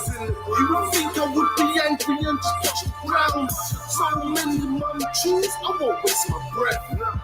Thinking about them parents, it just hurts my head.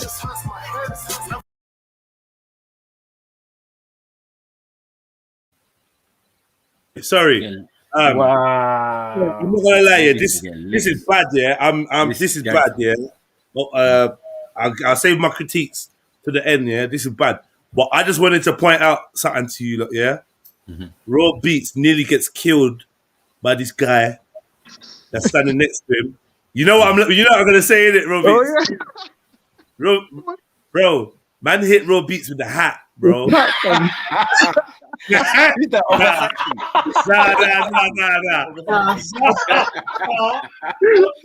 even get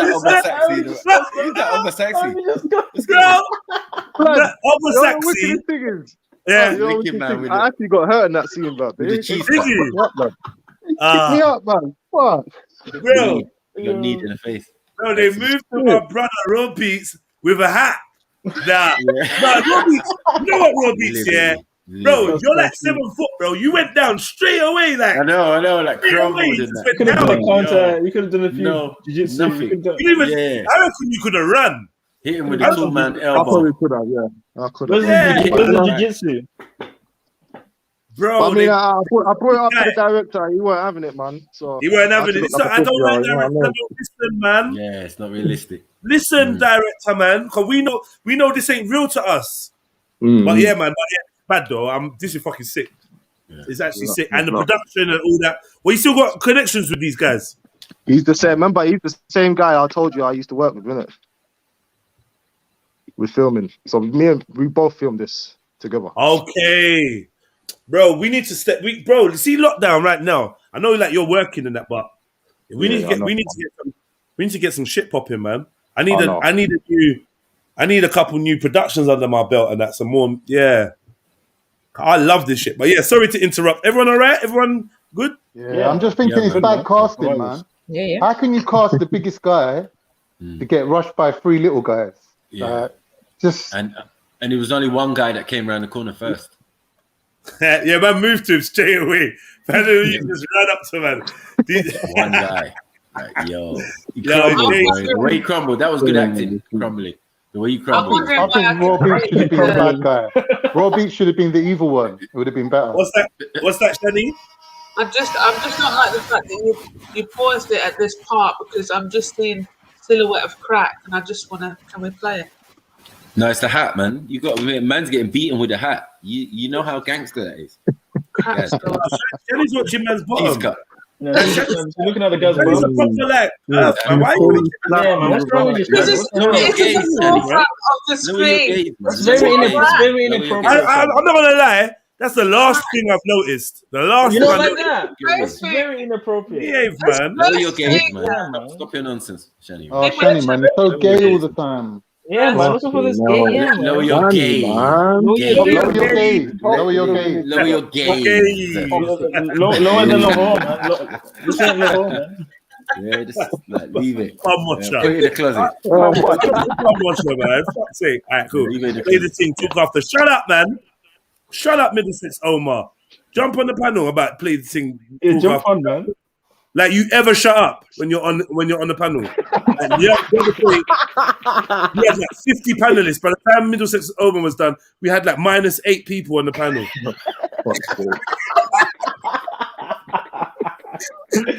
That's not true, though. All right, cool. It's true, innit? Let's go. Look at Axum Queen. You lot are pervs. Look at Axum,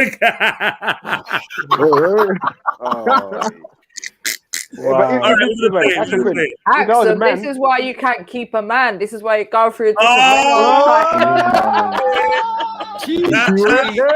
That's why you ain't got man in the bed level. Yeah, where's Sky right now? You ain't Rasta in the bed level, man. What's your game, Axel? Get me. Don't let Mary Jen talk to you. Like that. You get me? Where's your man Sai? You get me? He ain't done 2 days of workouts, and she's already shopping for a new man. This, come on, you gotta learn loyalty out here. Just see. All right, let me go.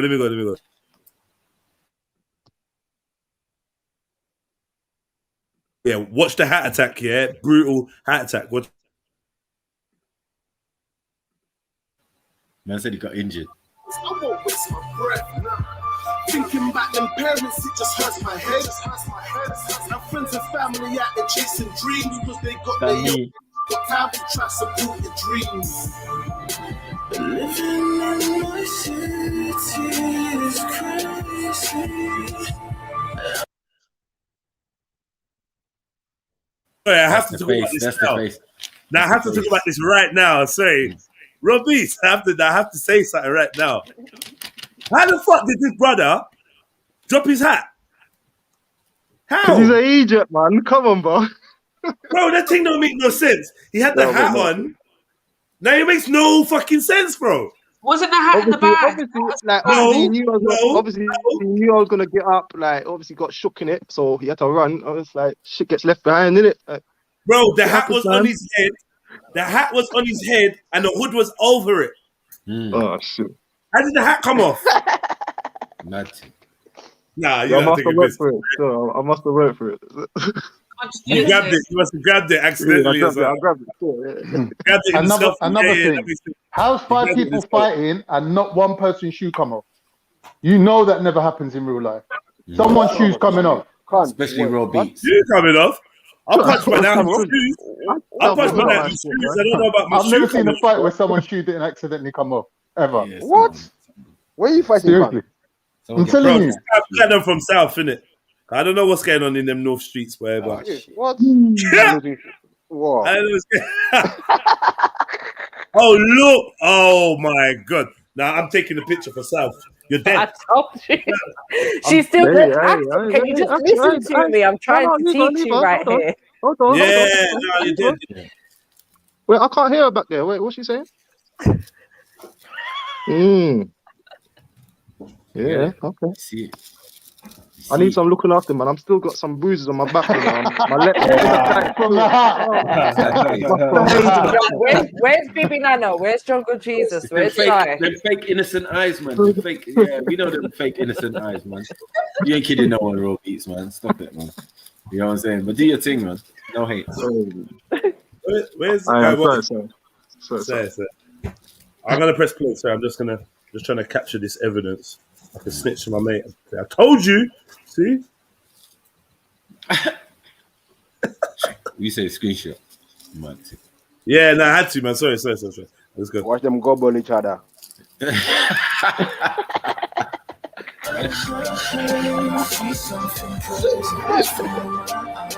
I'm seeing flashes of gray. The demons run me play, but I'm still myself. 20 flashes of gray. The demons run me play, but I'm still myself. Living in my city is crazy. Hold on, did someone say 24 Shades of Grey? No, I'm out. I'm out. See something crazy for my eyes.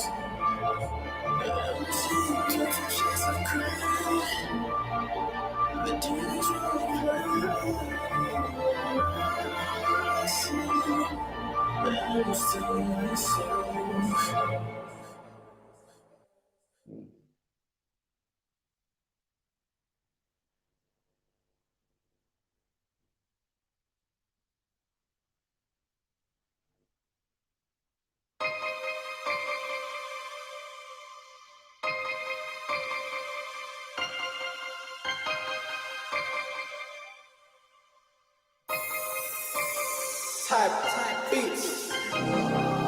My emotions climb my logic, got me thinking about a burner. Might conceal it in my pocket, make a bang just like a rocket. They move moist and I'm the socket. I'ma shock them, make them stop it. This hate's wrong, man, I should stop it.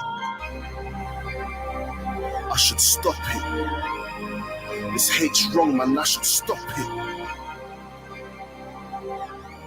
I should stop it. These people made me what I am.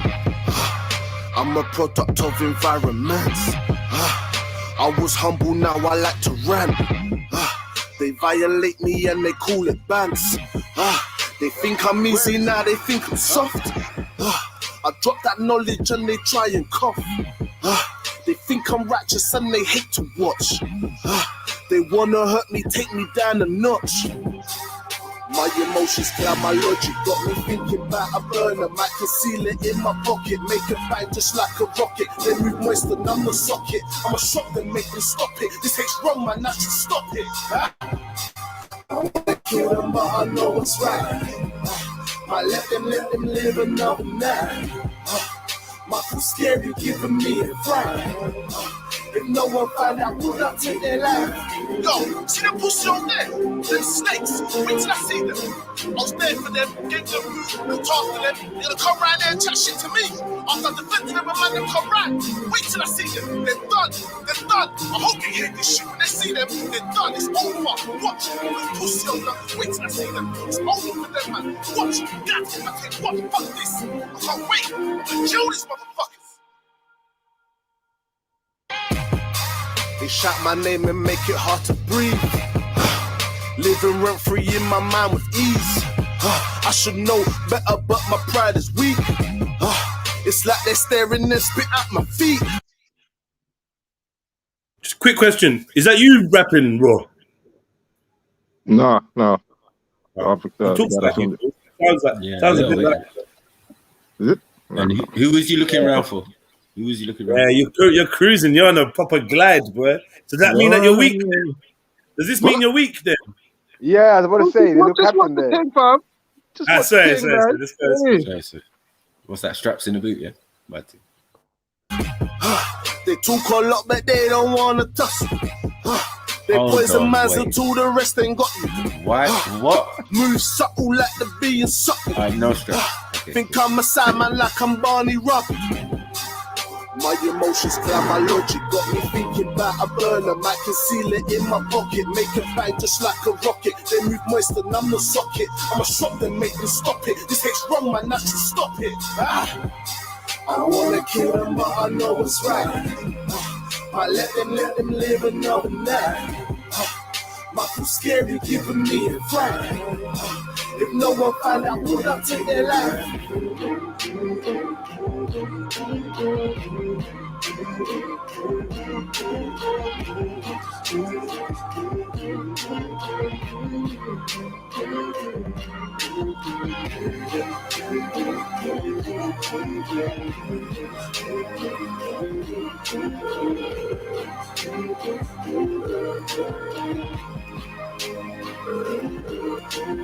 Yo, fam, we saying cold blood, cool, yeah? Fam, I know you heard about what happened the other day, yeah, man, need some information, blood, because I'm ready to do a madness right now. Because I ain't got information like that, but obviously he's my boy, you're my boy. I ain't trying to get involved like that. You're not getting involved now? Cause no time for sitting on the fence out there, because I know you know what's both based on that, fam. But don't be wrong. Fam, it's P. You know what, you called me at the wrong time, but you look, get through tomorrow. Yeah, alright, cool, link up. Look, tomorrow, link me up in it and we'll chat. Alright, say no.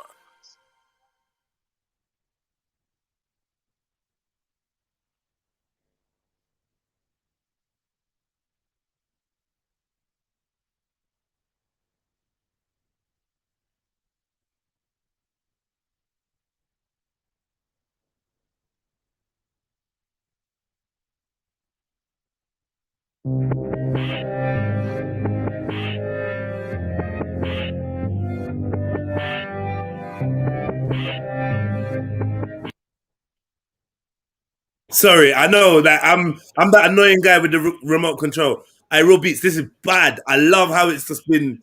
I love how the I love the template, man. Fucking sick. I love it. It's like how the drama's building, isn't it? The tension's building. Yeah, so sick. Lovely. Appreciating little things. Always worried about stupid things. Trying to keep it real and not be in. But what is real when the goal is just to get it in? Can't do what only knows some. Need connections, cause connections, man, they hold some. Hate burning bridges once they cross one. But they were on the other side, so our connection's done. Tolerance is zero, then it's -1. Too many in the circle, got a -1. Experience is proof of your existence. But let them see it, stop trying proving you're the difference.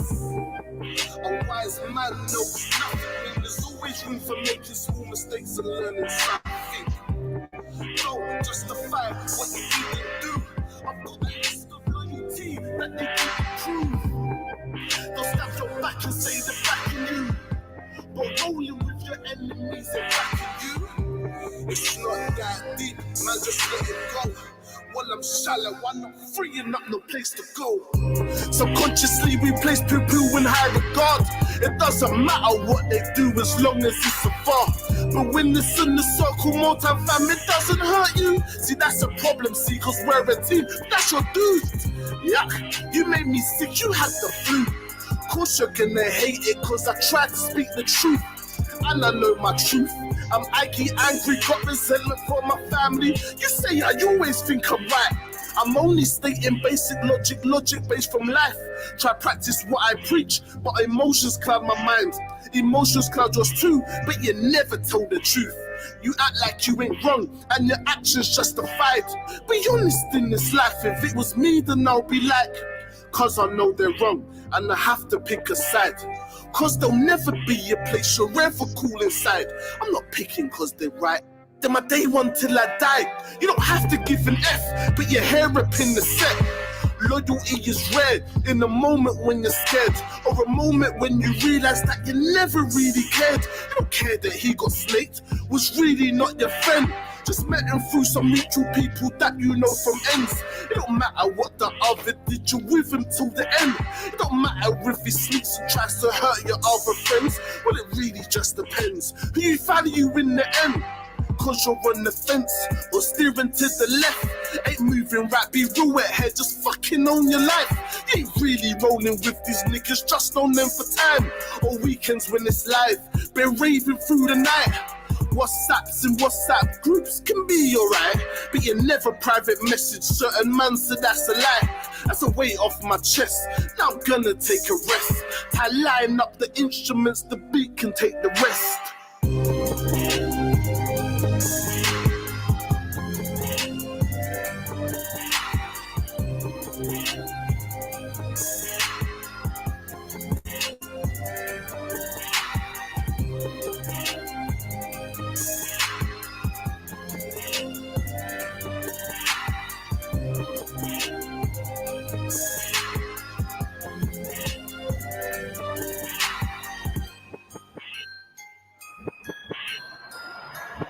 Hello? Yo, G. Yeah, what's going on, man? I just left him with 2 months, innit? 2 months, he said. Yeah, man, he's pissed, man, for what you've done and that. I don't care, I'm not trying to get involved in you, man. Yeah. I want to go home quickly, innit? Or pick up, or make a drop. Pick me up the drop. Alright, cool, I'll buck you after. Alright, cool.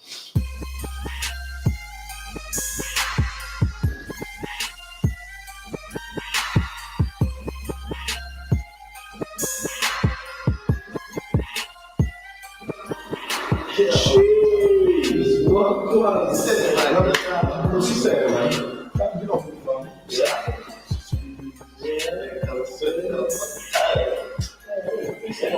I'm watching you. You just got a little side to show you. You don't have to stay up.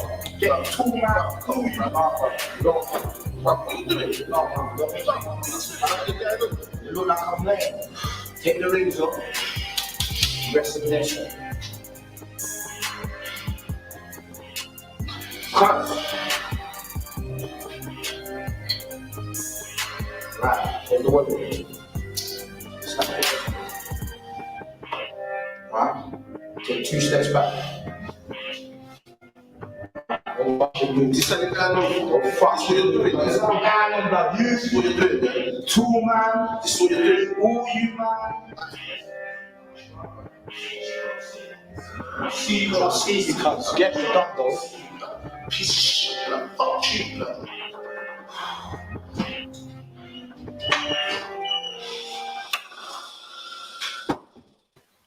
Bad thing.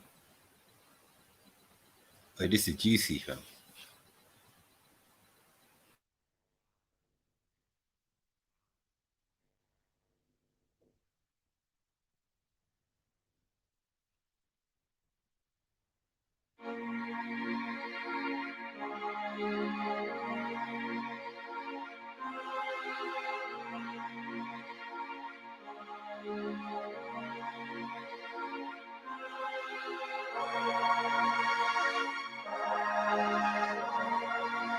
Oh, tight beats.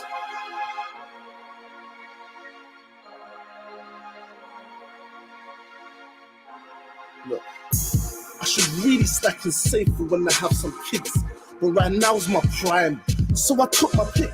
Killing myself with this drink, I call it trying to live. I'm out every night, weekdays, cause I ain't got no kids. I get the call, come rave, and I ain't trying to miss a great night, epic, nah, no staying in tonight, yeah.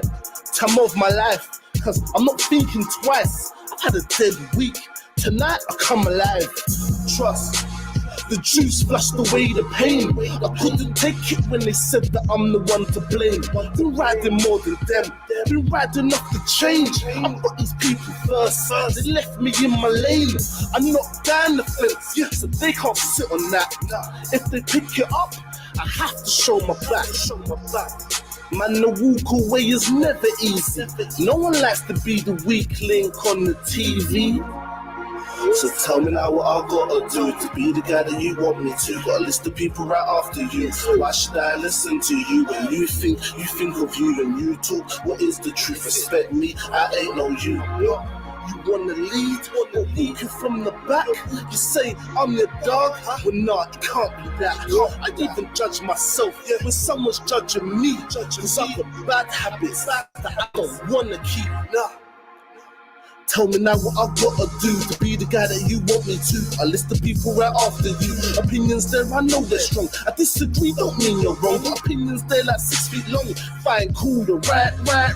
Nah, you can't be right. That shit right there don't sit with me. I know this man got feelings too. Don't think you're right, but I got excuse for things I've done. Some more fun they couldn't come, but now I'm done. I learned from that. I don't look back, but it got brought up, now feelings back. Man, just let me breathe. I'm suffocating, please. Man, just let me breathe. Man, I'm suffocating, please. Please. Just let me breathe. Man, just let me breathe. I'm suffocating, please. Please, breathe. Man, just let me breathe.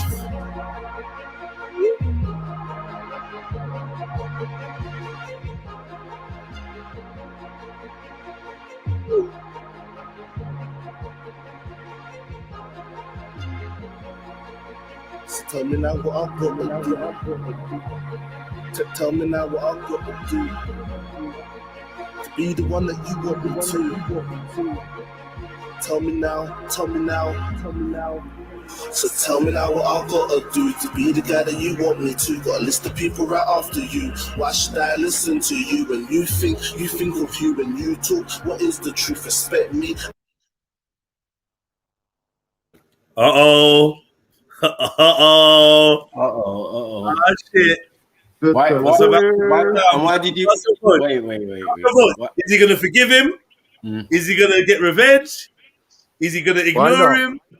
I just want to know. Cast your votes. He's gonna I end just up want to in the know. Listen, I just He's want to gonna know forgive him. why Raw Beats opened the boot and he had a Gordon Ramsay knife selection, right? And then at the end of the day, yeah, this big guy picked the smallest fucking knife in the fucking... Anyway, let's continue. Hold on, what are you talking about? I didn't pick up a knife. Continue. Now the other dude, Big Pete. Was it Big Pete that picked up a knife? Nah, mate. No. I'm saying Big Pete, at the end of this, yeah, bro. Look at the size of the name, knife. man. That's all I'm saying. The That size of the name, knife, that name. yeah. Out of all of the collection that he had, anyway. Remember, hold on. Remember, this is a while now after the incident. Now I've all got a job in that now. Got a 9 to 5 and that. Yeah. So And you you got only baby roll with with it. Yeah. You only roll with the small thing. I get you. Big Pete's gonna put him in the water. Yeah, well, Robbie's gonna kick him in the water. No, Big Pete. Big Pete. Where's Big Pete? Big Pete's Big Big Pete's not Pete. there yet. Big Pete's not here. The Big Pete's gonna be here. Ah, Big Pete's gonna like this is Sparta and kick him in the water. Hey, this is bad though. I've enjoyed this still. Like the layout is something about the layout that I really fucking fuck with, man. Nice, It reminds me a bit like it's gonna sound weird, yeah, but it reminds me a bit like of Sin City. Okay, right. It's like that split screen comic-y kind of Yeah. thing. I don't know, He's man. done a good idea with this, man. It weren't it was my brethren that directed it still. Yeah. But he done a good job with this, man. It's Yeah, this is basically good, his project, but it helps him. It's different, man. This project's hard still. Big out, man. I rate this one. I ain't no you. They want to lead, but walking from the back. You say I'm your dog, well no, it can't be that.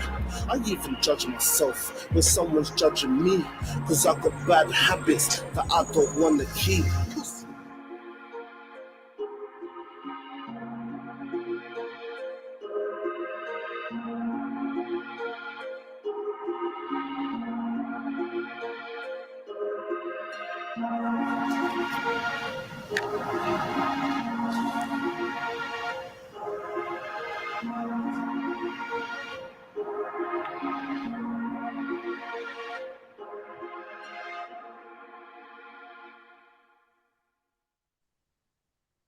Yeah, wicked.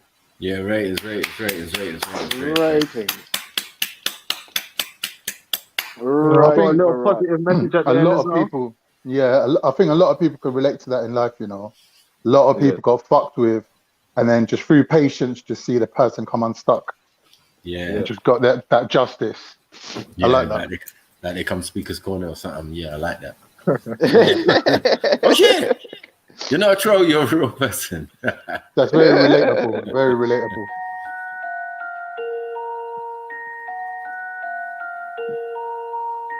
One thing I have to say I really liked was the drone shots. You know, like the high above shots with the drone. Yeah, how do you do them shots there? I really love them because it makes And the the whole far thing distance. seem like proper, like London. You know, like that widespread. Yeah, Like, that do was you know good. what I mean? It's not all tight. I like it. Makes it more epic. The unique shots there, man. So Yeah, man. basically, you Rating, didn't do rating, nothing. rating, You didn't do rating. nothing in the end. You didn't do nothing. No. I didn't necessarily forgive him, but I chose not to do him something. Yeah, he done himself. He got his karma, so yeah. Yeah, you got it, innit? But what do you respond to your breath? Fucking pussy up. Huh? What do you respond to your breath? Oh yeah, I'll say a pussy or something. Yeah, fucking. Yeah. Should have spat on him. Yeah, man. I really like that a lot, man. Do you know what I also like? I have to say the one where you got the two voices speaking to you from either side, on the telling you side, to yeah, do I it. like that. Yeah, because we've all been there, innit? Like so Yeah. easy just to listen to that voice and just go, right, I'm just going to get the belly and the chopper, and you know what I'm saying? So easy, but you know. It's nice, man. It's kind of based on a kind of true story as well. So. I liked it a lot, man. Well done, man. Big up. Lovely, man. Thank you. Yeah, it was banging. Shani, Negativity, toxic. Where are you? Toxic. Nah. Shani. We do Shani like that. Yeah. Shani's gone to Google where the boxer shorts come from. She's looking at Gap, Marks and Spencer. She's looking at everything now. This story is based on black. It's a black van man, not black man's van story. Yeah, this shit happens in the end regular, man. Yeah, come on. But it's a good story. I liked all of it, man. I can't even complain. Get me for a short story. It seemed It seemed well put together.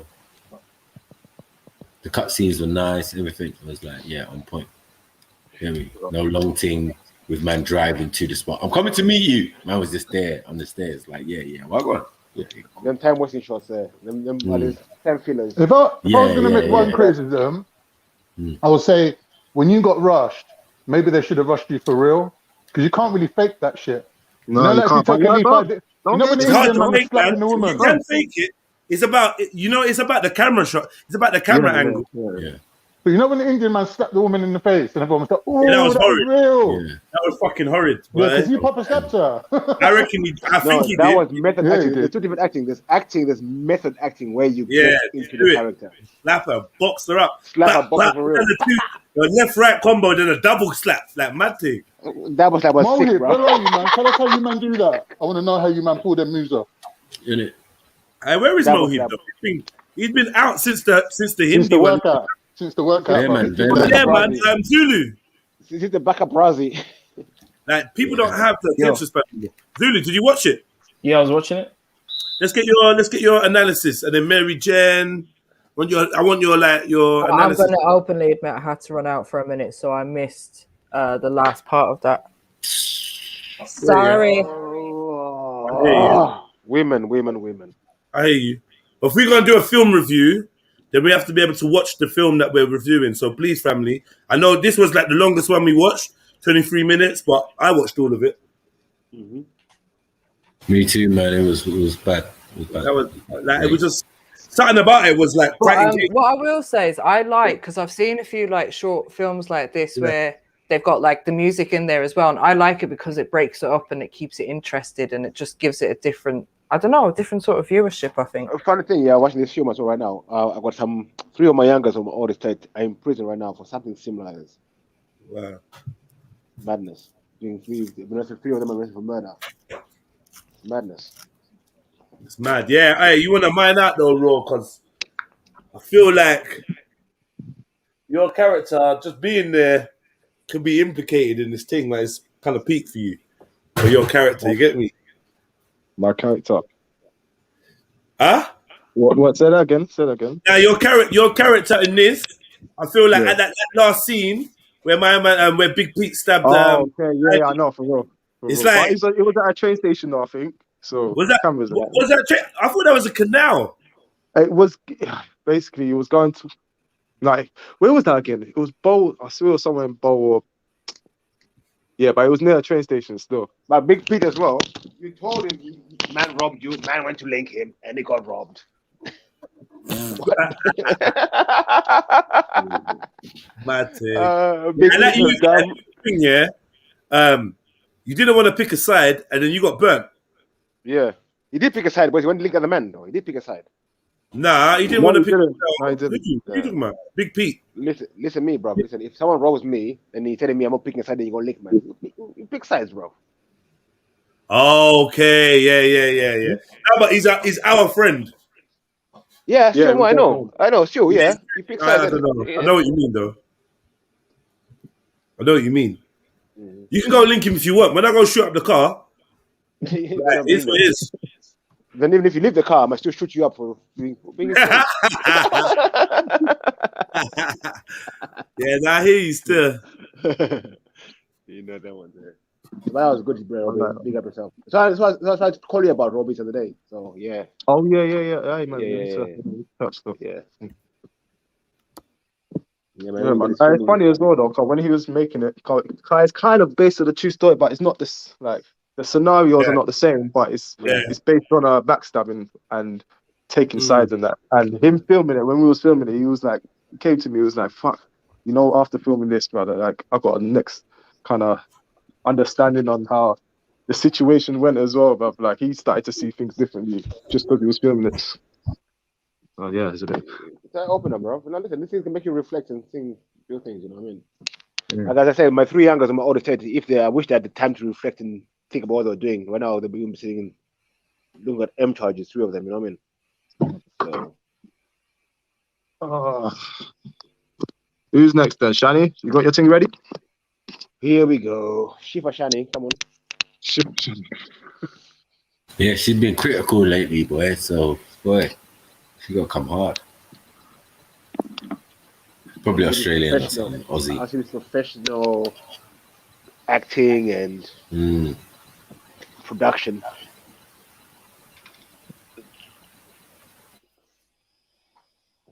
Shane, we kind of see ya. I'm saying, like, obviously I did miss the main part of the message in that, but you know, like the short films like this that have a message, how do they get out there to the audiences that should be maybe getting those messages delivered to them? I think that's the issue with most movies, isn't it? Like, just the audience, you need to know. I think the Rabbit one is very good. The Rabbit one is short, and I think if we're short in schools, it's something that I need to hit home. Yeah, that's what I'm thinking. Like, especially you know, places like referral units and that, where they've got particular types of you know, what they consider to be the bad children or whatever. And even maybe even contacting these local youth clubs. See, they can play them there. That's that. Nothing wrong with doing stuff like that. Yeah, see, we don't have youth clubs really anymore, especially now, like in lockdown. There 100% is no youth clubs. So oh yeah, but talk about youth clubs, yeah. But now we're on lockdown. Maybe we could start a Zoom or YouTube channel for our kids in that way. They could all come and link up and do kid stuff and stuff like that. I think we should look into that. Well, that's it. And I mean, they've got their social medias. I mean, these kids are probably all on Twitter or Instagram, YouTube anyway. So it's just a matter of spreading that information, really, isn't it? Yeah. So what would you say is the moral of the story? Hey, Roberts, if you don't mind, if you send it to me, I'll upload it on my channel still. All right. Let me do that. If you sat down and watched this with your kids, like, what would be the one thing you want them to take away from this? Put down the knives and think about your decisions, man. Really. Think. Just think, man.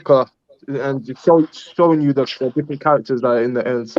Not everyone's your friend, isn't it? So just work it back. Yeah. Frenemies. That's the end. Let me put that in my the friends close to your enemies. I like that. Watch later. Yeah, I'll drop that on my Gangalini Vibes channel, Roberts. Yeah, my love, bro.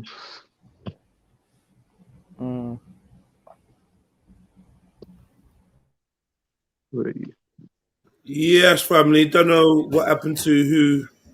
Nay's in the professional. Big up, Nay. Jenna.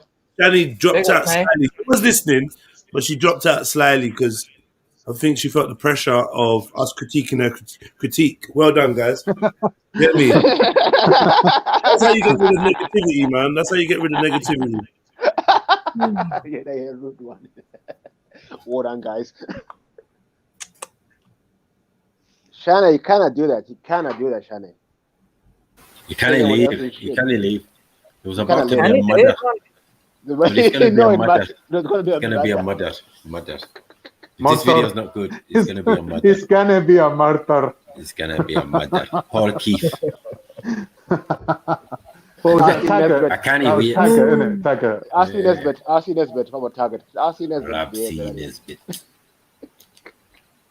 Can you Rab. Is it Rob or Rab? Yeah, I didn't realise, but his actual name is Rob, but the way they pronounce it is Rab. But they're actually saying Rob. You cannot say that, can.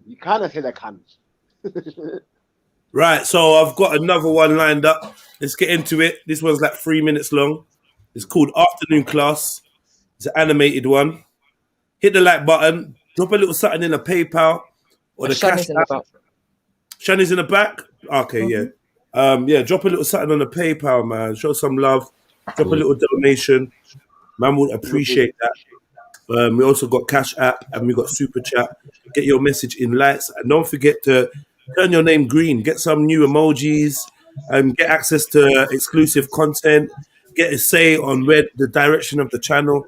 And be in with a chance to get some Trilluminati merchandise by joining the Trillionaires. Become Trilluminated. And hit the join button. Be a member for as little as £1 a week. Yeah, man. Now I got all that out of the way. Welcome back, Shani. You never saw the end of Raw Beats one, did you? No, I literally, that's why I jumped off, because I literally just watched the last bit. So I called it. I told you Big Pete was coming. I told you Big Pete was going to do it. You did. Yeah, it was good. You know what? Sorry, I didn't add my review. So Raw Beats, I like your acting. It was good. The whole film itself was good. I thought it was good.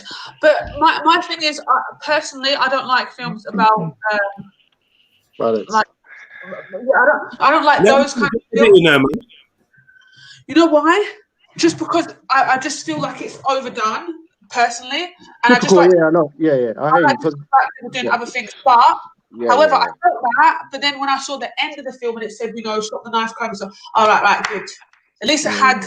Do you know what I mean? It wasn't glorifying knife crime and gang violence and all that kind of stuff. It literally changed from the start. I thought it was going to be, and then at the end, I was surprised. So I really enjoyed it.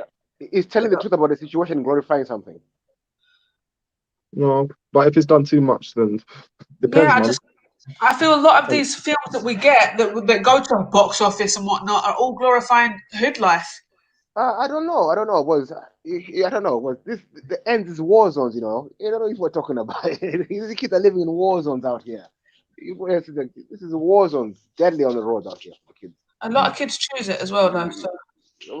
Whether or not, but it's the environment they're in, and it's dangerous. But this has a nice little element in it, though, where he's left the hood behind, he's working, he's living a good life, and he's not getting drawn back into it. But I think sometimes... So it's got a positive aspect. Yeah, it's got a positive aspect. But sometimes I think, especially with the young ones, they need to see reality sometimes. You understand what I'm saying? Because I still feel it's glorified, because I still think even guys that are not from ends watch these films and they're like, oh yeah, this is so cool. Like, it's not cool, and that's what needs to stop.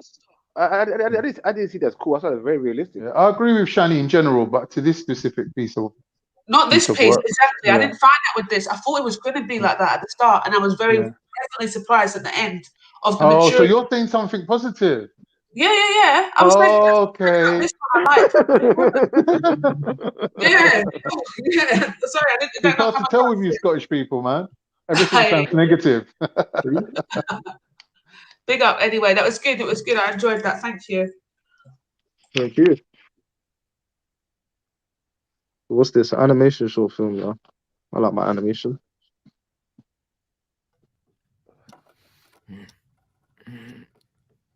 One of my nieces is doing animation at the university.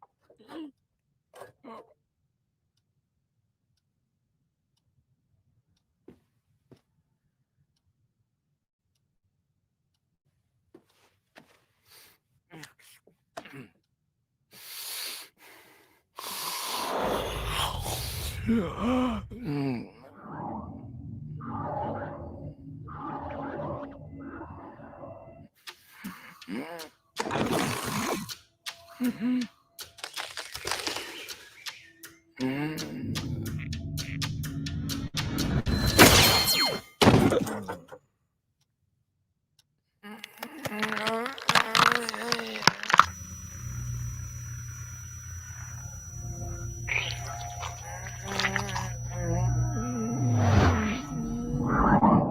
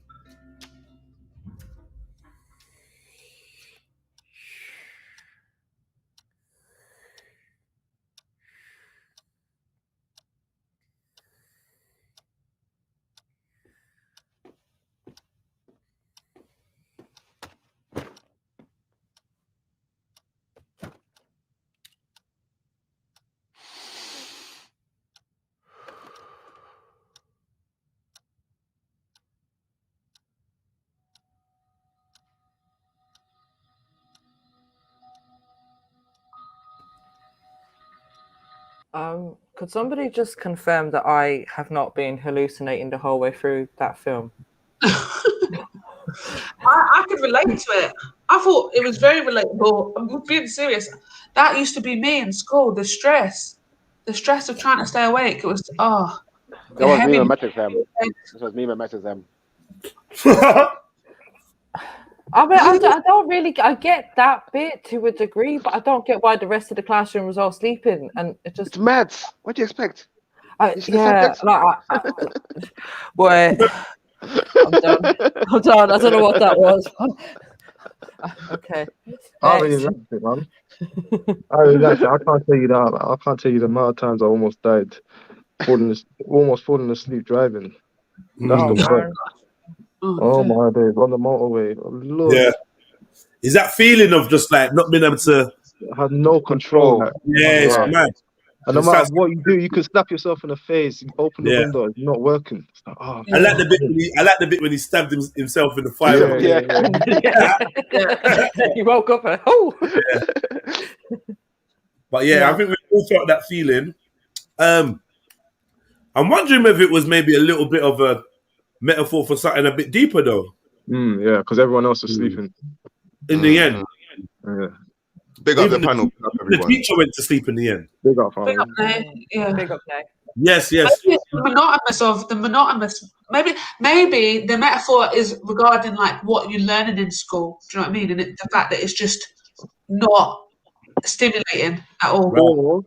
Or I think trying to stay awake where everyone is asleep. Yeah, trying to be woke. It's hard.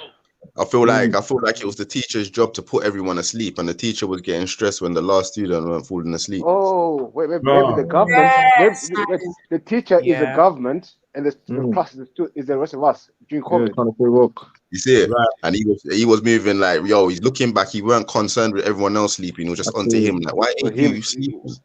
And he's trying his hardest to stay awake, trying his hardest. Yeah. You know what? Even in his dreams, there was people in the bed. More than that, he had an out of body experience where he was trying to wake people up. Yes. Yeah, it's definitely deeper. That's fucking.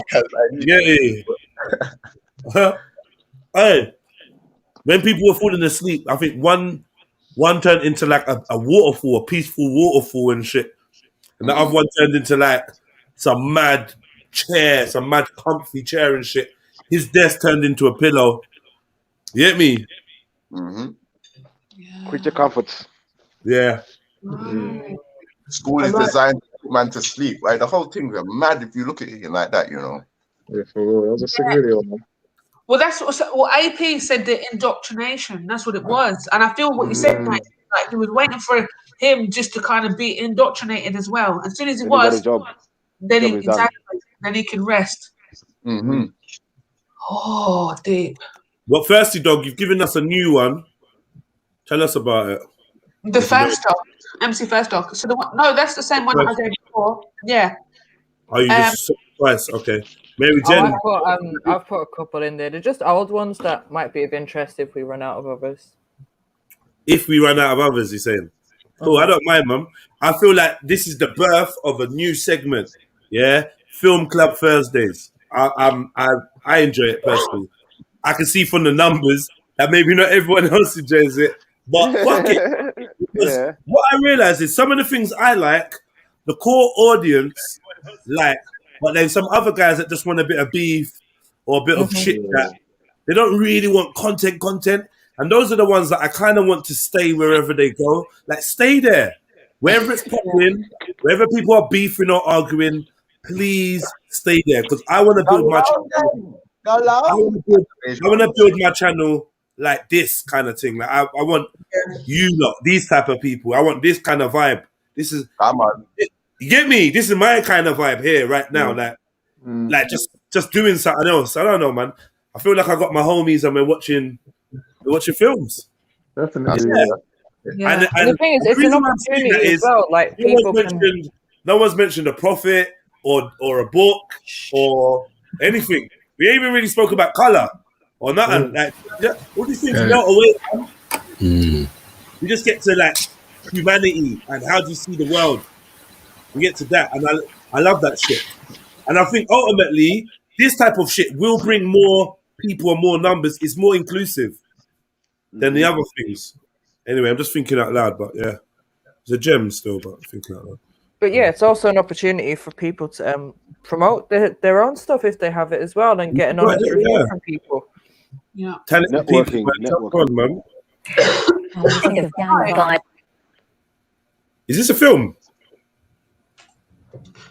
Yeah, well, it should be. Starts with a news broadcast. With future. Okay. I think is that the one I sent you? Starts with a news broadcast. Why does it say? Yeah, why does it say ITV feature? Oh, it's not. I want to play my film now. All right, cool.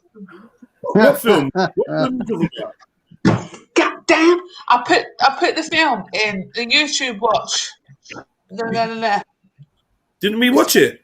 No, you didn't. After I'm here. Oh, Listen. sorry. Yeah. All right. Well, these are 3 minutes. We're gonna go to your thing next. Yeah. Okay. Yes. Sorry. Oh no! Played your video. Yeah, no, but mine's 11 minutes. Yeah, no, we're saving the best to last, Shani. Don't worry. Yeah. Yeah. That's the best way to sweet her up. That's good. Violence, drug dealing, and knife crime. You don't automatically. Now, when you think of gang violence, drug dealing and knife crime, you don't automatically think of Barnet in North London. But one local young woman has warned the problem is growing in the borough and people don't realise how serious it is. Well, to tell her story, she approached ITV Fixers, the scheme that gives young people a voice on issues that matter to them, to help her produce a film to highlight the problem. Oh, My this name might is just Temi be the Wale. interview about I'm the 17 film. years old, and I grew up on one of the biggest council estates in Barnet, which is Graham Park Estate. Seeing firsthand the effects of drug culture and gang culture makes you really understand how it works and understand why it needs to stop. When my childhood friend, next door neighbour, was actually murdered, I kind of started to formulate ideas of how to tackle the issue. My Fixers project is to challenge the misconceptions and stereotypes about why people join gangs.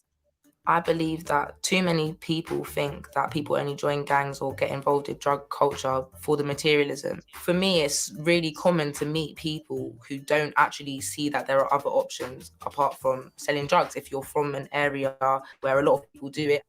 Most of my brothers all sell weed, and it's just like a lot of people around me were selling weed at the time, so I started selling weed. Because it's going on so regularly and a lot of young people are doing it, it seems normal for young people to do it. I started selling drugs when I was about 14, 15. Once you start, it's a struggle to get back out of it. In January, I got hit with a golf club in my head. Last year, I got bottled in my face. I'm trying to influence my friends before something serious happens. The film I made with Fixers is called The Struggles. You're living on bread and water and you call yourself the man of the house? Nah, man. I think this film really shows that even if you come from a stable background, if you live in close proximity with people who don't, or in an area where...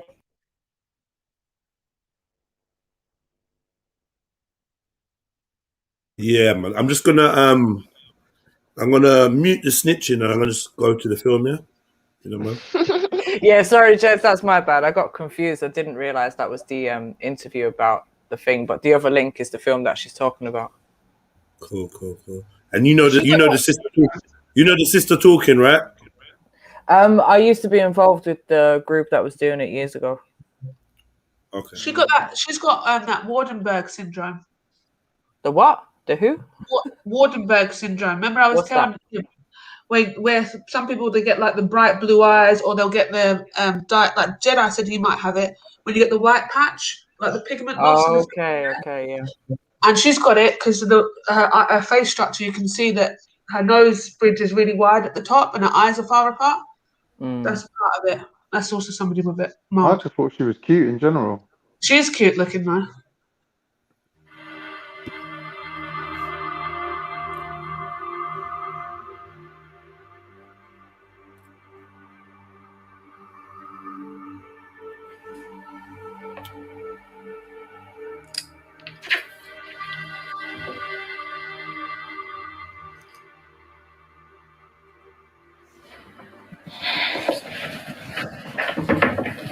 Where's the food? She's some cereal, man. What? There's no milk. It's got an echo, Jeds. You dried it then. Was it? I think you got an echo. Yeah, echo Oh, yeah. coming from. Sorry, I ain't muted up.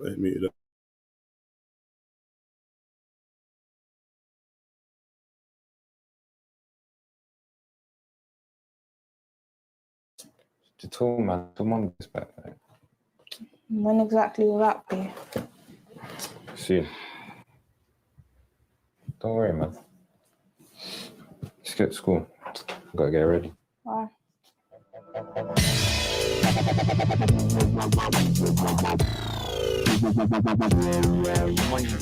Jerome, what do you mean? I'm not looking to be a side chick. It's not even like that. What do you mean it's not like that? You ain't even been picking up my calls. These past couple of days I've been busy, I won't lie to you. Wait, isn't that Ashley? Where? Yo, Ash. Where you been, brother? I ain't seen you in time. Oh, man's just been here, cuz, like, that rule. Don't think I ain't clutch you with Air Man's calls and that. Oh, not even, fam. Just trying to sort out the fam and that, like, obviously. Yeah. So what, you're in this college thing now? Well, man's got an interview today still. Fam, I'm not gonna help you. You need to come back to these classrooms. Fam, like, I've had enough of these classrooms, fam. Yeah? Alright. Say nothing. In a bit, man.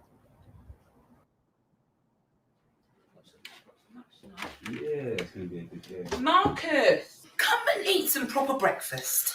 I don't need a proper breakfast, Mum. I'll be fine with toast. What's your hurry? You're going to be an hour early. Mum, I just need to go. Oh, I do apologise.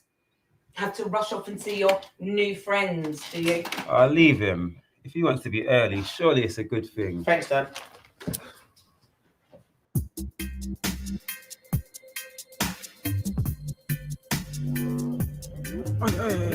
What's going on, fam? What? Hey, whoa, check man's watch though. My God, straight flexing, bruh. Hey, that's at least 3 Gs. I lie, bro. Who can afford that? Hey, if I had that watch, I'd never take it off. Hey, Marcus, no, don't stunt. Your mom can cop that for you any day. No, them ones. You ain't a struggle like us, man. Nah. I'm about the struggle, bro. Like, it seems like I've never got any cash in it. It's about the struggle. I lie, you know them ones. Yo. Yeah, you. Who's this guy? Hey, what? Come in. Talking to Marcus. Hey, what? Well, you ain't got no money. Oh, nah, fam. Let me put you on something. Apart from you two. See this? I want it gone. I want the money tomorrow. When Billy met Ultra, first day at school. I'm not gonna lie. I'm not gonna lie.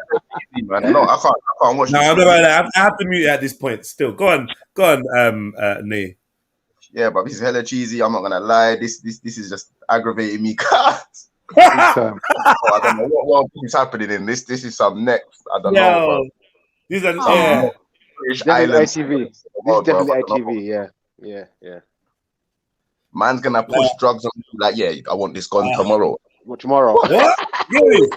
I'll be teaching the weed and changing schools. Man said, you give me that thing, bro. This youth was sitting there with like 4 ounces of fucking crow in his pocket, like just hanging around it, waiting for the right opportunity to what? Get me? Oi, what the fuck? Come, and it's gone tomorrow. The pressure alert. Nah, sorry. What was your name again? Yeah, that was mad. Like, hey, you come here. Hey, what? You ain't got no money now. Just give any youth in random. Give any youth random youth crow. Yeah, say go. I'm on money tomorrow. Hey, who said this is a top weight thing? Time out weird stuff. Boy, yeah. I mean, I'm gonna have to giggle at that one. Still, I mean, look, I like the general vibe of the thing. I'm sure it can get better, but like, it's very important to just, just make it real. Either make it realistic or make it all super far-fetched. You know? Yeah. It needs to be authentic, definitely. I feel like the woman that wrote it, I think obviously she's talking from a personal standpoint, innit? So I think she might ITV put the spin on it as well. I think she's dramatizing it a little bit, do you know what I mean, for entertainment. But and Beefy, just to let you know, ITV didn't have anything to do with the production of this. They just done an interview with the lady who made it afterwards. I think it was actually a group of young people that made it. 8-year-olds, then it's okay. To be honest, Say they've again? made If a the drama. target audience is 8-year-olds, then it's okay. Yeah, I get what you mean. Get what you mean, man. They big up the young people, man. Like, it is what it is, man. Big them up. I'm sure these are all talented, more talented than us. Old hardback men and women judging. But yeah, man. Wait a second, Magic. We just trying to give some, some constructive criticism, and call it how we see it. Sorry, but yeah, man, it would have been nice if that was a little bit more realistic. Yeah. That scene killed it. Yo, S, are you there? They're taking up space. You're not talking. They should use real drugs as well. Say that again. They should use real drugs, authenticity. Do you know what I mean? Yeah. Like raw beats. Some of the raw beats, they should have used real drugs. Up people up, I don't know, man. Snitch people up. Yeah, that was real drugs. You should have come to me, man. You know what I mean? The police probably pull up on them when they're filming, so they're hardly gonna have real drugs on them, like just for that reason alone. Yeah, you must have muted me. I was talking, bro. I didn't know you. Nah, we didn't hear shit from you, bro. Yeah, I'm saying you must have muted me. I don't know if you muted everyone or what. Nah, you weren't muted, bro. You wasn't muted, bro. on the software. It was. I just went to unmute it and I got kicked out. I don't know what happened there, bro. Because on here, it was saying you weren't muted. So I don't know. Maybe it froze or something, or the software on your end froze. Yeah, I don't know. It can be glitchy at times, you know. Yeah, I don't know if you saw this scene or if you're even watching. I did. Yeah, I was saying that's madness. Man, talking about I want it gone. Like I was saying, bro, consider that gone already, bro. Like, it's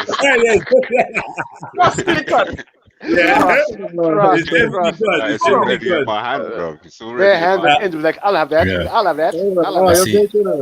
I see a hand in light skin knowledge involved in this. You know what I'm saying? It's a different ancestry. It is. This is light skin shot in. Hold on. That's what I never. This is light skin shot in. It's true. I don't know nothing about this. This is how it works. No. I'm saying consider it gone already, as in, bro. You just put it in my hand. Yeah, it's gone, isn't it, bro? I'm missing. I know. We just wondering. I'm here, bro. It's just gone. Yeah. It's just gone. That's why they didn't start. Yo, look. Yeah, you. Allow it, S. Allow me. So it's on echo still, so my bad. Put you on, son. See this? I want it gone. I want the money tomorrow. Take it, bruv. Wow. No, hold on. What was that? Why is he talking to this guy?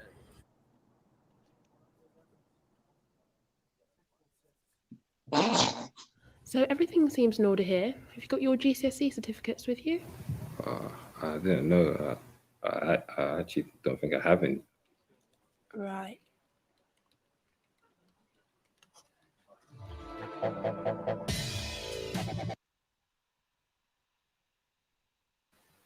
Quick question: have any of you ever been asked for GCSE? Nah, that's good. I have on multiple occasions, and I've lied on multiple occasions. Bro, you think I've ever? But you've been asked for your GCSEs. I've been asked if I had GCSEs, but not for my certificates. Not the certificates. No, never. I don't like kids were interviewing kids anyway, but whatever. Let's continue. No. Hold on though. I had to produce the certificate for my son. They wouldn't let him into college until they actually had proof that he had. Yeah, that's college. That's because you're Irish. That's because you're Irish, and they know what you like. They know what you like.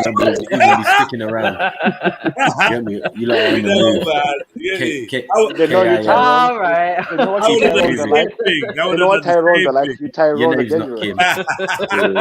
Keep it moving. Tyrone's. After that time, I went home with a box full of rocks instead of a laptop. Yeah, man, I'm double guessing. Everything you got to do, man. GCSEs, blood, DVN, I gotta tell it for you. all I sorts. gotta tell it for you. In the back of the van. I gotta tell you. I gotta tell you in the back of the van. Yeah. Bro, oh, you wanna?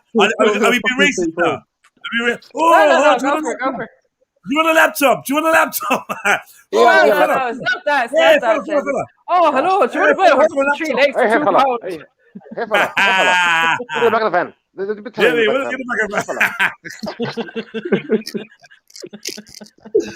Yeah. GCSEs, you want? Yeah. We got plenty of GCSEs. Yeah, GCSEs. Listen, I know if oh, it says GCSEs you're after. GCSEs you're after. Where I live, yeah, in Auckland, there's a lot of Irish people around here, bro. We get this accent all the time.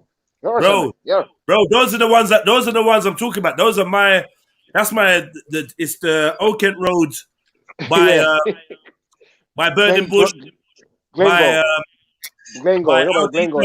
Asda. Yeah. Those are the ones that stole my fucking go-kart. They stole my fucking go-kart, bro. And I took 10 steps into their fucking camp. Yeah, 10 steps.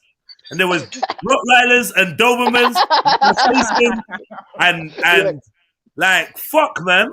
See you later. I was so pissed to run back. I was like, fuck, we got to run. Fuck sake. I was so pissed, bro. Nah. I was a bad boy then. I was like, what, are you dumb? What, my go-kart, yeah? What, you sure, yeah? What, the gypsies had it, yeah? Say nothing. You get me? Man, pop round there with like one brethren that was still in primary school. You know them ones there? Yeah. Now listen, they do the same back home. Like the way they try and like teeth people back home is terrible. Even when they go around like selling you carpets and sofas and all kinds. Yeah. Like my mum used to always regret she gave away some Italian sofa and exchanged it for some rubbish one. And years afterwards, she was always like, "Why did I let them get to me that day?" Yeah, man. They just talk people around. They just talk and talk. Man, they say to you, what's the matter with you? Like when you're acting all like, I don't know, and that man's batting you up. Like, what's wrong with you, man? Like, you get me? Like, you're a big guy. Like, yeah, man, we're rare. So you're from around there? Do you know, man? Like, bro, the gift of the gab is ridiculous to them, man. Hey, Mary Jane, you're coming for your mom. What? I don't even know what it is. Tell me something. Why is your Irish accent better than your English accent? It sounds more authentic. I don't understand Irish beefy more. I don't get it. I'm confused. This don't make no sense.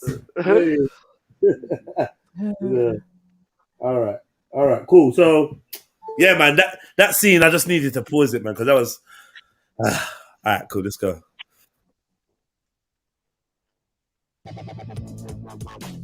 Ash, you have to say, man, why not chilling? Why do we chill with us all this time? Yo, Ash. You've been saying, though, man, I ain't seen you in time still. You good, yeah? What you been on? No, man, just there, man, college and that. Hear that. Well, man's been out to splash some P, fam. Check the watch. Right, that's wavy. 300, fam. 300. Wait, what's this, though? I hear you stopped shotting, fam. Yeah, man, it's not me. How can you stop shotting, fam, when your family's struggling? You're living on bread and water, and you call yourself the man of the house? Nah, man. That ain't cool, fam. If you want to jump back on it, though, holler at me, innit? Alright, cheers, fam.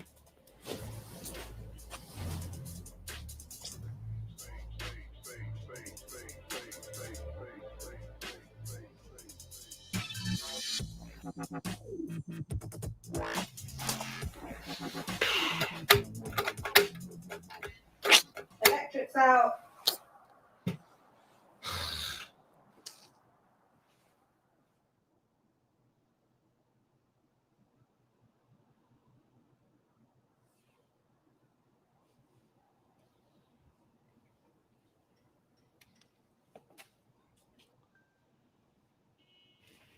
You need to buzzed or something, innit? It's looking all visible.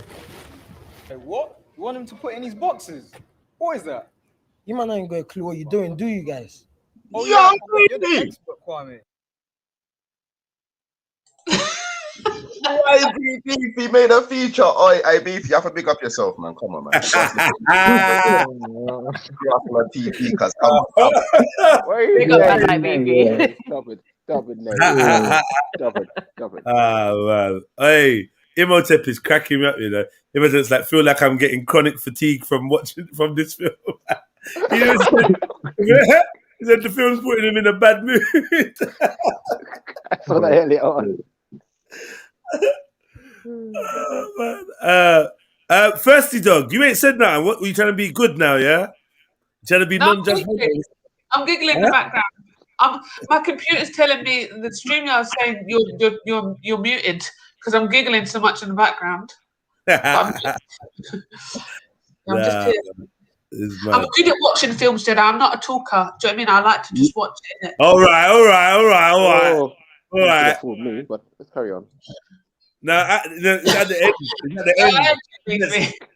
end, she lets go barrel. Hey, you've hurt Beefy, you know, because he did my film. Beefy's hurt now, you know. He's not letting it go. Yeah. Say sorry to Beefy for dissing my film, man. Sorry, Beefy. Yeah. Yeah, man. Oh, shit. Yeah, everyone knows me, yeah. Ah, you freshie. Get back on the boat. Fam, Range clued me up with this, innit? I know I'm doing from day one. I might see that. I'm gonna catch some lit.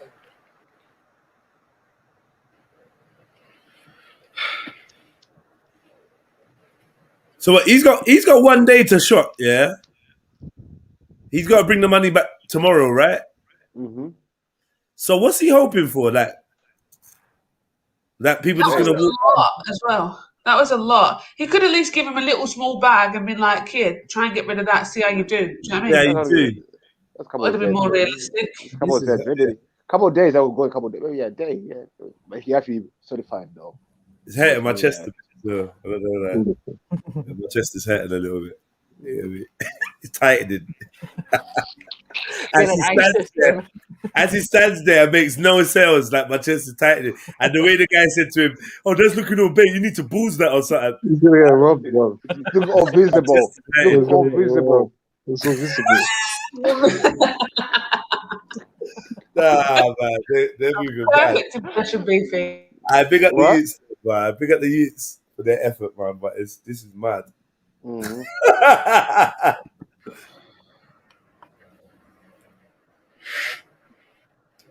Where the cats though?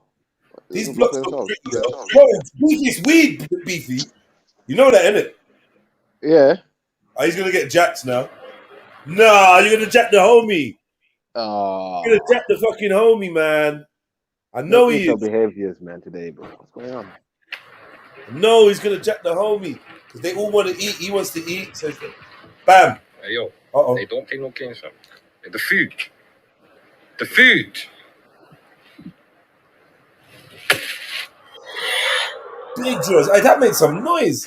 Do you understand how much money you lost me? Have you got the money to pay me back? So how's it going on with Rage? So right, but he's been acting up lately. You said Mary Jen. You don't take it. You need to show some respect, man, because like I'm gonna start timing that everywhere. Early days, Mary Jen, mad.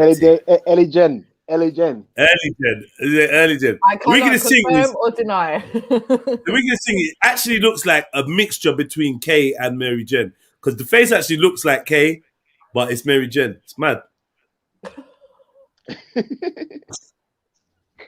Mary Jen knows it's true. Mary J. K. Ashley. Mary Kay Ashley, yeah, that's right, man. I don't know why is it still in this tone. Like, why is the screen gone like that? I don't like this, man.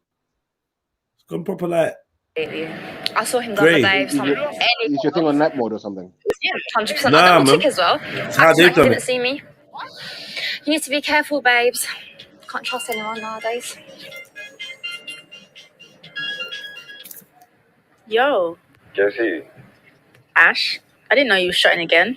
That don't even matter, like, you know I always got the best of anyway. So what you saying? When did you reload? Don't worry about that. Alright. No questions. Meet me in half an hour, yeah? Cool, what? Normal place, yeah? Yeah. how much money you lost me? Rage. Do you know how much money you owe me? Rage.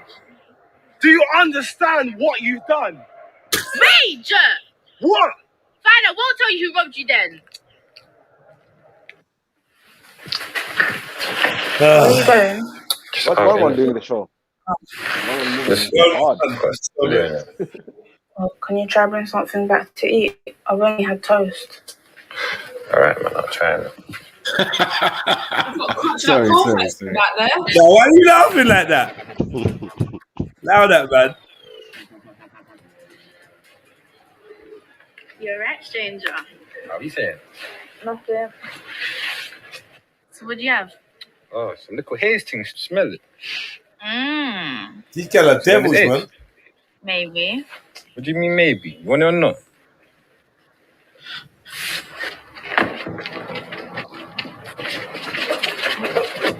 You could rob my drugs. I shot them to my gal.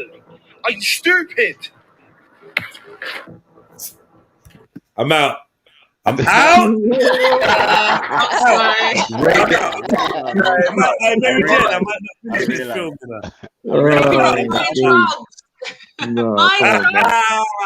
heard Radar in this movie. I can't believe it. It's Radar. It's Radar. Radar, man. Back in the day, you get me? Radar's the bad guy in this movie.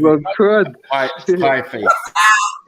Pie face Radar, man. Mad team. Bait gang. I don't know, man. That hurt. That hurt. I'm not gonna lie. So my man's now accusing him of robbing the thing, yeah? Well, he did rob the thing. He did. Bad boy like that, yeah. Well, you never saw that bit, Lee. I didn't. Still, I walked out for a second. So what? Is this a date and the next? Yeah, he robbed the ute.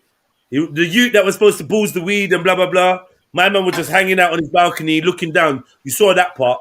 Yeah. Yeah, so he snuck down there, put a bottle to the brother's head from behind, was like, yeah, run the food. And yeah, then started calling, then called this chick saying, yeah. He didn't even call this chick, he just called the chick. Like, well, go on. She was like, oh yeah, what? You started shouting again. He didn't even say nothing. Like, these times, he's standing right next to the brother whose food it is, and he's trying to ban up the youth that just got robbed for the food. It's just all a madness. I don't know. It's mad. Well, this is definitely seems like a Barnet-y kind of ends, isn't it? Barnet. But the whole, like, basically the light skin guy don't know how to sound genuinely angry. It's like, bro, you take all my weed. You understand what you've done? Money you lost. What you've done to me. I don't know what drug dealer shouting out. You think you could rob my drugs? That is crazy. It's crazy. Barnet, bro, Barnet. Oh yes, Barnet. And this run up was mad. What was that? It was a run, slow down. Slivering up on, man. 2 steps forward, 3 steps Sliver. My man's doing the knock knee. His legs look like an X. Yeah. What the fuck is going on? Chromosome. Slivering up on the road. Chromosome. X and Y. Chromosome niggas, you know. And the brother's a great hoodie trying to give him a shoulder barge, cuz. Stupid. Are you stupid? Say, Radar, you're fuckery, man. You need to stop. You get me? He hasn't had his afternoon snack. That's why he's a bit grumpy. Yeah, he squatted with a dinner shirt on. He looks like the kind of guy to squat with a dinner shirt on. He needs to ejaculate. That's what he is doing. Yeah, he's been ejaculating. He's tense. He built up. You just build up the energy in it. Like really, you start convincing me, man. You know what I'm saying? Like this is full. What? Shut your mouth, Tanisha. What? This is your fault. Now you sort it out. He sounds proper bitchy. That's dead. Proper bitchy. What's he gonna do? What's he gonna do with that? Super He probably bitchy. shoot himself. He looks like he shoot himself. Try to bob himself. Bang it then. The whole thing's just wet. Are you dumb? Boy.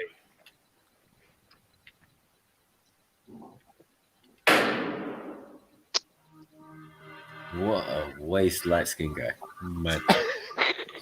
I'm out. Let's talk to your people, man. That's your people, Brad. Them man's over your side, not mine. Yeah, light skinned men are everywhere, man. Stop it, man. Stop it. You lot reign supreme. Oh my God. You're in Barney, you're in country, you're even American president in that. I'm not on your level. I'm not on your level. I'm just a humble dark skinned youth. That weren't a light skin youth, that's a North London youth. Ashley, thanks very much for coming along yesterday. We were really impressed with your desire to re-enter education. As a result, we'd be delighted to offer you a place here next year. Please give us a call back when you can. What, with no GCSEs, yeah? Gangster. Too little, too late. Nothing. Don't give in to the struggle. You can only choose only you can choose which path to take. Get out of the gang, man. Big them up, man. Get out of the gang. Yeah, man. Youngest trying He to wasn't ting, even. man. He wasn't really in the gang though, but like, Yeah. that I get. But yeah, man. That's a massive. Barnet's rough, man. They got a couple of estates, man, like Broadwater Farm and shit. Give me your thingy, man. Give me your synopsis. No, not synopsis. Your review. It was all right. It's all right. It's a bit cheesy, a bit corny, but it depends on the age of the people making it. So, you know, like, I give them credit for what they've done still. You know what I mean? Explain it from their point of view. You know what I'm saying? Even though it was a little bit jokes and a little bit thing, it was decent still. So, yeah. Big them up. Yeah, big them up. I think none of the kids in the short film are actually involved in the street life and that. I think, but they're trying to highlight the situation in the area. So big up to them. Big up to them. The young lady Temi who made it, I think, as we've seen in the short interview that she done beforehand, she said she lost one of her best friends to, I can't remember, it was knife crime or gun crime, but she did grow up in Graham Park, which is notoriously bad estate. So I can't say she was involved in that sort of life, but definitely would have seen. No, she's light skinned. She was involved. She was light skinned. Shut up, girl. She was the main source of the beef. Main source of the beef. She was Tanisha. Right. She was Tanisha in the video. They made her black. She was involved. Yeah, I thought it was all right. But I agree with nothing. Everything Rebecca said, I agree with. I think, from our point of view, this highlights the different functions of film. Are you filmmaking. sure about this video? Like, are you sure about this video? Well, yes. Well, the reason why I'm saying, sure, it looks like official people are like, I don't know, Shani, man.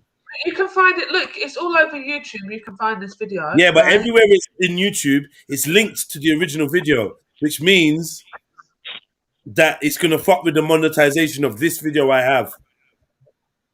Are you sure? Well, this video, yeah, the one you sent me has been linked to Vidsy, to another link, Vidsy, which has got the video. So and Vidsy.com. Yeah, but I didn't get it from there originally. I got it from a where did I get it originally? My sister messaged me and sent it to me. I got it from. Yeah, I don't think you're getting what I'm saying. All the versions of this film on every channel are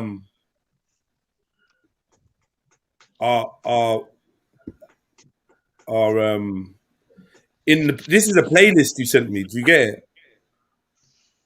Yeah, no, this film is in a playlist of people reviewing this film. So in the playlist, other people like explaining the film, doing their own little reviews of the film. All right, I'm gonna do it. I'm gonna play it, but like, yeah, I'm gonna play it, but I don't know. Let me type it in one more time. 1 second. Yeah, it's from 2014, so I don't know if they're still. That has nothing to do with copyright. I don't know if they still care. That's what I'm saying. I don't know. It don't matter. It can be an automatic response by a machine setup. But Can't we just watch it in the back chat or something amongst ourselves without it streaming? Can't you just pause the stream while we watch it? No, come on, bro. The fact that other people are doing reviews of the film is that that don't matter. not? That don't matter. They might their thing might not be monetized though. Do you understand what I'm saying? Okay, yeah. Yeah. Nah, it is. Listen, I'm telling you, I've just gone on this video and it's got the same thing. So what will happen is a copyright claim will come up. It will say, I've not been given a copyright strike. However, monetization will be going to the... And look, this is like, how long have I been streaming for? For 9 hours. A whole 9-hour video will be monetized to these guys just for watching an 11-minute short. I can't do it. Fair enough. Okay. Yeah. This is why like people just like, and it looks bad. I think I might have even seen it before. And so it's a good one. And when I first saw it, I was like, "What?" It looks sick. Yeah, we'll just watch it. Yeah, do I put the link in the chat, and then people can watch it if they wish at another time. I can do that later. Yeah. No rush. No rush. You know what? I'm gonna play it. Are you sure? Did I don't know. Like, Start another stream.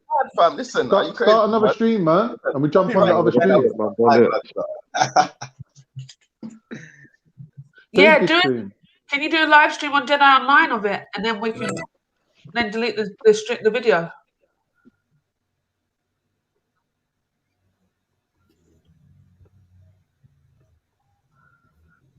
A premium strike, you know.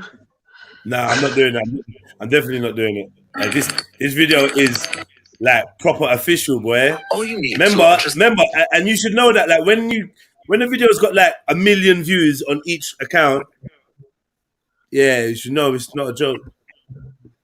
All right, sorry guys. If you guys want to find me another one, otherwise I'm gonna pick one. I'm just gonna pick one for my list. Can we do another one that you're in? You've got another one that I'm in. Yeah, that's cool. Alright, so what, Jeds? When we get in the camera, bro, when we gonna make our own little mini? That's what we've been talking about. We're gonna do that. Oh, Jeds, can you play that one where South get beat up? I want the one where he gets Islamically dashed to the wall. I want the one with dashed to the wall. Yeah, that's one of the best videos. Yeah, that one was sick. That's one of my favorites still. You know what? I forgot about that. Where's South? He's not in the chat. He was earlier. He was. Shit. What's that one called again? Oh shit! I'll find it. Where you ran in the bedroom like superhero. I'll come back to that one. Yeah, I'll come back that to that one.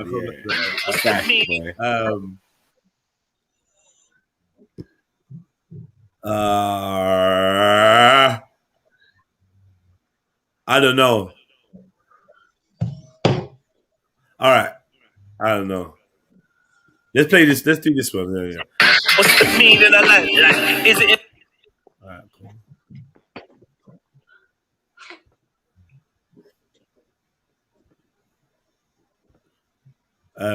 Whoever's got the echo might want to mute up a bit or something. In the Bible, is it about thriving or survival? Should I eat idle or hunt with a rifle? Is life a cycle or a spiral? Should I believe in Metatron or Archangel Michael? Shaving the backside leader of Jesus and his disciples. Is deciphering the meaning even vital? Is there an afterlife or is death final? Is it about charity in the face of calamity? Is my purpose to find a wife and start a family?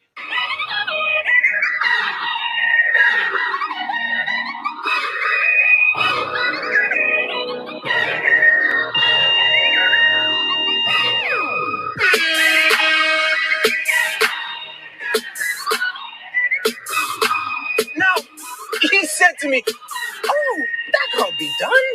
I mean, I tried everything to convince him, okay? But he dared me, okay? He dared me. So I picked up a bowl, launched it through the window, and I pulled out my gun. Wait, hang on. I'm sorry, I don't mean to stop you in full flow and all that, but you got dared by Keenan the Clown. Keenan, and you went for it. You should know better than that, man. I do. But I had to show him I was a sharpshooter, you know? Like, since I'm the best in the squad. The best. Some people try too hard to prove a point. No, shut up, man. It's not my fault you're so slow. Oh, I'm taking it to heart, Howie.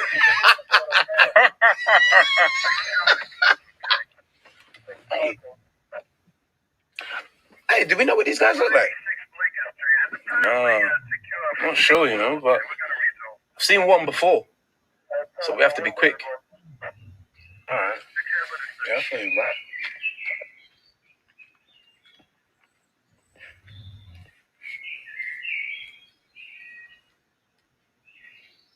Hello.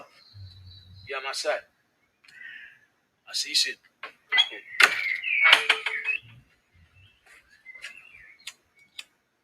Yo. Oh,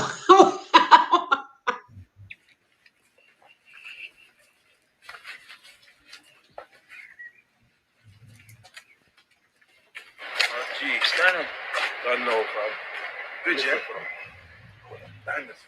Seeing the bangers. You know I love the bangers. Hooked up, man.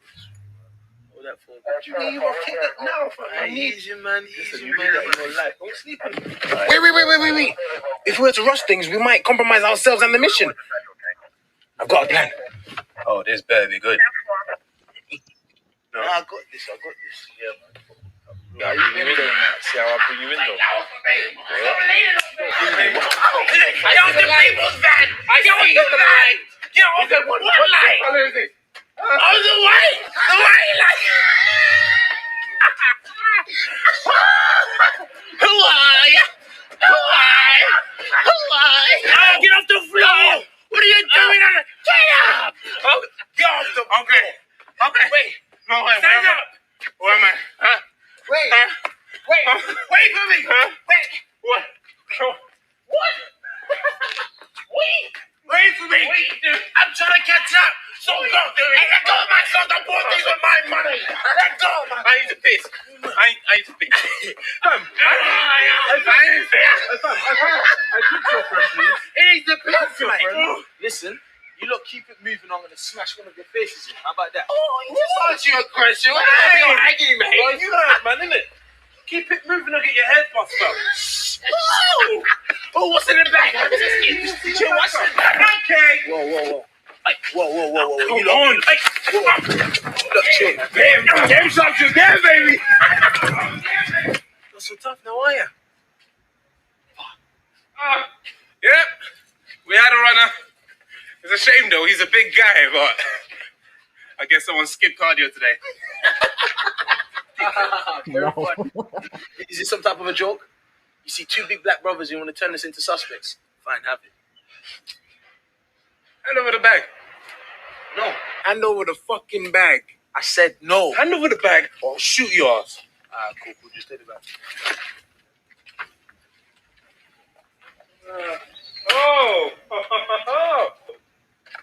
Okay. Hey, what, man? We got it, yeah? Yeah. Yeah. Got it. We good, yeah? You sure? We got it. Got it, yeah? Yeah. So, we've definitely got it, yeah? Yeah, definitely, bro. Yeah. We definitely got it. Yeah. All right. Yeah. Hey, Slim. Yo. Man, just eat your food, fam. Oh, come on, man. Hey, both of you, just shut up. Hey, what's going on? What were you doing? What? Steak up, man. This one makes one of the nicest steak in town. I've been hungry all day, bro. We sat in the car for almost 6 hours for this. Man ruffling down my phone. Steak up, bro. No. Steak. My time. Tell him don't waste my time. Don't waste my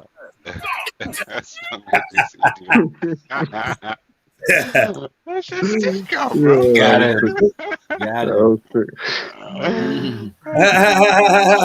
No, I wasn't in costume. That's how I dress.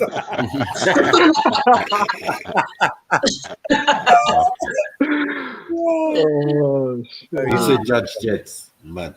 Mad thing. They're looking at the Black Terminator business, yeah? Right. Yeah.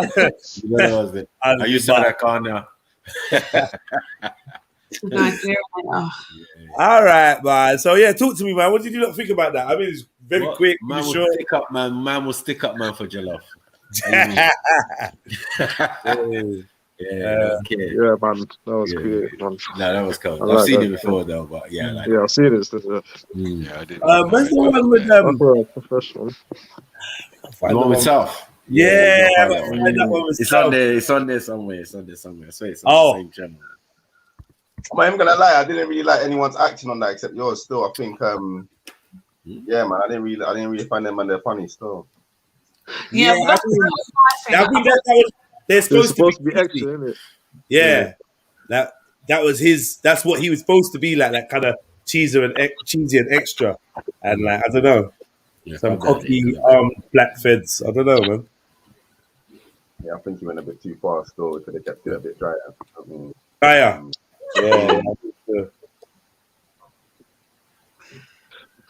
Should the black hate. But anyone else got something to say? I agree.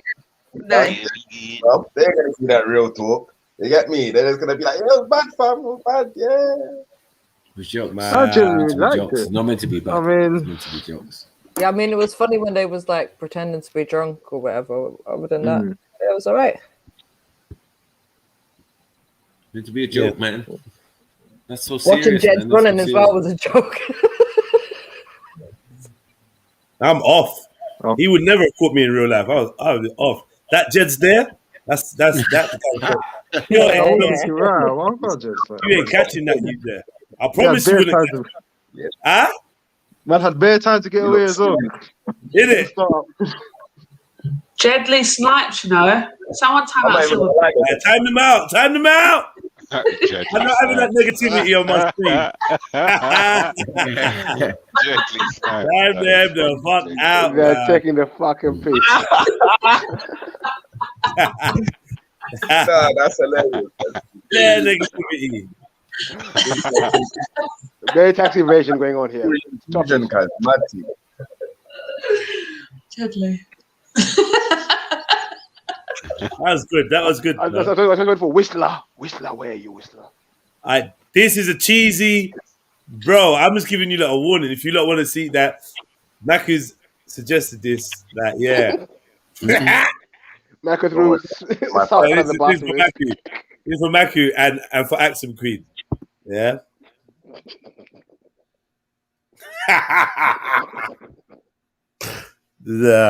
As soon as she comes out, you guys are wrong and turn away from her. I'll come out and punch her until she bleeds. If she does not bleed, then I have not given miscarriage to girl. Come here, bro. Come here. Who the fuck's this? Bro, it's Cage, man. He's cool, bro. What's wrong with you? Cage? Yes, Liam, are you a fucking dickhead? The fuck up, man. There's labels around these, man. These man don't know my real name. What's wrong with you? Fam, why would you bring a next man for? I'm really pissed about Yuri, but you bring a next white boy as well. I'm not. Are you fucking stupid, fam? Why are you flipping out, bro? I'm not involved in this. If I'm not here, it eliminates me from the equation. I can't fucking be involved in this, Ashton. I'm not one who went and got a girl pregnant, am I? Just drop me a little change in and help you out, man. What the fuck is wrong with you? Don't you think? Come on, man. I'm not involved in this, bro. I may act like a prick, but I'm not a prick. Remember that. Anyway, I'm gone, man. Later, man, yeah?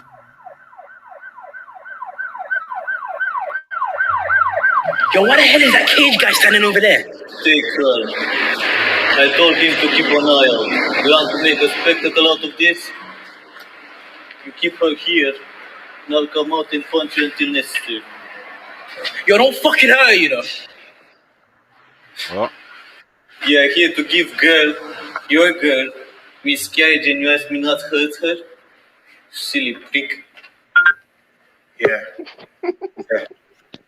It's dumb. How you gonna get back to give your girl a miscarriage and tell her don't hurt her? Fucking idiot. Fucking. Like, he was right. He was fully right. Fucking fully prick. right. What are you talking about? Pick up the ration, fam. Fucking job. prick. Pick up the ration. Huh? Definitely on job because I respect his character right now. Yeah, pick up the ration. What's all this Jedi pod thing? What are you not doing in the chats, bro? Jedi pod. Don't make me come back. Justin, you know I don't fuck around with the timeout. Don't make me come down there, you know. The fuck? Yeah. Or said Jedi looking like he about to say, get in the chopper.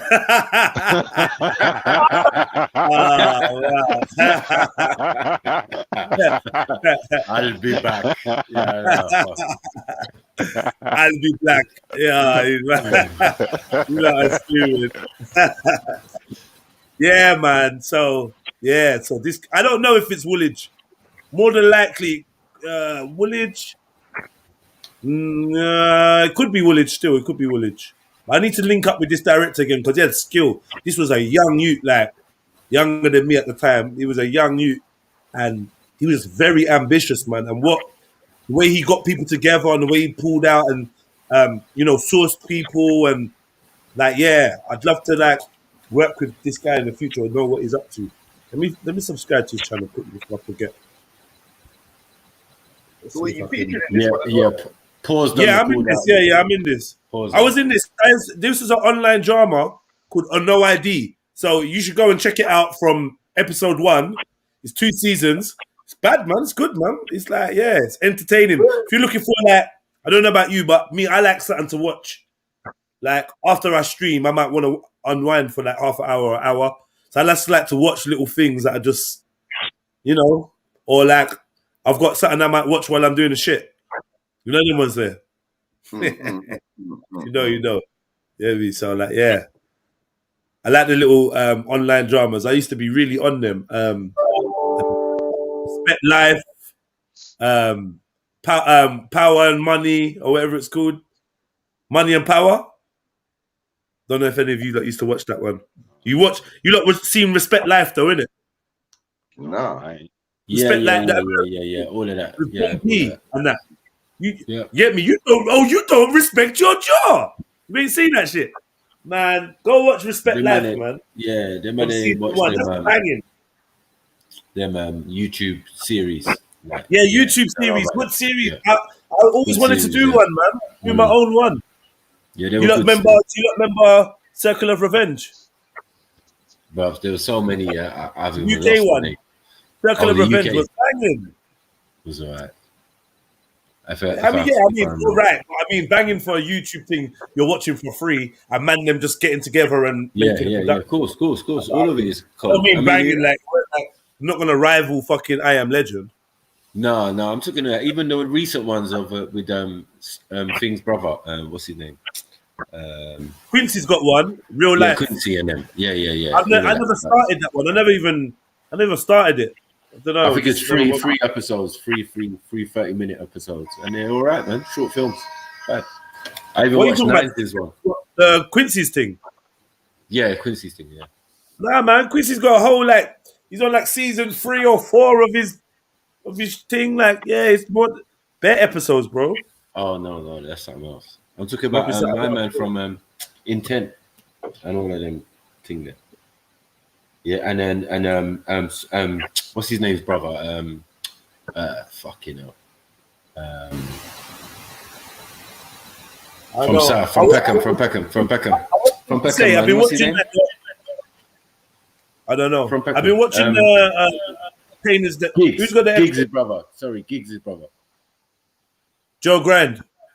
Yeah, Giggs' brother is in it, and I think he's got something to do with making it as well. But him and that other guy from Intent, they're in it. But they've done about 3 episodes.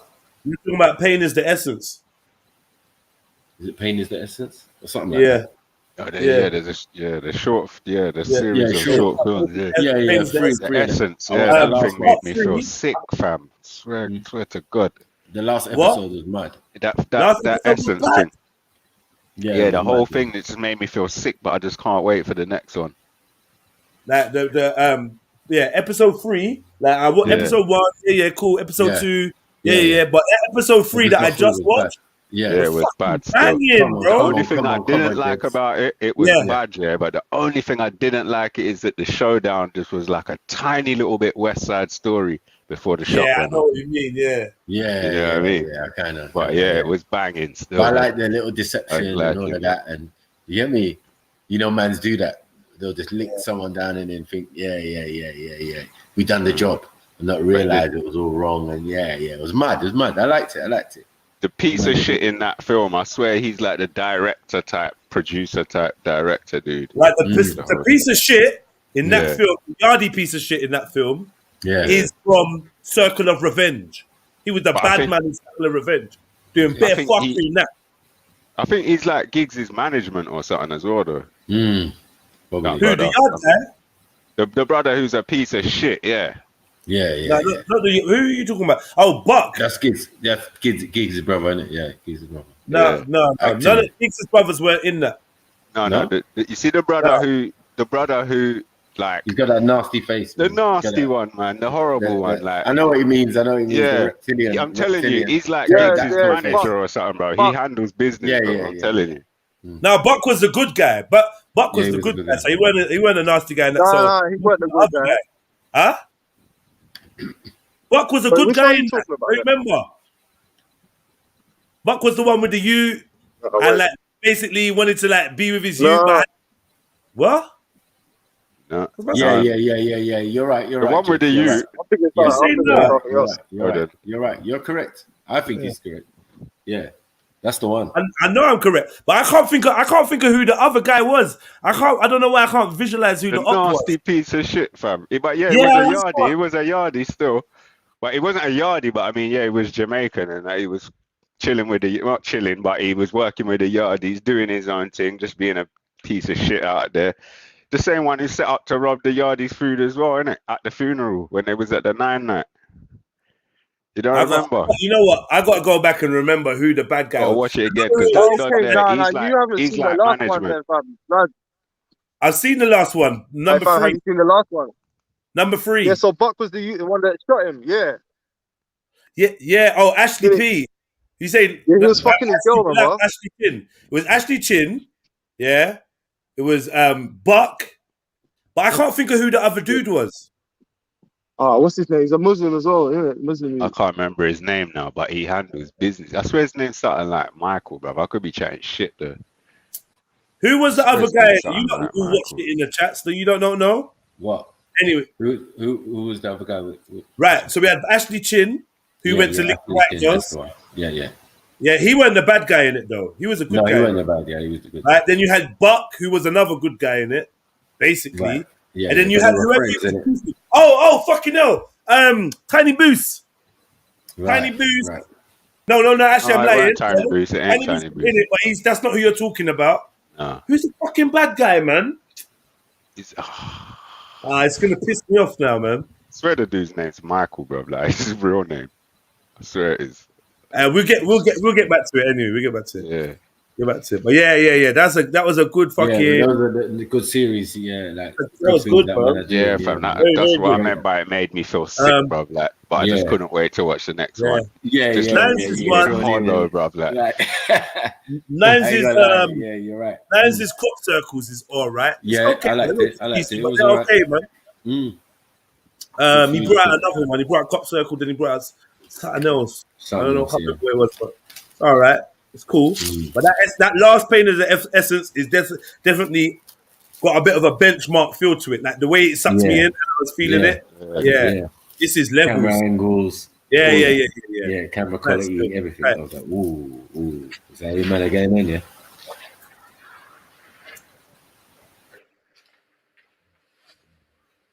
And then we got this.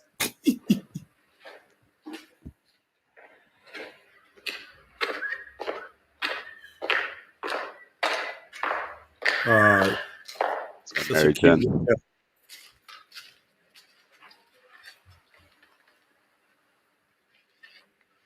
Baby, you okay? Look, Liz, I can't do this. You fucked me up. I'm at uni and shit. I'm not ready to be a dad. Stop bitching. Babe, it's okay, you can. Look, I'll be looking after the kid more time anyway. That line alone, yeah. That line alone will grip my chest in such a way. Stop trying to fucking trap me, you bitch. All right, fuck it. It's cool. It's cool. It's cool. It's cool. Fuck it. It's cool. Real feelings are coming out and all that. Like, yeah, this is real drama. Real drama. No, you can, babe. I'll be looking after the youth more time anyway. You know the ones there. Your conscience says to you, what your baby mother says more time. Yeah, more time. Killer.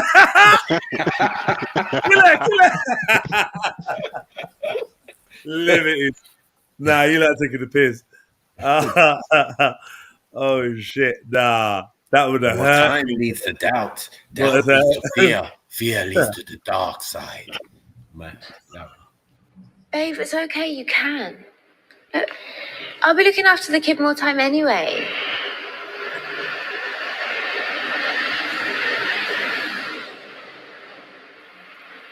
Ashton, it's going to be your son or daughter. We've got to do this for them, if not for us. Oh, no, Libby's. We've got to work together. I can see your spots. No. Yeah, zip. Ashton, I'm 8 weeks in. No! Fuck that! Ashton, it's okay! No, it's not okay, Liz. I want to do my first shoot now because of you, my first child. You're a bitch, I hate you. Zulu. I'm sorry.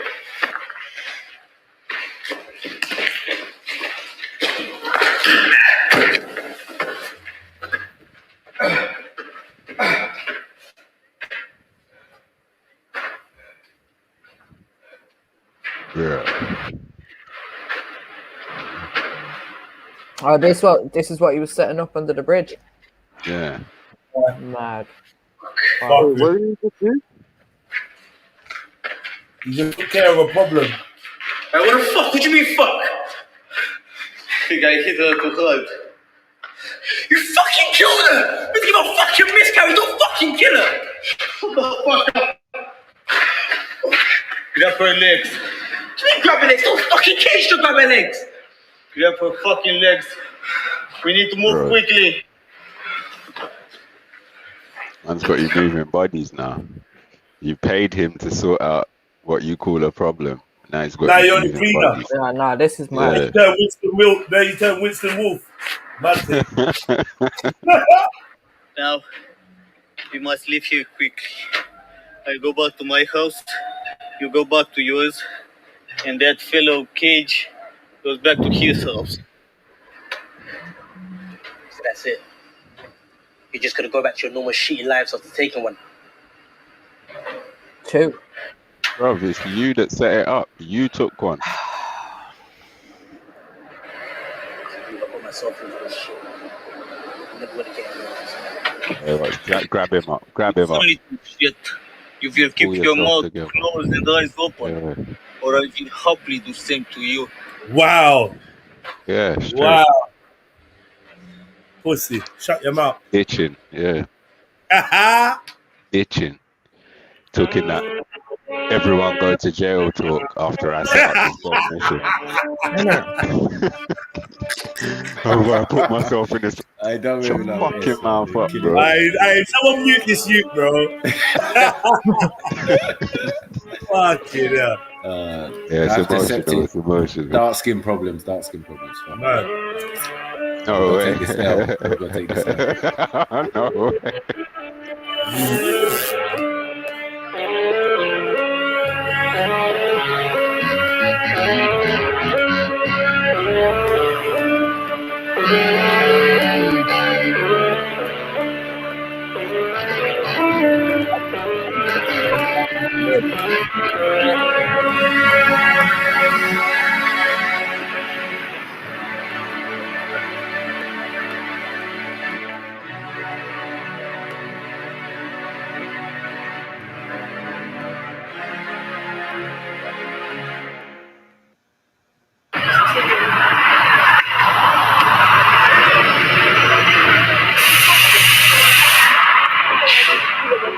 All right, clap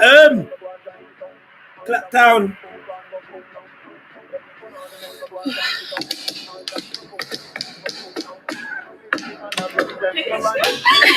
Hey. You alright? Do you want a drink? Do you want a glass? Yeah. Have you got any drinks? No, I have a drink in it. Drink with me in it.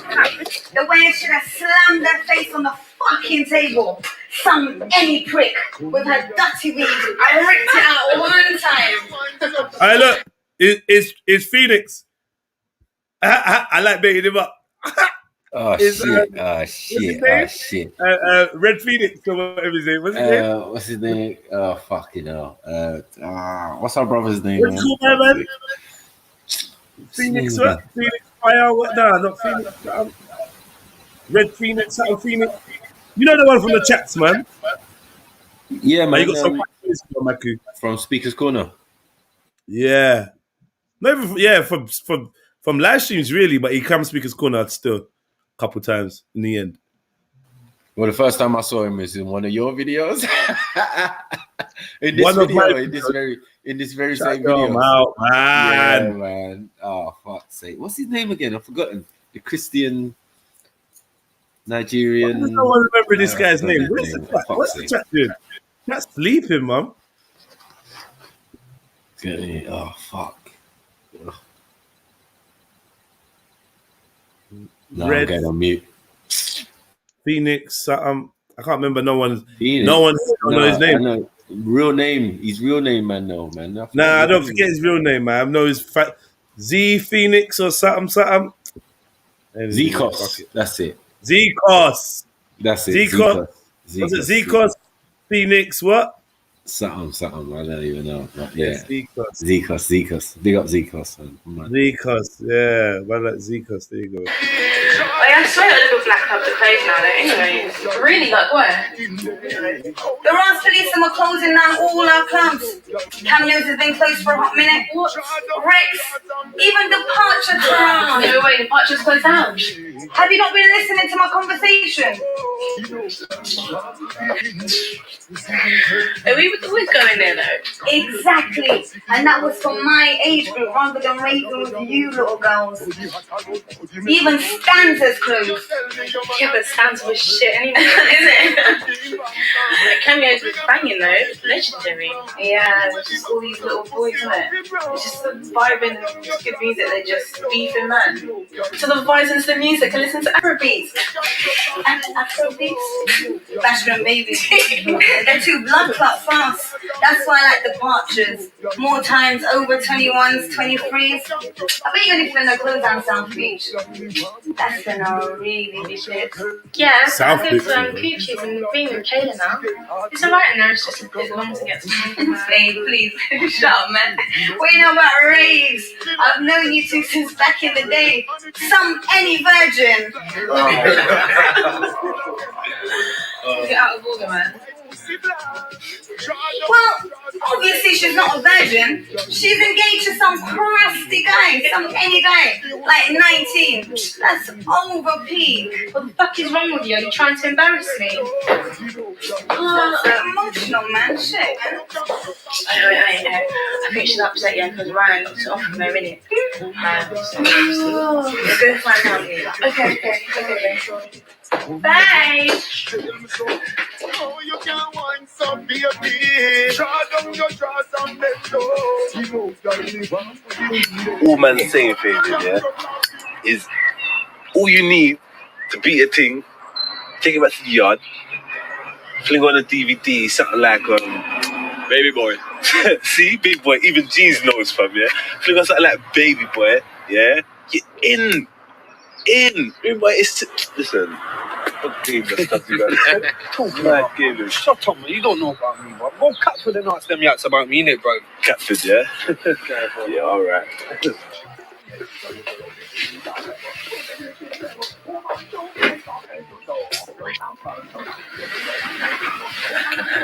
Anytime I want. Really? How is that then? I'm in a cult group, uni. Which one? Ever heard of Illuminati? Scheme. I don't need game. I just use charm. Baby Boy, of course you don't need game, man. You're some freak. Some little freak, some any little rapist, you. What do you mean rape, bro? You know, went to prison for GBH, raped some bitch. Bro, fam! You think you can fucking talk casual about it, brother? Huh? What, you think you're fucking bad? Chill, man. Chill, cuz. What's wrong with you, man? Chill, man. What's wrong with you? Cherie got raped in it, brother. And you think I'll let a man? Yeah, brother, man. And you think I'll let this man this? talk When about this happened? casual? Because you didn't tell me that, man. You never told me. You never showed me. Yeah, but you were in prison, innit? I didn't have to tell you, blood. Oh, man. Yeah, but shit, look, you know when it comes to brothers and sisters and family and that, you know I don't fuck about any pricks like that. Obviously, man. But it's nuts, like... Fam, I swear down, yeah, this brother, he's got his just desserts, yeah. He's had it in, yeah. Have you seen the scars on the back of his head? He got rushed in jail so many times, fam. Yeah. He's had his head kicked in. Trust me, kicked in, fam. And there's no ratings for them kind of movements, man. There's no ratings, man. Oh, you just push you anyway, bro. Look, like a wise man once said to me, I got my real one, man. It's like, whatever, man. Hey, let's have a little drink and whatever, man. You know what I mean? Just know, obviously, when it comes to issues like this, obviously I'm going to be a bit emotional. Nah, man, it's understandable, man. But, like, relax a bit, man. We come for a drink up, man. Tess? Oh, hey, Rachel. Tess. Hi! Hey! Them catch him in the Becky. Yeah. Hi, Rachel. Rachel, you know. Yo, that's a little like Mary Jane still. Like a Mary Jenny kind of. Hi, you guys. Oh, I'm with Tunde. You don't come lie in my bed. We ain't gonna do goddamn. I like big, strong guys like this lying in my bed for no reason. Zekas! Go on, Zekas. Kill them. I'm going home now, yeah? Where's your jacket? Look, she's got a man, okay? Come on, man. What's this, man? Nah, she's a mess, bro. That's not me. Look, babe, where's your jacket? Where's your jacket? No, you can't. No, it's your boyfriend. She's chatting up together. She's got a man. She can't be chatting up next to her. Yeah, but she was doing this. Well, your friends obviously don't have no respect. No, babe, where's your jacket? No, it's fine. I'll drop it. Come, let's go. Where's your jacket? It's okay, Rachel. Wasn't they trying to hide?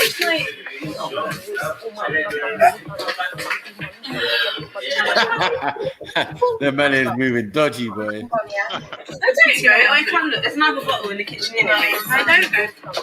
Bye, Frenchie. Brother, just ping the chick, man. Like, oh, come on, bro. I beg you, Ringer. We're here standing in some next fucking area, bro. yeah, man. Like, it says red, man. Like, I don't know. Like, hold on, man. Who's gonna get next week? Oh, ping it, man. Funky in your trunk, you a stack it up. Me want to get you in a bed bunk and snap it up. I'll bring you up. Every man want to Shut you, though, innit? For real? Yeah, for real, fam. For real? Big man thing, bro. Fam. Yeah? Ah, you ditch, man. No, I said that, you done that neatly, but you know what I'm saying? Yeah. If it's anything, holler at me, man. You know I'm fucking back there. For real, fam. Easy. Roll safe then, fam. Yeah, this is it, number 25. What I'm saying, you should have said that to me. You should not have said that to me. If a girl is known for opening her minge to a million guys, and then I turn up, and she goes, no, babe, no. I refuse to be the one who gets rejected. You understand me? Listen, that's fucked up, bro. You understand? That's fucked up. You kissed and you licked the girl's tears off her face while you licked it. Oh, man, that's not funny. That's fucked up, man. I'm not gonna listen to it, man. Wait a minute. What's up? A friend of mine is coming too. A friend? What friend? Where? Just a friend. Where? Just coming in any minute. Yeah.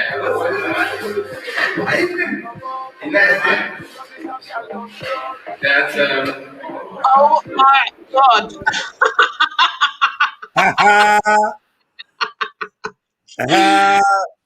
The little Mexican. The little Mexican. That's what we used to call him. We used to call him Essay. We used to call him Australian and get me. My Mexican friend, boom, boom, boom. Fuck. Yeah. It took me a moment. I was like, No, your neighborhood, your local neighborhood fitness instructor. Come on. Man said I was like, yeah, that's as much facial hair as I could fucking grow at that point. I was like a giant teenager, you know. And I definitely had hair. It was just a low fade. When a bald head. Ultra. That was funny, man. He's hating because he had a border at that time. Yeah, he had a border and I don't know. Blonde. Stars 69 in the back of his head and that. I don't know. Yeah, he was that guy. His ethnicity is quite ambiguous, isn't it? In this, like who? Sai. Oh yeah. I'm telling you, it can be anything, bro. It can be anything. Yeah. Man of many, beast of many nations. Code. Love it. I'm not involved. It's just like skin appropriation day, man. Come on, man. You know how it goes. Let's roll. See if you. Hold on, let me just 1 second, please. Oh. I just need to just leave a voice note.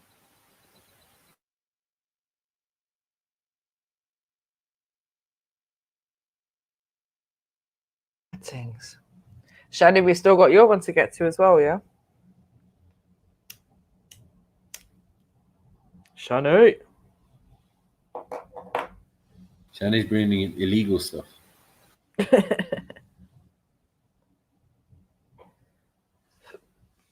Oh, pardon me. I like watching these movies though, or films, short films, whatever you want to call it. It's good, something different.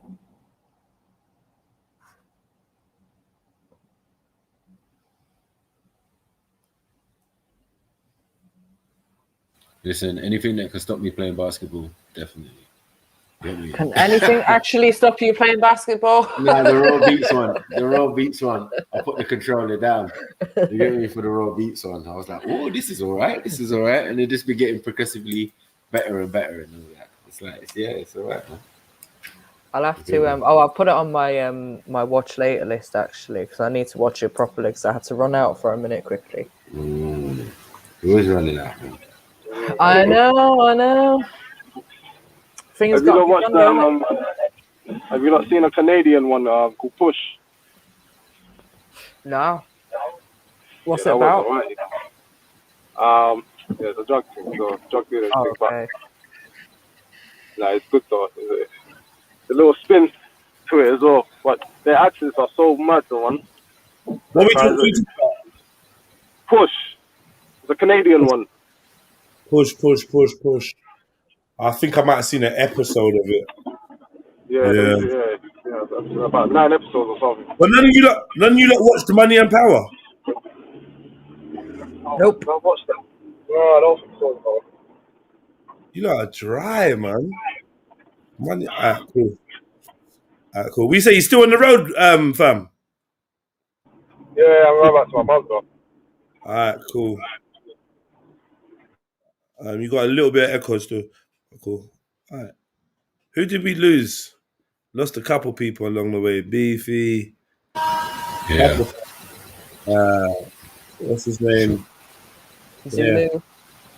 Yo. Yeah. You know already. I didn't even have to say that. What happened? Not Power. Money and Power. Silverback, not Power. Money and Violence. Yeah, Money and Violence? As I told you, yeah, they don't. Yeah, it is. I think Money and Violence. Anyway, Money and Violence. Something. You sure it's Money? Yo, Born Rich, you sure it's Money? There's a couple though. Like so that with that kind of name. Yeah. I know Respect Life and Money and Violence. Yeah, those two, they're good. They're good. Old school. Yeah, if you know anything about them type of things, yeah, them two are essential. That's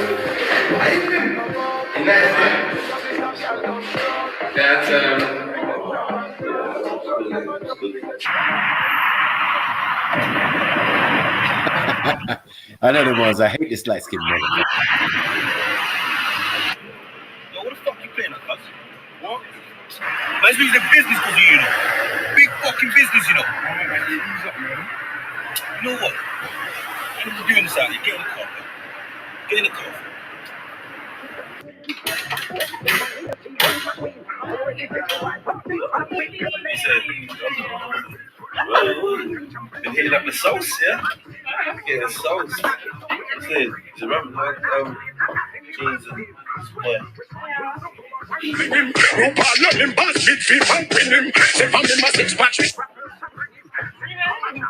Do you want a drink? One look at what him and find out what him. Them have the secret code, them use pin him. That boy a rubbish and thing make wine pick him.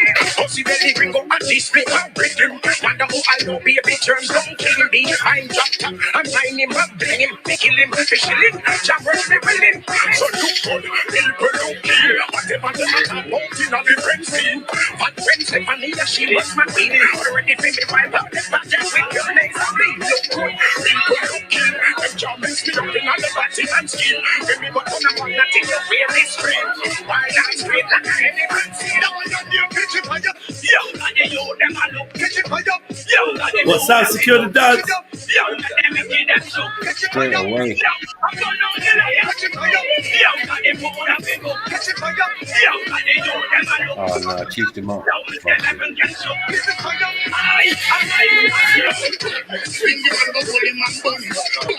Long time I said that I keep it.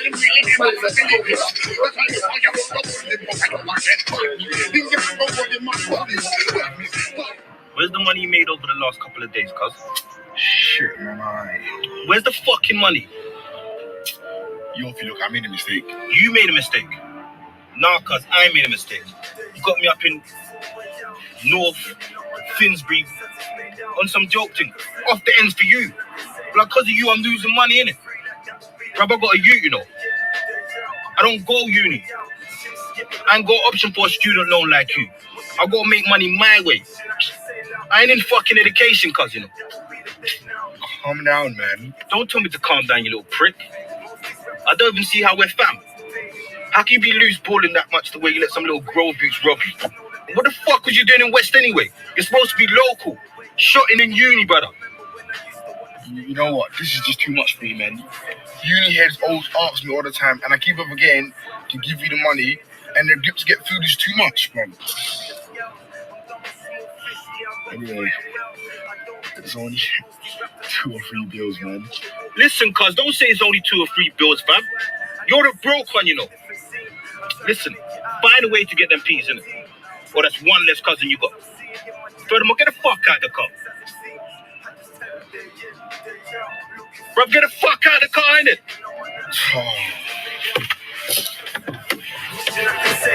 Stress free, press free, like that would be the day now. Day out, looking for a way. Wishing I could say now. Stress free, press free, like that would be the day. You say feisty. Last time in the street. Legacy. Very tight. Why do you use that? Wait, what the fuck? Wait, why is your hand? Wait, come outside. Come outside, man. Don't Falling all over the place. Hey, what, you think because your man dumped you, yeah, what, you can start moving to my man now? I don't mind, cuz. Who's moving to him, Denise? You still call him Legacy. Do you even know his real name? That is his fucking name. He clearly doesn't rate you. She's gonna clot her with the Know bottle. this type anyway, Denise. Who would have thought, because of a few tiny little insecurity issues, my so-called man would lock it off with me? Hey, S, control your gal, man. Control your gal. Denise, young woman, Uncle tried to do that. Nah. Denise, I just wanted to open up to him. I'm fucking getting married, for fuck's sake. You would have thought that I'd be able to talk to him about this Yeah, I'm stuff. not feeling that attitude, man. Then I get messages like... What accent? What accent does she get? But you know what, family, yeah, because like, really, I don't... Get the fuck off with me. I just want to chill, I maybe go inside, bang a few man, like, just make myself feel better. Like, fuck off. Don't fuck legacy. Isn't that what you brought in here? Why are you going on like you're the only one shit's happened to? Shit happened to me too, you know. I know shit's happened to you, Denise. The only difference is I don't let my experiences turn me into a fucking hoe. Oh my god, you are a dumb bitch. Don't think I might smash your fucking head in. Don't come back inside.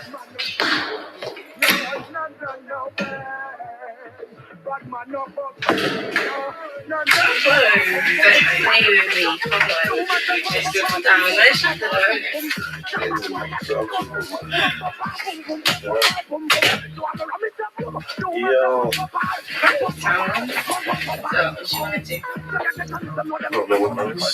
Have you got the big one? Yeah, I got that one. I got that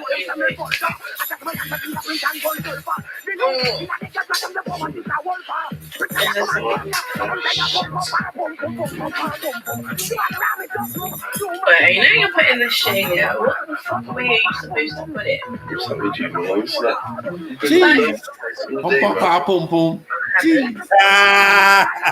Man said the pregnant back TV. Yo! Hey. Lord have mercy.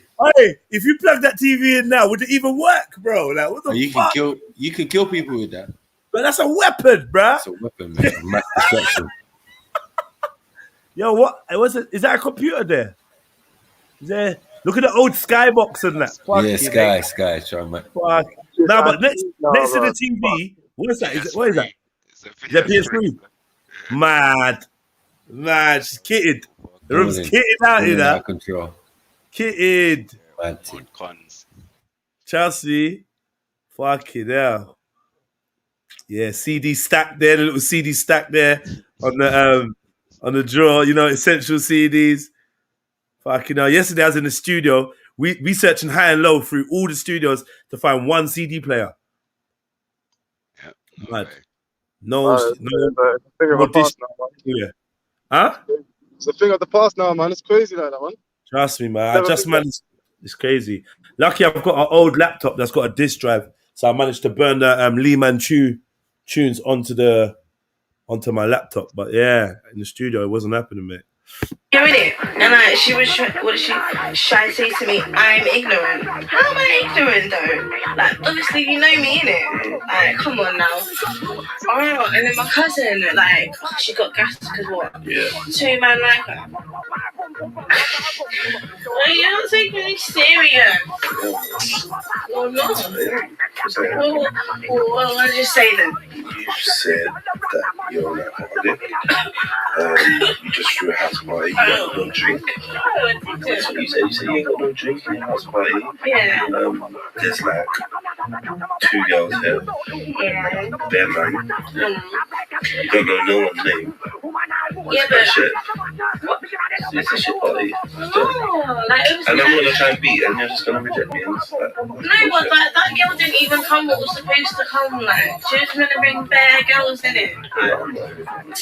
Wait. What are you doing? Are you gonna strip for me like what that man was? D'Angelo does. He strips in it like what? Oh my god, you're kind of like D'Angelo. I love D'Angelo. D'Angelo.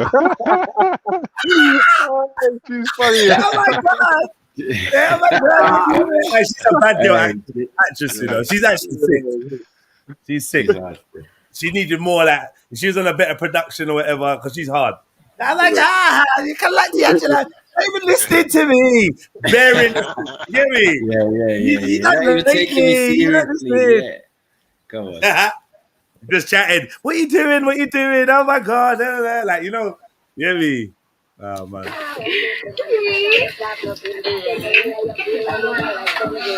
Oh, you take on it.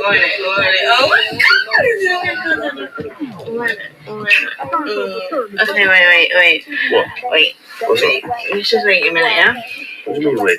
Like, obviously, let's just breathe for a minute. You get me? What's all that talk on the TV about, bro? Alright. It wasn't even talking, it's just that. Obviously, like, I just don't want to rush things, innit? Because I do like you, but I really like you, innit? Like, you're not even listening to me. I'm trying to tell you that I really like you, and I've rushed things, innit? And I don't want to. Why are you getting dressed? Why are you leaving? No, just come jam with me, like, So, help do you want a drink or something? No, I don't. Why are you going? Where do you Come on, going? come on, Gilly, are you dumb? Are you Dumbass. dumb? That's a, they should use that snippet. Proper This is how you Nigerian. conduct yourself, man. Them, yeah. No incel business. What? But You yeah, don't can I have to be? tell me twice, motherfucker. I'm out. Yeah. I'm gonna lay down. You get me? No. Yeah, we ain't gonna do that incel business. We ain't gonna do that simp As business. I'm leaving the room, like, where did you leave your brethren? Cut the The one that you came and cock blocked on. Yeah. Do you know what I mean? Fully cop blocked to the cousin. Fully cop blocked the cousin. You fully cop blocked on her. Where did you leave her? I didn't see her. Yeah, you left her out on the roadside. Yeah, we talk about don't come back in and that mad thing. And then took me into the bedroom to what? Talking Watch about me take not off my rushing. top. To watch me take off my top to tell me about you've rushed things in the past. Now that's a vial. That don't help. You just Yeah, making rushed it to sound that. worse. That makes it worse. Because you're letting me know that Yeah, next man run up in it. Yeah, willy-nilly. You just let man run up in it willy-nilly in the past. But now you're trying to make me wait. So I pulled the short straw, basically. You get me? Sorry, guys. Yeah. From today on. No! She's trying to Start reclaim her tomorrow. value as a woman. Yeah, start tomorrow. Yeah, bro. Get me? First thing in the morning. Just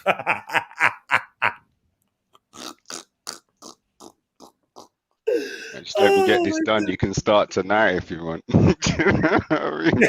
Start straight out. It's funny, man.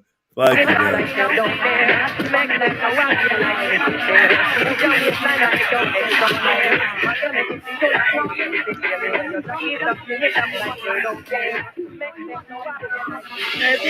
that you? Is there any manager out there? The Russian and the Mexican, yeah. Yeah, this is what these men are on. What's Art South? Why is he taking off his jacket? Wow. It's getting comfortable. It's getting hot. I gotta phone him. I gotta find out. Yeah, we need to put South on 12. Yeah, let's put South on 12. Yeah, man. It's about to go left. He's about to go left, man.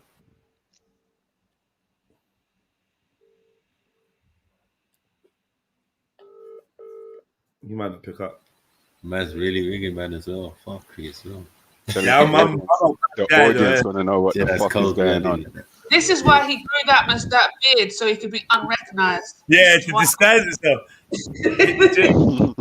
Where's Accent Queen? Is she seeing this? She knew already. She knew already, innit? So, She knew, man. She knew. She's cool with it. He's started over a new leaf, man. Hey. Nah, that angle is not good for this sister, though. Man. Giving her double chin and it. Yeah. She turned around like, who's this wannabe Jeds? What is this? Hey. Yeah, t-shirt small, medium. This ain't legacy. This ain't legacy. You ain't legacy. This is the aftermath. Yeah. This We've got guy's 2 minutes left.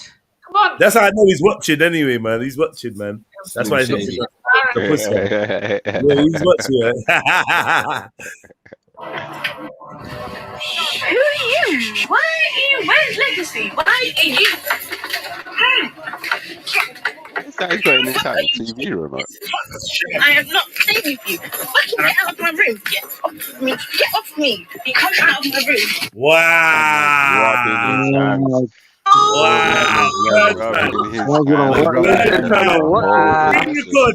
Everyone screen record. Oh, Nah. It was. Nah. Oh, man. Yeah, hold him accountable for this fuckery, man. Hey. Some. What the fuck are you doing? Get the fuck off me. I am not playing with you. Fucking get out of my room. Get off me. Get off me. Come on. Man, just take a look. Get me. Let that Mr. sink in Bad for a minute. Airs, Mr. Bad Airs. Let that sink in for a minute. All right, I'm doing a voice. I'm doing a video message to South. Can you tell me your views on this, please, family? It's a mess up. Shocking. It's crazy. Shocking behavior. Very You know disappointing, man. this is what these light skinned guys do. You know what I'm saying? I need the dude's S Mexican, answer. Boy, he's not Mexican. Fully bro. Mexican. I swear he's Portuguese and something else and something else. Mexico, bro. We need a light skin inquiry into why is this? Literally. Who would even take this role? Why would you even take the role? I don't get it. Yeah, I wouldn't take it. Of the hand robber. And what are you saying? He's not picking up the phone now as well. Like, he's not picking up the phone. Like, you were asking. Yeah. Even at the time when he was rubbing his hands, he weren't picking up the phone. Oh man! He just wanted to see the next scene. He just wanted to get to the next scene again. Them man had pager. Them man had pager. Them days there. This is fucking. I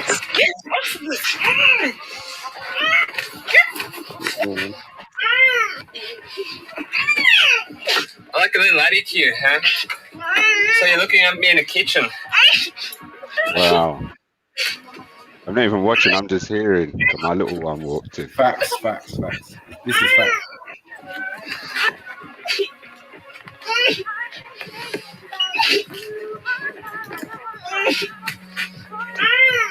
Stay there a sec, baby.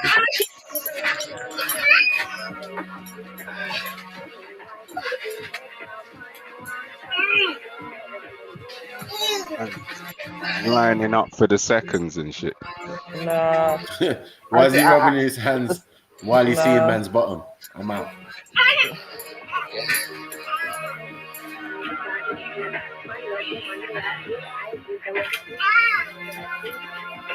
Oh, bro.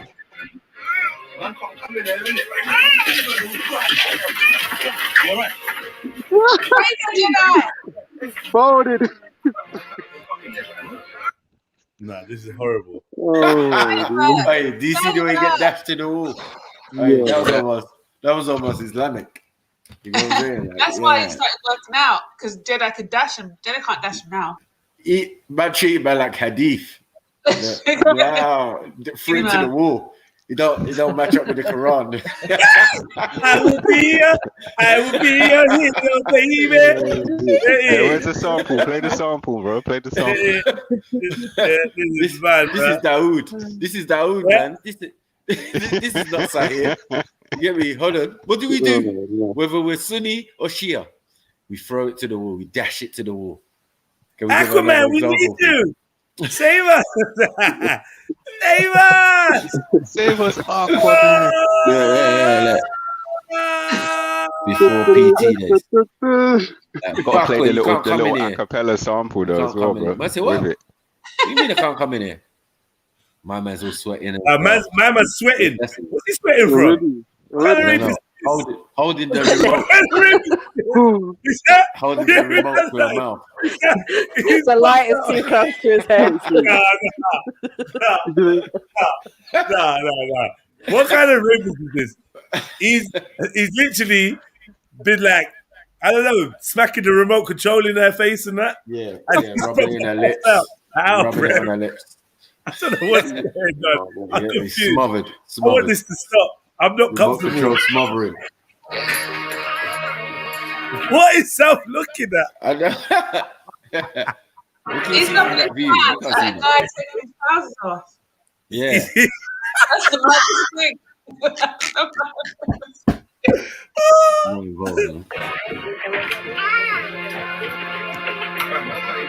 Man can't even come in here, big man. What is man talking about, bro? Wow. Oh, no. Rewind that. He slid down the wall. You didn't even need to stamp him.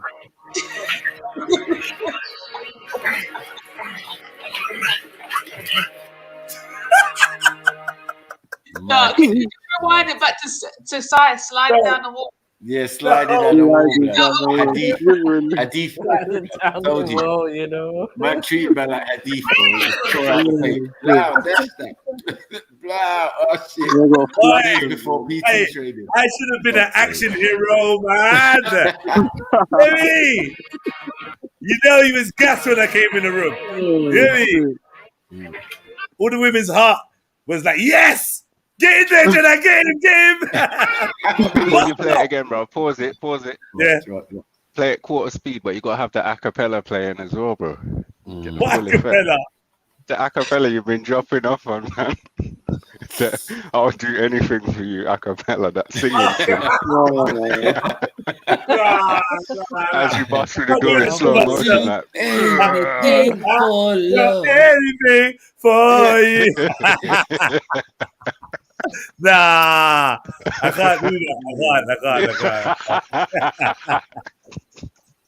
I can't.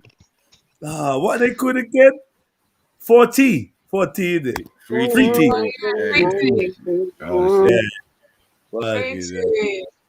Oh, mate. Nah, we have been rinsing this song this week, though, still. Man, hit the wall, boy. Hit the wall. Yeah, he hit the wall. Kevin will be like, Kevin don't know a lot about this. That's the wall, man. Well, that's what I'm trying to tell you, females. When you actually hit the wall, you crumble like Psy. Slid down the wall. Someone in the back chat. What, trying to get in? I don't know. I think so. I swear messages came up. It's Ultra. Ultra's in the back. Oh, shit, yeah. Ouch! Oh, fucking hell, Jeds. I had to jump on, yeah. Have you noticed? Listen, yeah. When Sai flies into the wall, notice he hits the wall and his body just dies. It always slides down it. Blah. His body dies. Wet tissue paper. Gives up with life. He hits the wall. Man, treat man like wet tissue paper, bro. Both of his hands are on the wall as he slides down the wall. Paper mache. You know, bro, you know when you throw when you throw pudding on the wall, Custard. I was going to say, he was certain times when you slam into something really hard and your legs just go dead. Slam against the wall, like your pelvis hits the wall and you're just like, oh, fuck. Folded. I'm not going to lie, before you hit the wall, bro. Sai was like, hold on. How is Jedi on the other side of the door? Yeah, Jedi don't see that. That's why he goes back and stops it. You didn't need to stomp him. If you'd seen what we seen, you wouldn't need to stomp him. And listen, South is definitely on permanent pause from this day on, bro. That rubbing my hands thing is mad.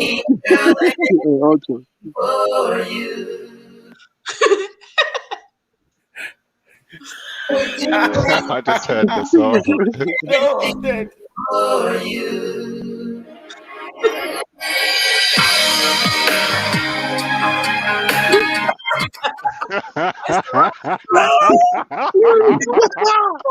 No. I would do anything, girl, anything for you.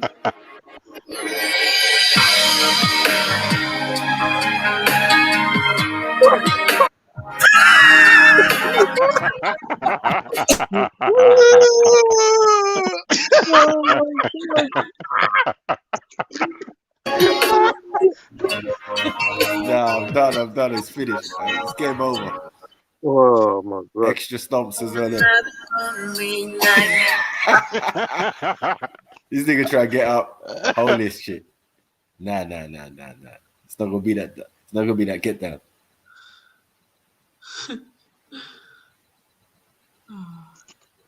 Oh, cool. Well, Jeds gave him the John Olomu. Fucking hell.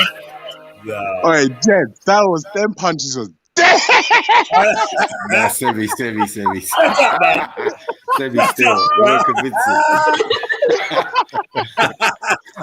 Like man was half looking at the chick while he was doing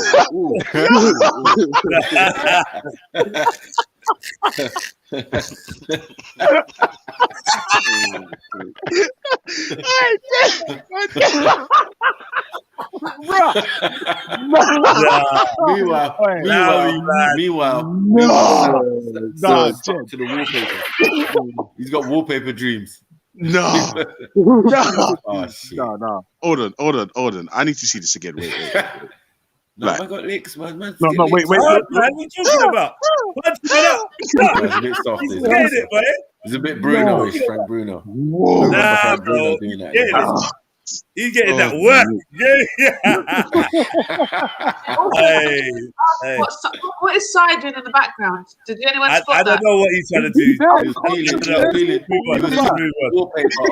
Let us move on. I don't know what he was doing. Stop trying it as well, yeah? You killed him. I don't know what he was. I don't know what was going on there. Oh. All right, Jez, how old is that? I don't know. I think it said about 7 years old. Oh, that's good. You know, that's mad. Yeah, man. Boy, no Portuguese or Moroccans were harmed in the making of this video. Nah, I think I actually did hurt him. Or the other guy. I think one of them actually got an injury. Probably South. It was South, blood. And then from that day he said, "Nah, I'm going gym." Fuck this extra small. Yeah. Fuck these mother care tops. I'm out. You know when something traumatic is gonna happen to you sometimes. Yeah. Oh, that's crazy. I've never seen a man get dashed from behind the door. Mad thing. Can't even get to see your work. That's levels. And you know what the funny thing is, yeah? Jedi must be like some superhero for real, car. Like South was the guy like blocking the door, but he hit the wall and died. Like Literally. Nah, fucking hell, man. Man didn't even give him the "is he dead" kick. Where's Man just stomped him out anyway. Are we doing part 2? We're not doing part 2? No, we're not doing part 2. You want part 2? You want to know what happens, isn't it? Yeah, come on. Yeah. You don't get part 2. Yeah. All right, here we go. Alcoholic husband, short film. I don't know. I just saw it.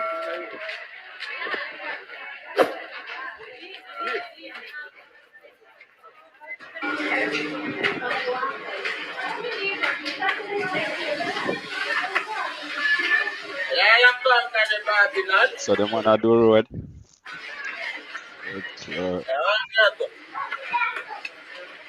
Watch you.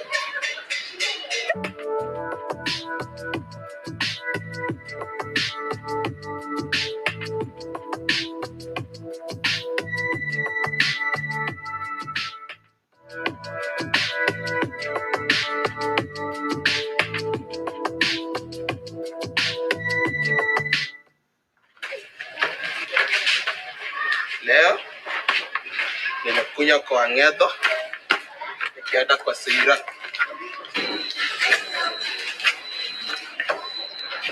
Leo baba Kanailo najua atakuja hapo kanielewa hata pesa ya food kuacha. Acha kuja hapa kanielewa taona. Utanijua leo mimi ndani.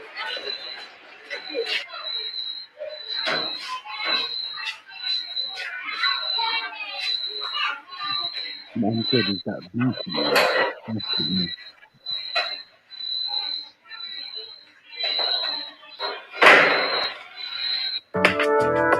What happened? I missed that. What's going on?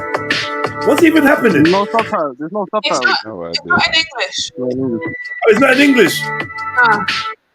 Yeah, I've had enough. We're like 3 minutes But in. the one thing we were able to establish is that he's slightly intoxicated. A little bit tipsy. Yeah, Do you think he's had one of the ultra specials? Do you think he's had one of the ultra specials? Oh, fucking hell, bro. No, but to get fucking legless like that on an ultra special, bro, like, I don't know. Oof. They're Asians doing short films, isn't it? Islam hates us. We're watching this. Islam hates us. Yep. Watching this. Have you or what have you people decided? you know, Volkswagen Audi Skoda vehicle? Not suitable for under 13s. Viewer discretion is advised. Okay, I think we're all right. It is not safe. Please stop. What do you think you're doing? We want to do something.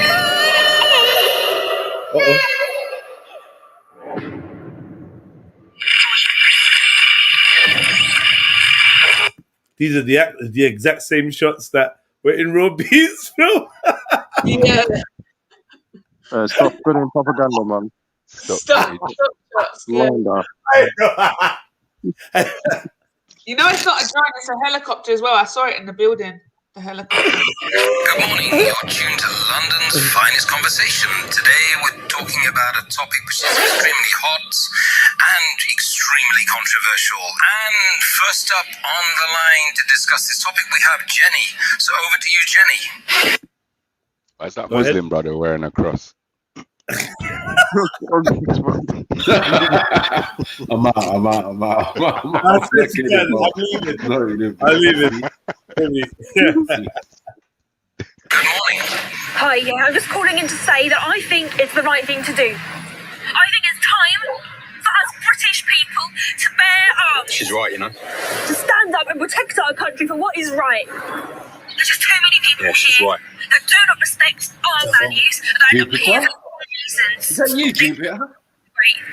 They're not British. In British values and morals are important. I'm fed up. It is not safe. There were too many children that had put too much risk. I think you missed the point. I think that all of us want peace and security for our families, and that can never happen if we take action like this, over a tiny radical minority element in our society. No, but the whole difference is that I'm protecting my country. I mean, I should be allowed to protect myself, my rights, my family. That's what I'm talking about. This is just going to escalate into tit-for-tat violence, and it's going to do no good to, the greater good of society. We need to bring people together, not to encourage people to harm each other. I don't want my family, my future kids to grow up in a place where they can get molested and raped by bunches of strangers that don't even speak our own language. We can start standing up for what is right. So, Jenny, you think that taking actions into your own hands, vigilantism, is the answer? Maiming, hurting, innocent people? Is that what you're saying? We all need to make sacrifices. You've heard of martyrs, haven't you? 1, 2. That's not a concept they made up. Maybe some of us need to make ourselves martyrs. Give ourselves for the cause. We all need to do something. What do you mean, do something? Doing something is doing something positive to bring people together and actually have dialogue and discussion.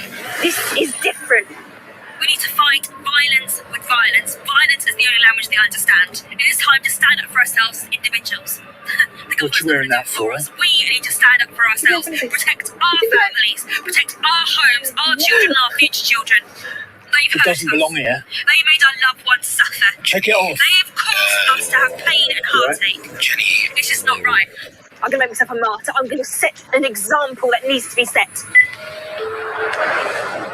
Hi, Jenny. Are you still there? Can you hear me? It seems like the call may have dropped, guys. Well, go on then.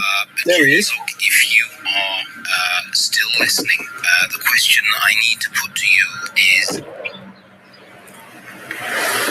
Take it off. We're going home now. You're tired, aren't you? I said take it off. Hey, you. What do you think you're doing? Yes? Come on, then. Come on, then, and just got bottles. Stop. Stop. Please, no. No, please, no. Please. Why would you put yourself in harm's way if you just plan to get beat up?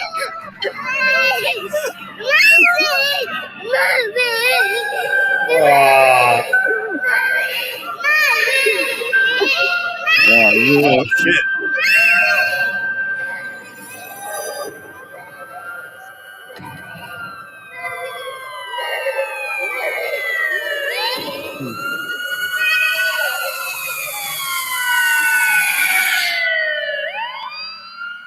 When did violence ever achieve anything apart from creating a cycle of violence upon violence? And secondly, what impact will this have on our coming generations?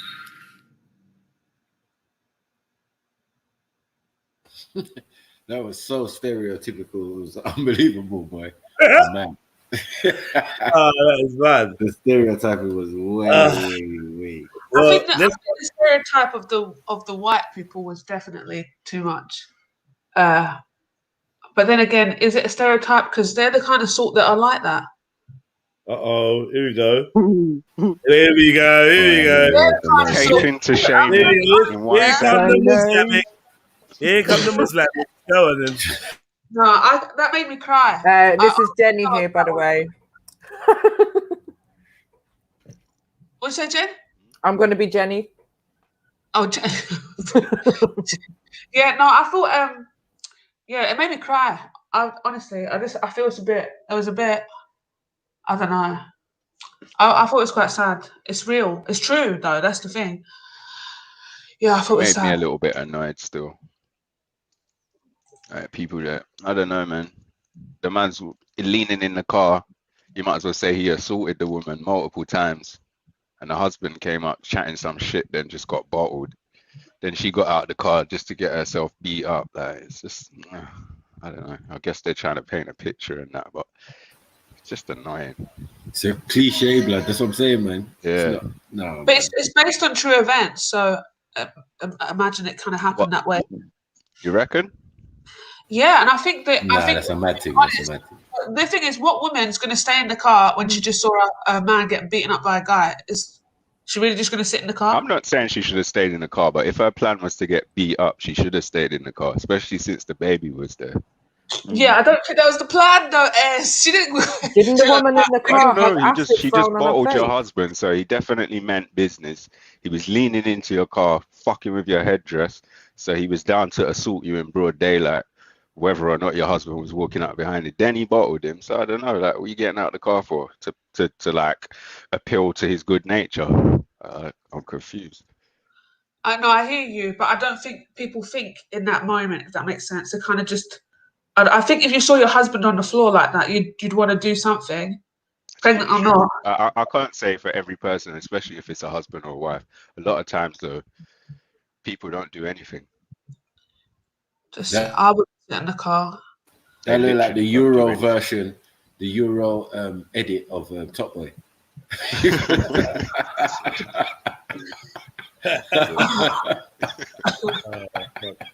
I'm joking.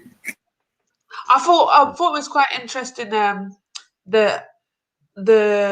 not everyone in it looked visibly Muslim. You know, I think I like the fact that it was a bit ambiguous, if that makes sense. And the guy was obviously a Christian. The guy that had the cross around his neck. Yeah, it was a Christian Muslim. Yeah. No, how was he Muslim? Though? What made him Muslim? Such an idiot. What made him Muslim? You could see he was Muslim. Oh, you could see he was Muslim. Oh, I love that one. The stereotyping was tremendous. Yeah, you can literally see it. You're not listening. Other than the kid, there was 4 Muslims. The shopkeeper was a Muslim.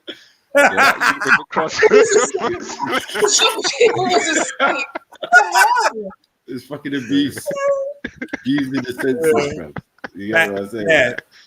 That's what I'm saying. When the white man was in the shop and the 2 Muslims were looking at each other from across the counter, I was just like, yo, like, what's all this business about, man? Fucking hell. Yeah, bro.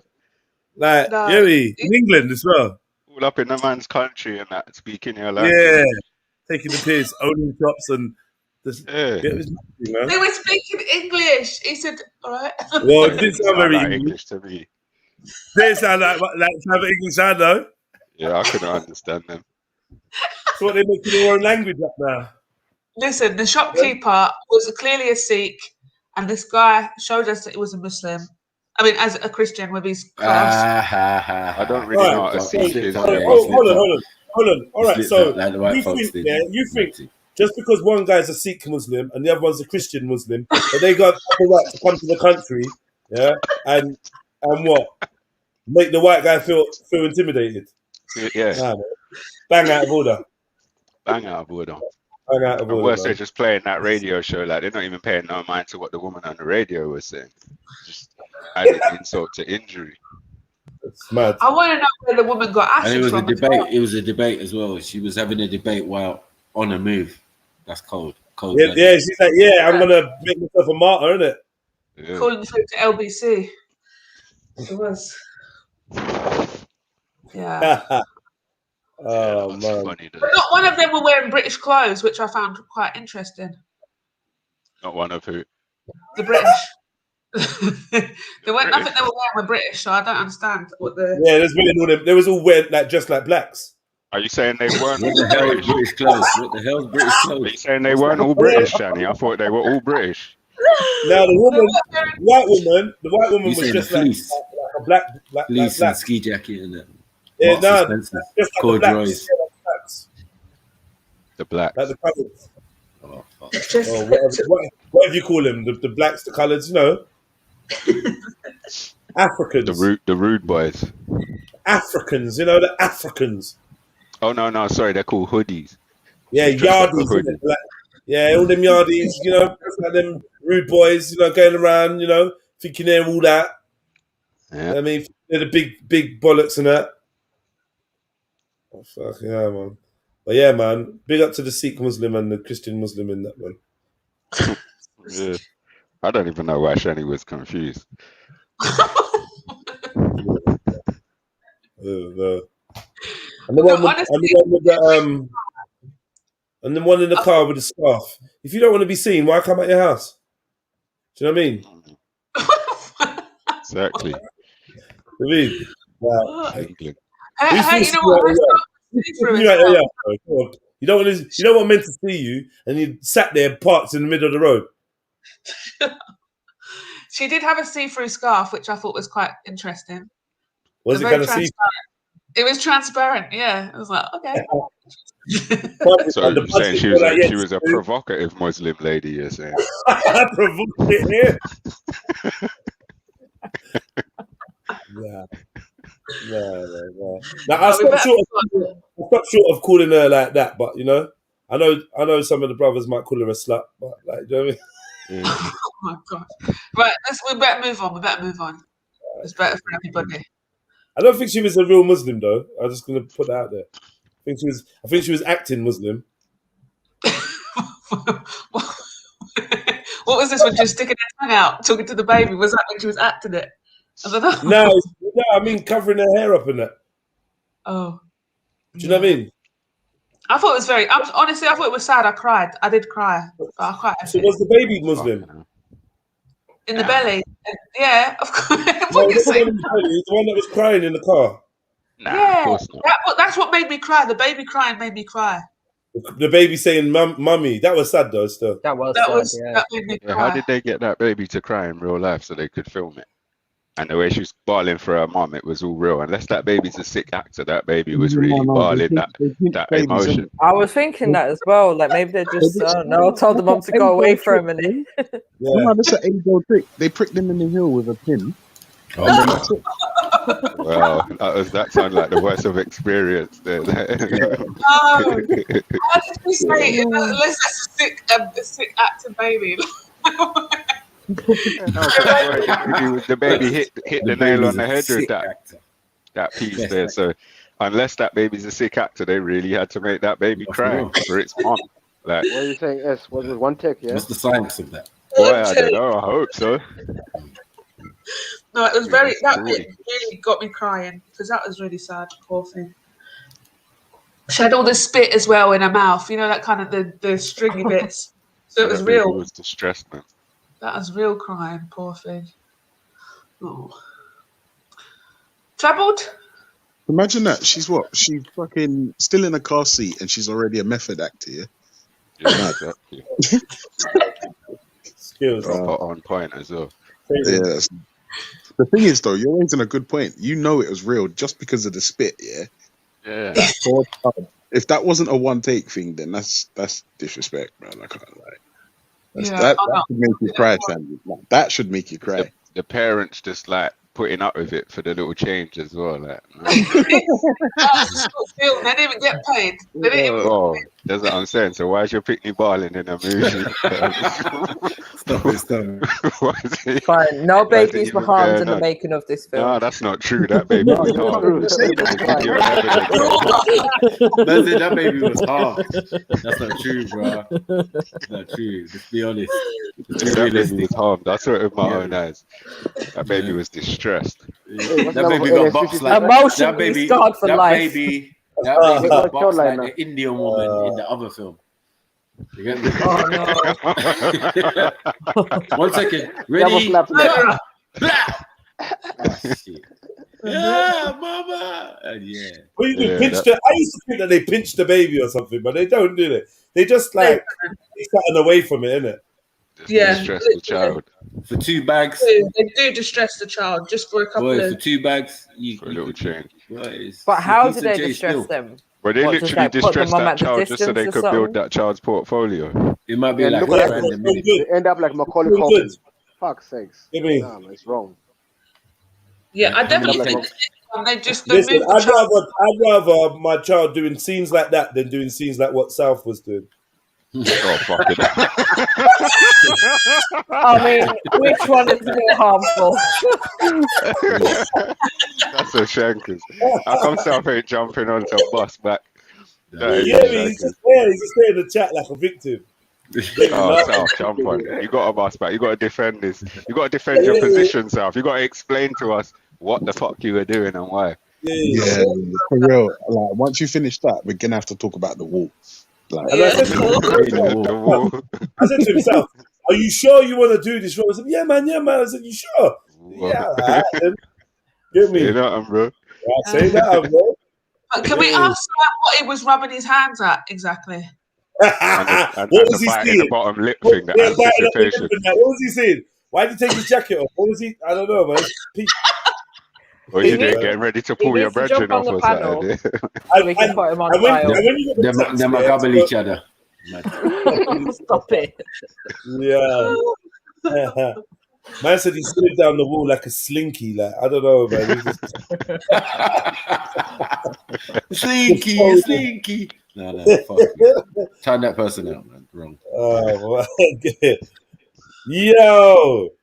That man got invited to just rape. Like, yo, we get they're not inviting us to a party. Come and go rape.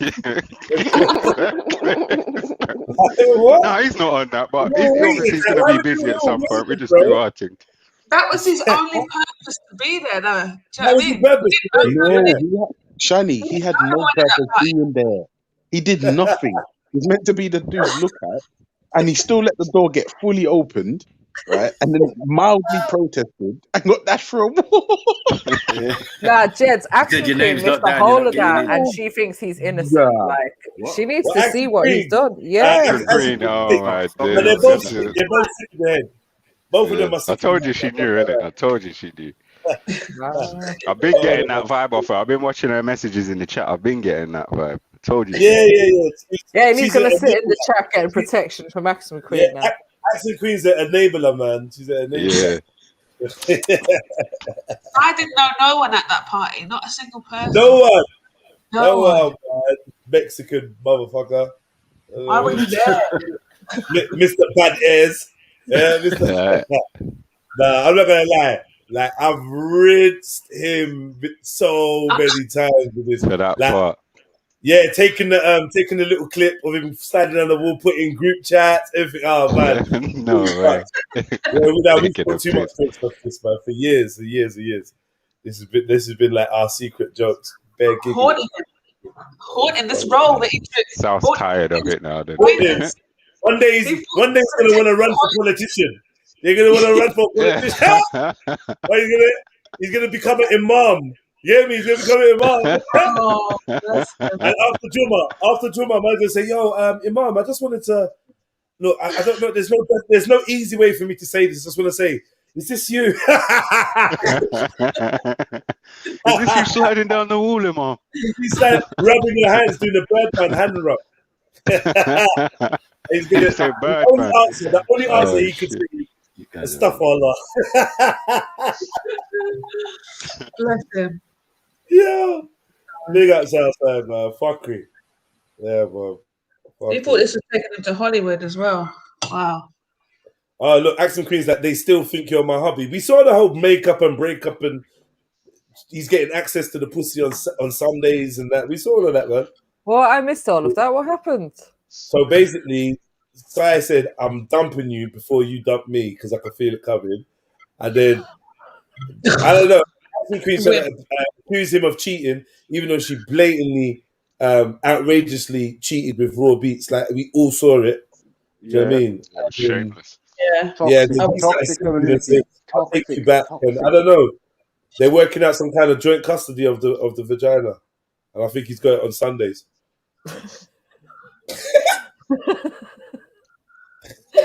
And what he's got Aria in between. No, that's a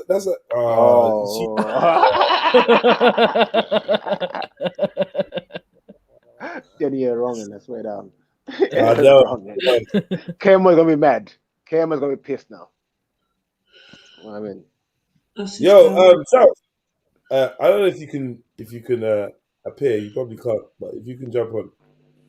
Okay, this one's called Trouble. I don't know, but I hope it's in English because there seems to be a lot of non-English ones.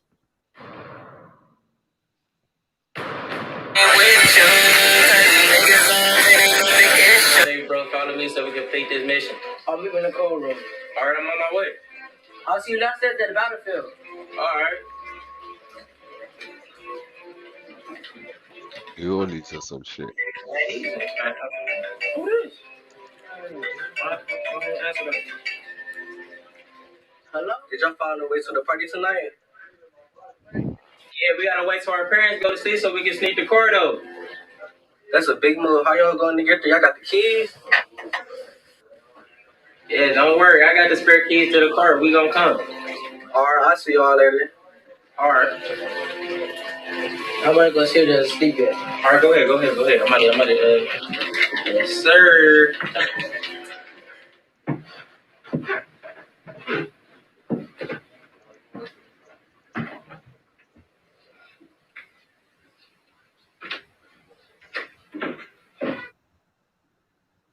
But Jess, are you playing the movie? Huh? Are you playing something? Look at the title, Ultra. What are you doing? No, but I can't see anything. This is Islam hates us. I can't see nothing playing. Your shit is frozen. We've been watching this for like 2 minutes. The fuck? Maybe you're watching pause. What are you watching? All it says is leave your feedback in the comments. We can answer them with the filmmaker. What? Are you watching YouTube or are you watching? No, I'm on StreamYards. I'm on StreamYards. Well, you can't be. Did you hit the having issues button by accident, maybe? No. Whatever happened there. You need to because you are having issues.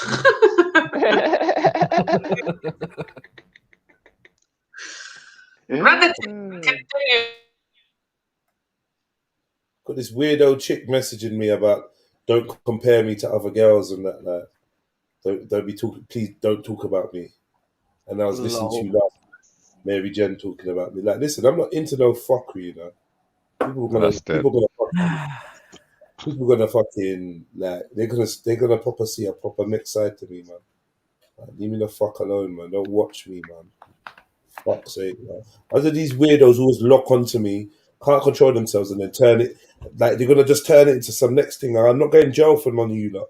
Like, I'm not going jail for none of you lot. I'm not coming off my path. Just fuck off. Never invited you into my life. I don't want nothing to do with you. I'm not messaging you. Like, now you're trying to say, oh, I'm threatening you. Like, pussy, leave me alone. I'm telling you. And let this be like, oh, well, karma. You talking to me about karma as if I've done you something. I'm telling you one more time, pussy old gal K, leave me the fuck alone. Don't want my trouble. Like, I'm not like one of your fucking little, like, just leave me alone, man. Don't ever think you can message me, tell me what I can talk about ever. Don't mention, bro, you not on crack or something? Do you smoke crack? You mad? Like, bro, people are crazy, bro. Fucking mad. Like, it's just been, like, all you gal are mad, man. I don't want half stories, Jedi. We don't want half. We need the full story. No, I gave the full story. The whole story. Just said. The whole story. All you gal are mad. And you're mad as well. Basically, you're just starting trouble again, Mary Jen. That's what happened. Yeah. Oh, Mary Jen. What can I say? It's just, you know, everywhere I go, they find me, and here I am. Can't we arrange like a charity boxing match or something? Hey, CS, you're just an idiot, you know. Yeah. Well, she did say she was going to show up at the next rave, and so, you know, I'm sure she'd be down for that. And, what? Yeah. So Let's go. What? Remember, like, when she jumped on the panel, she was like, next time there's a rave, I'm going to show up and we'll sort it out there, or some mash up the party. Like Mash up the party over them foolishness. Have you ever met her in real life? Nope. I spoke to the girl for about 2 weeks, and that was it. I locked her off. She got on her feelings. Then she obviously had an issue. Jumped on the panel. We had that big bitch fight on the panel, and that's what it is. And yeah. And she just telling me don't mention me. I'm like, yo, listen, I'll say what I want, do what I want. Plus, no one even dissed you. I just said you kind of looked like this girl, and like. You said it was a combination of both of us. You were like, oh, it kind of looks like Kay's face, but Mary Jen. I don't really get what the issue was. And then it was like, oh, well, yeah, rare. I ain't said nothing bad about you, but I ain't said nothing bad about you, but I ain't done nothing yet, but I could, or some shit like that. So I said, bro, pussy, don't threaten me. Are you dumb? Are you stupid? You think you could ever come for me? Think you could do anything to come? Do you know what I know? Do you think I'm just some big floppy dickhead sitting there? I've been prepared for you. So go, make your move, pull your move. Because the thing is, you're fucking sloppy, Kay. This is the thing, you're sloppy. Your mouth runs and you talk to people too much. Yeah? So I already know, innit? You think you got a file on everyone, innit? You think you got a file on me, a file on Mary Jen, innit? Yeah? You're a big pussy, I'm telling you. All your movements are big pussy holes. Yeah? Panera knows you're a pussy hole too. Everyone can see your pussy hole, innit? So don't ever think that you're playing those smart games. Keep running and chatting, you fucking big mouth pussy. Keep running and talking. Fucking just leave me alone. Like with your empty pussy syndrome, leave me the fuck alone. Because I got nothing to do with it. All I ever tried to do is offer some assistance and just be like, just be Jeds, innit? Yeah, of course we could work. Of course we can rare. Single mum, you want to make some money, you want to do stuff, you want to do moves, you want to be social. You got certain things grinding in your head and in your life, and you like a little, distraction and blah, blah, blah, and you want to put your energies into things. Cool. But why do you bitches always turn fucking toxic? And I think you could bring stress to me. Like, did I fucking go looking for you? Or was you attracted to something I was doing and wanted to get involved? Now you want to turn it all toxic and all nasty. Just find a hood, suck on it, and die. Leave me alone. Fucking hell. Don't even know who has the cheek to say, oh, I heard you mention my name. Please don't ever mention my name. Are you dumb? But also, then that means there's someone else just lurking and watching. No, she's watching. Oh, I was watching. She was watching yesterday when Mary Jen said something about her being crazy. And man, fuck off, man. Fuck off. Like, real talk, fuck off.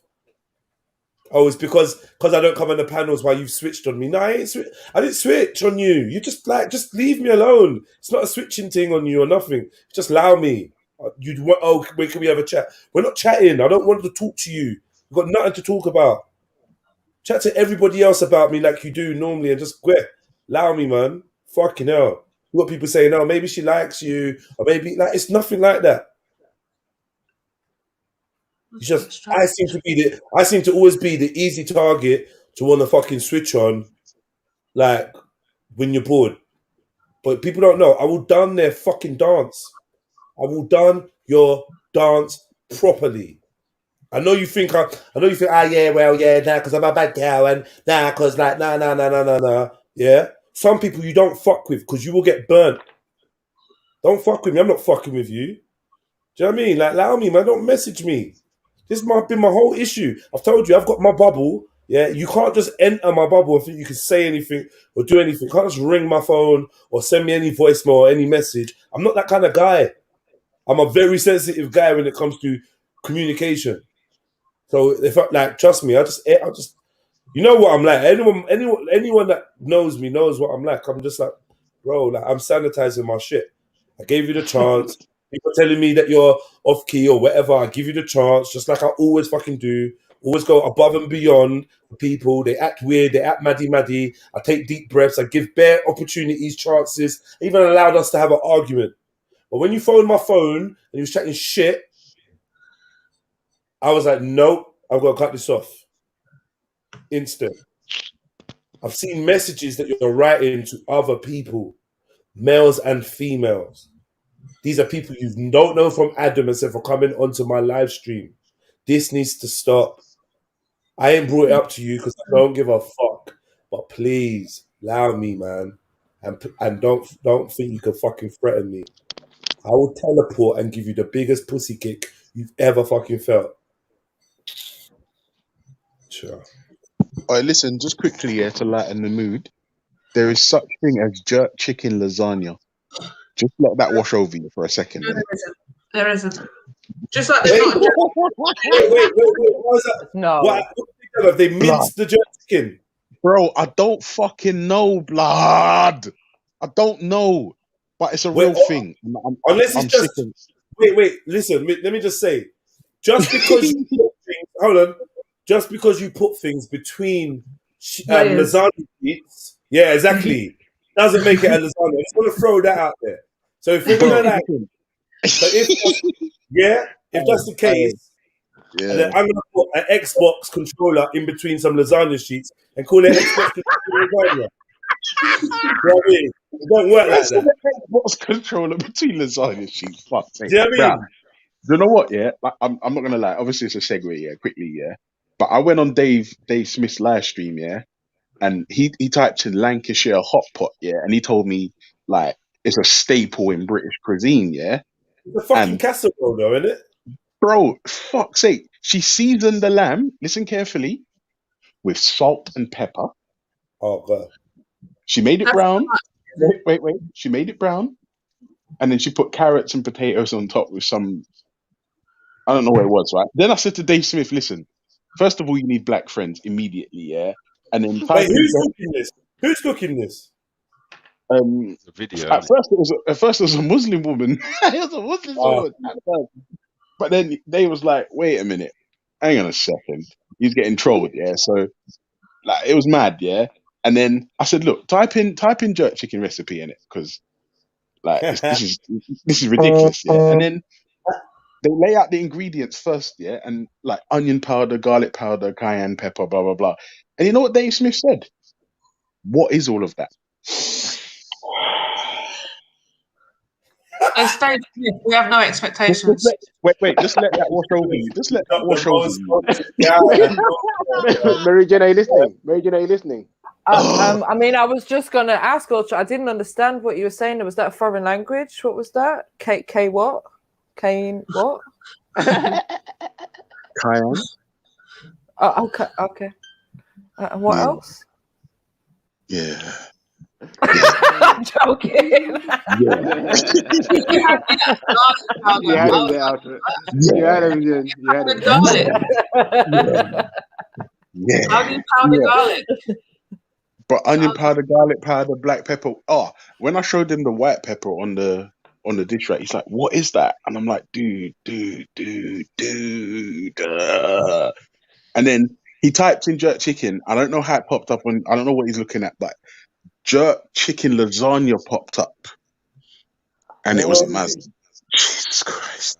Yeah, of course, if you type in Jamie Oliver, was it good or was it bad, bro? What's it like? You say this a mazza. I'm not gonna lie. To be fair, all he did was season the meat like he was making jerk chicken.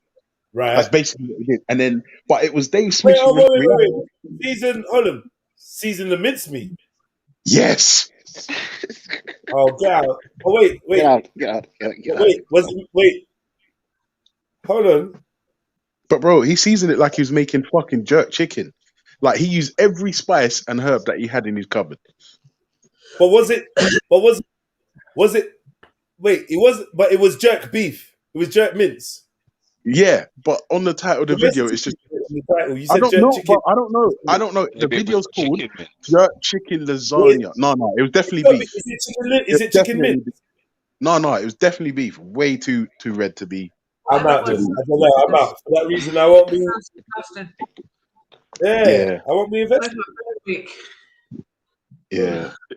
But it was strange, yeah, that when you introduce spices to a man's life and he's not sure what it is, in my mind, I'm like, so what do you eat? And what does it taste like?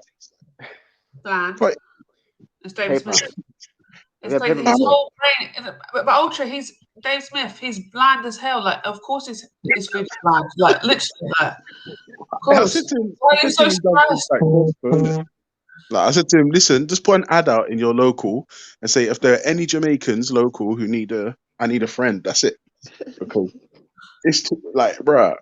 You need to live, bro. We need to live. Get some color in your checks. I'm actually start googling how to powder onions because that's not. You've never heard of onion powder? Onion got a powdered garlic as well. Crazy. What? Shani, you've never heard of garlic you're black. powder? Hey, Shani, you have been lying to us all this time about Jamaican rules. You are lying. You are lying. I've got 2 tubs of garlic powder. Oh, don't turn the camera on. Yeah, garlic powder. Why garlic powder instead of real garlic, innit? Mad thing. I got both. Yeah, I know exactly.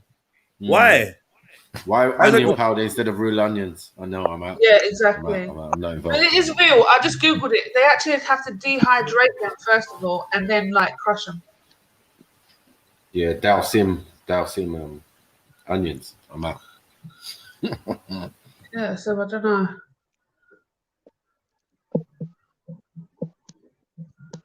I genuinely always thought that. I've got garlic powder and onion. I don't think I've got onion powder, but I've got garlic powder. But I don't understand why.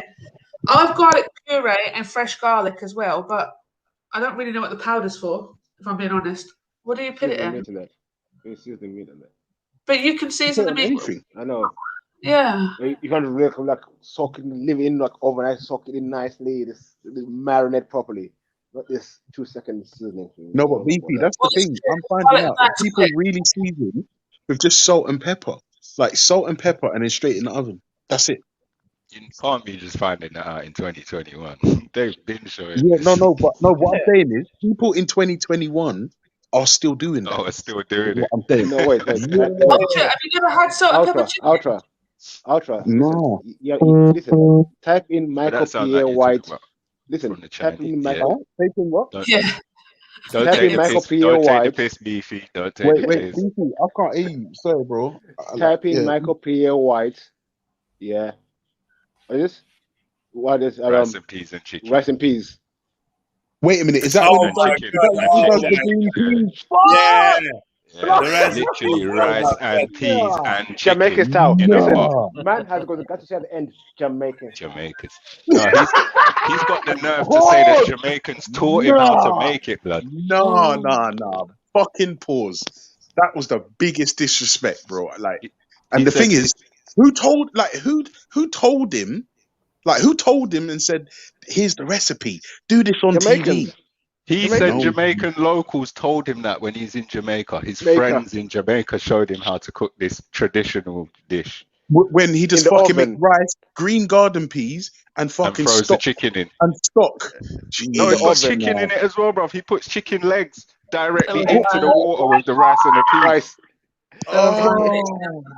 And then a Knorr stock pot thing. Fucking hell, bro. Not even a rice and peas and chicken flavour. It's just a straight no stock. That's what You I'm gotta not watch it. watching. You got to watch it.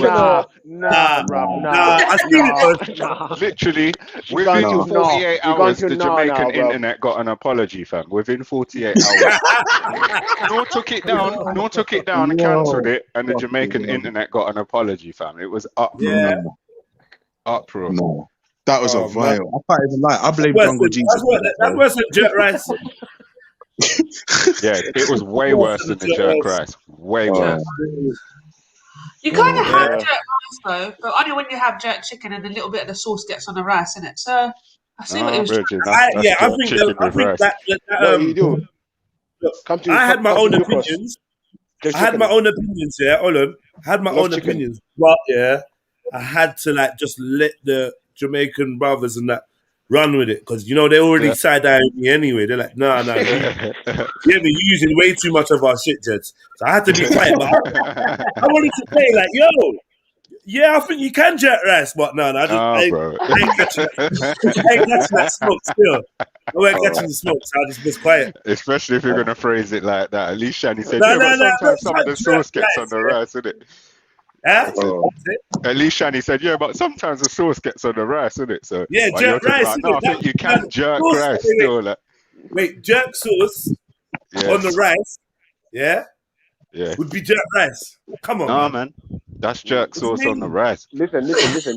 Jerking is the process of seasoning and cooking, isn't it? Let's leave it. Go to New Cross 40. You get the love jerk rice. No, bruv, what are you talking about? Thingy, Uncle Ben's? No. I told you that. I was cracking up at jerk rice, doing memes on Insta, laughing, doing little fucking little videos and cracking up. And one day, someone sent me Uncle Ben's 3-minute jollof rice. Microwave. 3 minutes. Nah. My blood was boiling. Yeah, man. Wait, Jedi, was it you that did that Jamaican mongoose thing? I swear it was you. Yeah, it was. Yeah. Fucking bastard. Hey, listen though. It wasn't just the fact that it was jollof rice, Uncle Ben's. Bro, 3-minute microwave thing. I'm dead, bro. Like, are you dumb? Oh, smart. Do you know what a good how long it takes to cook jollof rice? I know. They're violating. They're violating so much. Fuck's sake. Yeah. You know I went to hug the first Jamaican person I saw. I went to hug them. I said, I'm sorry, bro. I'm sorry. You know what I mean? Hey, like, where you chat about? Come off with me. You fish? I said, nah, man. I'm sorry, bro. I laughed at the jerk rice, bro, and I just see Uncle Ben's 3-minute rice, man. He hugged me back, man. Don't worry yourself, yo. Don't worry yourself. I saw the thing set, man. Babylon, man. Babylon. Babylon settings, you know? Them just a try and fight with them, you get me? Them a try and fight with them, you know? I violate everything. Yeah, I mean, after the war that we are, brother. I was like, rah, thank you, man. Yeah, they moved to the jollof, my brother. Like, wounded, man. I don't like jollof. All right, Jedi. Have you seen that video of the Americans in the snow where a guy's calling another guy a pussy and his woman's there running his mouth? He just goes to his car and just like clap. It's fucking nuts. In the snow? Yeah, hold on 1 sec. I'm gonna send it to you. Hold on. Yeah.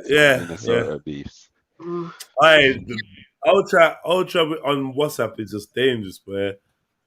He just like he's got the madman videos, man. Him and Mr. Lee, him and Uncle Barber, man. They got the most fucked up videos. Anything else I send to Ultra, he's like, I've seen it. Seen it. Yeah. All right, Dev, I can't lie, remember, I'm in a WhatsApp group with like 400 bus drivers and all of them are nasty. All of them. Yeah, man. Fussy. Yeah, that video there is nuts. Oh, also, I sent you South sent me a message saying he's never going to work with me again.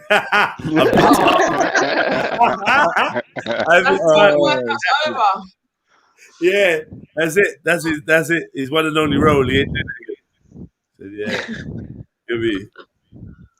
Oh, Fred Coast. You Fred Coast comment? Nah. But fuck Fred. Fuck Levy Roots. Pussy or try and make microwave meals. Let's leave our wrist. Shani, what did you say? Yo, Shani, sorry, what you saying? No, I'll just repeat what you said, Beefy. Oh, so Ultra, I was going to ask, New Cross. Yeah. Is that the station? New Cross Gate.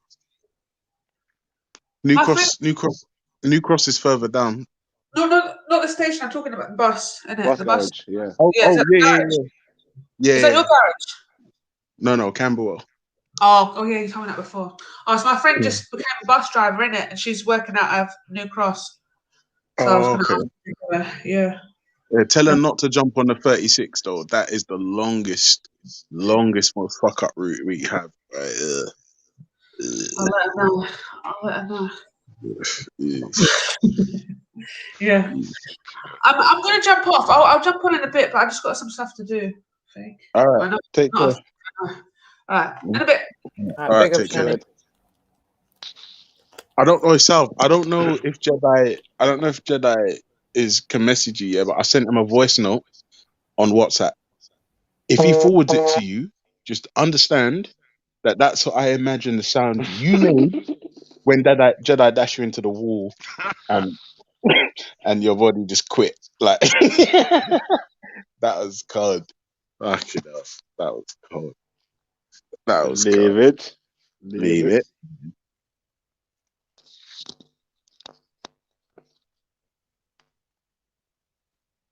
Yeah, so like man is saying, yeah, right? Since that movie, that's when you realized you had to go gym. Yeah,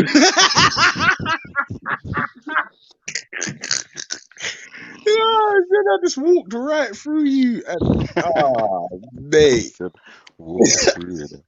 You just walked through you and then like it's the way you hit the wall like a cartoon character and you just slid down. Like, mate. That was fucking funny. Ugh. But South, listen, can't lie, South. You're on like permanent pause, like until like you clear up some stuff because we're not sure which bits were acting and which bits was like real life. Do you know what I'm saying? So you're gonna have to jump on and clear it up. So I'm saying, like, you know what I mean? Just come in and clear it up, and then we can take you off pause. You know what I'm saying? Like, it's not even my fault. Not even my fault. Okay, no. Let me see what I've got. Yeah, South. Listen, like a lot of stuff happened when we watched that video, bro. A lot of things. Like when we watched it in slow-mo, like it was peak, bro. Like the rubbing of the hands, like most of the action in that thing was a bit shaky, but the bit where you was rubbing your hands and licking your lips, like it was convincing. So I feel like maybe you weren't. Yeah, I don't know, innit? I don't know. So I'm saying like it's probably best to jump on, and then obviously, like you got your comeuppance when you got placed into a wall. Do you know what I mean? That was.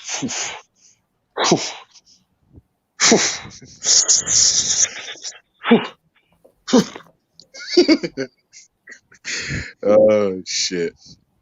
Wait, just told me what I had to do. I just done my job. Oh shit! So you like okay? So proper method there. You's like, listen, Jeds, don't worry about my health and safety or my face. Just throw me as hard as you can into this wall, and I'll soak up the impact. Don't worry about me. I respect that. I respect that. And then, what do you mean Jeds told you what to do? What kind of fuck? Chuck man under the bus. What's this shit doing? Like, Ultra, that video you just sent me. Yeah. Fucking hell, man. Bro, do you see what I'm saying? Fucking, bro, I don't know what's going on with the mental health out here, bro, but this world's going nuts. Bro, that was. So, what's man saying? What's man saying? He's throwing his life away. Yeah, bro. He just stopped caring. Just stopped caring. Like, yo, I'm just gonna done man's dance. I'm just done everyone's dance. He went back And the in, woman. got the big thing. And the woman. I'm not gonna lie Magic. though. This is why living in America. Yeah. Mad.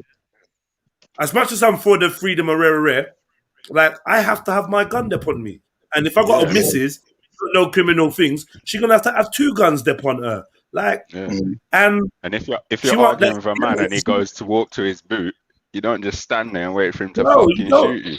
As soon as he goes in his boot, open fire. No, I ain't have you seen the video? Message me on WhatsApp. Let me send it to you. Message me on WhatsApp. I'll send it to you now. That's a fucked up. That's mad. That's absolutely wild. That's crazy, boy. That's crazy for many reasons as well. Yeah, bro. Like, but see the halfway point, yeah. When the other people you thought it was done. Yeah, And that's not bad. Yeah, that's crazy, man. Fucking hell. Wild out here. Yeah. Yeah, see there? Fucking hell. That's a madness. Yeah, that's what I'm saying. Mad thing. Listen, everyone's got a breaking point, though. You see what I'm saying? Like, you know what I mean? Like, he probably had a shit day. His wife left him. You know what I mean? He found out his bathroom section is wife. Falling down, yeah? Bruh. Listen, you know what's funny? The reason why that film, like, fucking stuck with me was because it's real, bro. Like, just one fucking bad day and is enough to fuck you over, bro. You know what I mean? And if you're the guy that fucking breaks the straw, that last straw that was holding him together, well, that's it, innit? He's still red, lost control, and now he's going to prison forever. You know what I'm saying? Mad. Mad. Fucking mad. Shani, you don't see this. Is Shani still here? Oh no, she cut. Yeah, She had to got do something. Yeah.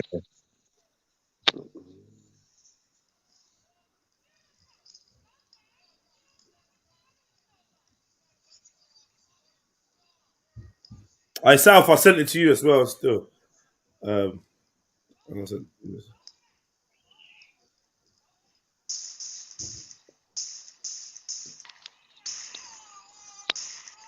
well, I can hear it. I can hear it.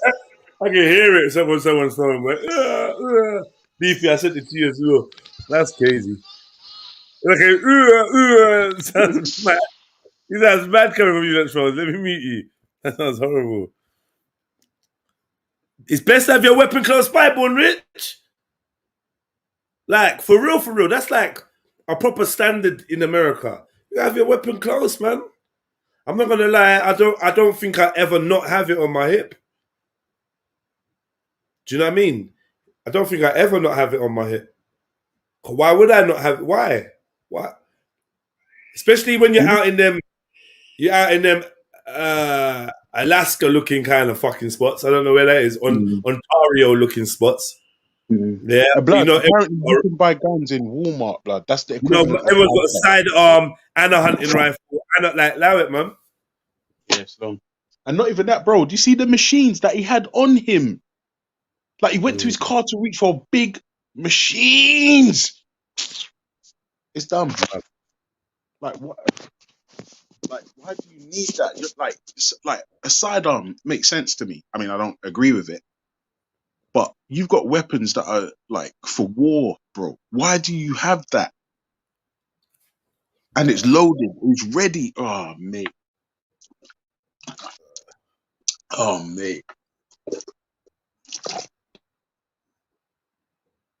But on a more positive note, it's my birthday in November, so not long. What? Yeah, not long, man. Kind of like you're wishing the year away, bro. Don't do that. No, to be honest, the year's been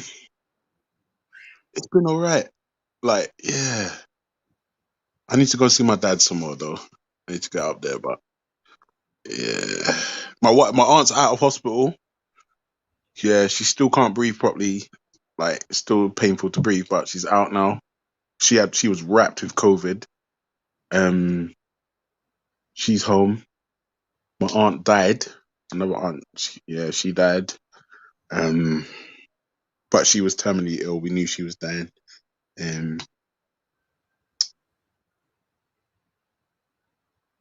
But I'm alive. You're alive. We're alive. And thus far, nobody's had to take a COVID test by bending over. So Right, that was winning. nuts. That was nuts. Winning. Bro, I only found out this morning, bro. I only found out this morning. That's you're gonna mad. take I the need to thing talk to anyway, my- man. Forget that one. You're gonna take that anyway. Yeah, the vaccine. The vaccine, yeah, but not the test. Not the anus test. No. Well, Mad, how like, they're gonna? You have to get tested before you get vaccinated. It would make sense, innit? No, bro. That's not implemented now because I was telling Jeds that my boy has to get a test every time he goes through the gates of his club, and he has to wait in the car till the test come back. The test is literally up the nose, like right up the nose into your brain, and then straight into the vial, and that's it.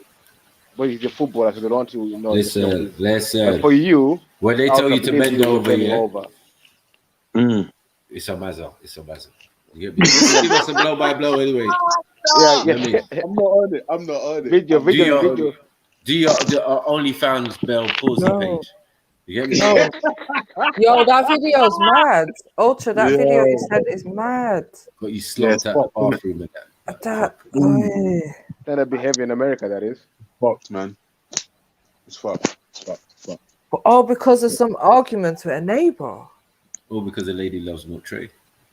Fucking hell. Bro. Yeah. And he put both of them away. Like, he's like, no, I'm done in both of you. You both ran your mat, so you both have to pay. And the thing is, like I said, the reason why it's mad for me is because, like, he done the dance, went back to his car and got a big fucking machine. It was nuts. Yeah, it was just nuts, man. It's like, fuck, man. Why'd you have something like that on you? Why'd you have that in your vehicle loaded? Right. And you had the fucking strap on the fucking machine as well. So, I don't know. Sometimes it's good to keep your mouth shut sometimes. Yeah.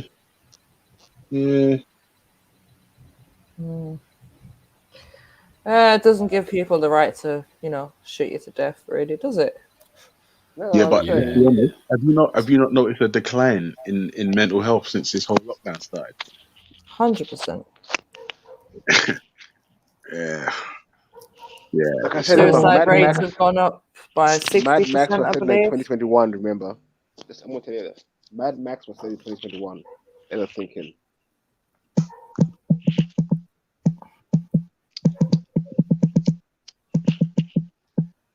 We're watching the film or what? Yeah. I'm just looking at some. Yeah.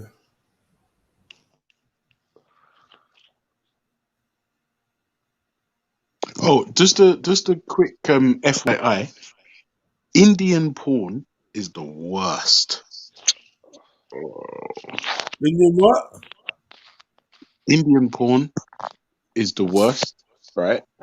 Now, there's one of the drivers, some Indian bunny, yeah, and he keeps sending this like low res, like fucked up, stupid stuff where the girls ain't even hotties. They're just like, like, and they never seem to be like willing participants, if that makes sense. It's not, yeah. Hey, you know, watch some snuff videos, bro. No, it's not nothing like that. It's nothing like that. It's always just like kitties and bum, right? No one's getting murked. But like, Trilogy said the men wear bras. You didn't see that video. Oh shit! We watched the short film with the dad was wearing a bra. It was mad. Mazza. But no one tells him. But nah, the film's called Massage Parlor. It's just off key. Yeah. All right, so I think this one's gonna be shit. Yeah, I'm not gonna lie. But we started, so we got to see it through at least halfway. Let's see, man. All right, baby bro. Oh, shit. Roll up.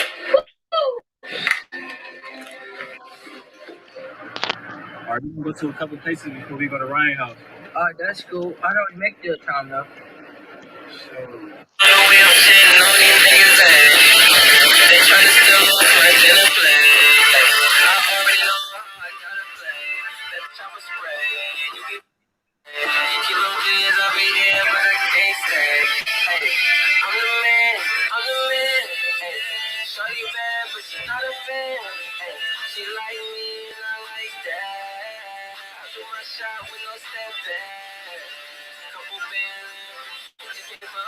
Oh my god. Nah. This short film is gonna kill my stream. This is dead. I'm not doing this. Nah, I'm not watching this. Sorry, family. This is just way too low the budget. I'm not doing that. Kane and the Great Reset. Do you think the best low budget movie ever made is Dancehall Queen? Red Pill. Uh-oh. Is that Illuminati? Uh-oh. This world is not Red. That's Red.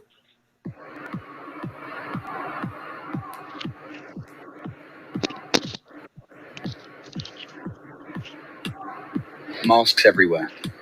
People like zombies. I can't see what they're saying. I can't read them. Society has drifted into a coma, a deep sleep. What will become of us?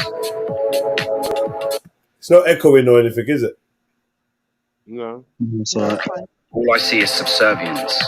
Stay in line, walk this way, wear your mask, do not speak. Do not leave your house or visit your family.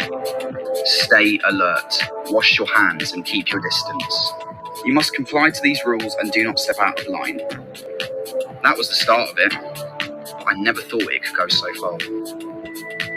I've seen the sci-fi films, read it in the Arthur C. Clarke, Philip K. Dick books. But is this actually happening? Is this real? Or is it a simulation? We think we make our choices, we think we make our decisions, but we don't. Decisions are being made for us.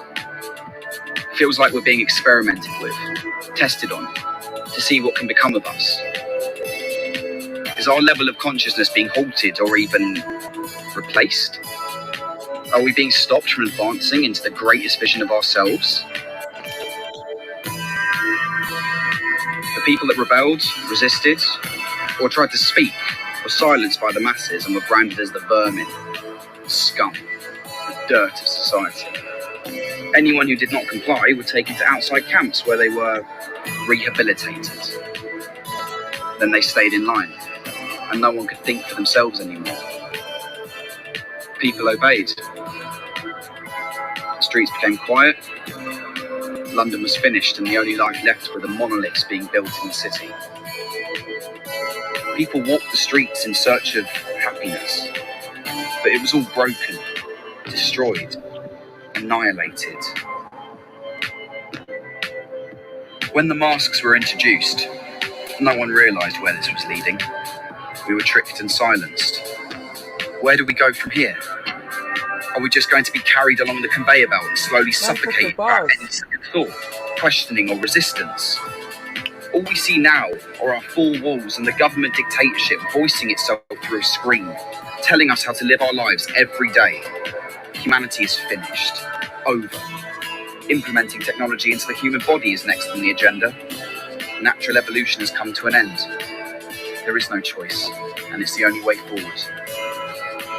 Our society has been destroyed, and it will never recover from this oppression. Maybe others know, but haven't spoken. Maybe there's alliances forming. Maybe aliens are going to save us. Maybe the world is run by aliens. Am I alien? What am I doing here? Who am I? What is this place? I don't recognise it anymore. The world was never meant to go back to normal. And the word normal never existed anyway. Society has always hidden behind the mask, but now we have the excuse to wear one. What's the future?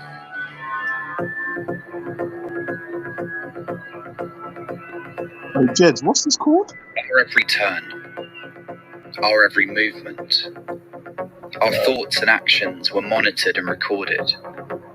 The track and trace app was supposed to help protect us, short film. contain the virus and monitor its spread, but it forcefully imprisoned us.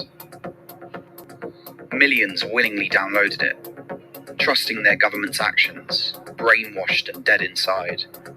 People followed like a herd.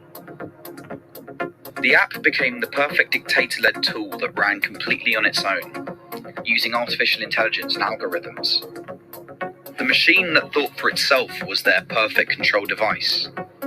Mobile phone chips had paved the way for societal surveillance.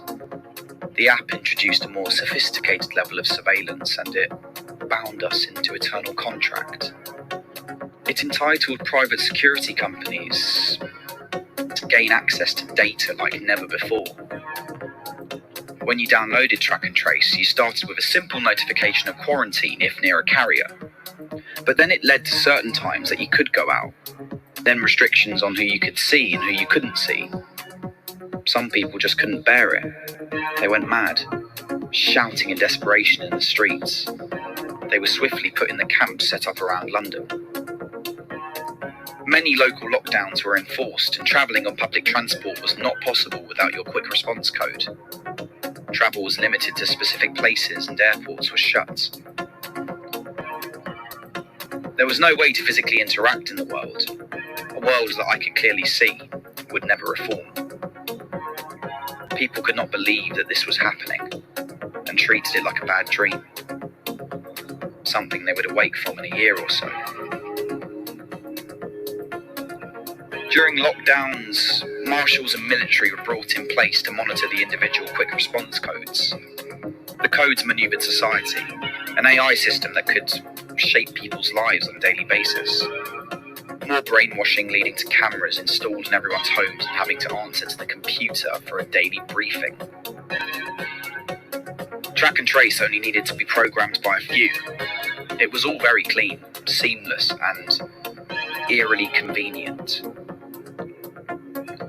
The app was the test bed and the final step before the microchip was introduced. We were warned by the few, but no one listened. It was already being sold as the answer to everyone's problems. Humanity had been hijacked. A dark abyss formed over those years as people became cocooned. But we must realise that we led ourselves into this situation. We lacked the ingenuity and intelligence required to understand its design and reclaim our power. But people simply couldn't find the desire to wake up. They enjoyed being the subservient slave. We were in the belly of the beast, a digitised world with digitised humans within it.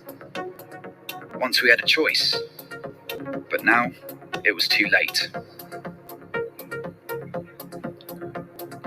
Will we ever remember what it's truly like to be alive?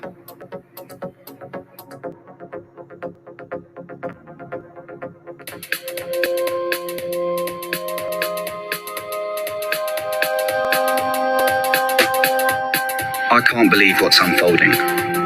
I feel alone. I feel isolated. But I've been awake to this horror. Humanity needs to shift. We've been concealed, stuck in a dream, hiding in the shadows of ourselves. Then we were given the disguise, the surgical cloth covering our face, hiding us from the world. Humans always needed this security, to know we are looked after and cared for.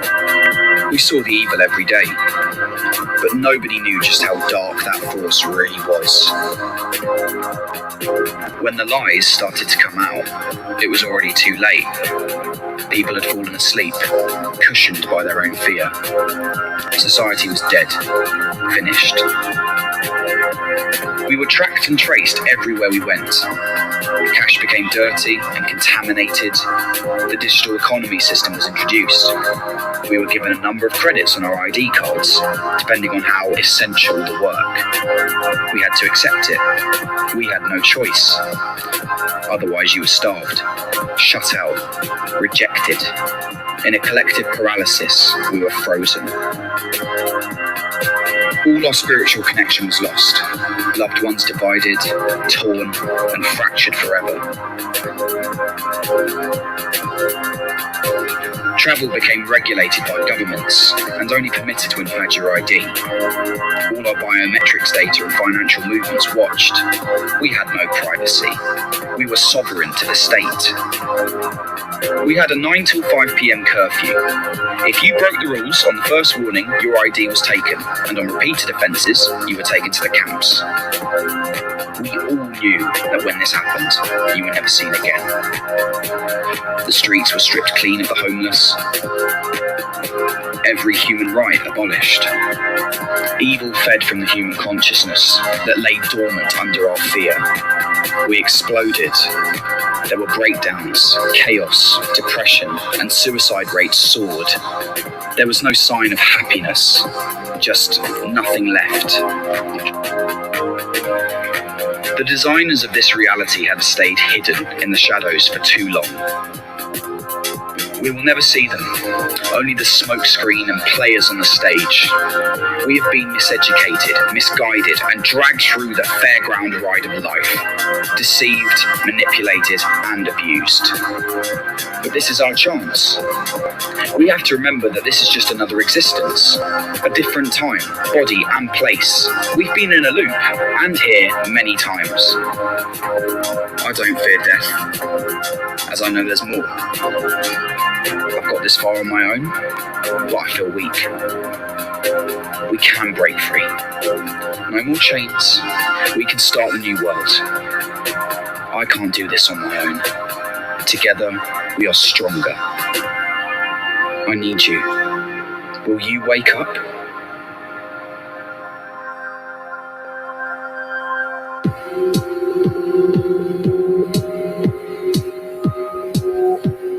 It couldn't have been introduced without the people.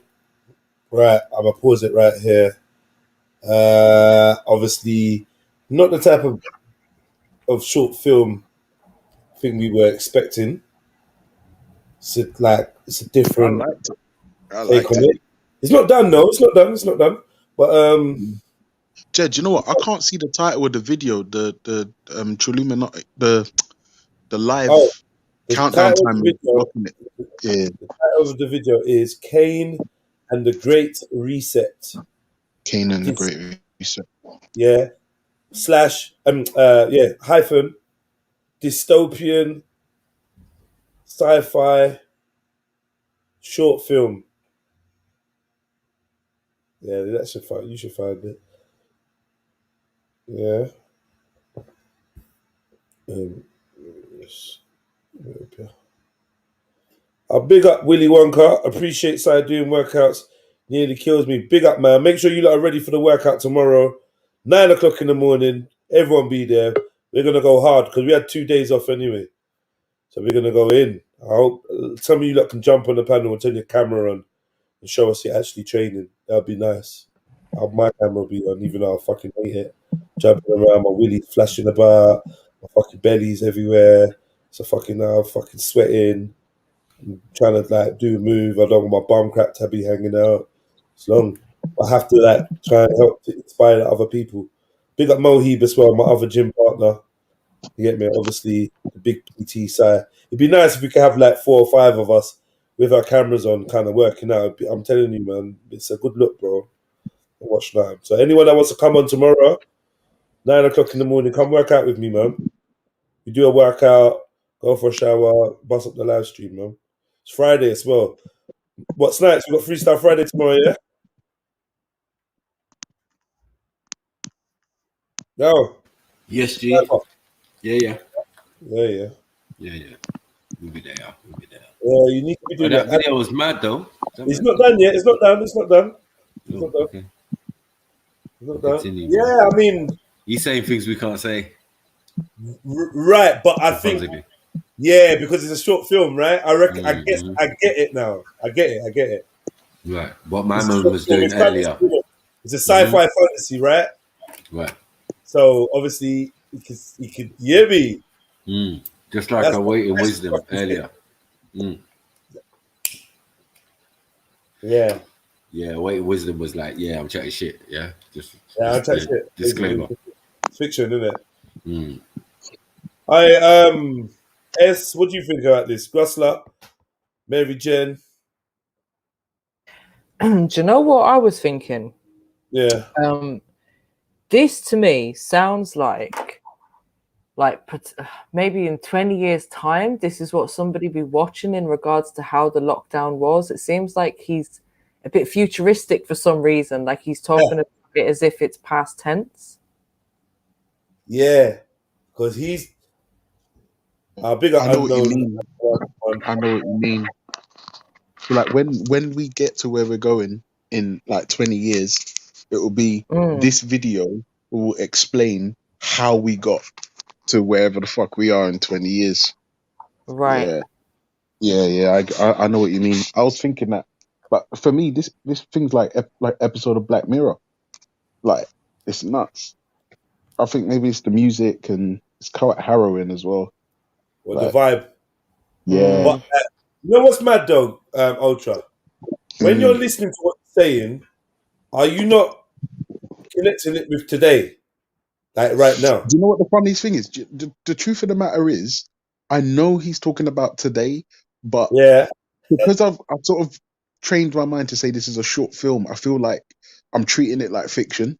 But I mean, it could easily be fucking like applied to today. You're sick. You're sick in the head. Ultra. Yeah, but you already know this. Come on, bro. I told you this from early. You know, I told you this from early. You know I'm not well, bro. Come on. You're not well, bro, man.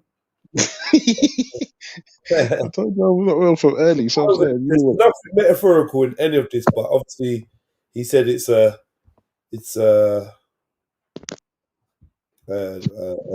short film sci-fi. But boy, the Great Reset. This is what he's describing. Everything he's saying is so real, man. Do you know what? I'm not gonna lie, because it's a short movie. Once he's finished with the realness, at the last second, someone needs to shoot him in the face. Do you know what I mean? And then just end it like that.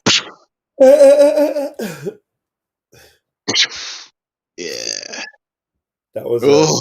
But I don't like that background music either. Before you blame me for muting you, you're muted, by the way, S. I think he's going to get his jerk rice out of the microwave.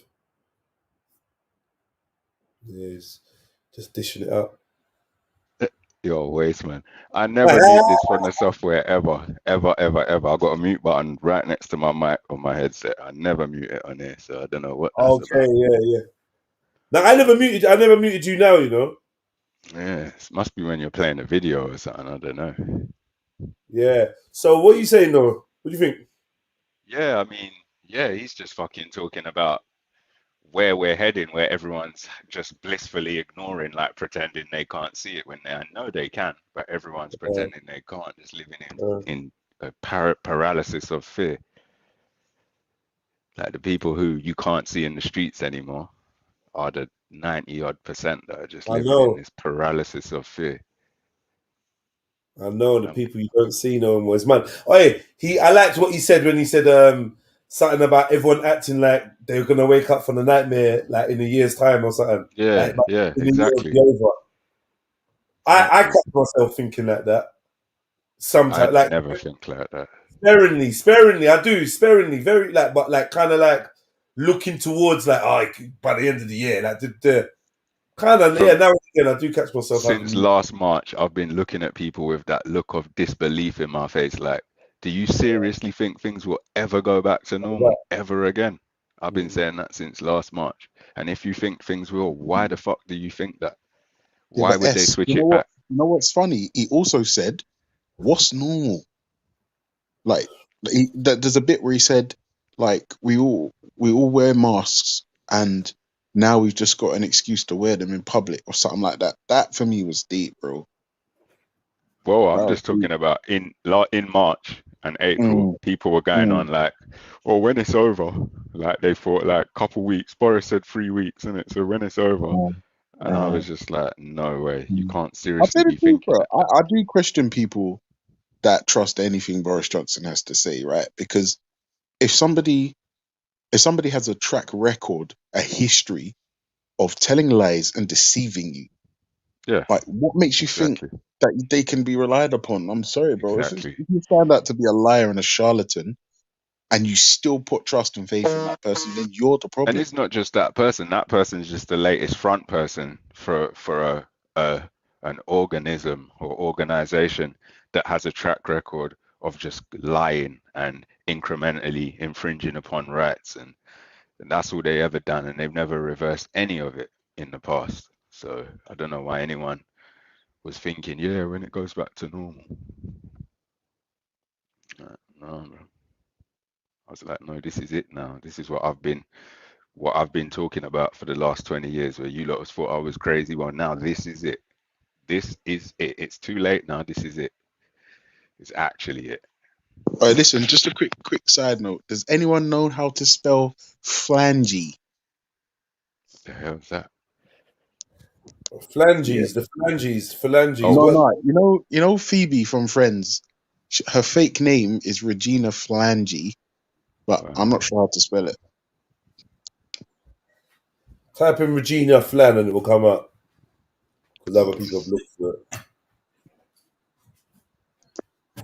And Google probably ranks that as pretty important information, seeing as Yeah, it's pretty important entertainment based. information.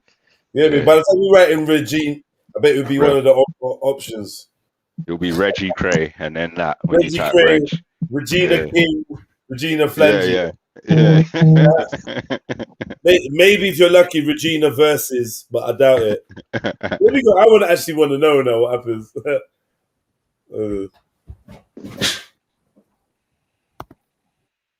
Reg, Regina Hall, Regina George, Regina King, Regina Spector, Regina P-H-A. Where's my phone? It's spelled P-H-A. Regina P. Yeah, straight. The first Regina P. P-H-A-L-A-N-G-E. Flange. That's it. Isn't flange supposed to be like a vagina as well? Isn't that a name for a vagina? Huh? Yeah. Flange, snatch, all that stuff. All that good stuff. I'm hungry now. Who comes out with these horrible words, man? What, flange? What happened? Yeah, what happened to the flange? I've never seen my Twisted sleeve.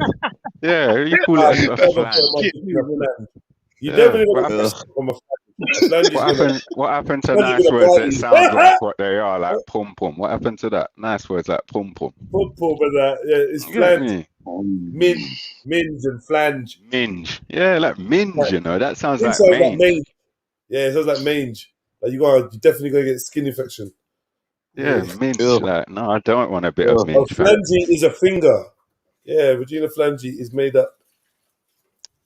Is a made up character in Friends. Yeah, we know this. Yellow Cactus, man. Shut up, man. Well, you can't be on the panel. You're just typing away, chatting shit. Who said Cunny? Oh, I'm just out. Aerodynamics. Time yourself out, please, bro. You did too much. Time yourself out, man. What the hell is this? Oh yeah, Miriam D said, I get the vision. Seems more like a drawn-out advertisement for an underground movement, just slightly longer than those YouTube ads that goes on for 15 seconds. Or yeah, the ads you can't skip. I know what you mean. Still, it's got that vibe. Yeah, it does have that vibe still. Man said clunge.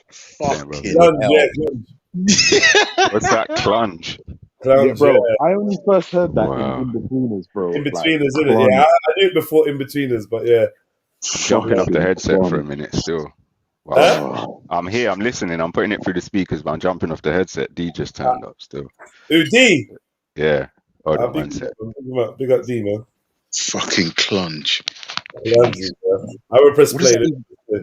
Fucking. It was consent, and it was never about a virus, and deep down everyone knew it. But the fear was too much for people to take action. The tension built. There was some rioting and then the military were brought in. Everybody was vaccinated and forced, if not willing. The steps that were taken seemed justified because of the deadly virus. The police state then followed. It was beyond local government. This was full world authoritarian control. After the financial reset and the economic collapse, the digital currency started a new infrastructure of employment. People didn't need to travel, as they could plug into their computers, be wired through chips in their brains, and work as data processors for the 6G networks. The physical world had dissolved. Human consciousness had died, and the world was at full merging point with AI. The innocent intention of developing microchips to explore the digital world actually became the key enslavement device after the vaccine. People bought into it under the disguise of a perfect world where illnesses were eradicated. But soon, there became no alternative. Without the chip in your brain, you couldn't exist in the system. You couldn't receive credits, so you couldn't work. And if you couldn't work, well, then it was like before. You couldn't eat or have a roof over your head. They monitored the streets for the final few of those who were not microchipped, including me. I kept on the move. But I sometimes wondered if I had nanoparticles in my body preparing me. Maybe it's already been sprayed in the air. Life had entered the most depressing state. Mental illness was at the highest rate it had ever been. Life felt like it was at the end. And it was. The human prison had become visible, and it was too late to do anything now. Then even more complex technologies followed, but humans were docile. They didn't care. Survival was the only ticket. We had over 50,000 satellites above us beaming information into our brains. The chip was sold as freedom, but it was actually instilled to trap our consciousness, so we would think like they wanted us to. It worked. It became harder and harder for us to think independently. This is the outcome from a passive society. The years before this happened, there was a way out. But people who woke up were ridiculed and demonized for speaking this truth. No one wanted to believe this could be our fate. The horror that people only dreamed in their nightmares lay down in front of us all, hovering like insects over the monoliths. AI had full world control, and the human mind had been connected to the digital hive forever. There was no turning back. As if overnight, the bad dystopian dream had become a reality. Now we are here, on the edge, with the smallest chance to turn this all around, to rewrite the script, to make a different choice. We have asked enough questions, and we know the answers. We know what we must do. Will you listen? Can the human race unite and make this happen? Who could have blamed this power to take full control? Humans had lost their own vision, given it away, sleepwalked into it, and followed in herds. Sit down, stand up, 2 + 2 = 5. They were laughing and had us exactly where they wanted us, like rats in a cage. Everyone was affected, no matter how rich or poor. There was simply no escape. The police state is upon us now. What life will you choose? The Great Reset had to happen, and the human mind couldn't interfere with their plans. The human mind had to be suppressed. People were thinking for themselves. They didn't need bombs or chemicals. They understood that the most powerful weapon was fear. It ate at the human condition, like caged rats around our heads. Our thoughts just rotted, decayed, until the old world had just become a part of our imaginations. By dismantling the core of society, they divided us, making people fight with one another. It allowed this to become a psychological war amongst the people. The virus collapsed the economy, allowing the New World credit system to be introduced. National governments formed to become a one-world government, and religion became illegal. No one could pay their mortgages. Property became government-owned. This is what I'm saying. You were hunted down like a witch. Police were given 100% power, and the city's empty offices became the workstations for the fascist state. The collection of data and monitoring human behaviour became the stable economy. No one could understand why and how this happened. But that was part of the plan. Keeping people disorientated kept them asleep and holding on to the system. The lockdowns had mentally worn people down, broken their minds and true understanding of reality. They needed the virus only to accelerate the changes that they were already making. It was the perfect smokescreen to bring about their new world order, which they had been working on for decades. Human evolution needed to be reversed. They had used and abused us enough to construct the artificial reality they desired. There was no use for us anymore. Unless we merged with their machine and followed their path to destruction, we were useless. The number one objective of the reset was depopulation. Humans were over-exceeding resources. Carbon emissions had to stop to allow certain technologies to be introduced. But it was also a resetting of the mind, individually and collectively.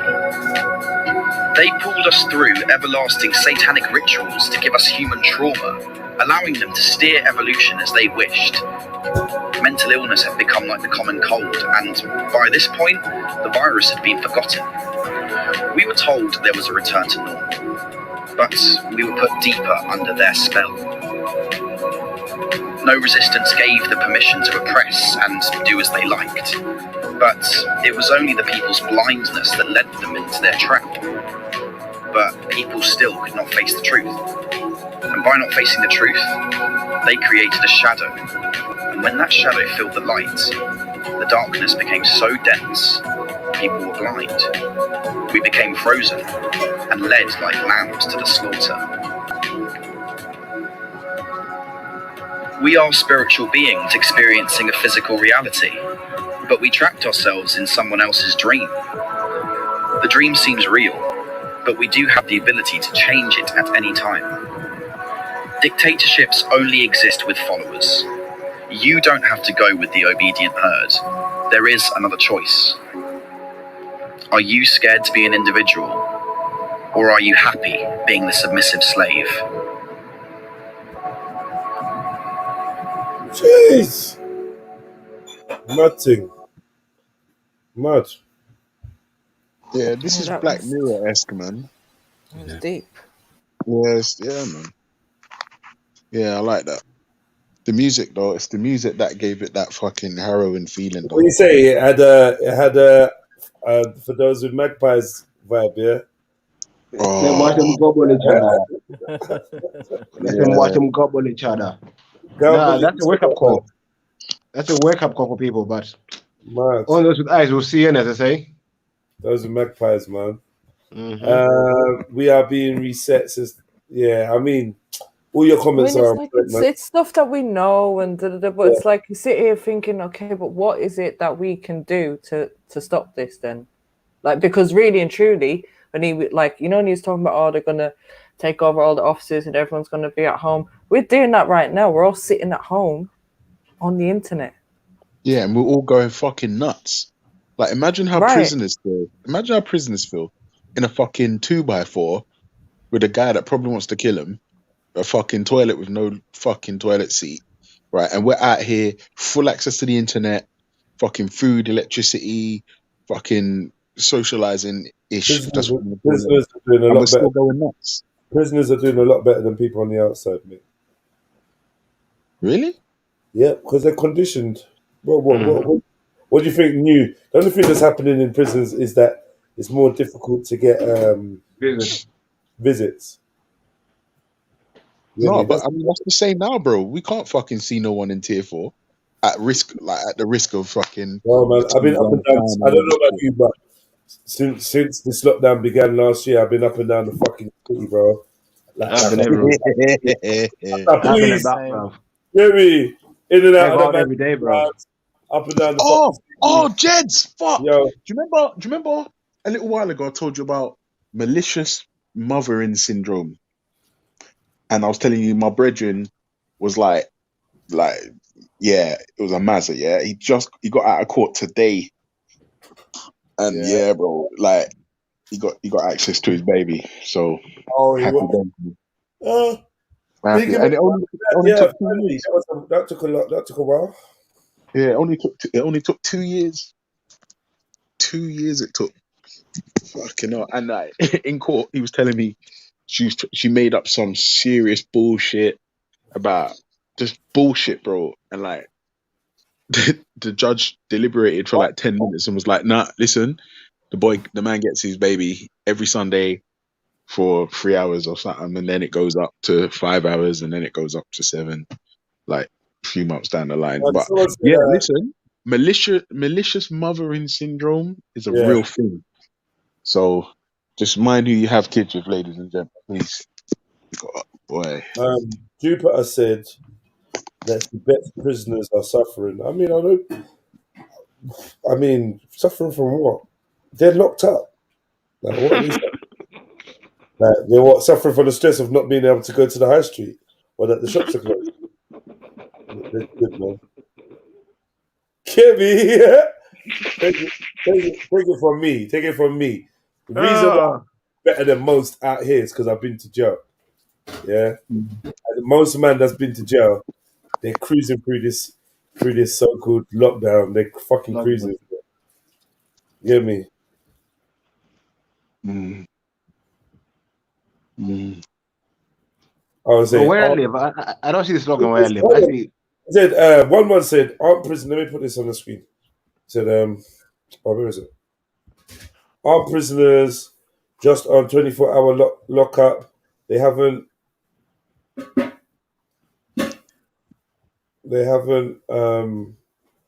the staff to organize social distancing, so them man ain't coming out. I'm sure, but I'm saying 23-hour lockdown is normal. Standard. That's normal, bro. I know. Straight normal. And to be fair, what they do, they ain't gonna make you social. You live together. You don't have to social distance if you live together. You're in a hub already. So all they will do at the very most is they will, like, say there's 3 floors. Yeah, they'll just open one floor and give them an hour out just to be out. Just out the cell, go in each other's cells, chat shit, and they probably get a little exercise. That's it. That's normal though. That's normal. That's normal. They might not be getting gym and shit like that, but in some jails that's normal too. No education, oh well. That's normal. It's all normal, man. And the thing is, it's all more doable in a jail because technically we live together.